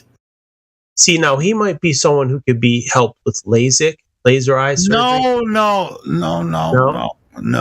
Some people, it works for. My neighbor he's been wearing these glasses for 20 years, he goes to the optometrist and they adjust his shit. I mean, he's been wearing these glasses for a long time. Now, he's got a serious problem. Ron have you even looked up presbyopia? Dude, I am doing something right now. I'm monitoring. All right, well, until you do, then let's not talk. You told us what it meant, dude. You just told us. You literally just told us. I'm gonna go look it up. When you get older, if you have decent vision, you can see. But then when you're trying to read labels at the grocery store and you can't see them, they're a little blurry. But you put some reading glasses on and it looks pretty cool. That's presbyopia. So you just told us what it means, and now we have to look it up as well. So I can't trust what you just told me. I'll have to. No, you can definitely trust that. I mean, it's just like as I don't simple trust as your ass. I will look it up. I don't trust you. Why? Well, because you said don't trust you. Look it up. Just look up presbyopia. I will. Simple thing. And if it means what you said, then I can trust you. Okay. You know me for fucking over 5 years. All right, whatever. Probably like 6 or 7. I don't know. What year Maybe was that? probably longer than that. You know. Yeah. I'm just for the sake of the audience. I know it's just a simple. It's an aging thing. Your eyes kind of deteriorate. You can't see smaller letters. Is there anyone else in the room? I mean, we're hogging the combo. Let's let someone talk. Was that one? Someone wanted. I knew when you jumped in, it was just kind of me and you. I haven't been on here forever, so I was catching up. I miss you, brother. I miss you. I'm going to mute out. Let's go in a separate station. I don't want to hog up all the airtime. No, I want to a separate chat. I'm going to go smoke and let's go in a side chat so that we don't kill everybody's mojo. It's Friday night. That's so rude, man. I'm sorry, everyone. The glow falls to pieces. Each time I see too far again. Yeah. A singer. A real singer. Yeah. Dude, she's fucking. Flatsy Klein. Come on. Flatsy, would you like to work with me? I write songs, and I've got some killer songs, and I would like you to put your vocals on. Because I tried with Helio, and Helio has been difficult, and he hasn't done any assignments, and you have a much better voice than Helio. I would like to give you the honor of singing my lyrics. My songs are good. My songs are good. Helio's heard them, but I just can't sing. I'd love to hear them. My song, I have really good lyrics. I've written about 20 different songs, and the lyrics are good, and they're flat earth songs and other subjects. But I'm trying to write a song right now. I can help you. I can help you because I've been there. And what you do is do one verse at a time. Don't try and do the whole song. Hey, would you like to hear a song I've written? Yes, I will. Yeah, Ron, before you actually try to recruit her to one of your assignments, you should listen to her music. I would love to hear her sing. I heard that little bit. I was like, holy shit, who is that? No, that was her a cappella right here on. I love it. Her a cappella. So you want to have something? Please. Yeah, she's badass. She's not Flatsy Klein for nothing. Patsy Klein had a beautiful voice. There it is in live stream voice text. All right, I'm gonna play it. Play it in the chat. Play it, yay! All right, everybody, shut up while I play it. I have not met Patsy or Flatsy Klein. Yeah, I know you haven't, Ron. I've been away. So welcome. You have met me, man. I was Kim Hopkins, maybe. Really? Yeah, she's Kim Hopkins. Kim Hopkins, okay. Yeah, which is from Alabama, Southern style. Yeah. One of my favorite songs is Sweet Home Alabama. All right, cool. So let's listen to this song, and everybody shut up if it works for me. I think I got it set up. Play.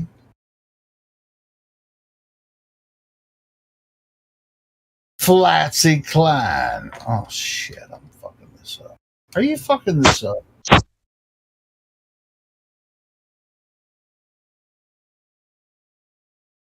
Jesus.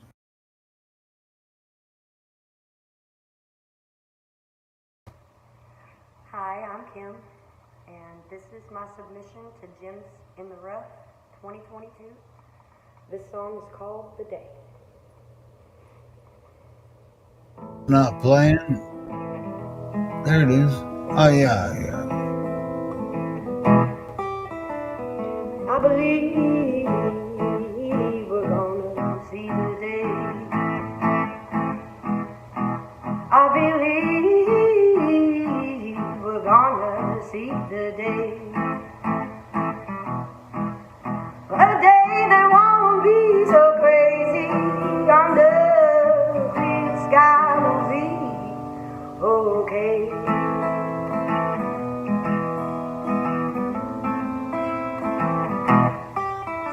Keep your good times in meditation. Keep the good times in meditation. There may be a war here or there, or a war of misinformation. Information. I believe we're gonna see the day. I believe we're gonna see the day. A day that won't be so crazy. Under the clear sky will be okay.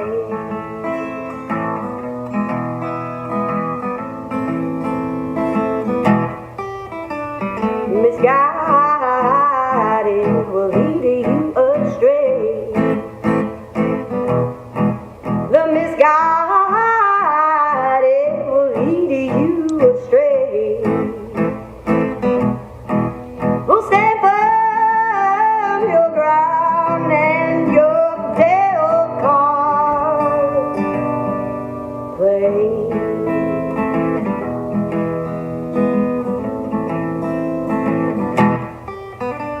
I believe we're gonna see the day.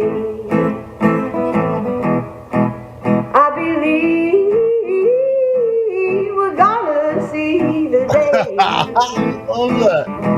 A day that won't be so crazy. Under a clear sky will be okay.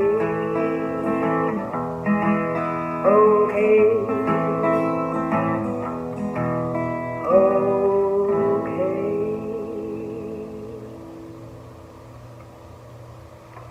That's a beautiful voice. I think she has a lot of vibrato. Yeah, I mean I believe. I mean the switch. You know, I think that's brilliant. What did you say it was? Auto tune? Put the stank on it. Oh, the stank. It's not auto tune. No auto tune. None of that. That was totally wrong. I mean, anybody that claim, I've had people claim that. You know, I've had people say, "Oh, you use an auto tune." I'm like, "Bitch, I don't fuck with that shit." No. I've had the same thing. Did somebody say that to you? No. I'm just saying everybody nowadays, they can't sing. Like all these singers that are on the radio, if you hear them, like even one of these famous YouTubers, I heard them before the Studio Magic. I'm like, oh my God, her voice is shit. I was not impressed. It's nasally and like, I'm like, oh God. But they tune her up with auto tune. Her voice sounds great. Yeah, she sings Dio songs. That was totally raw. Dude, Dio had no auto tune, and he had the best voice you ever heard. Yeah, they're so advanced with the auto tune now. If you look at Antares has a thing they call throat, which basically allows you to simulate a throat and change completely the way you sound. I need that software. It's probably too expensive, but I'd like to have that. Yeah, but you don't need it. Or it's like, I mean, someone like me does. I had someone like me. It's just like me and like Patsy, Flatsy. We don't use that. We just sing raw, and it was like, I'm impressed. Well, that's what I mean. There's not a lot of people that are good at that because it's very, as you know, there's a lot of shitty singers and people who think they can sing and they sound horrible. At least I'm honest enough to know I sound horrible. Like some people, they're out there thinking they could sing. You sound horrible. I'm in that camp as well. If you actually believe in yourself, and the same way with Drace. I know you. I mean, you're a rapper, so you can do whatever the fuck you want to with talk. No, I'm not a rapper. I also try to sing, bro. I just can't sing you do like sing. You do sing good, bro. You just sing good. I'm not taking anything. It comes with time. I like the way actually you do with your music and stuff. You can sing, and I'm not taking it. Well, who? Probably him. You're talking, not me, right? No, I'm talking to Drace because I like what Drace does with his music. So I'm not. It's just like everyone has a different idea. But as far as the natural, like what Flatsy.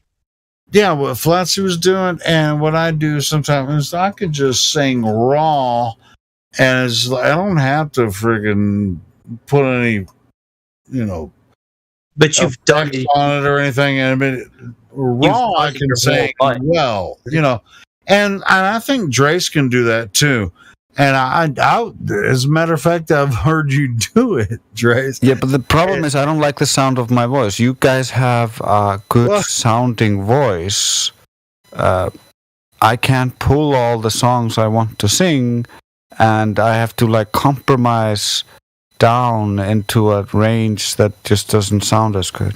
Just like I was telling, I do sound a lot different to myself. Like I was telling Flatsy Klein, own that shit. Drace, you're a good singer. Own it. Yeah, and so is Karma, man. You guys just friggin' work that shit together. Yeah. Own it. Repetition is your friend, but don't overdo it in one session because you'll burn out your vocal cords. I sounded so horrendous the first time, man, I'm never gonna pull this off.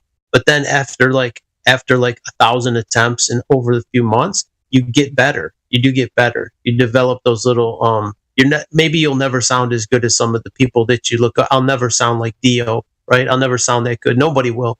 But don't hold yourself to that standard. Oh, I agree. I've always tried to train myself to become better. I was always lived by this standard, but there's only so much you can do. I hear you. I have the same problem. I'm like, damn, I wish I could sing this. I've got the song down how I want it sung, but I can't do it. It doesn't sound right. I can't hit those notes. Well, I love to sing. I do kind of have a style about me though. It's like that folksy type deal and old timey. Is that the only genre you sing in, or do you sing in? Could you sing in? No, that's just what I kind of gravitate towards. No, it's not the only thing I do. I do some audio slaves. I do Audio Slave. I do a Perfect Circle. Could you do metal songs like Dio? I do those ones too. Those are so much fun. Yeah. There was a girl singer, and she sang one of Dio's songs. She did a hell of a job. It sounded really, I was skeptical. I'm like, the women singers singing metal? No. But she pulled it off. Holy shit. You would think so. You haven't heard me. I can sing hella grunge. Not grunge, but heavy metal, heavy metal songs, like Dio. If you know who Dio is, he's one of the best vocalists ever. Mm-hmm. Yeah. His voice is even if you don't like metal, you're like, wow, what a voice. Because a lot of people they don't like metal. They're like, that hurts my ears. I hate that stuff. I just keep thinking of that Tenacious D song from The Pick of Destiny.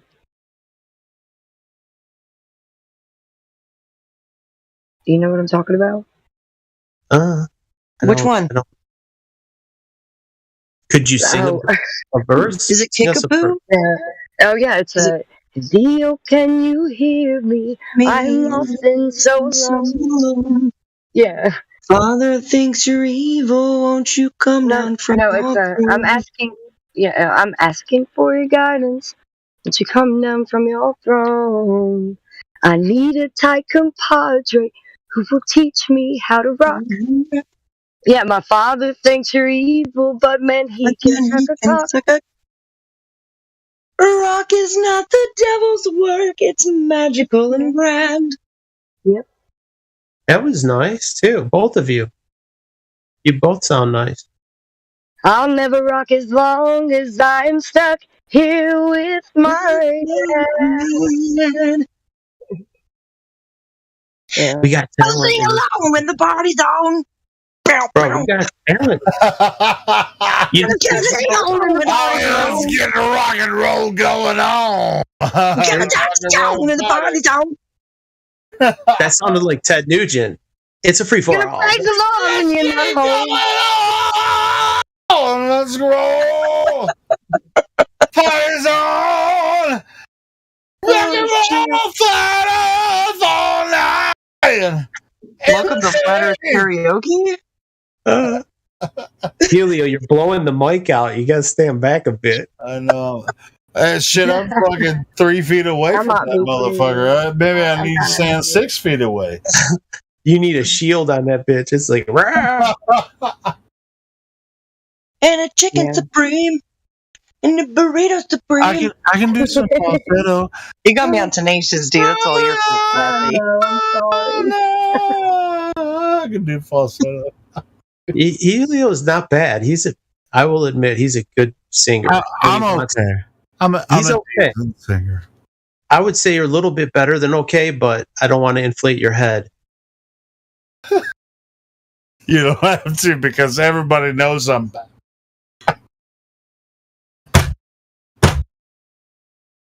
But that's nothing to do with that. But what was going on there? I was just curious. It was like, what started this? These guys talking about. No, Flatsy. Flatsy said, what is this shit? And I said, hey, yeah, yeah. Hey, yeah. I said, hey, what's going on? See, even the chicks have to use falsetto. Wait, but there was another girl. She had a good voice too. Who was that? That's me. Hi, I'm Jenna. Hi, Jenna. That was nice. Yeah, that was a good singer too. Yeah. Dude, we got some Ron, you way behind the concept. No, it's all good. I'll shut up. I'm gonna go smoke a cigarette. You meet Jenna and Kim. They sing excellent. I love it. There was a talent show for Flat Earthers called what's his name was putting it on? Martin Ledke, the Flat Earth British. He said there was going to be a talent show of Flat Earthers. They were going to put out their stuff. We've already got. That would be cool. What's Jenna, that? you are awesome. Oh, you're awesome, Flatsy. Stop it. Both of you are awesome. You both get top level singing abilities. I like to drink a few beers and just like belt some songs out at karaoke. So much fun. What is your genre? You were singing the Four Non Blondes. Is that like pop music that you like to sing? She's more folksy into that. Oh, I'll sing anything. Like I'll do Man of Constant Sorrow, and I have a lot of fun with that one. I am a man of constant sorrow. I've seen trouble all my days. That's nice. Yeah, you got good control. Like your pitch is really good. Thanks. That's what a lot of people. It's why they need auto tune. Like their pitch and their vibrato. Like all those things are very difficult to get just right. And if it's off a bit, even if you're not like a audiophile, I can pick up when the pitch is not right or it's a little bit off and like, right. Doesn't not so good. But yeah, I've got that really keen, like, ear, you know, like for like pitch match. Yeah. Uh-huh. That's what I aced really high in my choir classes for pitch match. Yeah, there's not too many people with that ability, like even guitar players. People who play the guitar, you have to hear it to make sure your pitch, your tone, all that stuff, you're getting it right. Yeah. And you have to have good hearing to match that. And there's a few people that match it so well. I'm like, holy shit, how do they do it? And they're playing so fast. Because they literally make the guitar sing. It's like singing like a voice. You know that song, it's like Ledbetter or In the Pines by Nirvana? Yellow Ledbetter. I've heard that song, yeah. Yeah, it's like, my girl, don't lie to me. Tell me, where did you sleep last night? And then it just gets into that really grungy, like, my girl, don't lie to me. And I can like really get into that when I can open up my diaphragm. That's rough on your vocal cords singing like that heavy. It's like really not though. It's for me. It's not like I can do that song after song. Well, that's what I mean. No, it's not. I don't know. If you do that, you're going to get hoarse. Like if you like, at least me trying, I'm like, man, my voice is killing me. It's. Yeah. I forgot my mic was still open, man. It's like, bro, I'm a rock singer. Come on, man. Don't even start with me. Okay, I've been in some bands myself. I was just like listening in the background. I'm like, God damn. That's pretty awesome. I've been a rock singer for a long time. It's just like, you can sing. Some of that there, here and there. See, Flatsy, you can play the guitar and sing. I don't have that kind of coordination. I've been playing guitar. You know your limits when you're a rock singer. And I started out with classical guitar. I did too. That's the first guitar I ever learned on was a classical guitar. Yeah, I was in college for music, so I got my professor to slip me some music for guitar on the side, and I still performed it in performance class with my other private lessons. So. That's what's up. Nice. Dude, I didn't know we had so many singers. I knew about Helio, but I didn't know the two ladies could sing so well. This is nice. I like to finger pick on guitar, but I've recently learned how to play with a pick within the last couple of years. And now I kind of prefer it, but I still want to not flip on the finger picking because that's fun. Dude, finger picking is hard. Like I use a pick. And it's still hard, but finger picking. That's harder for me, but I'm getting used to it. Really? I can play some things on the guitar, but ultimately where my talent is like drawing and singing. So I let somebody else play the guitar. It's hard to do both. There's not too many people that can do both. Right. Yeah, that's why I'm giving props to Flatsy, because like I can't do it.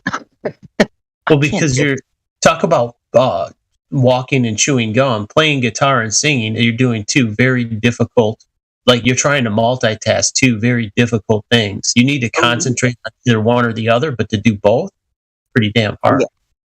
Oh yeah. That's like a different story if like in the group of people that I'm around most of the time, there's a lot of music and there's a lot of talent. Out at the Renaissance Festival. And so someone will just like start playing a tune, right? And then, just start adding in lyrics and we end up just practicing a song that we come up with and we play it around a campfire and it's just a whole lot of fun. There's a lot of djembe drums and mandolins and guitars and ukuleles just all over the place. And it's a lot of fun. I'm always around a lot of music. That's awesome. Like if you're around creative people, that's how music used to be made. Now it's made by individuals. They cut one piece. You got the guitar player in one part of the country and then the drum track. And then it gets all mixed together. The vocals, the bass, they're not even in the same room collaborating. Like you were making the music live, making the song. That's when music was at its best. this patchwork stuff. They patch it. I don't like it. It's a good feeling. Like it's just kind of like a magical feeling. You know, when you can create music and you can create a sound and you can create this rhythm with a group of friends in real time and just keep practicing it and and then you get it down, you get it fine tuned and you're like, yeah, let's go sit around a campfire and play this for our friends. Yeah, the music, your melody and all that, that's a whole nother game. Like I'm good at lyrics. I can do harmony. I love to do harmony for folks too. So you can write all the notes, all the musical notes in the harmony, the melody. That's the difficult part for me. I just steal other people's melodies. There are other, I do Weird Al things. Like I do parodies of other people's music because I don't know how to make music. Well, I cover a lot of stuff. I only have like a couple of fully written songs and then a few in the making, like in kind of like unfinished work. See, that's where you and Flatsy, you two could collaborate, where you could help each other. She might know a guitar lick, and you're like, that sounds good with this. Like that was me that was talking. That was Flatsy. Yeah. Who's the other Flatsy? And we have another lady. What's her name? Jenna. Jenna. Sorry, Jenna and Flatsy are two female vocalists. You both also play guitar. I play a little bit of guitar. Flatsy could definitely outplay me. You're the finger picker. Jen is a finger picker. Flatsy's a classical trained guitar. Yeah. I'm the Helio idiot can play guitar. He can play electric guitar pretty damn good, but he's a little out of practice.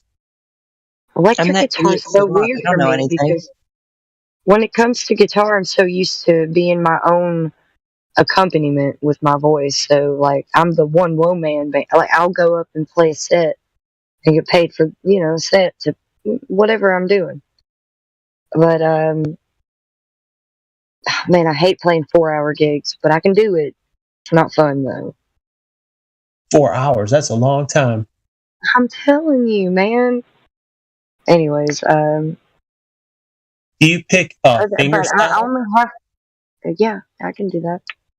Where they like you use the guitar as your drum and your bass and all that? Yeah, kind of. Like it's a percussive instrument, anyways, and I can palm mute pretty good and all the things.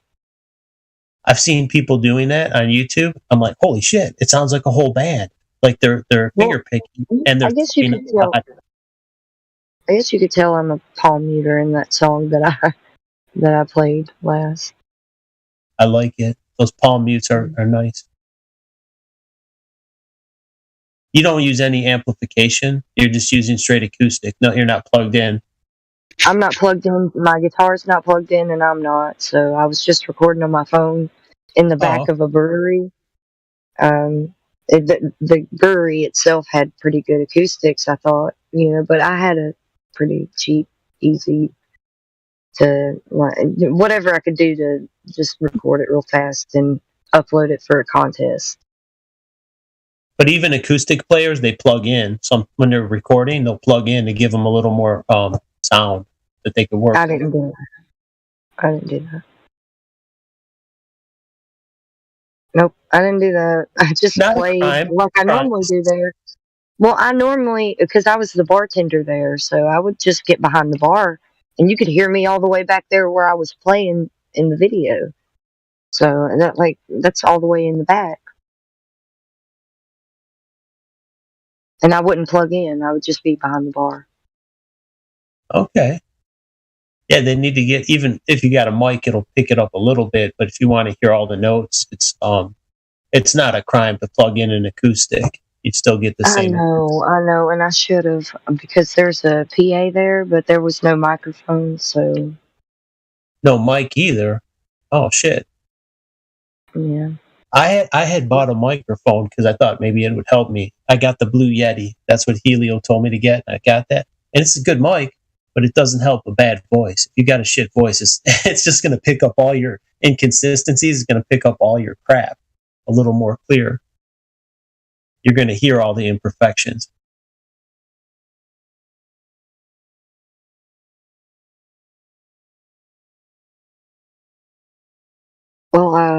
I wrote that song in like 30 minutes at home, and then refined it when I got to work, and then set up the back area for like the backdrop and recorded it. That's how it comes to me. Like in the morning when I wake up, I'm at my most creative. I'll wake up in the morning or like out of sleep, and I'll have a thought. I'll have just maybe one lyric in my head, and I'll write a whole song around that. Sometimes I'll write Yeah, it. Sorry. No. Sometimes it'll come fast, and sometimes I'll have to piece it together, and I'll write a verse or two, and I'll put it away. I'll just stash it, and I'll come back later when like pieces come to me. I write it piece by piece, because you sit there in one session. If it comes to you like that day you were in the zone, it just all came to you in 30 minutes. Those are great. And it just all That's flows a rare thing for me. I mean, it wasn't something that I don't know. It just happened. I was grateful that it did, though, because it just did. Those are the best ones when they come, because I think there might be like a spiritual thing. You know what I mean? Like you're maybe an ancestor, you're getting a download from them, whoever, you're getting a spiritual something. Someone's working with you where you're in the zone, you're hitting on all cylinders.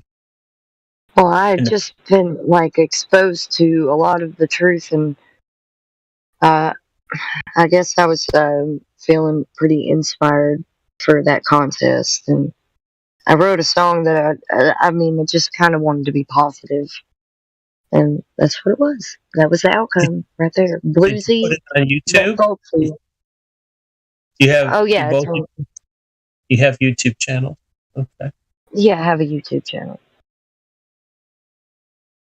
There's a lot of old stuff on there. That's the newest. Except for another live show that I did. I was having fun, and I played Lovesick Blues by Hank Jr. And Hank it was a lot of fun. 'Cause I love to yodel. So yodeling's my thing. Hank Jr. is one of my favorites. I love him and Waylon. Oh, yeah. Johnny Cash. I love all classic. You like Don Williams? Come on. Who? John Williams? Yeah. I'm not like, maybe if I heard one of his songs. What's one of his songs? Is he country? 'Cause I believe in love.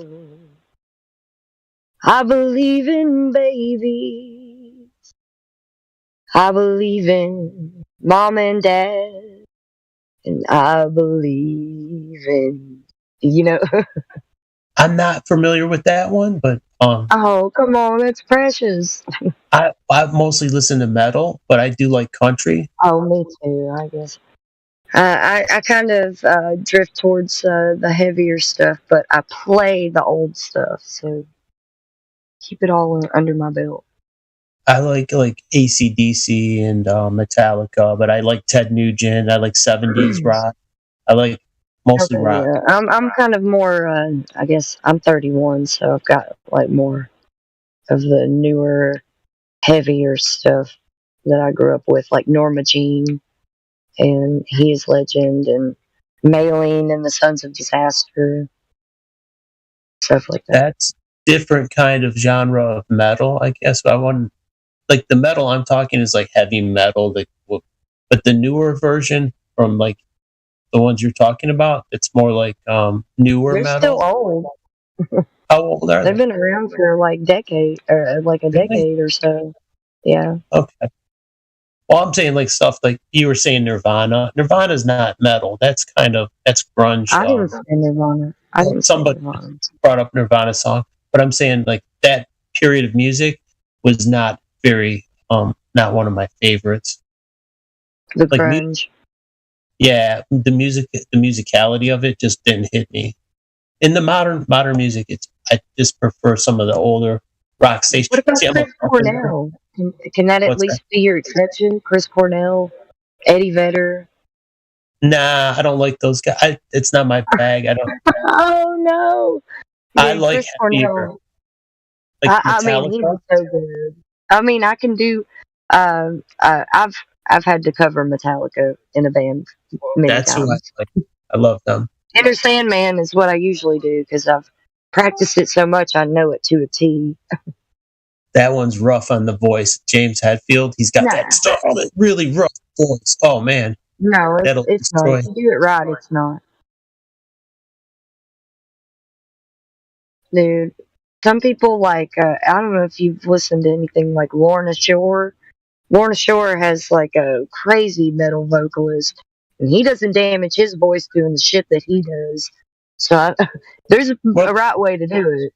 Like Pantera, where he's like, oh man, Pantera, yes.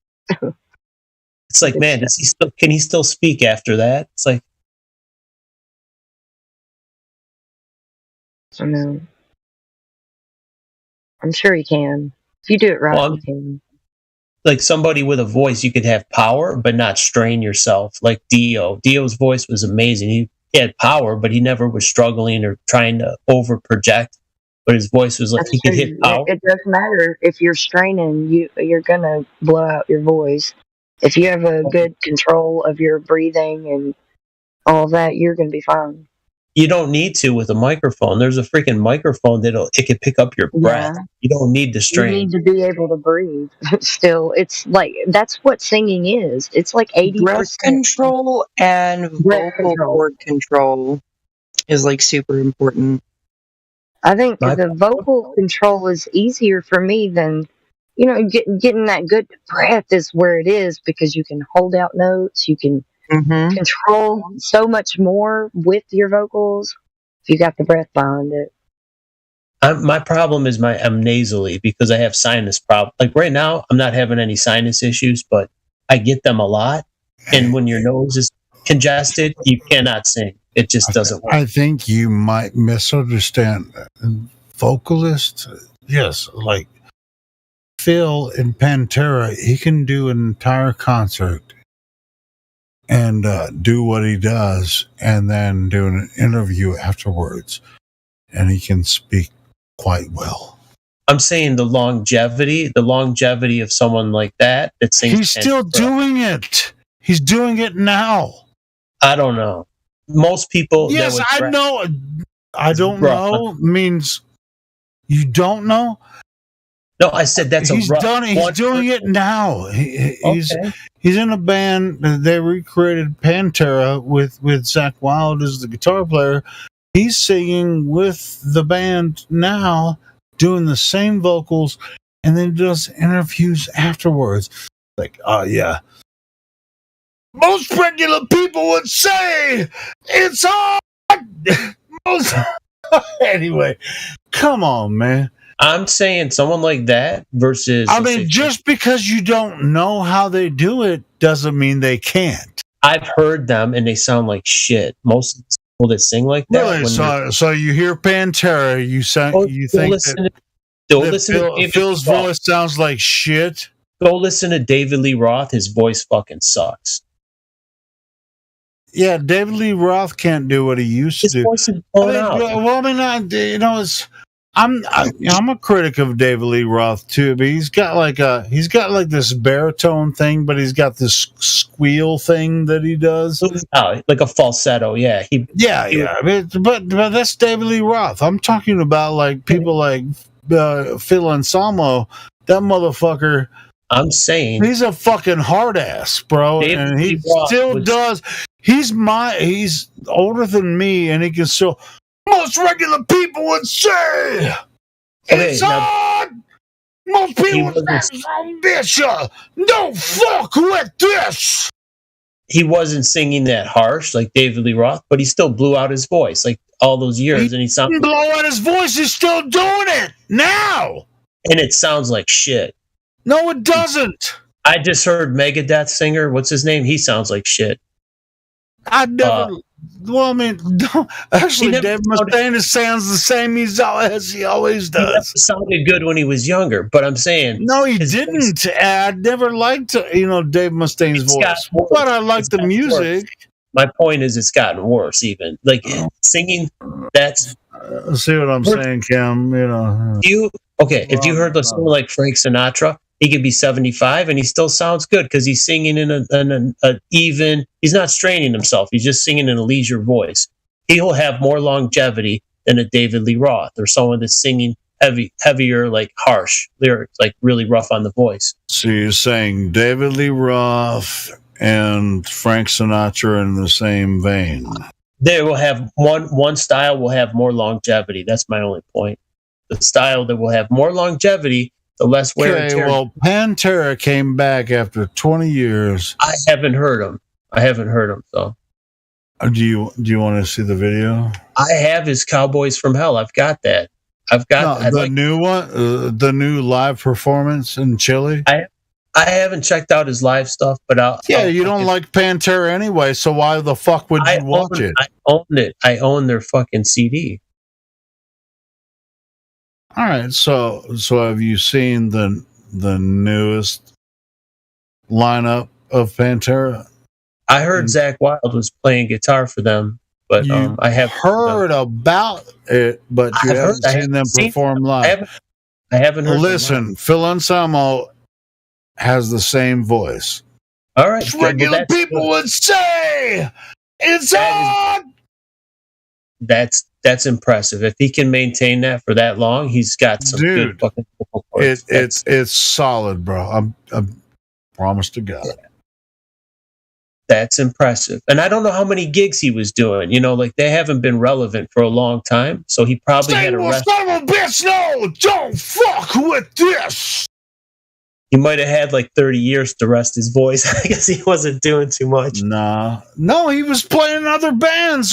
Dude, you just don't even know what they were doing in the meantime. I was following them. I bought one record from them.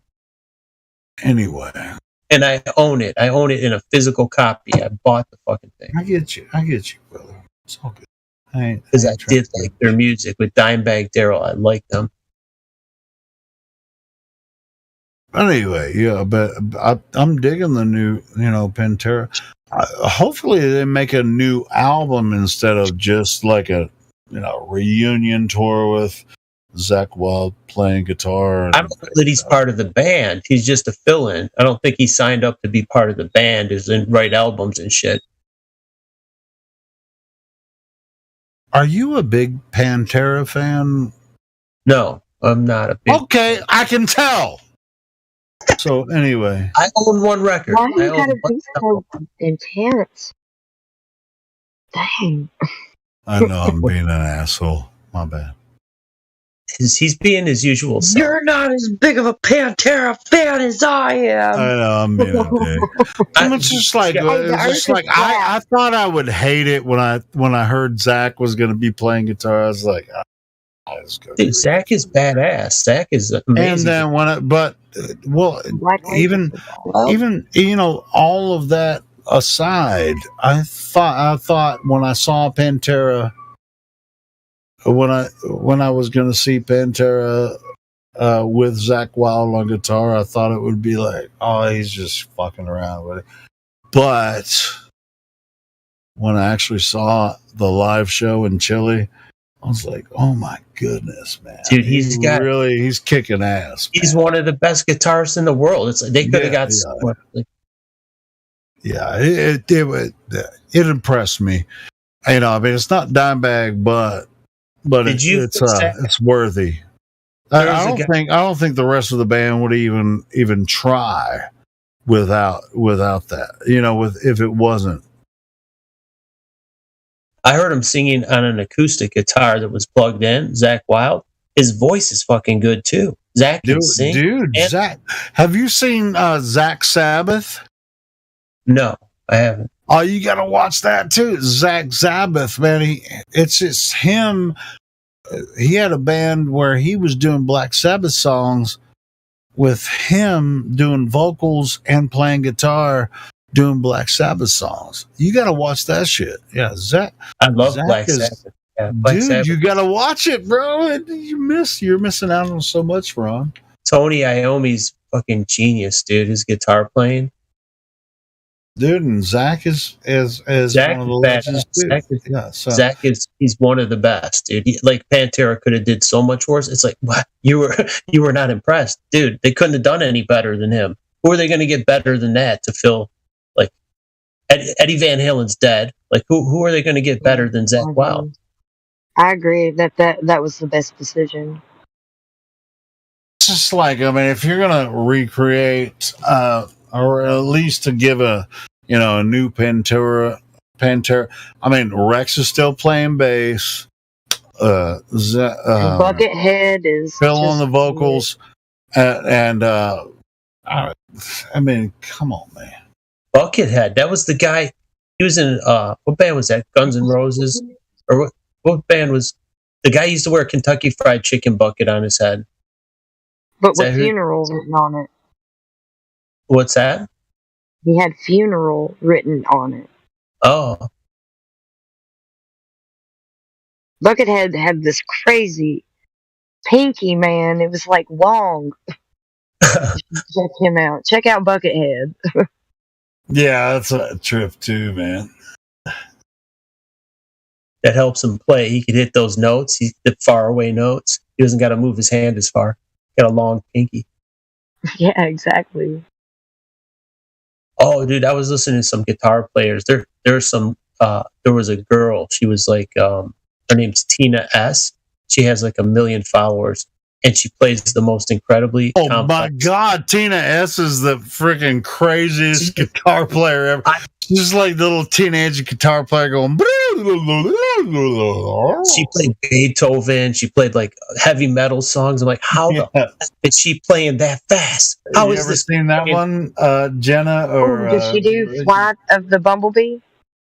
No, she doesn't do Flight of the Bumblebee. Oh, hold on. She does like Beethoven's Fifth Symphony or something. It was so fast and like, what is this? And it was like 7 minutes. Flight of the Bumblebee is really fast. Dude, all of them are fast.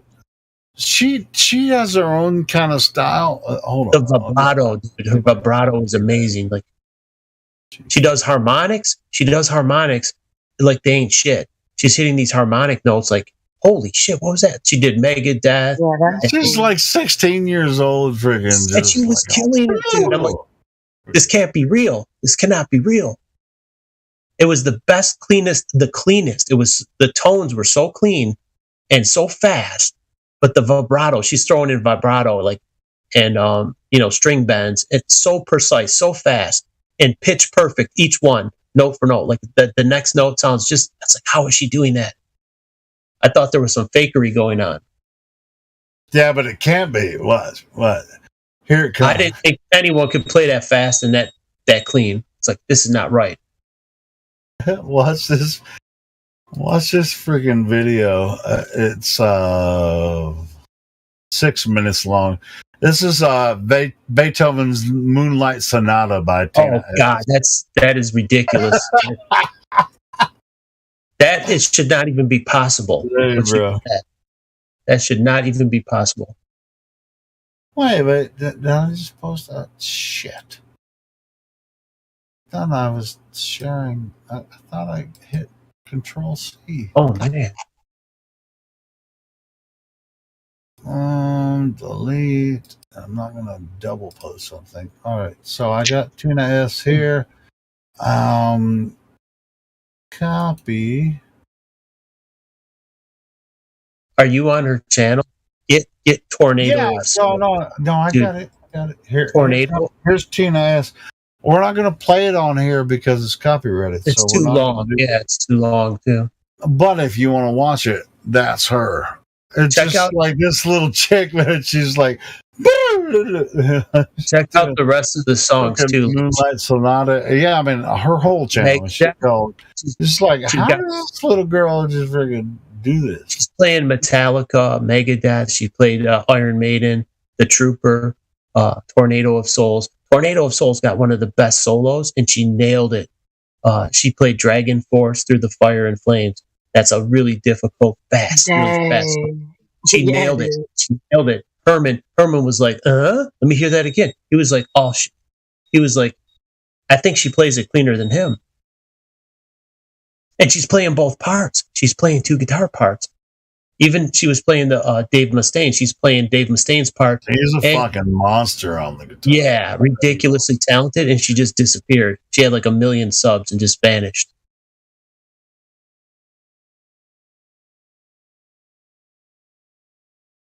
That is like that's unfortunate. I know. She was like a musical genius. Like I'm sure she's still working, you know, maybe somewhere in like teaching. You know the problem? How do you top that? Like all the songs she played, how do you top the Beethoven and like how do you top those? There's nothing more difficult than those. You already hit that level. There's nothing to go above it. It's like, Yeah, because like Green Sleeves. Like Green Sleeves and Study in A Minor. I can't remember by who. Yeah. So not good. This is when she was fucking 16 years old. That video I just posted. Yeah, I'm not that good. Is she that young? The last Beethoven one? I know she was really young, but for any age to play like that is, especially someone that young to know that much, it doesn't seem possible.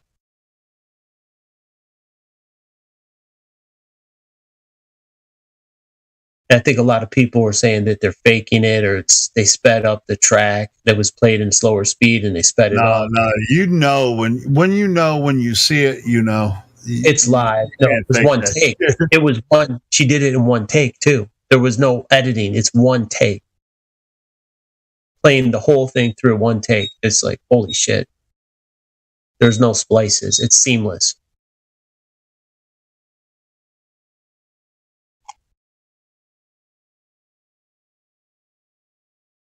Man. Big. Okay. Oh.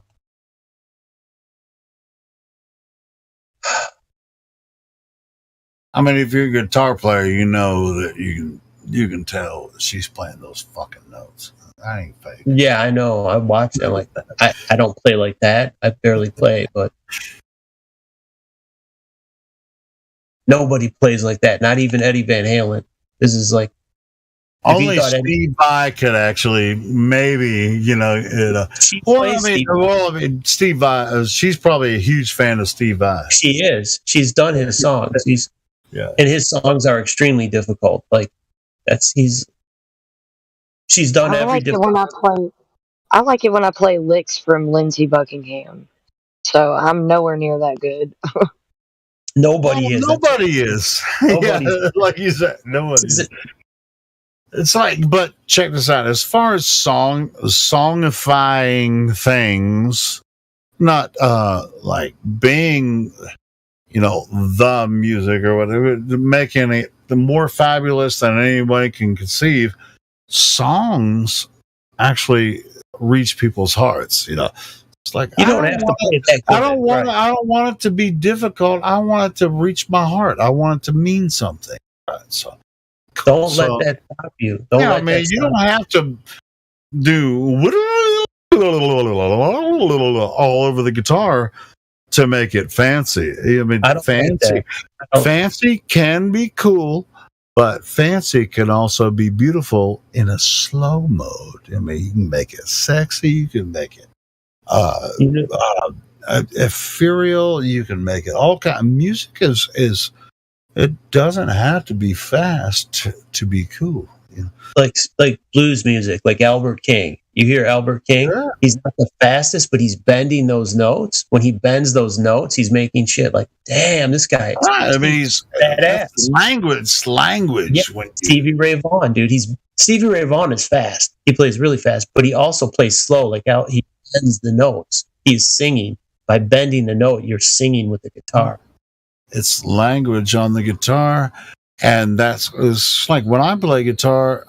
You know, I'm not a rhythm guitarist for the most part. I just play it to fill out the rhythm. But I'm a singer. But I can play guitar. But when I play lead guitar, I'm singing on guitar, so I'm just singing. That's Tony Iommi. He's singing instead of yeah. Tony Iommi does. He's got to see now every one of the. Oh, but he writes badass fucking rhythm. He writes the licks, dude. But he's also he's got no fingertips. His fingertips were lost in a real accident. But he can sing through his fingers. You hear that tone, and you know it's him. Yeah, he plays in fifths, and then when he plays his guitar solos, it's just like, oh man, yeah, I love Tony. He's got a voice, but I'm saying all the greats have a voice. Tina S has a voice. You hear that song, her she's singing through her fingers. Like the tone of the instrument is like the vocal cord. The subtleties on an electric guitar, you could pick up those subtleties like a Tony Iommi, like a Tina S, like Stevie Ray Vaughan. When you hear Stevie Ray Vaughan, you know it's him. Or you hear Tony Iommi, you know that's him. It's a voice. You can play his song, and I know it's not him. I'm like, that's not him. It doesn't have the same voice. Like me and you could sing the same song, and we know it's different because our voices. Same thing on his guitar tone. And that's what you thought Zach couldn't pull off. He couldn't pull off Dimebag. Well, guess what? Zach is badass. He can replicate. Yeah, I mean that new Pantera stuff. I'm watching that concert. I'm like, well, that's not I've seen Pantera live a few times when it was the original band. Now watching them again, it's just Zach Wilde playing guitar for Pantera, but it sounds like Zach Wilde playing, Dimebag's riffs. He's killing it. He's ripping. Dude, it's so badass. I ain't gonna lie. I mean, it's like some people be like, "Oh no, he's not playing it just like Dimebag." No shit. That doesn't matter. It doesn't matter. Like it's fucking Zach Wilde playing Dimebag's riffs, man. I mean, he doesn't get every lick perfect, but it's freaking Zach Wilde, one of your favorite guitar players of all time. Marty, there was Megadeth, and it was Marty Friedman, and he wrote that song "Tornado of Souls," one of those most difficult solos. And I listened to him, and I listened to Tina S. Dude, Tina S played it better than Marty. I'm like, because they just played at the Budokan. Megadeth just played, so I seen it, like a month ago. They played, and that video was coming up on my YouTube. And I watched it. I'm like, okay, yeah, he's 60 years old. Marty is 60. He still plays badass. Don't get me wrong, he's awesome. But she outdid him. Like, how did this 16-year-old outdo Marty? Like, run circles around him. Like all the extra vibrato and stuff. Where did that happen? What are you talking about? On one of Tina S, she played "Tornado of Souls," the whole song. But it starts out with these harmonics. Like, Marty doesn't play those harmonics. Because harmonics are hard as fuck, dude. You try and hit a harmonic note and then do the same note. I know about harmonics, but I'm just trying to. So, Marty Friedman, he's been a guitar teacher for 40 years. Well, he was the lead guitarist on Megadeth. Yeah, I know. And he's a badass. He's one of the best. Right, cool. So where did Tina? I just listened to him. I listened to him and Dave Mustaine. Dave's voice is blown because they just did a concert in Japan, and his voice was. Well, I mean, his voice was never impressive. It was never good, and I'm not saying it was good, but it's declined. It's declined 90% from its mediocrity. I mean, you don't listen to Megadeth for David's voice. No, I like his guitar playing. Dave is a great guitarist. Yeah. He's a great guitarist. His voice was mediocre at best, but the band, the sum of the parts. It always sounded like this. That's what it always sounded like. They were a good metal band, though. Their songs were badass. Their drums were yeah, I love those songs. I like the song that was composed of song names. I like that song that was composed of their song names. So, now why I started telling everyone the killing is my business. And I was hung like a martyr. I ain't saying I like some Megadeth songs. I've just never been a huge fan of Dave Mustaine's voice. No, it was not. He doesn't have a good voice. It was a song composed of a bunch of their song names. Where did that come out? I'm trying to remember the name of it. Give me a second. You're gonna have to post it because it's just like. Every time I hear Dave, even though I love his guitar playing and shit, it's like he sounds squeaky. His voice is kind of squeaky. I'm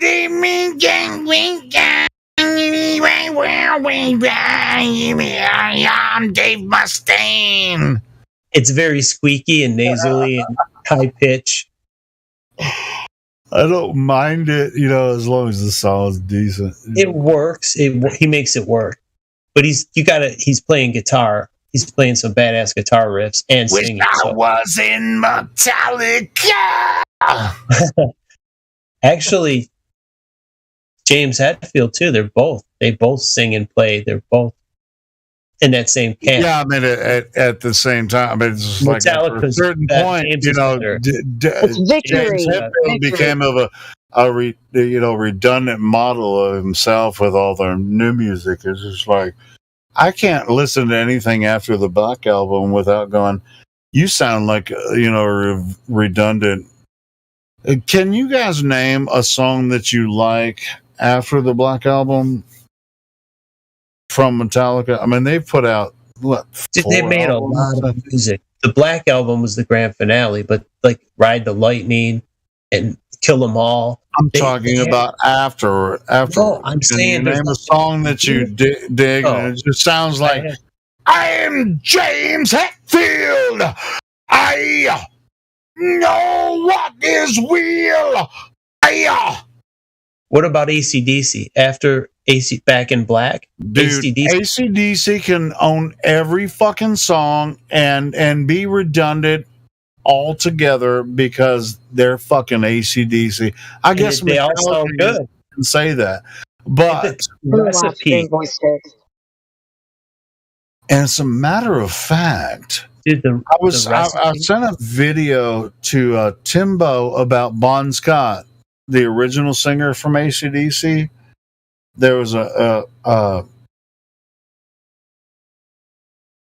video that was made about him. It was a documentary about Bon Scott, and it has like from the original start of the band and all that kind of. I like that. Send it to me. Awesome. Have you seen it? Oh, I man, haven't. So cool. I send it to Timbo because he's an Australian guy. So I'm gonna grab it from my Timbo. I like Brian Johnson too. They're both amazing singers. Yeah, both of them. Yeah, and it includes all of that shit. So yeah, I'm gonna send that video. When you lose your lead singer, you think the band is fucked. This video is really cool. That's a picture of me singing, I think Metallica. It was either Metallica or Man in the Box by Alice in Chains. You know who pulled it off? AC/DC pulled it off. Like Back in Black, they did after Bon Scott died, and it was their best album ever. And Bon Scott they're like, how are they going to replace him? They did somehow. It was awesome. Yeah, it was just like, how are you gonna fucking replace Bon Scott? That dude? How the fuck are you gonna do that? And then they did. Like my favorite songs are like Brian Johnson. I like them both though. I like Bon Scott, Highway to Hell. I like all his stuff, bro. Watch this. Watch that. I just put. Oh no, that was. I just posted on Timbo's again. Helio, check out It's a Long Way to the Top if you want to rock and roll. It was filmed way to the top if you want to rock and roll. Hold on. My point, I like the song, but I was watching the video on YouTube. They were driving through downtown Australia in the 80s, full of Tartaria. The buildings full of old world Tartaria in Australia, which is supposed to be a new country. I'm like, wait a minute. They had electric trolley cars in the video. They have these old world buildings, big miles of old world buildings in Australia. Like, holy shit, this is a documentary of Tartaria. Not only is the song badass, but the video, I'm like, whoa. They were just driving on the back of a flatbed truck and someone's filming, and you could see all the surrounding shit. All old world. In the 80s. I think it was the 80s or maybe late 70s, early 80s. Ron, I just posted it in the live stream voice text. That one right there. I'll check it out. I'm multitasking it's right about now. 40. Yeah, it's about 40 minutes long. But oh god, it has family members of Bon Scott. And they just like, oh man, I remember when he started the band. And all that. They tell the from the beginning, of AC/DC. It's really cool. Bon Scott. What a great voice, dude.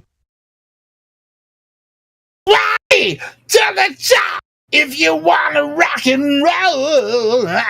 Dude, and in that song he played the bagpipes. bagpipes in a heavy metal song, it worked. Well, and what's funny is before he was in that band, he was another band. They were doing like, just like Dio.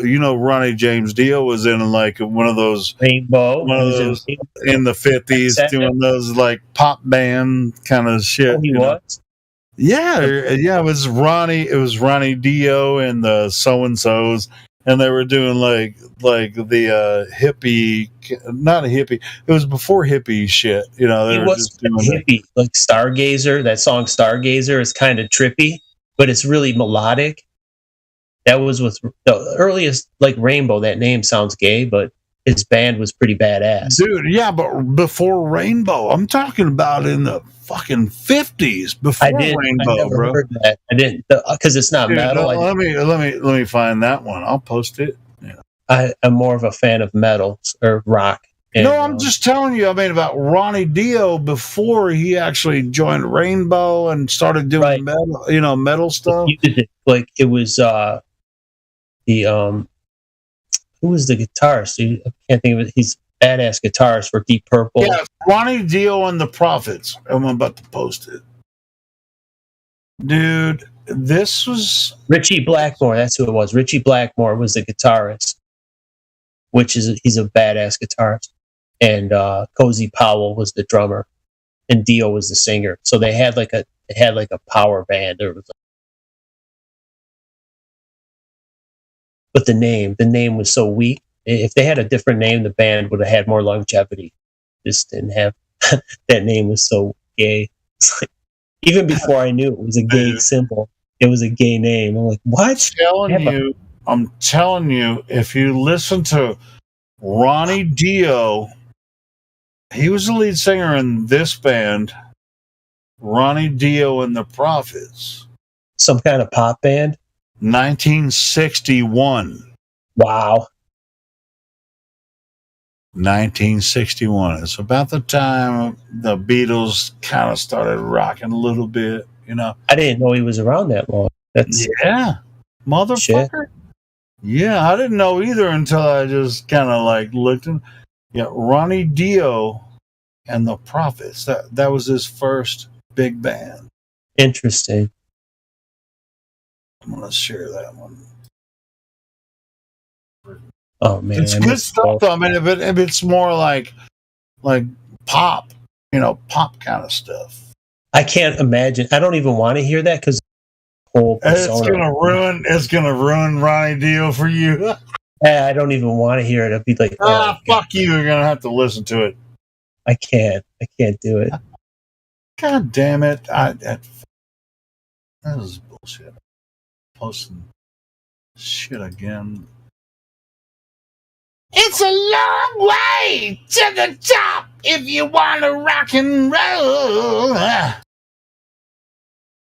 Yeah, Bon Scott was playing bagpipes on that. He had some other guys, like 3 other guys playing bagpipes, but he was playing too. And he matched the harmony perfect. No auto-tune back then. No auto-tune for Brian Johnson either. Did he? Even though it was on the YouTube video? I mean, come on, man. They're playing on the back. They played it on the street. They recorded it on the street, but that wasn't a live. That was a studio cut, yeah. So they're not going to play on the street. Were they going to amp up and everything? No. So I know what video you're talking about. So I was just more the scenery around them. I'm like, holy shit. Like, I didn't know about Tartaria like years ago, but I'm looking at these buildings and the trolley cars, and I'm like, oh my God, look at all this evidence. It's all in this video. So I just posted Ronnie Dio and the Prophets, 1961 to 1967. This is Ronnie Dio's first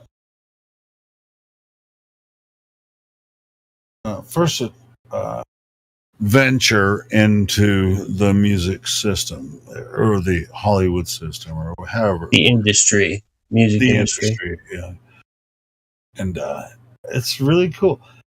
But you can tell it's him, the voice like some of the songs, but it ain't nothing like. How you've been gone too long in the midnight sea. Oh, because me, yo. Rise the tide, when he played Heaven and Hell for Black Sabbath, like his voice for when he I liked Ozzy when he was with Black Sabbath, but the Dio songs are some of my favorite. Well, I didn't even really get into Black Sabbath until in the early 90s. That Heaven and Hell. I was like a hair band, kind of like Def Leppard, Poison, fucking Bon Jovi and shit, like late 90s.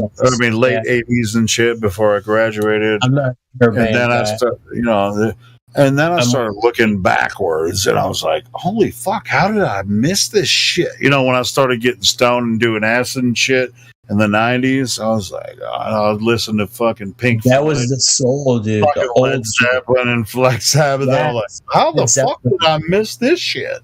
Dude, they were so musically talented, like John Bon. Yeah, the old bands like that had the best skills because they didn't have any studio magic. They had to pull it off. You know what I mean? Like they couldn't fix up your lyrics. They didn't fix up the guitar. Like everything was recorded live. It's just raw. Dun dun dun dun dun dun dun dun dun dun dun dun down dun dun dun dun dun dun dun down down. That's what I've been. I've been listening to that. You've been gone too long in the midnight sea.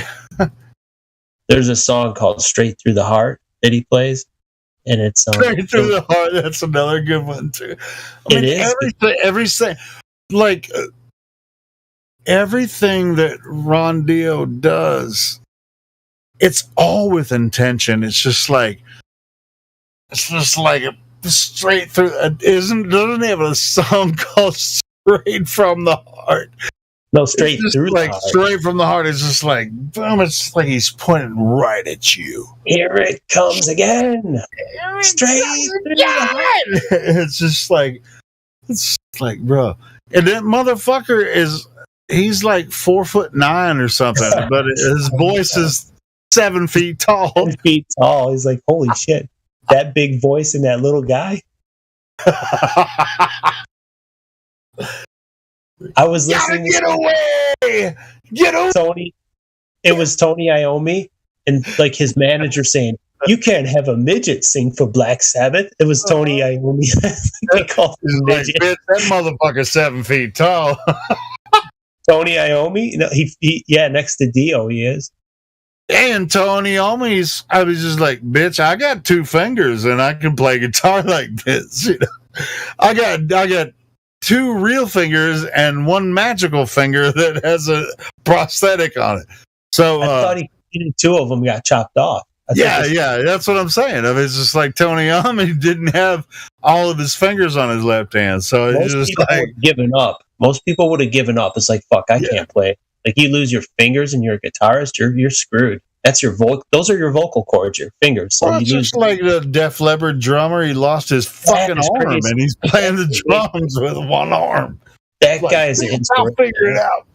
How the fuck did he do that? You got a 1-arm drummer? That was my first concert I ever saw. Was Def Leppard when they came back on tour after this motherfucker lost his arm. Do you know what, dude? That is some loyalty to the band. Most bands, they will toss out band members like they're trash. Oh, the drummer lost an arm. Let's get someone else.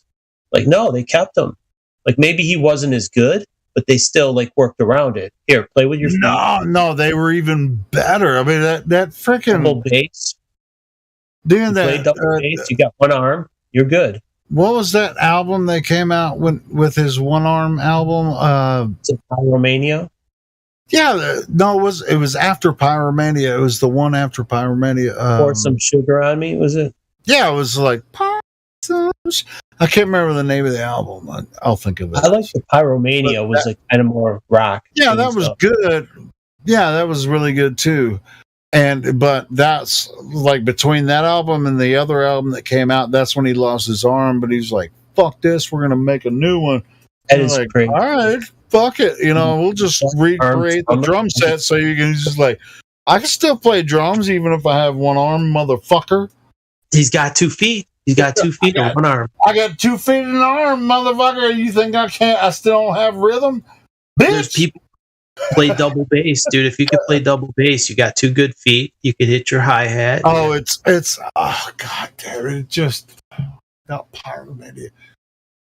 Though his songs are not incredibly fast where you need 2 arms. You still got to be good. But a lot of but it's solid. It's solid. I saw Def Leppard in Oklahoma about 4 years ago, I think it was, and they kicked ass. Oh, speaking of them, they have Vivian Campbell, the guitarist for Dio, plays for Def Leppard now. What? Vivian Campbell plays. Yeah, his solo, like Rainbow in the Dark solo, one of the best guitar solos ever. Yeah, Vivian Campbell's one of the best guitar players of all time. I know, and he's playing for Def Leppard. It's like you having a 1,000 horsepower car that you drive to get groceries. Like, what is he? He's got all this unused capability. Like I saw Rob Zombie at Rocklahoma, and I was just like, I can give a shit about Rob Zombie, sort of. I mean, he's a creative guy, but whoever he was playing guitar for him had like a 15-minute guitar solo. Fucking blew my mind. I don't even know who the guy was, but really, it was. The guitar player Ozzy had Jake Smith, or wait, no, Jake Lee, and I was listening to some of his songs. Yeah, Jake Lee is one of the best. He's badass, dude. I'm like, holy shit. Ozzy was lucky to have these musicians. He had Randy Rhoads, he had Jake Lee, Zach Wilde. He's had some badass guitar players. He's had like 3 of the best ever in one band, and he's such a shithead. He didn't pay Jake. Jake wrote all this. No, if you think that Ozzy doesn't know what he's, I mean, he's a thief, dude. He ripped off Jake. He ripped off Randy. Him and Sharon are the. Yes, I know they did, dude. Well, Sharon's his manager, so maybe. Go look at Ozzy on his songs. It says he wrote every song. You're telling me you wrote Jake's guitar solo? You wrote that? You wrote the drums? You wrote the bass? They even said, like, all the guys came and spoke out that he ripped us off. He's like, we wrote that fucking stuff. He didn't write the bass. He didn't write the guitar. He didn't write the drums. He didn't make that music. But he took credit. They didn't get any royalties. None of those guys got royalties.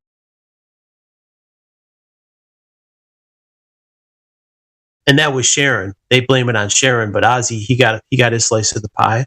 Him and Sharon, they took all the royalties. I mean, dude, Jake was in a trailer park. He was broke, dude, and to write an album like that and get no credit is just criminal. Bob Daisley, the bass player, he wrote all the lyrics, and they get screwed. I haven't looked that far into it, but yeah. No, but go look at who gets all the songwriting credits. It was Ozzy. No, you wrote this all yourself. Come on. You go tell a judge, let me hear you play that guitar solo, Ozzy. Let me hear you play one lick of a guitar. Or at least, did you write the lyrics? But not even Bob Daisley wrote the lyrics and everything. I mean, either way. I mean, it's all about contracts. I'm just saying, there's a lot of. It's about contracts at a certain point, and you got to be smart, when you get to a certain level. Taking advantage of someone like that, and it's not the first time they did it, is my point. I don't think Ozzy was necessarily. He's just like, I'm the. Have you ever seen Ozzy live? He blames it on his wife. He's like, Sharon does all the business. It's all her fault. No secrets. It's true. Have you ever seen Ozzy live, though? No, I don't think I have. I've seen him like 5 times. Never fails to impress. He's a good showman. Awesome. He's a good showman. Freaking awesome. So I think Sharon is in the background, like Ozzy is like, Yeah, but they both get the good cop, bad cop. Like they both. Maybe. It doesn't matter. I mean, he's living in the same mansion, right? He lives in the same mansion as Sharon. He's like, private jets. They've got hundreds of millions of dollars. Well, we just heard a couple I'm just saying to leave your Ozzy is never going to perform again. So some of the best musicians. But he's one of the best performers. But I'm a huge fan of Ozzy. I'm just saying, as a person, to do that to some of the best songwriters, like some of the best guitar players ever, are like near homelessness. It's criminal, man. It's just, and he took taking it all for himself. That's just a shitty person who would do that. Just How because do you know that's what happened. Because Jake spoke out. He said it. Even Bob Daisley, he had to sue him. How much money is Jake making from his nothing? No. He gets his best songs were the best songs he wrote were for Ozzy, and he wrote all those guitar parts, and he got and his songs after that, royalties whatsoever. None. He was a hired. He was like, if you hire a roadie to set up your equipment, he was just a hired hand. He wrote the albums, but and he played live. He played the tours, but he didn't get all those album sales. He got none of it. Even Randy where did you get it from? Was a documentary that you saw on YouTube or something?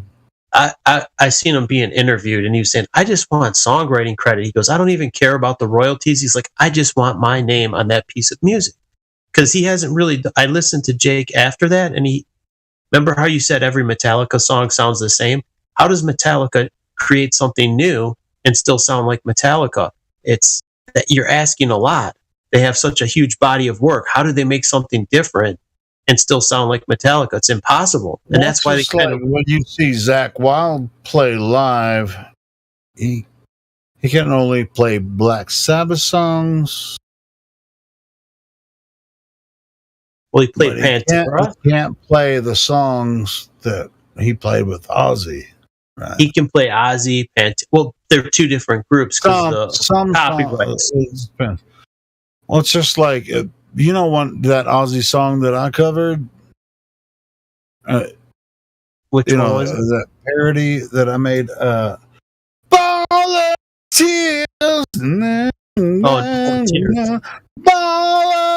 Every time that's played on here, I get a freaking copyright claim, and they take the video down. They don't strike the channel. They're just saying, you can't have that on. Did you know when someone does a cover, like say Tina S does a cover of a song, the artist of the song, whoever holds the copyright, they get the royalty. So say you got 100 or 50 million views on YouTube, they still cut the check to whoever wrote the song. So if Eddie Van Halen, he gets the check for Eruption. All right, well, check this out. I mean, when I play that, if anyone plays that song on this channel, they just cut the video. The whole video gets they just say you can't play that video anymore. But they don't give me a copyright strike. You're not doing a cover. They can't If you do a cover, they can monetize the whole video and send the royalties to the artist who wrote it. You can't do that. What happens every time they do that? If we play that video, I can just appeal it and say, it's a parody, so it's really just Jesus Christ! Can you let me talk for 5 seconds? All right, go ahead. I can appeal it, and they will release the strike because it's a parody. There's also a fair use. Now, the reason that it was struck in the first place is because the original track was the original track without the vocals. Where did you get that backing track? Well, that's for your mama to find out and anyone else. A studio version of the backing track instead of a karaoke. I don't know. I just found it on fucking YouTube. It sounded pretty good, and I fucking recorded over it. Oh, it's hard to find a good. It sounds like a studio version for a karaoke. But it sounds exactly like the real. Well, that's why it's picking it up. It might even be. I know, but it is still a freaking parody. And you know so, what you can do? They will open the video back up after I appeal it, but I'm gonna have to do it every time that the song is played.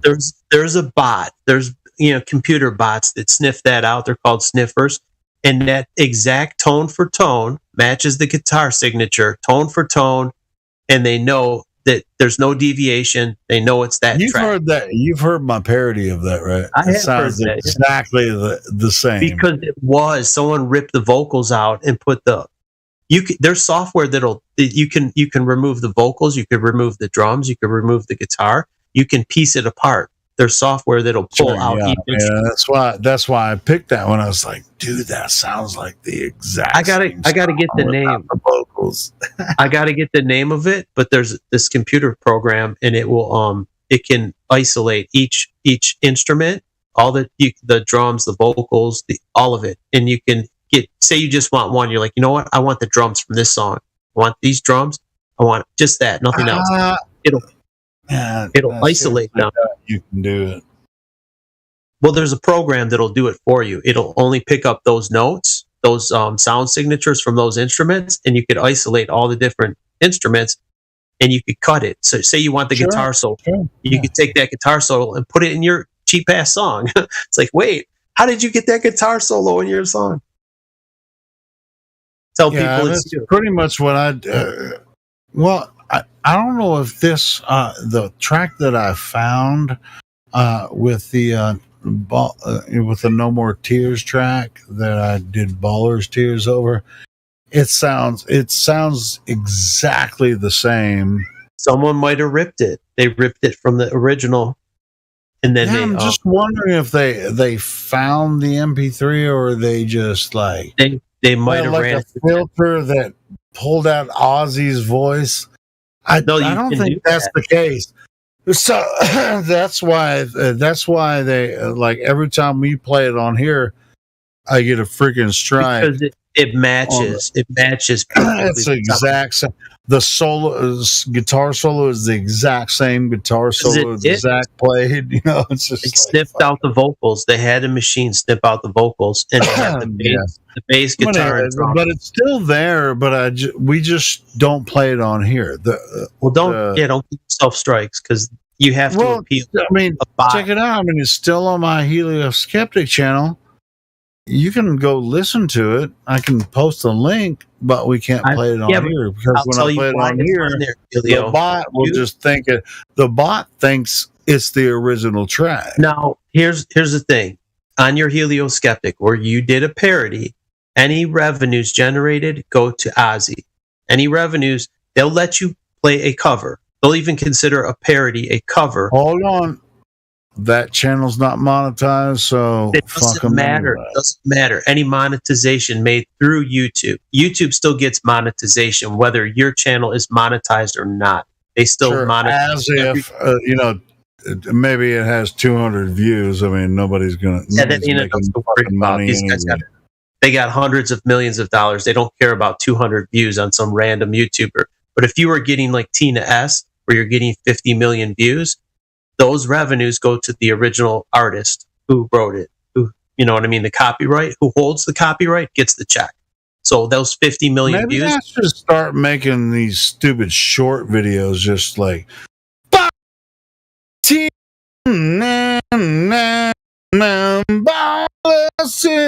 just like 15 seconds. No, you got to do enough of the song where they recognize it. You got to. Yeah, and just throw it out there, and I'll get like 15,000 views in 2 days. You know where you can? You're gonna show me? You're gonna throw me some money? Do it on TikTok. The TikTok people, every video is like 30 seconds. They're just short clips, so you can put your 30 seconds and be like, you might get a lot of views. You might get 50 million views. And you might make some money. either way. You ain't gonna make. I think I was watching PewDiePie, and he said back in the day, meaning like 2015, 16, if you got 1 million views for someone like him, it was like $3,500 for every million views would generate him about 3,500 because he had a huge amount of subs. And someone like you who has a smaller amount of subs, let's say you had less than 1,000 subs, and you got 1 million views, you might get $1,000. You're on a lower pay scale because you don't have the subscriber list as him, but you still would make $1,000, $1,500 from YouTube. But if you did a cover, say you did a cover of Van Halen, they'll allow you to put your cover version of it, but you get no royalties. You won't. You gotta say you got 10 million views, you still get nothing. That whatever, that 12 grand, it goes to Van Halen or whoever. Or that song, if you would have wrote it yourself, what if the lyrics were changed and I was just doesn't matter. The music track is copyrighted. No, I think that's bullshit. Well, wait. Maybe if it was the original track, but well, you got to split it. Like Weird Al, when he does a parody, he did like a Michael Jackson parody. He has to pay royalties. No, they would have to contact me and make a deal. Even if I just played it on guitar or something and did a parody, just playing chords on guitar, just a 30-second clip. I don't think that would matter. Yeah, maybe something. Yeah, like that. That's what I'm fucking saying, Ron. If you took this song and you tried to write a cover of any Ozzy song, I already did that several times with other. I've done it with the Monkeys. I did it with Ozzy. I did it with fucking Queensryche. Guitar, if it's just you with a guitar, it's not a complete band. Then they probably don't even give a shit. Like if you took a band with they don't give a shit anyway. I mean, look. I don't know how, but this is YouTube. I don't know if YouTube would pay you any royalty. They're not going to demand you pay them because you're not trying to sell it. But if let's say it did take off and you got 1 million views, they probably wouldn't pay you shit. YouTube wouldn't. I don't give a fuck if YouTube pays me a goddamn thing. Well, I've had YouTube give me money before, but not very much. So what I'm saying, I really don't give a fuck if YouTube cares about giving me any fucking money. They won't take it down, but they won't monetize it either. If you're like, I want to put this out. I don't want them to. I actually don't want YouTube to be part of anything. I want them, to do what they're doing now. Let us, do what we're doing. Let us use the platform. Yeah. Let us present our stuff. Right. Yeah, I mean, I can make money online in different ways. I don't need YouTube to make money. Dude, are we in the room by ourselves? Where is everybody? Anybody even here? It's what's really strange, Ron. It seems like when you and I start talking together, everyone's just like, "Bro, it's 3:30 in the morning." Holy fucking shit! What? Well. Fortunately for me, it's the weekend, so I don't have to wake up for work. Stayed up all night, dude. I'm watching the crypto markets, and I'm talking to you, and I'm like, I forgot. Sense of time. Yeah. Your obsession with crypto is gonna fucking be your downfall, bro. You missed my trade, dude. God damn. But anyway, I'm just saying, yeah. So, like earlier, people were like, "Oh, you're talking to Helio." Like, I'm trying to talk, here. But anyway, now I guess I missed my fucking trade. I had a 10% trade. I missed. No, I get that.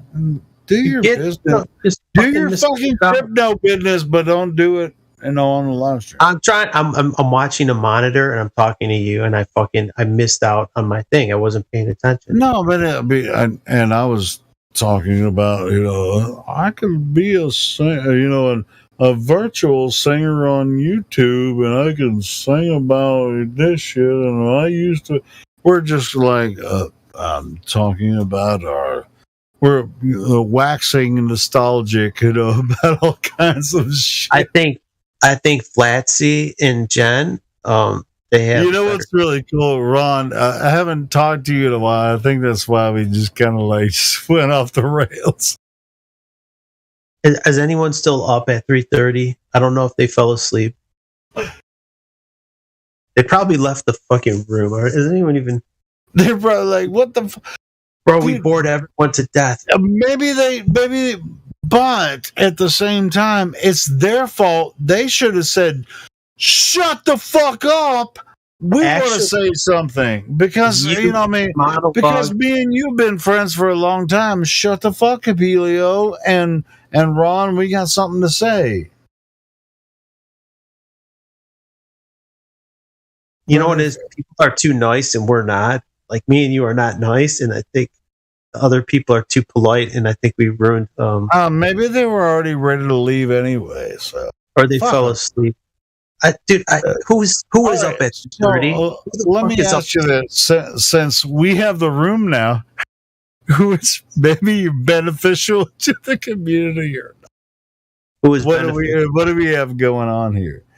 So you've been following like crypto shit, which, to be honest, most people don't give a shit about. I don't want you to talk about it. I don't even care about that. I'm saying if you have a talent, you should utilize that in our messaging.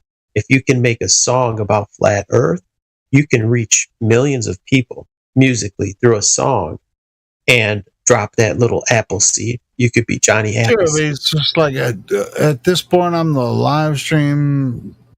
I'm the live stream progenitor. And sometimes I come in and monologue, and I'm a facilitator sometimes, just to make sure shit goes. All right. So what, now, as a host, I mean, I'm sort of a host, and as far as all that goes, where should this go from there, in your opinion, Ron? I don't know. I think we've ruined the live stream. I think everyone fell asleep, and no, it doesn't matter what they think, because there are people listening here on the live stream. The people inside the Discord may or may not be listening, but there are other people on the YouTube that are listening. So, what do you think as a facilitator? What do you think that I should do? And I'm open to opinions from anyone that is listening. You know what it is? I think people, when I used to drive a truck, I would listen to people like Art Bell or like talk radio, and just for someone having a conversation, I would leave it on so that you don't feel alone in a truck. You're driving a truck and you hear a conversation, and it's like they're in the room with you, and driving the truck is not as boring. Do you think that there are some truck drivers that? Yes. I would love to know that there are hundreds of truck drivers that are listening to our stream going, what the fuck is wrong with these guys? Because you know why? I wonder what the fuck is wrong with me too. The topics change. So we need to reach out to these motherfuckers and get them in here, because they're just driving around. I mean, they're looking for people to talk to. Remember what you said about every song Metallica has made after the Black Album sounds the same. It's if we spoke about the same proofs of flat Earth over and over and over and over, and nothing else. How long would people retain? Maybe that's what James is trying to tell us, right? James Hetfield? James. So you can realize that Wolf inside, seen from inside the movement. Wolf. Yeah, Wolf. What's it? Recognize what now? That you guys use always the same argument to prove the flat. Yeah, but it. Like why 5 years not? ago, Why not? Because it's the only thing that we know and can experience. So some people are trying to tell you something that you don't experience. The thing is, the truth doesn't change, right? If you're changing your story all the time, that means you're a liar. The truth remains the same. So it's not. You're a liar. You're lying to yourself, because you're looking at us saying Well, I was told this, but why don't you look out into the world and see the same thing that we are seeing? Because we are not looking for the same thing, probably. Yeah, but it's not about what you're looking for. It's about what you see. Wait, is this guy? He's a Globie, right? Yes. I don't know. Yes, Wolf. Right. Okay. So if you see what you see, is it glow? What happens from Earth? From Earth. He's deceiving himself. No accusatories here. Well, let's back up. We're already in a tight. You can say that. There is no problem because it's the same thing that I think about you guys. So that's no problem. I think you guys just have the point of view who changes reality according to what you guys want to believe. Not even what we want. I didn't want to believe it. Hold on. Let's start slower. We were already in Jack mode. I don't know what Jack means, but it's just like this is like we were in 4-wheel drive mode, just rolling on to the. It's our Globie's friend. But now we have a guy that came in. Can you? Said, hey, I want to talk about this. I can't see who I'm talking to. Yeah, it's Faust. It's me. Faustinus. All right. So Faustinus wants to talk to us about the Earth. So Faustinus, you say Earth is globe. Can I ask where he's from? Are you from France? No, I'm Brazilian. Brazilian. Right. Okay. Wow. So Brazil has a lot of flat earthers. There's shitloads of flat earthers in Brazil. So you must you've heard about this before, being from Brazil. Yes, yeah. I debate this theme a lot. You know why? You know why it became a thing? Because it becomes painfully obvious if you want to. Hold on. Let him tell us first. So, being from Brazil, yeah, you've heard about this topic before because I know there's a lot of people in Brazil that are flat earthers. Yes, and I realized the same thing that Wolf was talking later on, saying that the arguments did not change. Like, we can take some years apart in flat earth, but it's always the same argument, like high jump, Dominic, refraction, no curvature, buoyancy. What else? Why is that? Wait. Let's go step by step. We don't have to hurry through this. I'm just repeating, Elio. Sorry, I'm just repeating the same arguments who gets. Why is that not enough for you though? Like, why? How much proof would be enough proof? Why is like if I had one solid piece of evidence that, let's say, I was in a court of law and I had the crime scene weapon, it was a knife, and I found the bloody knife. Why is not one piece of evidence enough? Like, how much evidence do you need? If you got the smoking gun, if I catch you with a smoking gun in your hand and you just shot Helio, that's enough evidence. Like, hey, he was holding this actual gun and there was smoke coming out, and there's the bullet, you can test it, and this man fired it, he has gunpowder residue. Like, why is not one piece of evidence enough?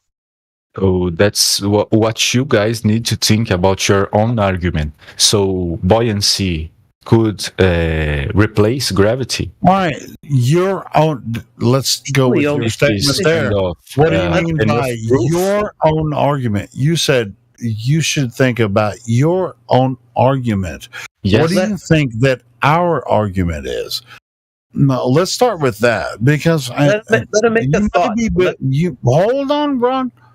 You may misunderstand something about our argument. What do you mean by that? Give him a minute. Let him fill in his thought. Let him go. Well, he said your argument.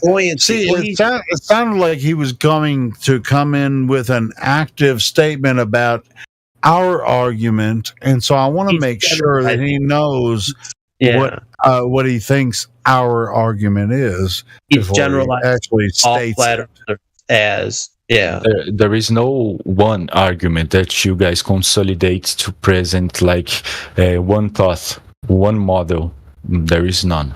on flat Earth. Yeah, because there's no reason for a flat earther to have a model. There's no reason for that. So let me ask one question. Wolf, when you said to me, why didn't the proof was enough? I'm gonna ask back. So can you guys take one of those arguments who pretty put a stone on the globe Earth and no scientist can debunk at all? Oh, here's the thing. Everything I tried to find one piece of evidence that the Earth is a globe, and I couldn't find even one piece of evidence. I couldn't find a picture of the Earth from outer space. I couldn't find one piece of reality in the world that I live in, anything that I could observe. I couldn't find one piece of it that matched up with a globe. But I found numbers and numbers. Everywhere I looked, I found evidence that it's flat and it's level and it's stationary. I can find everywhere I find a puddle of water, a lake, I can find a flat level body of water. And to me, if the water, that's the number one proof I could think of, is everywhere you go that there's water, it creates a flat surface. You can't wrap a flat surface around a ball. They don't work. You can't take a soccer ball and then put a giant flat surface over a soccer ball and still have a soccer ball. Can't do it. So what should happen? Like, hey, bro. What should happen? How about you tell us what you think flat earthers are claiming? Tell us what you think flat earthers are claiming. Okay, one claim of the flat earth is buoyancy can take the place of gravity, like a force. That doesn't necessarily, even the gravity it's not really part of the flatness. Like, that's just a I know to deny gravity, you guys use it buoyancy, right? No, if you're gonna hold on. If you're gonna make a claim about what flat earthers are claiming, you're gonna have to say that you've heard someone that's a flat earther claiming that. English is not his first language, Helio, so cut him some slack. All right. He's speaking in general. I'll shut up. I'm going to go smoke a cigarette. He is making blanket statements about every flat earther and like lumping us all in, but I'm not trying to generalize. I'm just saying that I understand that. Helio doesn't get it. He takes everything personal. What do you mean, you guys? I don't necessarily agree with that. I understand. But can I ask you something, Wolf? Yes. Because we are in a good talk, we are no aggression going on. So, what are your guys' claim about because I know you guys don't find curvature, you always try to disapprove the globe, but I want to know some proofs of a flatness. So what you guys have for claiming? Number one is the water. That's the number one proof, because the Earth is covered in water. 70% of the known area is covered in water. So if we know 70% of this Earth is water, and we know water doesn't bend, if we can establish that water lays flat. Well, can I correct you? But wait, everybody that we can test. Let's say we use 1 mile of water, or 1 kilometer for where you're from. If you can establish that 1 kilometer is flat, that means the adjoining 1 kilometer is also flat, and it's in alignment with that. It's like putting Lego bricks together. I can put a million Lego bricks end to end to end, and each one of them is straight, and I can say this is creating a straight line. You could do the same with water. You're creating a flat surface next to another flat surface, and they're adjoining each other, and it's safe to conclude that you're not living on a ball because none of these segments are curving. The first mile didn't bend, the second mile, the 100th mile, and you could do that for the Suez Canal. You could do it like the Panama Canal has a lock system because you have 2 oceans on either side. If they were to cut one trench like the Suez Canal, you wouldn't need a lock system. You could just go right through it because the 2 lakes are equal. They're even with each other. They're level. I can go through Lake Michigan into Lake Huron under the Mackinac Bridge, and there's no lock system. It just goes straight through because both lakes are at the same exact level. They don't deviate. They stay the same height. What's the limit? If I can see the flatness. What's the limit? The limit of your eyeball is about 3 miles. Your unaided eye only sees 3 miles. And using cameras and telescopes, binoculars. Cameras, it depends on your optics, and it depends on the visibility, like humidity and the air quality. So it depends on different factors. If the air is really clean and low humidity, and you have many lenses, you can see farther than the unaided eye. All it's doing is making something larger. That don't make sense to me because we can see the moon. Well, the moon is not far away. Think about it like this. If you look under a microscope, you can see a bacteria. You can't see a bacteria with your naked eye, but you look under a magnifying through a microscope. You're looking at very small things, right? Well, if you're 100 miles away or 50 miles away, somebody who's 50 miles away from a large city like Chicago, sometimes you can see it with your naked eye because there's big buildings. But when you zoom in with a camera, all it does, it's like looking under a microscope. It takes what you can already see, what's already in your line of sight, and it enlarges it through magnification. It's just like the microscope. It makes it bigger. It enlarges it. So if it was blocked, naked eye limitation, Wolf, interfere to us to see the moon? The moon is not far away. That's my point. The moon is not. What distance is the moon actually? Because it's easy to say it's not far away. But I've heard people estimate 3,000 miles for the sun and the moon. I've heard that. Our naked eye can get 3,000 miles. If it's large enough, you got to understand the size. Let's say the larger something is, the greater the angular size. So if let's say I have a cell phone and I walk a football field away, you can probably see the cell phone at nighttime.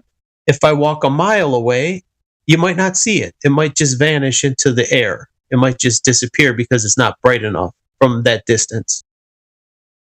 So my one question should be, when I have a moon right up ahead on I don't know,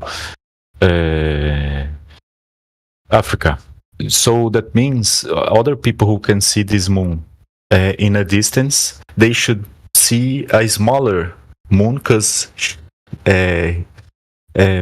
not closer than Africa, right? You want to know something? Someone, the Go Fast rocket, they did the Go Fast rocket, and when they were slowing down the video, you could see the moon in the video clip.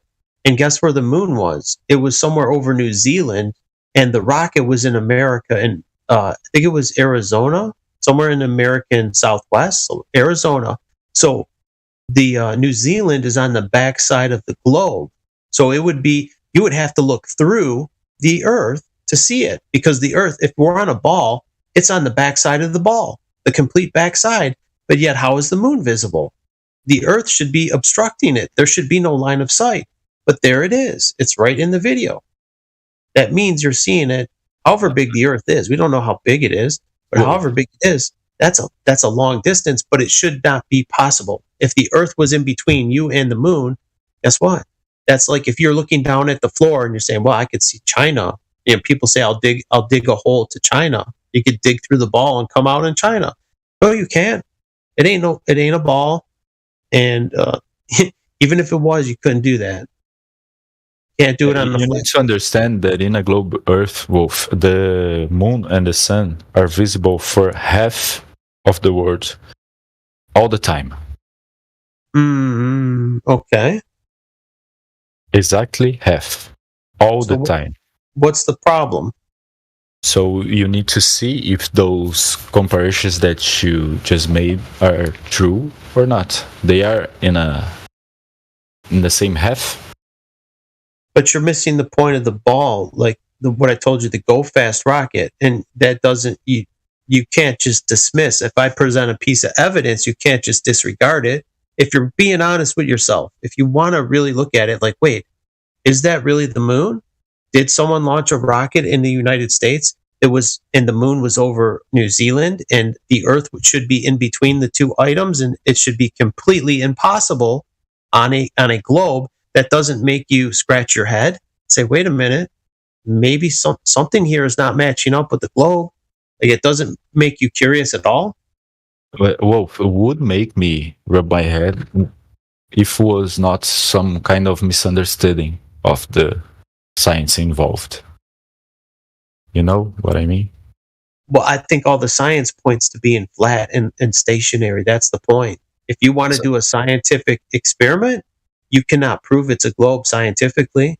We can establish it's not moving, and we can establish it's level. We can establish two things with science that are on the flat Earth side. And if you can't accept the results, you're at the point where you can't accept the results. You don't want to come to grips with the results because it's either something you can't wrap your head around. And I was in your boat. I was in the same place as you for a short time, and I had to come to reality. I just had to accept reality at a certain point. I'm like, I can't just disregard the proof of my own eyes. Otherwise, I'm just lying to myself. I can't live like that. Can I ask you something, Wolf? Yeah. Did you talk about the flat Earth only on the internet or in real life? No, I talk about it all the time. Like around my family and friends. And what did they say to you about that? Some of them get it. Like, okay, I have two brothers. I have an older brother. He doesn't get it. And my younger brother gets it. He got it right away. So my older brother, he has went to college and he's got engineering degree and he doesn't want to hear any of it. And I think the more you go to college, the more brainwashed you get. What's that? That's not good to say, I think, because we need to trust some kind of people in academic methods. Because do you probably have to trust them? That's the point. Do you trust but verify that Ronald Reagan? But you also trust, Wolf. When you take a plane, you are trusting someone who studied to get a pilot, to become a pilot. So if you go to a hospital, you are talking to someone who studied to talk about your health and what could.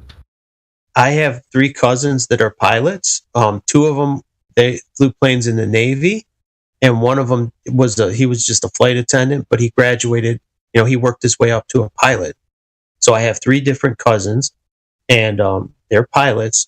And I haven't spoken with them. I don't see them often. They're like second and third cousins, but one of them's my first cousin. I just don't see him because he's living in another state. But I guarantee they all know it's flat, but they just don't talk about it because it's a taboo subject. It's a subject like people do not like to talk about, especially if you're the pilot. If you're the pilot of the plane, you can lose your job. Pilots have been punished, and then you get put on a blacklist. Say you flew for Delta Airlines, and you get fired. They won't hire you, let's say at Spirit Airline or another airline, because you get put on their blacklist. Don't hire this guy. You don't want him, because people do trust the pilot. Like you said, you have to trust the pilot. And if it's coming from his mouth, a guy that flies this plane, he's up there every day and he tells you it's flat and it's not moving, guess what? You're going to believe him more than you would me. He's going to carry more weight. I'm just a random internet guy. Wolf, I would not believe him more than you. Because the people who have some kind of authority to say the shape of the earth are people who are studying phenomena in the sky, or engineers, what else, physicists. Those people have the authority to say something. Let me compare something to you, Wolf. If I get some kind of autodidact engineering who want to build a house for you, would you trust this guy? Would you take this? It's funny you say that, because I'm actually I'm a commercial builder, or actually a residential home builder, and I've built houses from the foundation to the roof. I've built them with my own hands. Every time you build a house, you start with your foundation.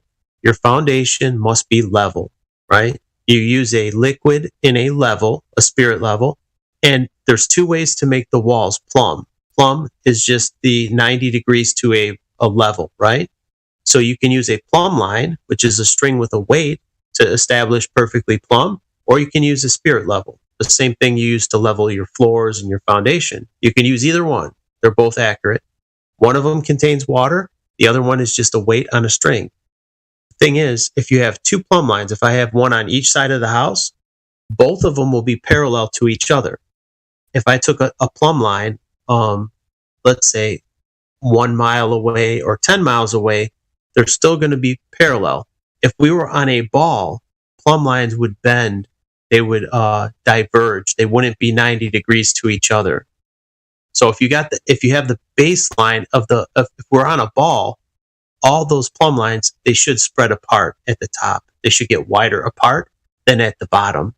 Because at the ball, they would have to be like that, just like on a clock, right? On a clock, it's smaller, like the hour hand. And the further you get from the center, the wider apart they get. So if we're on a ball, the angles are going to spread apart at the top on plumb lines. They should. But they don't. That's the thing. They don't. They remain parallel. They're equal at the base as they are at the top. They're just equal distance apart. And you can try this. Did you get the level in science is not the same thing that you guys use in level in all right, see, building a house? Hold on. Let me interject for a second here.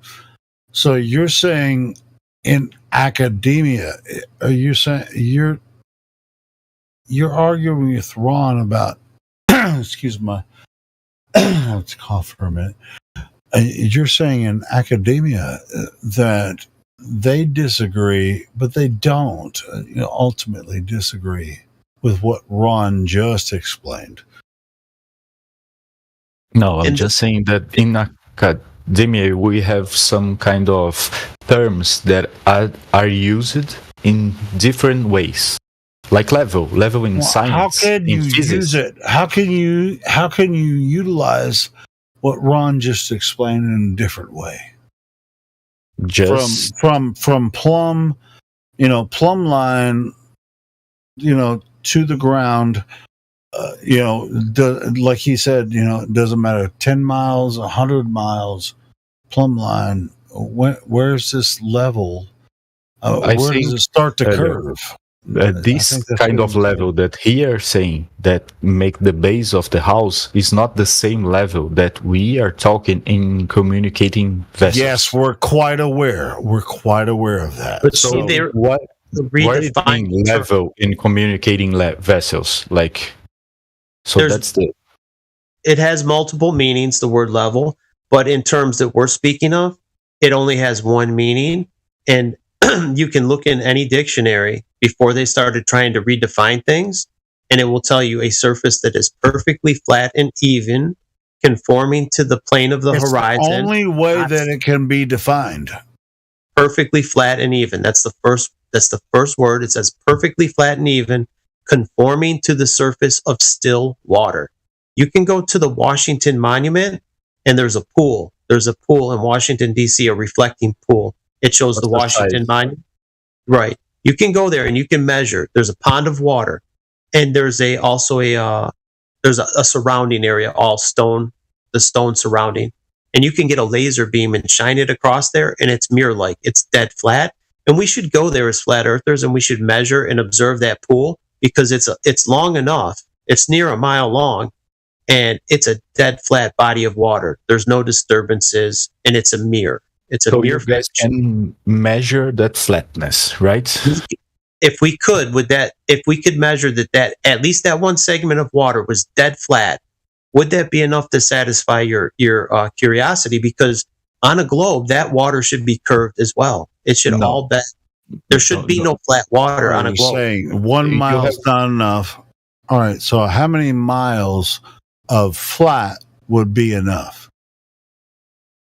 I need to know if you guys know the size you need to make. No, you have to tell us, because from what we observe, everything is level, stationary, plane. Everything we observe all the time.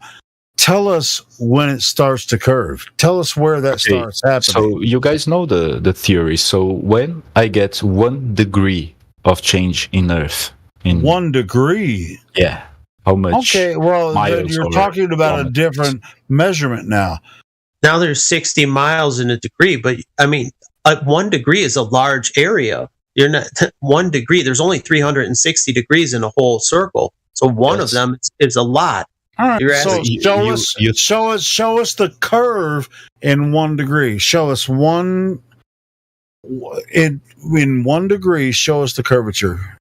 So you guys already saw some shit getting away in the horizon, right? No. Show us the curvature of Earth in 1 degree of the I'm pretty sure 360. that you already seen the curvature when you see the ship getting away from your view. That's not true. That's not true because It's absolutely not true.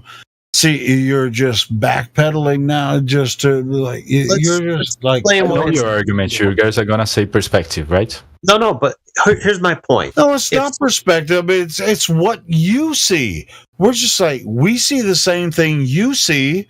So why are you gonna go to some imaginary point that is 1 degree of 360? Hey, so I need to ask you a question. I make a cruise a day, and I saw the shore getting away from my view. And when I get my stars! I thought we were talking about the Earth. What? He said stores or shores. Did you say No, he shore? said star. He said star. No. I say shore. Shoreline. Shore. See, shore. My You're bad, too drunk. my bad. You didn't hear him. Yeah. I'm not. No, I'm not. I am Maybe a I little like drunk, him. but I I'm like not Elio. too drunk. You are the singer, right, Elio? Yeah. All right, See, so I've heard one shore. Observed from where? from the boat, it starts Yes, disappearing. Yes. I take a boat. I'm starting to get away from the shore, and I take my camera. I watch it and disappear. Why? That's your eyeball. That's the limits of your eyeball. Like I use the camera. Okay. And just saying, the moon was close to the horizon, so I can get the moon, but I cannot get the shore. So what should happen? I'll explain that. If you're zooming in, if you get a stronger camera, say you have a little pocket camera, it doesn't have a lot of zoom. But if I have a P900, a Nikon P900 or P1000, and let's say we get 60 miles away, which is 100 kilometers, right? If I pull out that camera, you could see things on the shoreline 60 miles away because people have seen the Statue of Liberty from 60 miles away from New York, and it's only just over 300 feet tall. There should be a physical curve, meaning an obstruction. An obstruction would be a physical barrier between your camera and that object. There should be a physical obstruction, like a mountain, between point A and B. And the thing is, no amount of zoom on your camera is going to help if there's a physical barrier in the way, right? So the thing is, when you have the camera, it proves there's no physical obstruction between your camera and that object, that Statue of Liberty. There's no barrier in between where there should be a curve to the earth, which would be a physical solid barrier that you cannot get line of sight with a physical barrier in between A and B. It's not possible. So I need to see the full stature, right? The bottom and the top. No, you don't. No, you don't. Why? If something Why? would be fully obstructed, if you're behind a wall, you would be fully obstructed. The amount of obstruction is much larger than the height of the object, much larger, hundreds of feet, 1,000 feet taller than the object. So you should not see any of it. To get into the minutia, well, how come I don't see the base? Things happen at distances, right? You get miraging effects and things. You go over the concrete in the summer, it looks wet. You get a miraging effect near the base. The point being that you need see to it get my all. point. I'm just saying, you in a flat Earth should see the full statue of the Liberty, right? No. If I see it at all, if I see it at all, that means there is nothing blocking it. It's in my line of sight. If there is a 1,000-foot mountain between me and that statue, I'm only going to see the side of the mountain. I should only see the water. If the water is curving, I shouldn't see what's behind the mountain. Picture the water being a solid object. If we let's say we froze the water. We're on a ball and we freeze it solid. Now it's an ice hill, right? You're not going to see what's on the backside of the hill. Ever. Never. It's not going to happen because there's a mountain between A and B. There's a mountain between your camera and what you're trying to see on the backside of the mountain. You ain't never going to see it. Don't worry about seeing the base. You aren't going to see it at all. You're just going to see the side of the mountain. So we're seeing things, right? Whether it's complete or not, that should be physically impossible. Now, if you're not honest with yourself, if you can't take that piece of evidence, I mean, you need to get a camera like that for yourself. Get a zoom camera or good binoculars or telescope and go on that boat again. And if you see the shoreline at a distance that you shouldn't be able to, you need to be honest with yourself at that point. And I actually bought that camera. I bought a P900 because I had to know for certain. Maybe these guys on YouTube, these guys with these cameras are bullshitting me. It's easier for them to bullshit me than all these space agencies. That made me realize that, wait, it's all the space agencies that are bullshitting me. It's not the random guy with a camera. He's telling the truth because he looks like the other random guy with a camera. All of their stories match up. And if we're in a court of law, you got to go with the evidence. People showing evidence like, hey, all these guys match up with each other. All these guys with these P900s, P1000s, all their stories are matching up. But all these other space agencies, every time I look, it's always a computer image. It's not an actual photograph. That means they're all bullshitting me. And it's obvious. It's like, wait, there's no real photographs. They're all computer generated. And if you want to look, you're going to see the same. What I just told you is true. That side of the story, the government side, is bullshitting you. And the private citizens like us, we just want you to know the truth. We have nobody's paying us to spread bullshit. No, we get no money for this. I know that. So it's like, we just want people to know the truth. We want you to know that you live on a different place than you're being told, and then make up your own conclusions. But you got to be real with yourself, man. At a certain point, you can't just disregard your senses, right? My question is, why did nobody give some kind of attention to this hidden truth that you guys bring? Hey, check this out, bro. The attention is already here. We get hundreds of people that come to this server every single day. The attention is there. And you found no. Nobody here is trying to convince anyone. The information is there. We present it. It's up to you to do what you do with the information.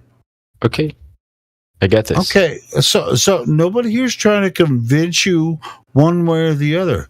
We're just showing you the information that we've come across through several years of research and knowledge and stuff. So why don't you just take a look at the research that we've done and come to your own conclusion. Nobody here is trying to convince you.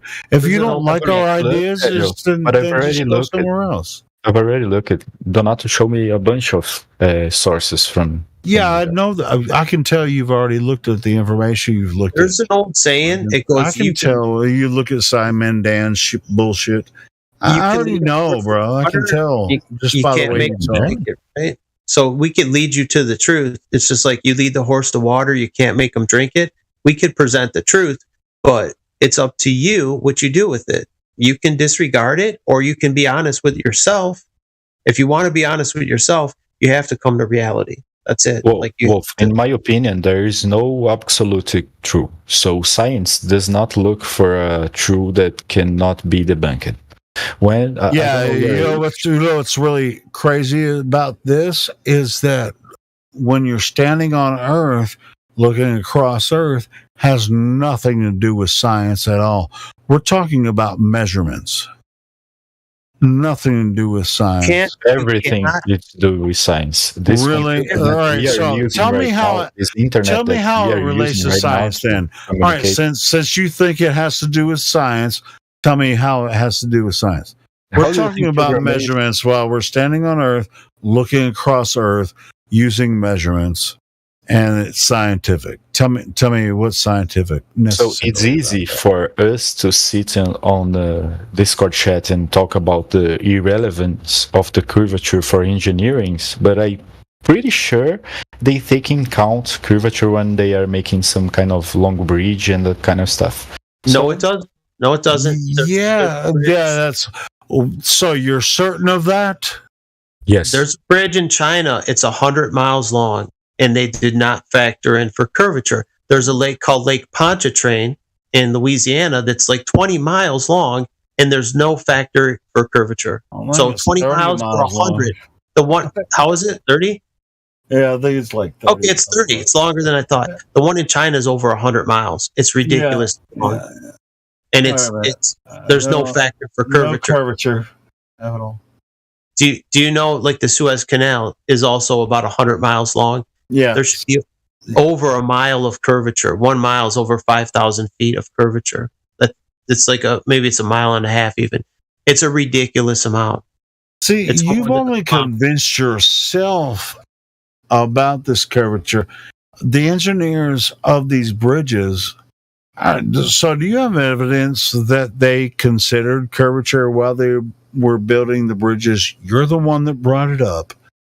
Go ahead and show us the evidence that they considered curvature while they were building these long bridges. Not even the roadways, too. The roads, the bridges. inversion of the burden of the proof. You guys just said that they did not use the curvature, so I need because to know they don't have to, because there's no reason to. They're just building bridges across a level stationary plane. You're the one that said they had to use the curvature of the earth to build these bridges. You show the evidence. We don't have to.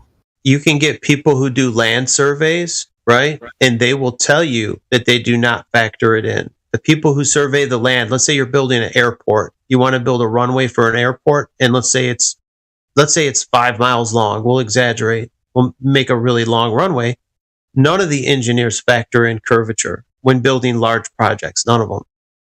Even Rowbotham, Samuel Rowbotham, 100 years ago, more than that, every engineer he spoke to, none of them factored it in. And they still built long railways like the Suez Canal. They never factored in the curve. Never. That's a lie, Wolf. What do you mean it's a lie? Not true. No, it's not a lie. Are you fucking... Just make it. All right, well, then you show the proof. The level. Show us why we're wrong about that. Hold on.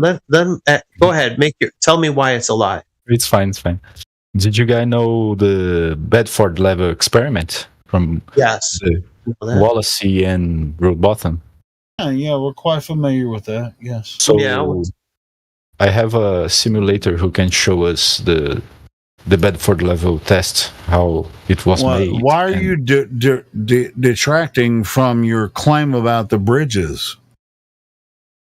I would doesn't seem to be addressing what you guys are talking about at all. Because you have no evidence whatsoever that they build bridges according, with engineers or accounting for curvature, building them dozens of miles across oceans, or maybe even hundreds of miles. You have no evidence to support your fact.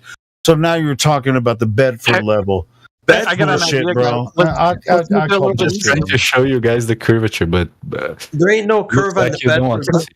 The Bedford levels was a good experiment. Guys, let's make it a little bit simplistic. So let's go to railways, because after all, technically, they are straight edges, rails that make up railways. So let's use these straight edges to see if we can figure out if there's any earth curvature or not. So do they factor in the earth when they construct railways? Plastanos? Yes. No, but he's Orion, man. He made a claim about bridges, and he can't back. Well, yeah, I know. Helio, listen to me, Helio. All right, it's okay if he made the claim about bridges, but I'm just saying if he made the same kind of claim about railways, it'd be even a more extraordinary and easily falsifiable one, because they're actually it's essentially the same. It's essentially the same.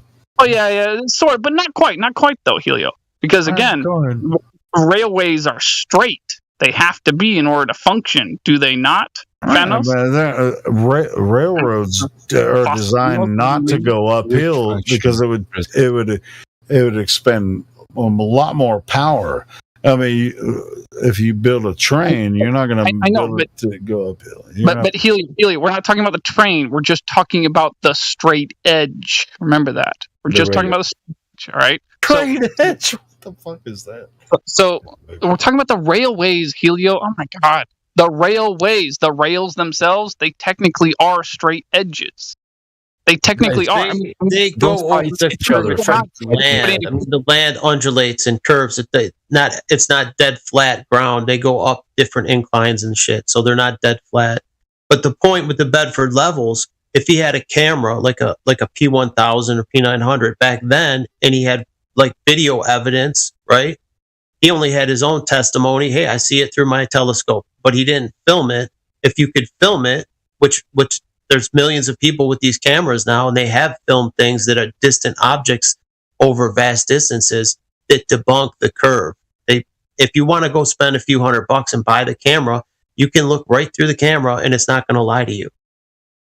One can think critically about the surface of the Earth. Priceless. Yes. 100%. 100%. But that's you should, if you wanted to be honest with yourself, maybe drop. You could borrow a camera or rent one or whatever, but you should look through the eyepiece. You don't even have to have a camera to think logically. I understand that, but for some people, like for me, I was thinking logically, but I had to nail it down, and I bought the fucking camera when that was the best camera you could buy for like long distance zooms and shit. Yeah, I got a 900. I gotta know. But let's ask him directly. Fastanos, if you were to observe, make an observation, a long-range observation with a telescope that is impossible on a globe Earth with a radius of 3,959 miles, would you acknowledge that falsifies the radius, or would you not?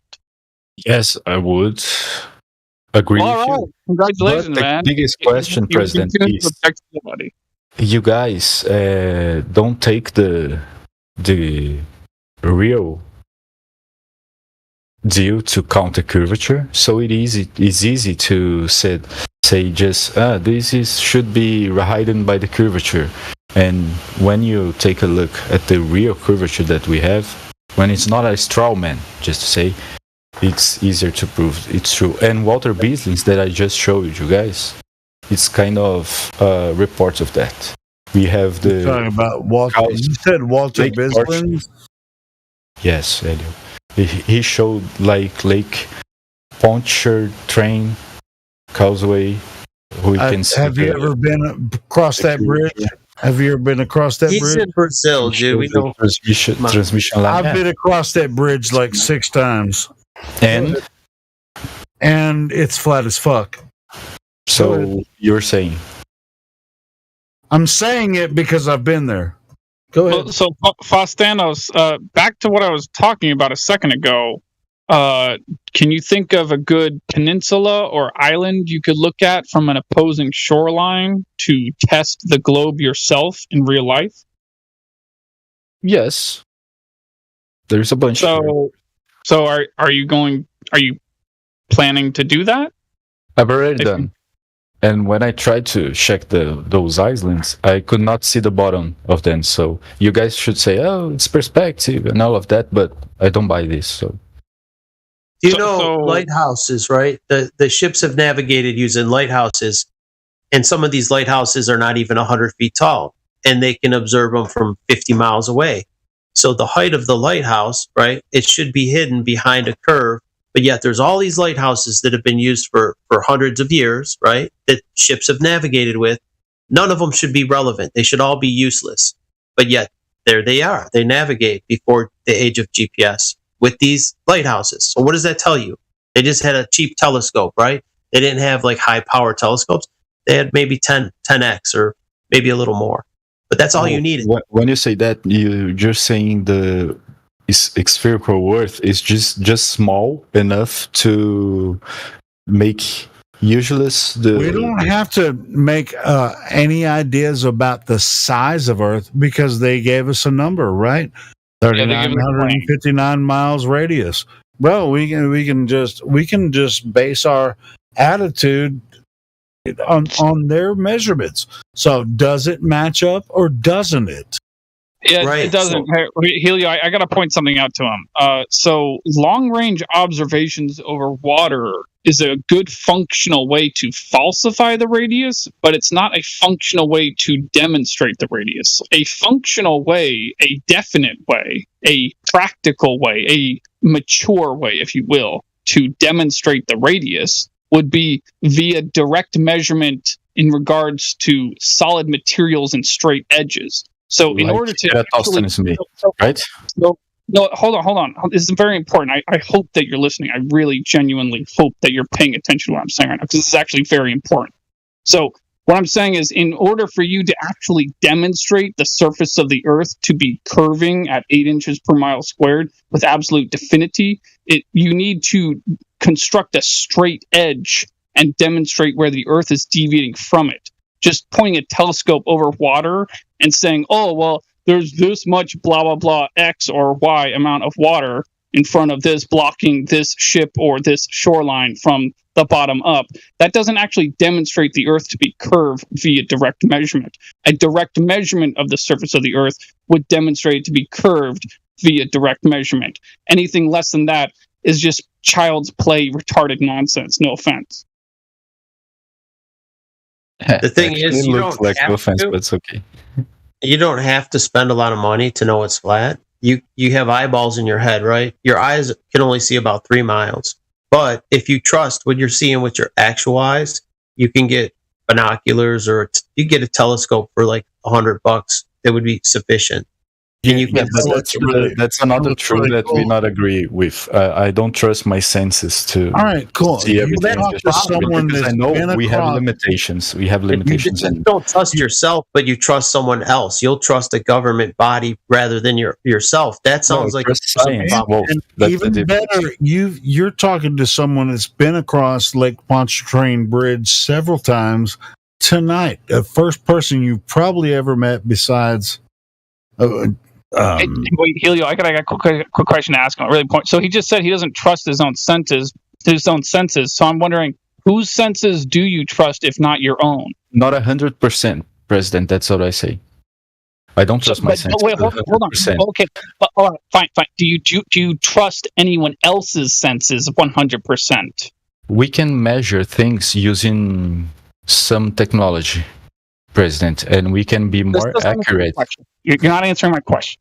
Please answer my question. You're asking when I trust someone when he uses the right instrument to make the measure. That's the answer that you're looking for. It's still a little vague. You got to be a little more specific in regards to a straight edge and the surface of the. What are you talking about? So an example of that should be mirages. I can see, but are not there. So how did you guys explain that? Wait, what? What? Can you not see what? Mirages. A mirage. Wait, I'm sorry. Mirage. Mirage. Mirage. Oh, okay. Which type of mirage? Which type of mirage is he referring to? This is grasping for straws. I just got to say that. Like, okay, we know. Optical effect. Any mirage. Yeah. So you're saying all of them. So where the road might look wet in the summertime, it's perfectly bone dry, but it appears wet. It appears like it's wet because there's heat coming off it. Is that what you're talking about? Where it tricks you? There are refraction in flat Earth also, right? Right. But nobody's saying there's not. But you're talking about bends and mirages are two different things. No, I'm just justifying why I do not trust for 100% my senses. You should start by trusting yourself more than you trust a government, right? You should start with that. So if something defies your own eyeballs, right? If you're seeing something that defies what you're being told, you should trust your eyeballs. Check this out. I mean, someone say, "Why do you think?" Someone asked me, "Why do you think the Earth is flat?" And I will say, "Well, it looks flat, doesn't it?" And they can't say no, can they? No, don't look flat. No, it doesn't look flat. The water does. If you go to the beach, right? You go to the beach. It's just like, hold on. That's the starting point. All right, so why can I not see Michigan from Chicago? Because it looks flat, but you can actually think it's not flat because. And that's the name of. Then you go to. Then you're like, well, the stars are moving above her. It's like or refraction, is causing it because you already think the Earth is a globe because everybody told you it was a globe. But I start with, Well, it looks flat, doesn't it? And shouldn't it be flat until proven otherwise? No. You should trust reality more than you trust what's being fed to you. You're being fed, not just you, but all of us are being fed lies. Every day, we're being fed lies that contradict what we see in reality. Everything the shape of the Earth is not one of them. Wolf. Yes, it is. It's 100% falsifiable. This has nothing to do with shape. It's what you observe, what you experience. Your observations do not match a globe. Anyone's observations. And you're just being that's why I say it looks flat, doesn't it? True. Looks flat, doesn't it? Hey, no, it looks flat, doesn't it? No, it doesn't. Oh, really? It doesn't look flat? Wait, can you show us a picture where it doesn't? Like I could go right on my cell phone and take a picture at a lake. Why we cannot see Chicago from Michigan? Yes, you can actually. Dude, that's a mirage. It doesn't matter how far you can see. I mean, from your natural observation from where you are, dark, light, no matter how far you can see, atmospheric conditions, it looks like a level stationary plane from your position. What I was saying earlier. All right, that's the starting point. All right, cool. So it looks flat, but maybe it's not. And so then, who told you that it's not flat? Who told you that? I've seen for myself. Where? Helio. Where did you see the Earth not being flat? Ships going away from the shore. Oh my God. Back to what I said with the lighthouses. These are fixed points, right? If you're on a ship or a boat, whatever, you have these fixed locations that are lighthouses, and then you have a map. If any of that shit is around a curve, right? Those lighthouses would be you're not seeing a mirage, you're seeing line of sight with that light in the lighthouse. It's a line of sight. There's no miraging. It has to be a fixed, solid location to get your heading. And they've navigated like this forever. As long as there's been ships, there's been lighthouses. And that's how lighthouses are the worst example for you to use because they are never in sea level. They are always in a high place. They're above. Of course they're above. Because they're in a high place because you can see them before you meet the perspective. Rock. The perspective. Oh, fuck. The perspective will make it appear to get lower to the ground. Wait, would you prefer a lighthouse to be right on the shore? So you can barely see it? Yeah, wait. Let's ask him the practical version of this. So, Fastanos, if a lighthouse had its light, just say 5 feet above the surface of the water, how far away do you think a ship could see that? Like, do you think let's get a simple question. Do you think that would function very well as a lighthouse? Yes or no? No. All right. Why not? Why not? Because the curvature of the water is in the way. Let him answer. But why wouldn't it function? A lighthouse 10 feet tall. Because you need to see from far away. Yeah. So no kidding. Like the further up you are, the further your line of sight is, right? Yeah, that's the curvature of the Earth evidence.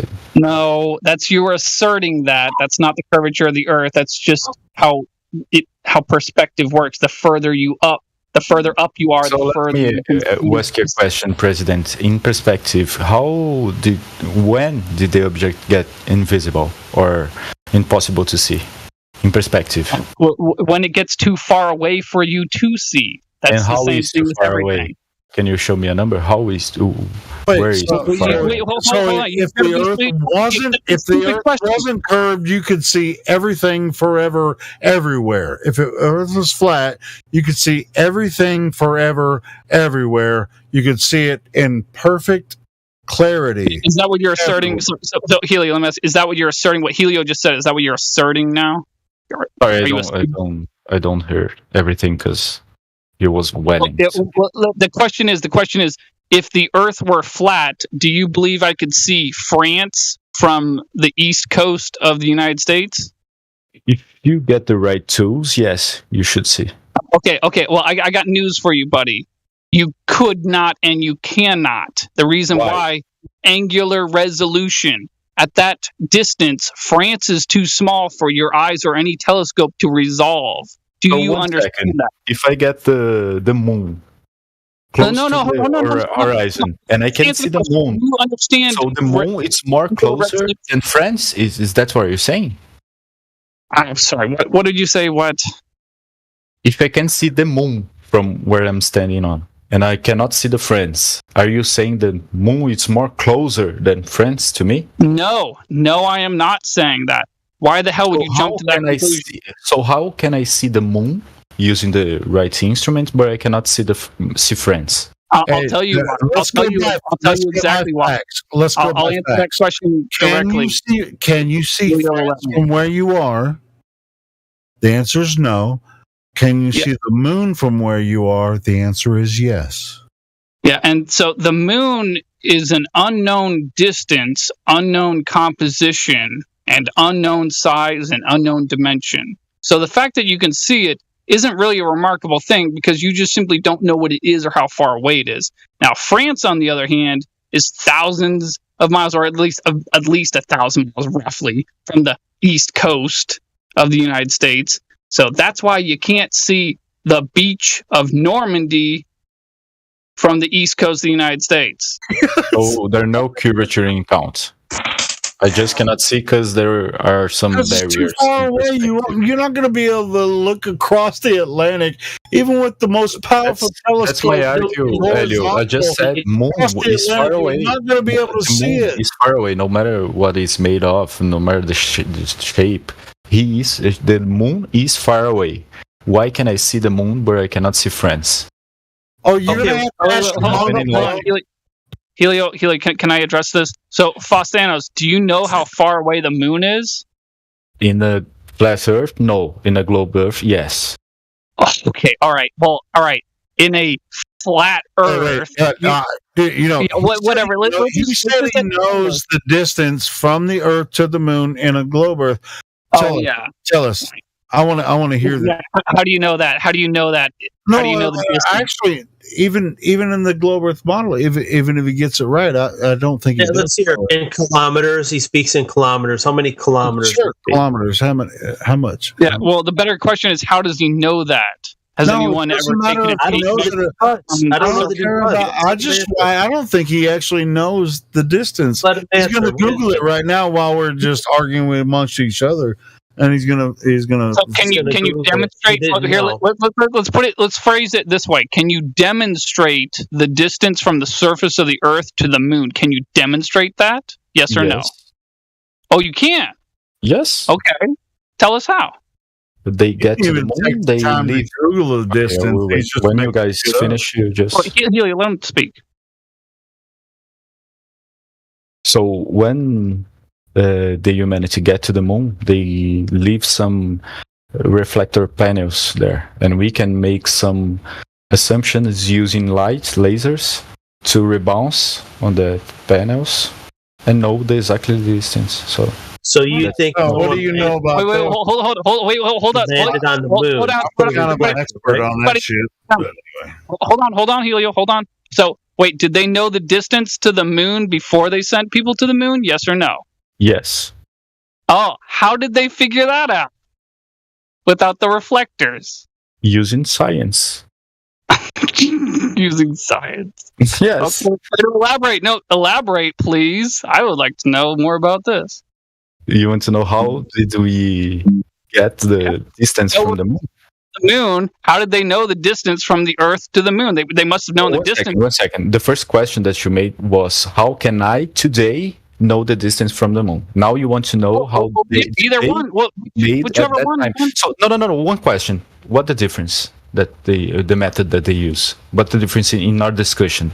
What do you want to accomplish with that argue?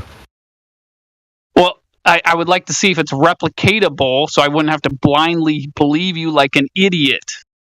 So. But what the relevance to our discussion? The point is, no one could measure irrelevant. it. What he's referring to, what he means is that they put reflectors on the moon, and now we can shoot photons to the moon and then get feedback.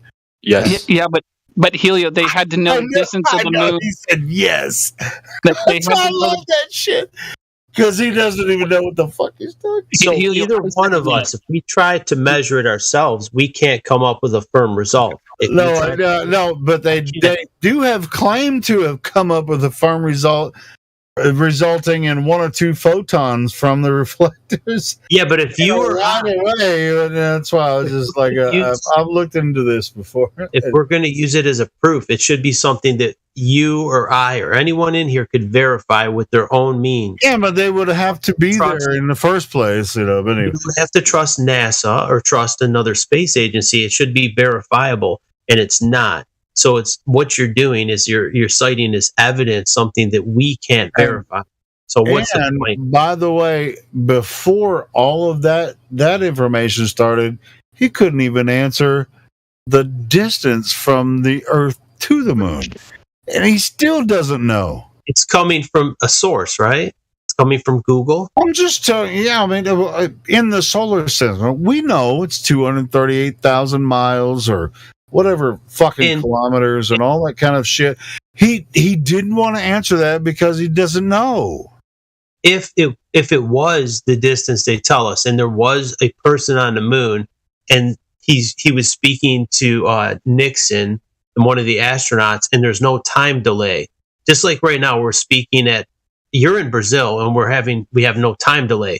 But if you're at 238,000 miles away, by the time I said something and you heard it, and then you replied back, there should be a latency. There's a time delay between those, but there was none at all. He's talking in real time. There's a problem. Can't do that over that distance. True. That's not true. What do you mean it's not true? There was latency, lag. and you There's can no see time that. lag. Can I make you just advice? Go in a Google Academic and write it. Latency between Moon and Earth talk in 69. Just that. Yeah. Okay. You're talking about when the president was talking to the guys on the moon? Yes. With no delay. He's on a rotary phone at his desk. Yes, there is latency. Always. There is latency. Today That's we have latency. That's going to solve the entire problem if you just that's just one of the Google academic Google again Lyndon Johnson talking to these assholes on the moon. Nixon. It was with the Nixon. telephone. Oh, it was Nixon. No. Yeah. President. Was it Nixon? I thought it was Johnson. Saw my message in the typing chat. Text. Man. Wait, were you saying something to me? Yes. Did you check out my text message?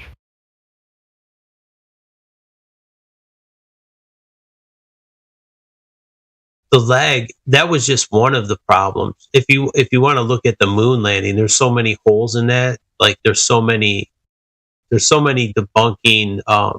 You could look at the landing, right? Who is filming the landing? So here comes this craft.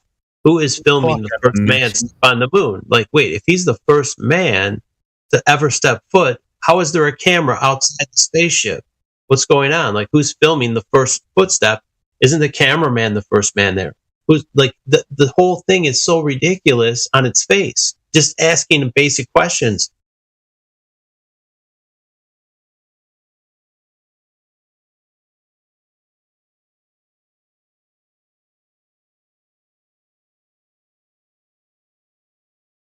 So that's your question.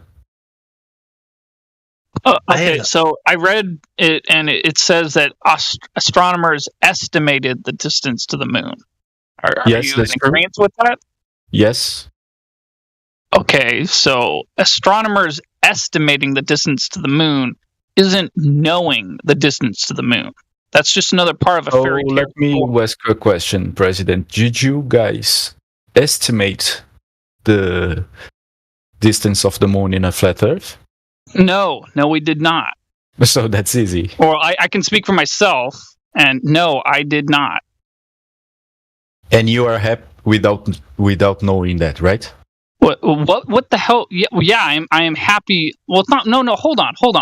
I am content. I am content, not happy or unhappy. I am content not knowing the distance to the moon. All right, I'm not happy or unhappy about it. I would like to know. You know, English is not his first language, so don't nitpick him. I mean, okay, okay. So content means I'm not happy or unhappy. From the conversation, though, in the past 30, 45 minutes, I think he understands English quite well. So he is competent. He understands not his first language. Yeah, my first language. I'll jump in with that moon distance thing from a flat Earth perspective, if you want to even call it that. What's it's up, one of these. Yeah. What is up? Hey, is that Helio? Is that Helio? Yeah, it's me. Yeah. Oh, hey, man. Yeah. Hey, what's up? I was shout out to. We're trying to figure out if this guy even. It's just like, hey, man. It feels like it's like tug of war. Hold on. Before we go on to the next tangent, guys. Before we go on to the next tangent, it's worth. I don't want to go on a tangent. We should stay on this topic. Cool. I know, bro. Man, good to see you again. Any next? Yeah, you too, man. So I just want to quickly mention this guy. Falsification is independent of replacement. So just because I don't believe your story to be true, or I have falsified it to be true, either I don't believe it to be true or I falsified it to be true, doesn't mean that I am required, or it doesn't mean there's any necessity on my part to provide you with another story. I hope you understand. Yes, I understand, but I don't want to be a dick, but that sounds like straight out of the book of Wixit 101. If I sound like a dick by saying that, it's a phrase that he's used, but it's valid nonetheless. But the big question is, science don't make predictions, and if you not make some replacement with that falsification, you don't have to made this kind of model to make those predictions. Well, yeah, I acknowledge that, but I don't have a model to make these predictions you speak of. But keep in mind, there's no necessity for that. Like what? Right, that was my point. From the beginning of the argument. We all are standing here on Earth. The only thing we can know is what we experience on Earth, what we observe. So what good would it do me? Not necessarily true, Helio. Hold on, E.T. Get closer to reality, President. Explain the reality and can predict something like science too. No, I don't. What for? That's the question I'm about to ask you right now. Is what good would it do me to predict how far away the moon is or what the moon is? What good would that do me right now? Okay, on a flat Earth, I know it would do a hell of a lot of good distance. The Earth is our realm. It's the only place that we can observe. The only thing we know. If you presume you're on a globe, Helio, ask them a question. Okay, so President, ask him a question. I asked him a question, Helio, and it's not your turn to talk. Oh my God. Okay. Nobody tells Helio to shut up. No, I asked this guy a question. I'd like them to answer the question that I just asked him if he can remember it. Hopefully he can. You might have to repeat it. So what good would it do for me to guess what the moon is or how far away it is? What good would that do me to guess that? Okay, nice. So we can predict something like the distance of the moon, their orbit, and with that, using that on a globe Earth, we can predict the tides, right? Boring. No, false. Who is we? Who is we? Are you we? Science, Helio. Science. Are you we? The corp of the science. Oh, so you're the consensus then? No, so, I'm not. Helio, we should follow this through, Helio. Fathanos has if someone were to conduct a scientific experiment to demonstrate that the tides on the surface of the Earth are caused by the gravity of the moon, then in order for someone to manipulate the independent variable in a scenario that would demonstrate that to be the cause, you're just using that. You already used some variable. Now he's in your life. It's funny. He thought he's being No. It's just he asked me for something that is impossible. He asked me to just take out the count of the gravity of the moon. No, you brought up something that was funny. You said "we" as if you're we. The correlation. Guys, let's just go through the scientific method. I wasn't finished. I'm still talking. Right, so, in order for you, Thanos, to demonstrate that the tides are caused by the gravity of the moon, in order for you to demonstrate that cause and effect relationship, you would have to remove the cause and then place back into the situation the cause. So impossible. So you would have to. So this would be called, if you're listening, I hope you're listening. No, you asked for the impossible, President. I'm not listening. Yeah, you I know for the that. impossible. Just.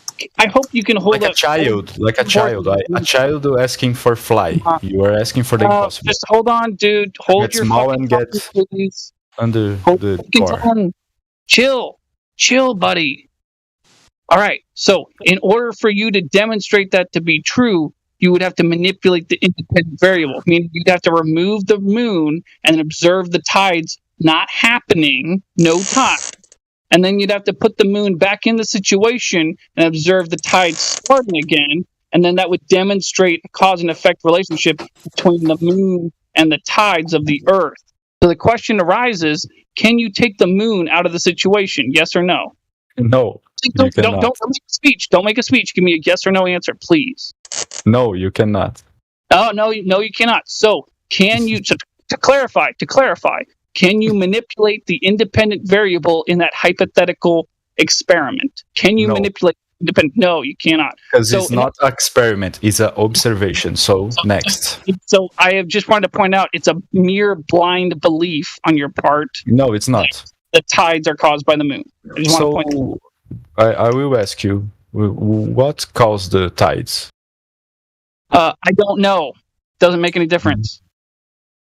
So wait a second. Right? No, I want to ask. I want to just jump in here really quick because back about 5 minutes ago, there was another one of these "we don't know" kind of responses, and it's funny because Helio, nothing against Helio, but I've heard this before. It's like, "Oh, we don't know," and he was saying that in fucking criticism of Faust Thanos' response. I can't even remember anymore. It was like 10 minutes ago. He's like, "Oh, we don't know, right?" Yeah, and I agree with Helio. Like I say, I don't know if I don't understand something, right? But what you just said is just you did the same thing. You said we don't know what that is. And what was it again? What was that last thing we were just talking about? ET, check this out. I'm coming right back at you. Mm-hmm. If you don't know, you just don't know. Don't make a claim if you don't know. I agree. Those flat earthers don't know a shit. That's it. So, hey, no. All right, so flat earthers don't know shit. Hey, man, neither do globe earthers. There's different types of flat earthers too. Hold on. How about? We're here to talk about this. Now, check this out. We do have information to share. There are some things we do know, but if you're going to come in and say we know this, and you're not part of that, don't fucking say it. I'd say we know that the Earth is not a spinning ball in the vacuum of space. I think we know that much. Yeah, I know that because I live on Earth and I can experience that here on Earth myself. So what was that conversation about? Literally like 2 minutes ago. Does anyone remember what we were talking about? I forgot. Doesn't matter.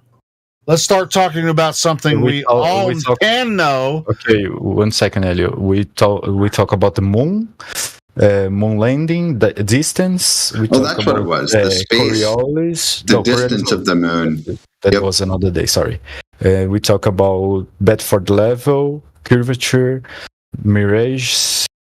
Okay, you're doing good. You just listed like 4 things. Good job. That's pretty good.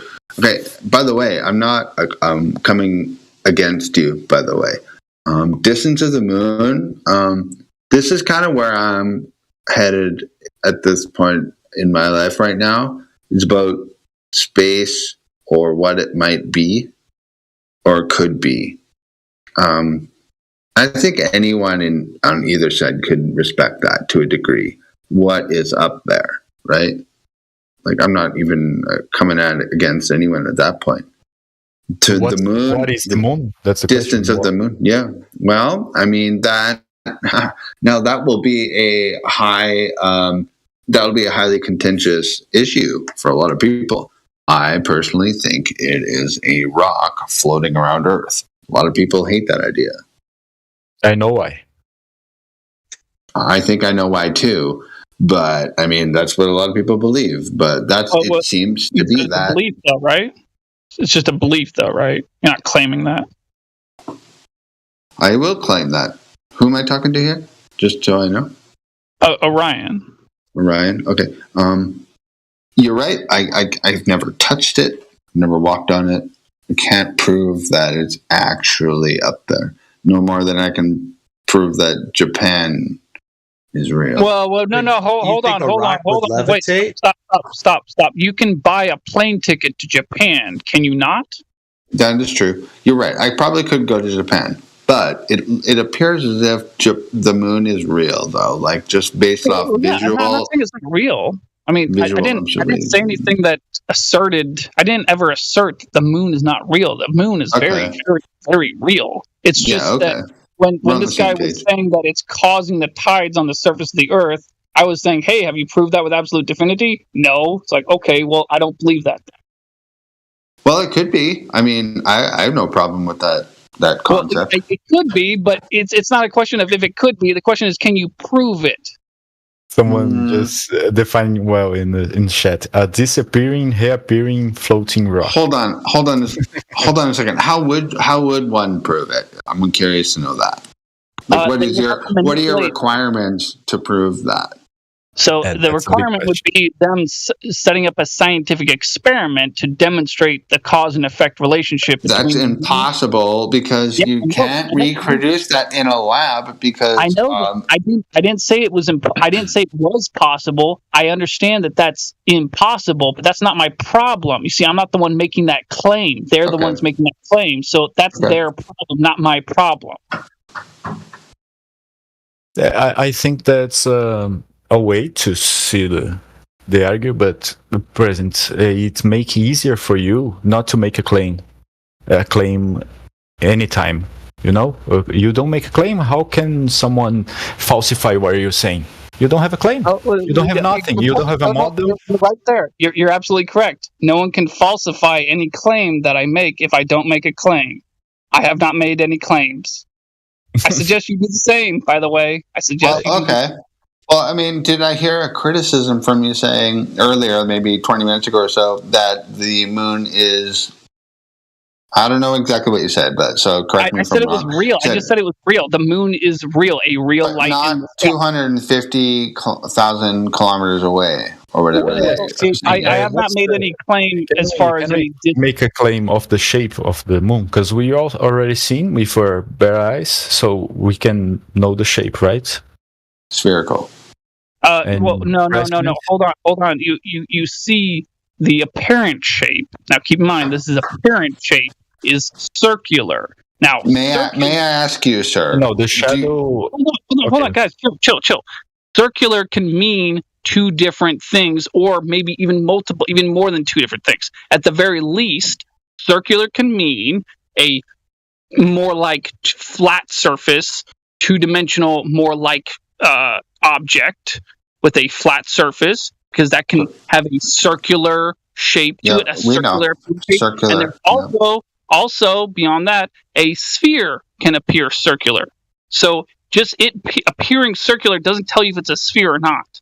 Doesn't tell you. Now, I would love to ask you a question. Can I ask you several questions right now? Explain to me, what could it possibly be if it was a circle? Like, what is that? I don't know. I don't have any idea. That goes back to that we don't know argument again. It happens every time you say things to people who can't explain this whole concept. They're like, we don't know. And you know what? You guys use that against what's his name here, Faustinus. That whole we thing, people are like, "Oh, who's we?" It's like, well, you guys just did the same. You just did the same fucking thing. We don't know. Well, you're damn right you don't know because that doesn't make any sense. Why are you sidetracking on the moon? Like that, you're sidetracking. Oh, it's a highly important concept to talk about. Not at all to the shape of the Earth. Like it's just it is. You're taking a diversionary tactic and diverting away from the conversation. I'm not diverting anything. Define that for me. What is sidetracking? What is? I don't know. Because we all know what we have the topic is. of Earth. He's trying to fuck up the concept, and that's all that means. All of us observe Earth because we're on Earth. You're pulling in another topic that is not related to where we're standing. We were specifically talking about the moon like 20 minutes ago, almost 30 Okay, but in passing, we were talking about it in passing. No, now let's keep talking about it. No, I say, let's ask Helio. May we please keep talking about the moon, seeing as he's the moderator? Because this is diversion. I'm a moderator. I've been a moderator since Helio has, so you're not going to divert me, pal. What's your name again? Change the subject. I'm Wolf. Oh yeah, hey Wolfgang. I've known you for a while too. I'm just saying, I think it's very valuable to talk about the moon for a long time and other things about space, rather than the shape of the Earth and things like that. It's speculation. We can speculate all night, but it doesn't solve a problem.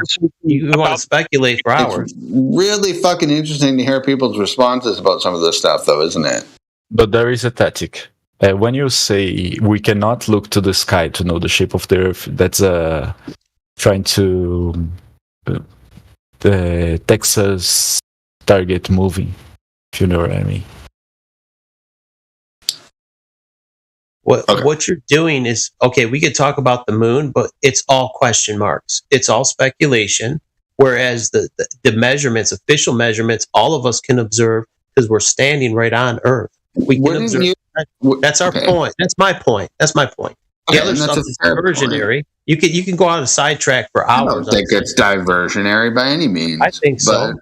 That's fair. That's fair. We don't have to agree. Let's say you're right. Let's say you're right. Let's say it's a dusty ball levitating in the sky. How is that relevant to what we're on right here? How is it relevant? Does it make them the same? It's very relevant. I'll explain to you why. Wouldn't that be insane if you're living on a flat world and there's this crazy sphere flying around in the sky I have above a light bulb on my ceiling. Is my floor ball? Like they're not That's related. Not what I'm talking about. You're talking about a light bulb in the sky. A light bulb in the sky is relevant to the floor. That's what. Wouldn't that be crazy? That's exactly what I just said. Yes. But that's your line of thought. That's your logic. This is a ball in the sky, so we must also have a ball. You twisted my words a little bit, but let's try to get a common ground.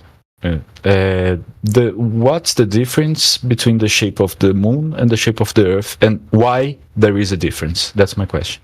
But they're two different things. Like just like I said, a light bulb on my ceiling is a different thing than the floor. Like they're two. I can have. Let's just it is a ball. How is it relevant? Of course, it's different than your floor.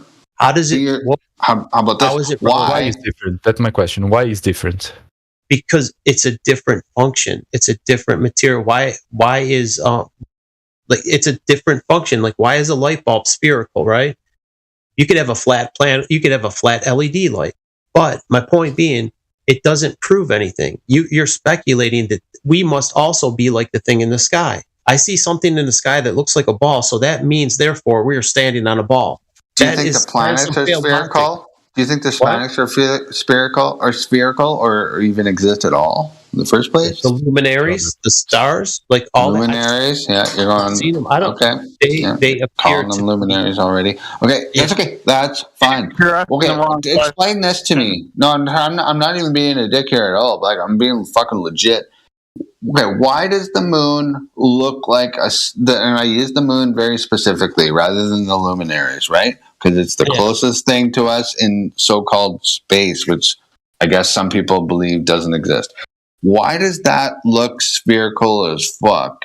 I don't know. Explain that to me. I don't know. The moon it does appear to be a ball, right? But how is it? How is equating something in the sky that looks like a ball relevant to what I'm on? Does that mean really not? No, it doesn't. No, I agree. It doesn't mean that. If you're on you can assume it. Are they the same thing? If I see someone, nature has some way to behave, and the spherical is not unusual in nature. Just saying that. I'm not saying it is. What I'm saying is we are definitely not on what you see in the sky, right? What is in the sky is we might be. How do you know we're not? How do you know we're not like our closest friend? Hold on, our closest friend would be the moon. Chill, buddy. If you're going to make a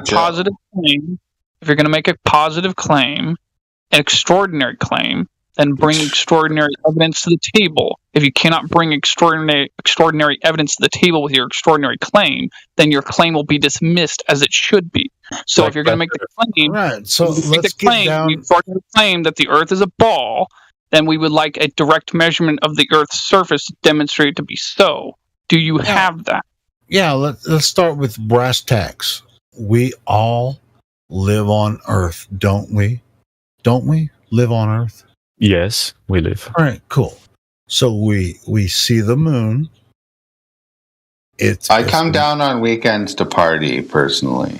Okay, well, this isn't necessarily a party, but we're having a serious discussion here about what we observe in the sky from Earth, the only place that we can know and can be, right here on Earth. Now, the Earth itself appears to be a level stationary plane. Let's start from there. Brass tacks, right? Now, we see the moon pretty bad. Let's just cut to the chase, Helio. Let's just cut to the chase. Fastanos, what reason do I have to doubt that the Earth is flat? So, can I answer this with another question? I think we've already gone over this. Like you guys always. So the big question is, so I'm observing the sky, the moon, the sun, the planets, the stars, everything. Sure, from Earth, the only place that we know that exists, here on Earth. That's what I'm saying. That is a level stationary plane. Okay, let me finish. So if I'm looking for a flat stationary system, I should be one kind of behavior of this sky, and if I'm in a globe system, I should see another. No, you're not in a globe system. You're on Earth looking at the luminaries. So Fastanos, we got to point out to you, Fastanos, you're asserting this. You are just assuming this and asserting this. You're not demonstrating. President. I can make two models. I can make like small scale models are pseudoscience. They have nothing to do with what you actually experience while you're standing on Earth looking into the sky. You're not part of a solar system. That's something someone told you. Yeah, but he built it out of styrofoam balls in fourth grade, so it must be true. I built one of those. Right, everybody did one. Imagine if it was true. That'd be a fucking trip, wouldn't it? Yeah, it's not true. Well, I mean, even if it was true, but you can't prove it. So, only thing we can know is that we're standing on Earth looking at shit in the sky. Yeah. So wait, Fastanos, let me ask you a different question. Without answering my question with another question, what reason do I have to doubt that the Earth is flat? Why should you think that the Earth is flat? I don't know your premises. Because I claim. You know what? I'll actually even play that. It's observably flat. It's observably flat through observational formed like telescopes that look out. No, it's not. No, what would you use a telescope? If you're standing on a plane, would you like look into the sky to see if what you're standing on is flat? Helio, can I answer his question? Go ahead. Because I observed the Earth to be flat. That is the answer to your question. And how did you observe that? How did you get this conclusion? It's a conclusion, right? The Earth is flat is a conclusion. From the top of Mount St. Helens. Does that work for you? No, I need to know how did you get this conclusion? The Earth is flat. By looking out at the Earth from the top of Mount St. Helens. So and what's your claim? Your conclusion is the Earth is flat. No How did claim, you know that? No claim. Just the conclusion that the Earth is flat. No claim. No, when you ask me, why should I not trust that the Earth is flat? there is an implied claim that the Earth is flat. And why should I believe that? Hold on. No, there isn't. Wait, hold on. Just chill. You didn't even answer. You didn't even recite the question properly. The question is, what? And without asking me another question as an answer to my question. So without asking me another question, answer the question, what reason do I have to doubt that the Earth is flat? You know what doubt means, right? I know English isn't. I should doubt every kind of argue that do not show concrete evidence, like Except flat the globe. Earth itself. Wait. Start over. Wait, I can't even understand what you're saying. What? Start over? What? He said he should doubt concrete evidence, anything that's not concrete evidence. Now, right in front of your face, when you look across the Earth, not up in the sky, across the Earth, it looks flat, doesn't it? No. Really? It doesn't look flat? No. All right, so it looks curved? There are a bunch of objects that I could not see from distance, so we all right, so you're under the impression that if the Earth was flat, you could see everything everywhere all the time. Yes. Really? So you could see, if the Earth was flat, you would be able to see, say, from New York City to Paris, France. Oh, Elio, if you do not present me hold on. So if the Earth is flat, even though New York City and Paris, France are hundreds of miles away, over 1,000 miles away, you'd be able to see if the Earth was flat. You could stand on the shore. Yes. What a fucking idiot, man. What the fuck? See, this is what we're dealing with, man. Somebody thinks that they can see that far. That's I don't weird. even know why I got muted a minute ago, because I was actually supporting the point. Hey, ET, do you think that? I know, right? No, because I can give you two reasons why that's impossible. Number one is angular resolution. Number two would be the distortion from the atmosphere, or whatever the fuck people call it. Yeah, I mean, without the atmosphere, you still couldn't see that far. From angular resolution. Yeah, it's So I got a question. That's just how it works. So I got a That's how it question. works. What's the limitation? What's the limitation? The If we limitation have is some eyeball. atmosphere. Can't see that far. That's Your the limitation. eyeball, So It's not that I far. can probably It's not say that far. that, Elio, the moon is inside that range, right? No, absolutely not. No. Really? Why? I'm See saying- that? I'm See, saying the reason I wanted to establish This that limitation point. happen The in reason all I wanted directions, to all the earth, establish. but Hold cannot on. apply to the No, sky. the reason I wanted to establish that point to tell you why you, and ET backed it up, you can't see that far across the Earth, and now you're saying, well, I can see the moon 238,000 miles away.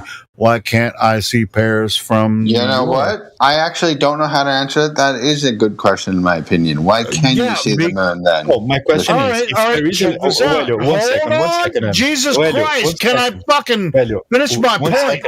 second, One second. Let me Because you finish mine. don't know Let me how finish far mine. the moon is. So it's my question. Let me make a question. Just one question. I don't want you to make a I'll be- question. I want you to give an I'll be quick. answer. Okay, no problem. So my question is, if there is a limitation to the eye or to some kind of There instrument is. like that, let me finish, Elio, please. Once. Let me finish once. Well, if I got a limitation, Good luck. Go ahead. if I got my limitation in a naked eye or a telescope or a camera or a binocular, what is this limitation, and why could we apply this limitation to the refraction inside the Earth but not the sky? If you don't understand it, I can't help you. I can't help you at all. And You don't getting understand in this. count that we can see the moon close to the horizon. So that refraction that applied to France and everything that is close to the Earth. The only thing I can think of is because if you're looking at it on a surface, have you seen those videos of people like put the coin down on the edge of their table? They'll draw it, like they'll have a camera at one end of their table, and then they'll drag it down the end of the table and they'll record it as a video. They're very short videos, and then as they go out to the edge of the video, it seems to drop down, which explains the resolution issue that we're talking about. Also, that boat's going down over the water phenomena. It's the same concept.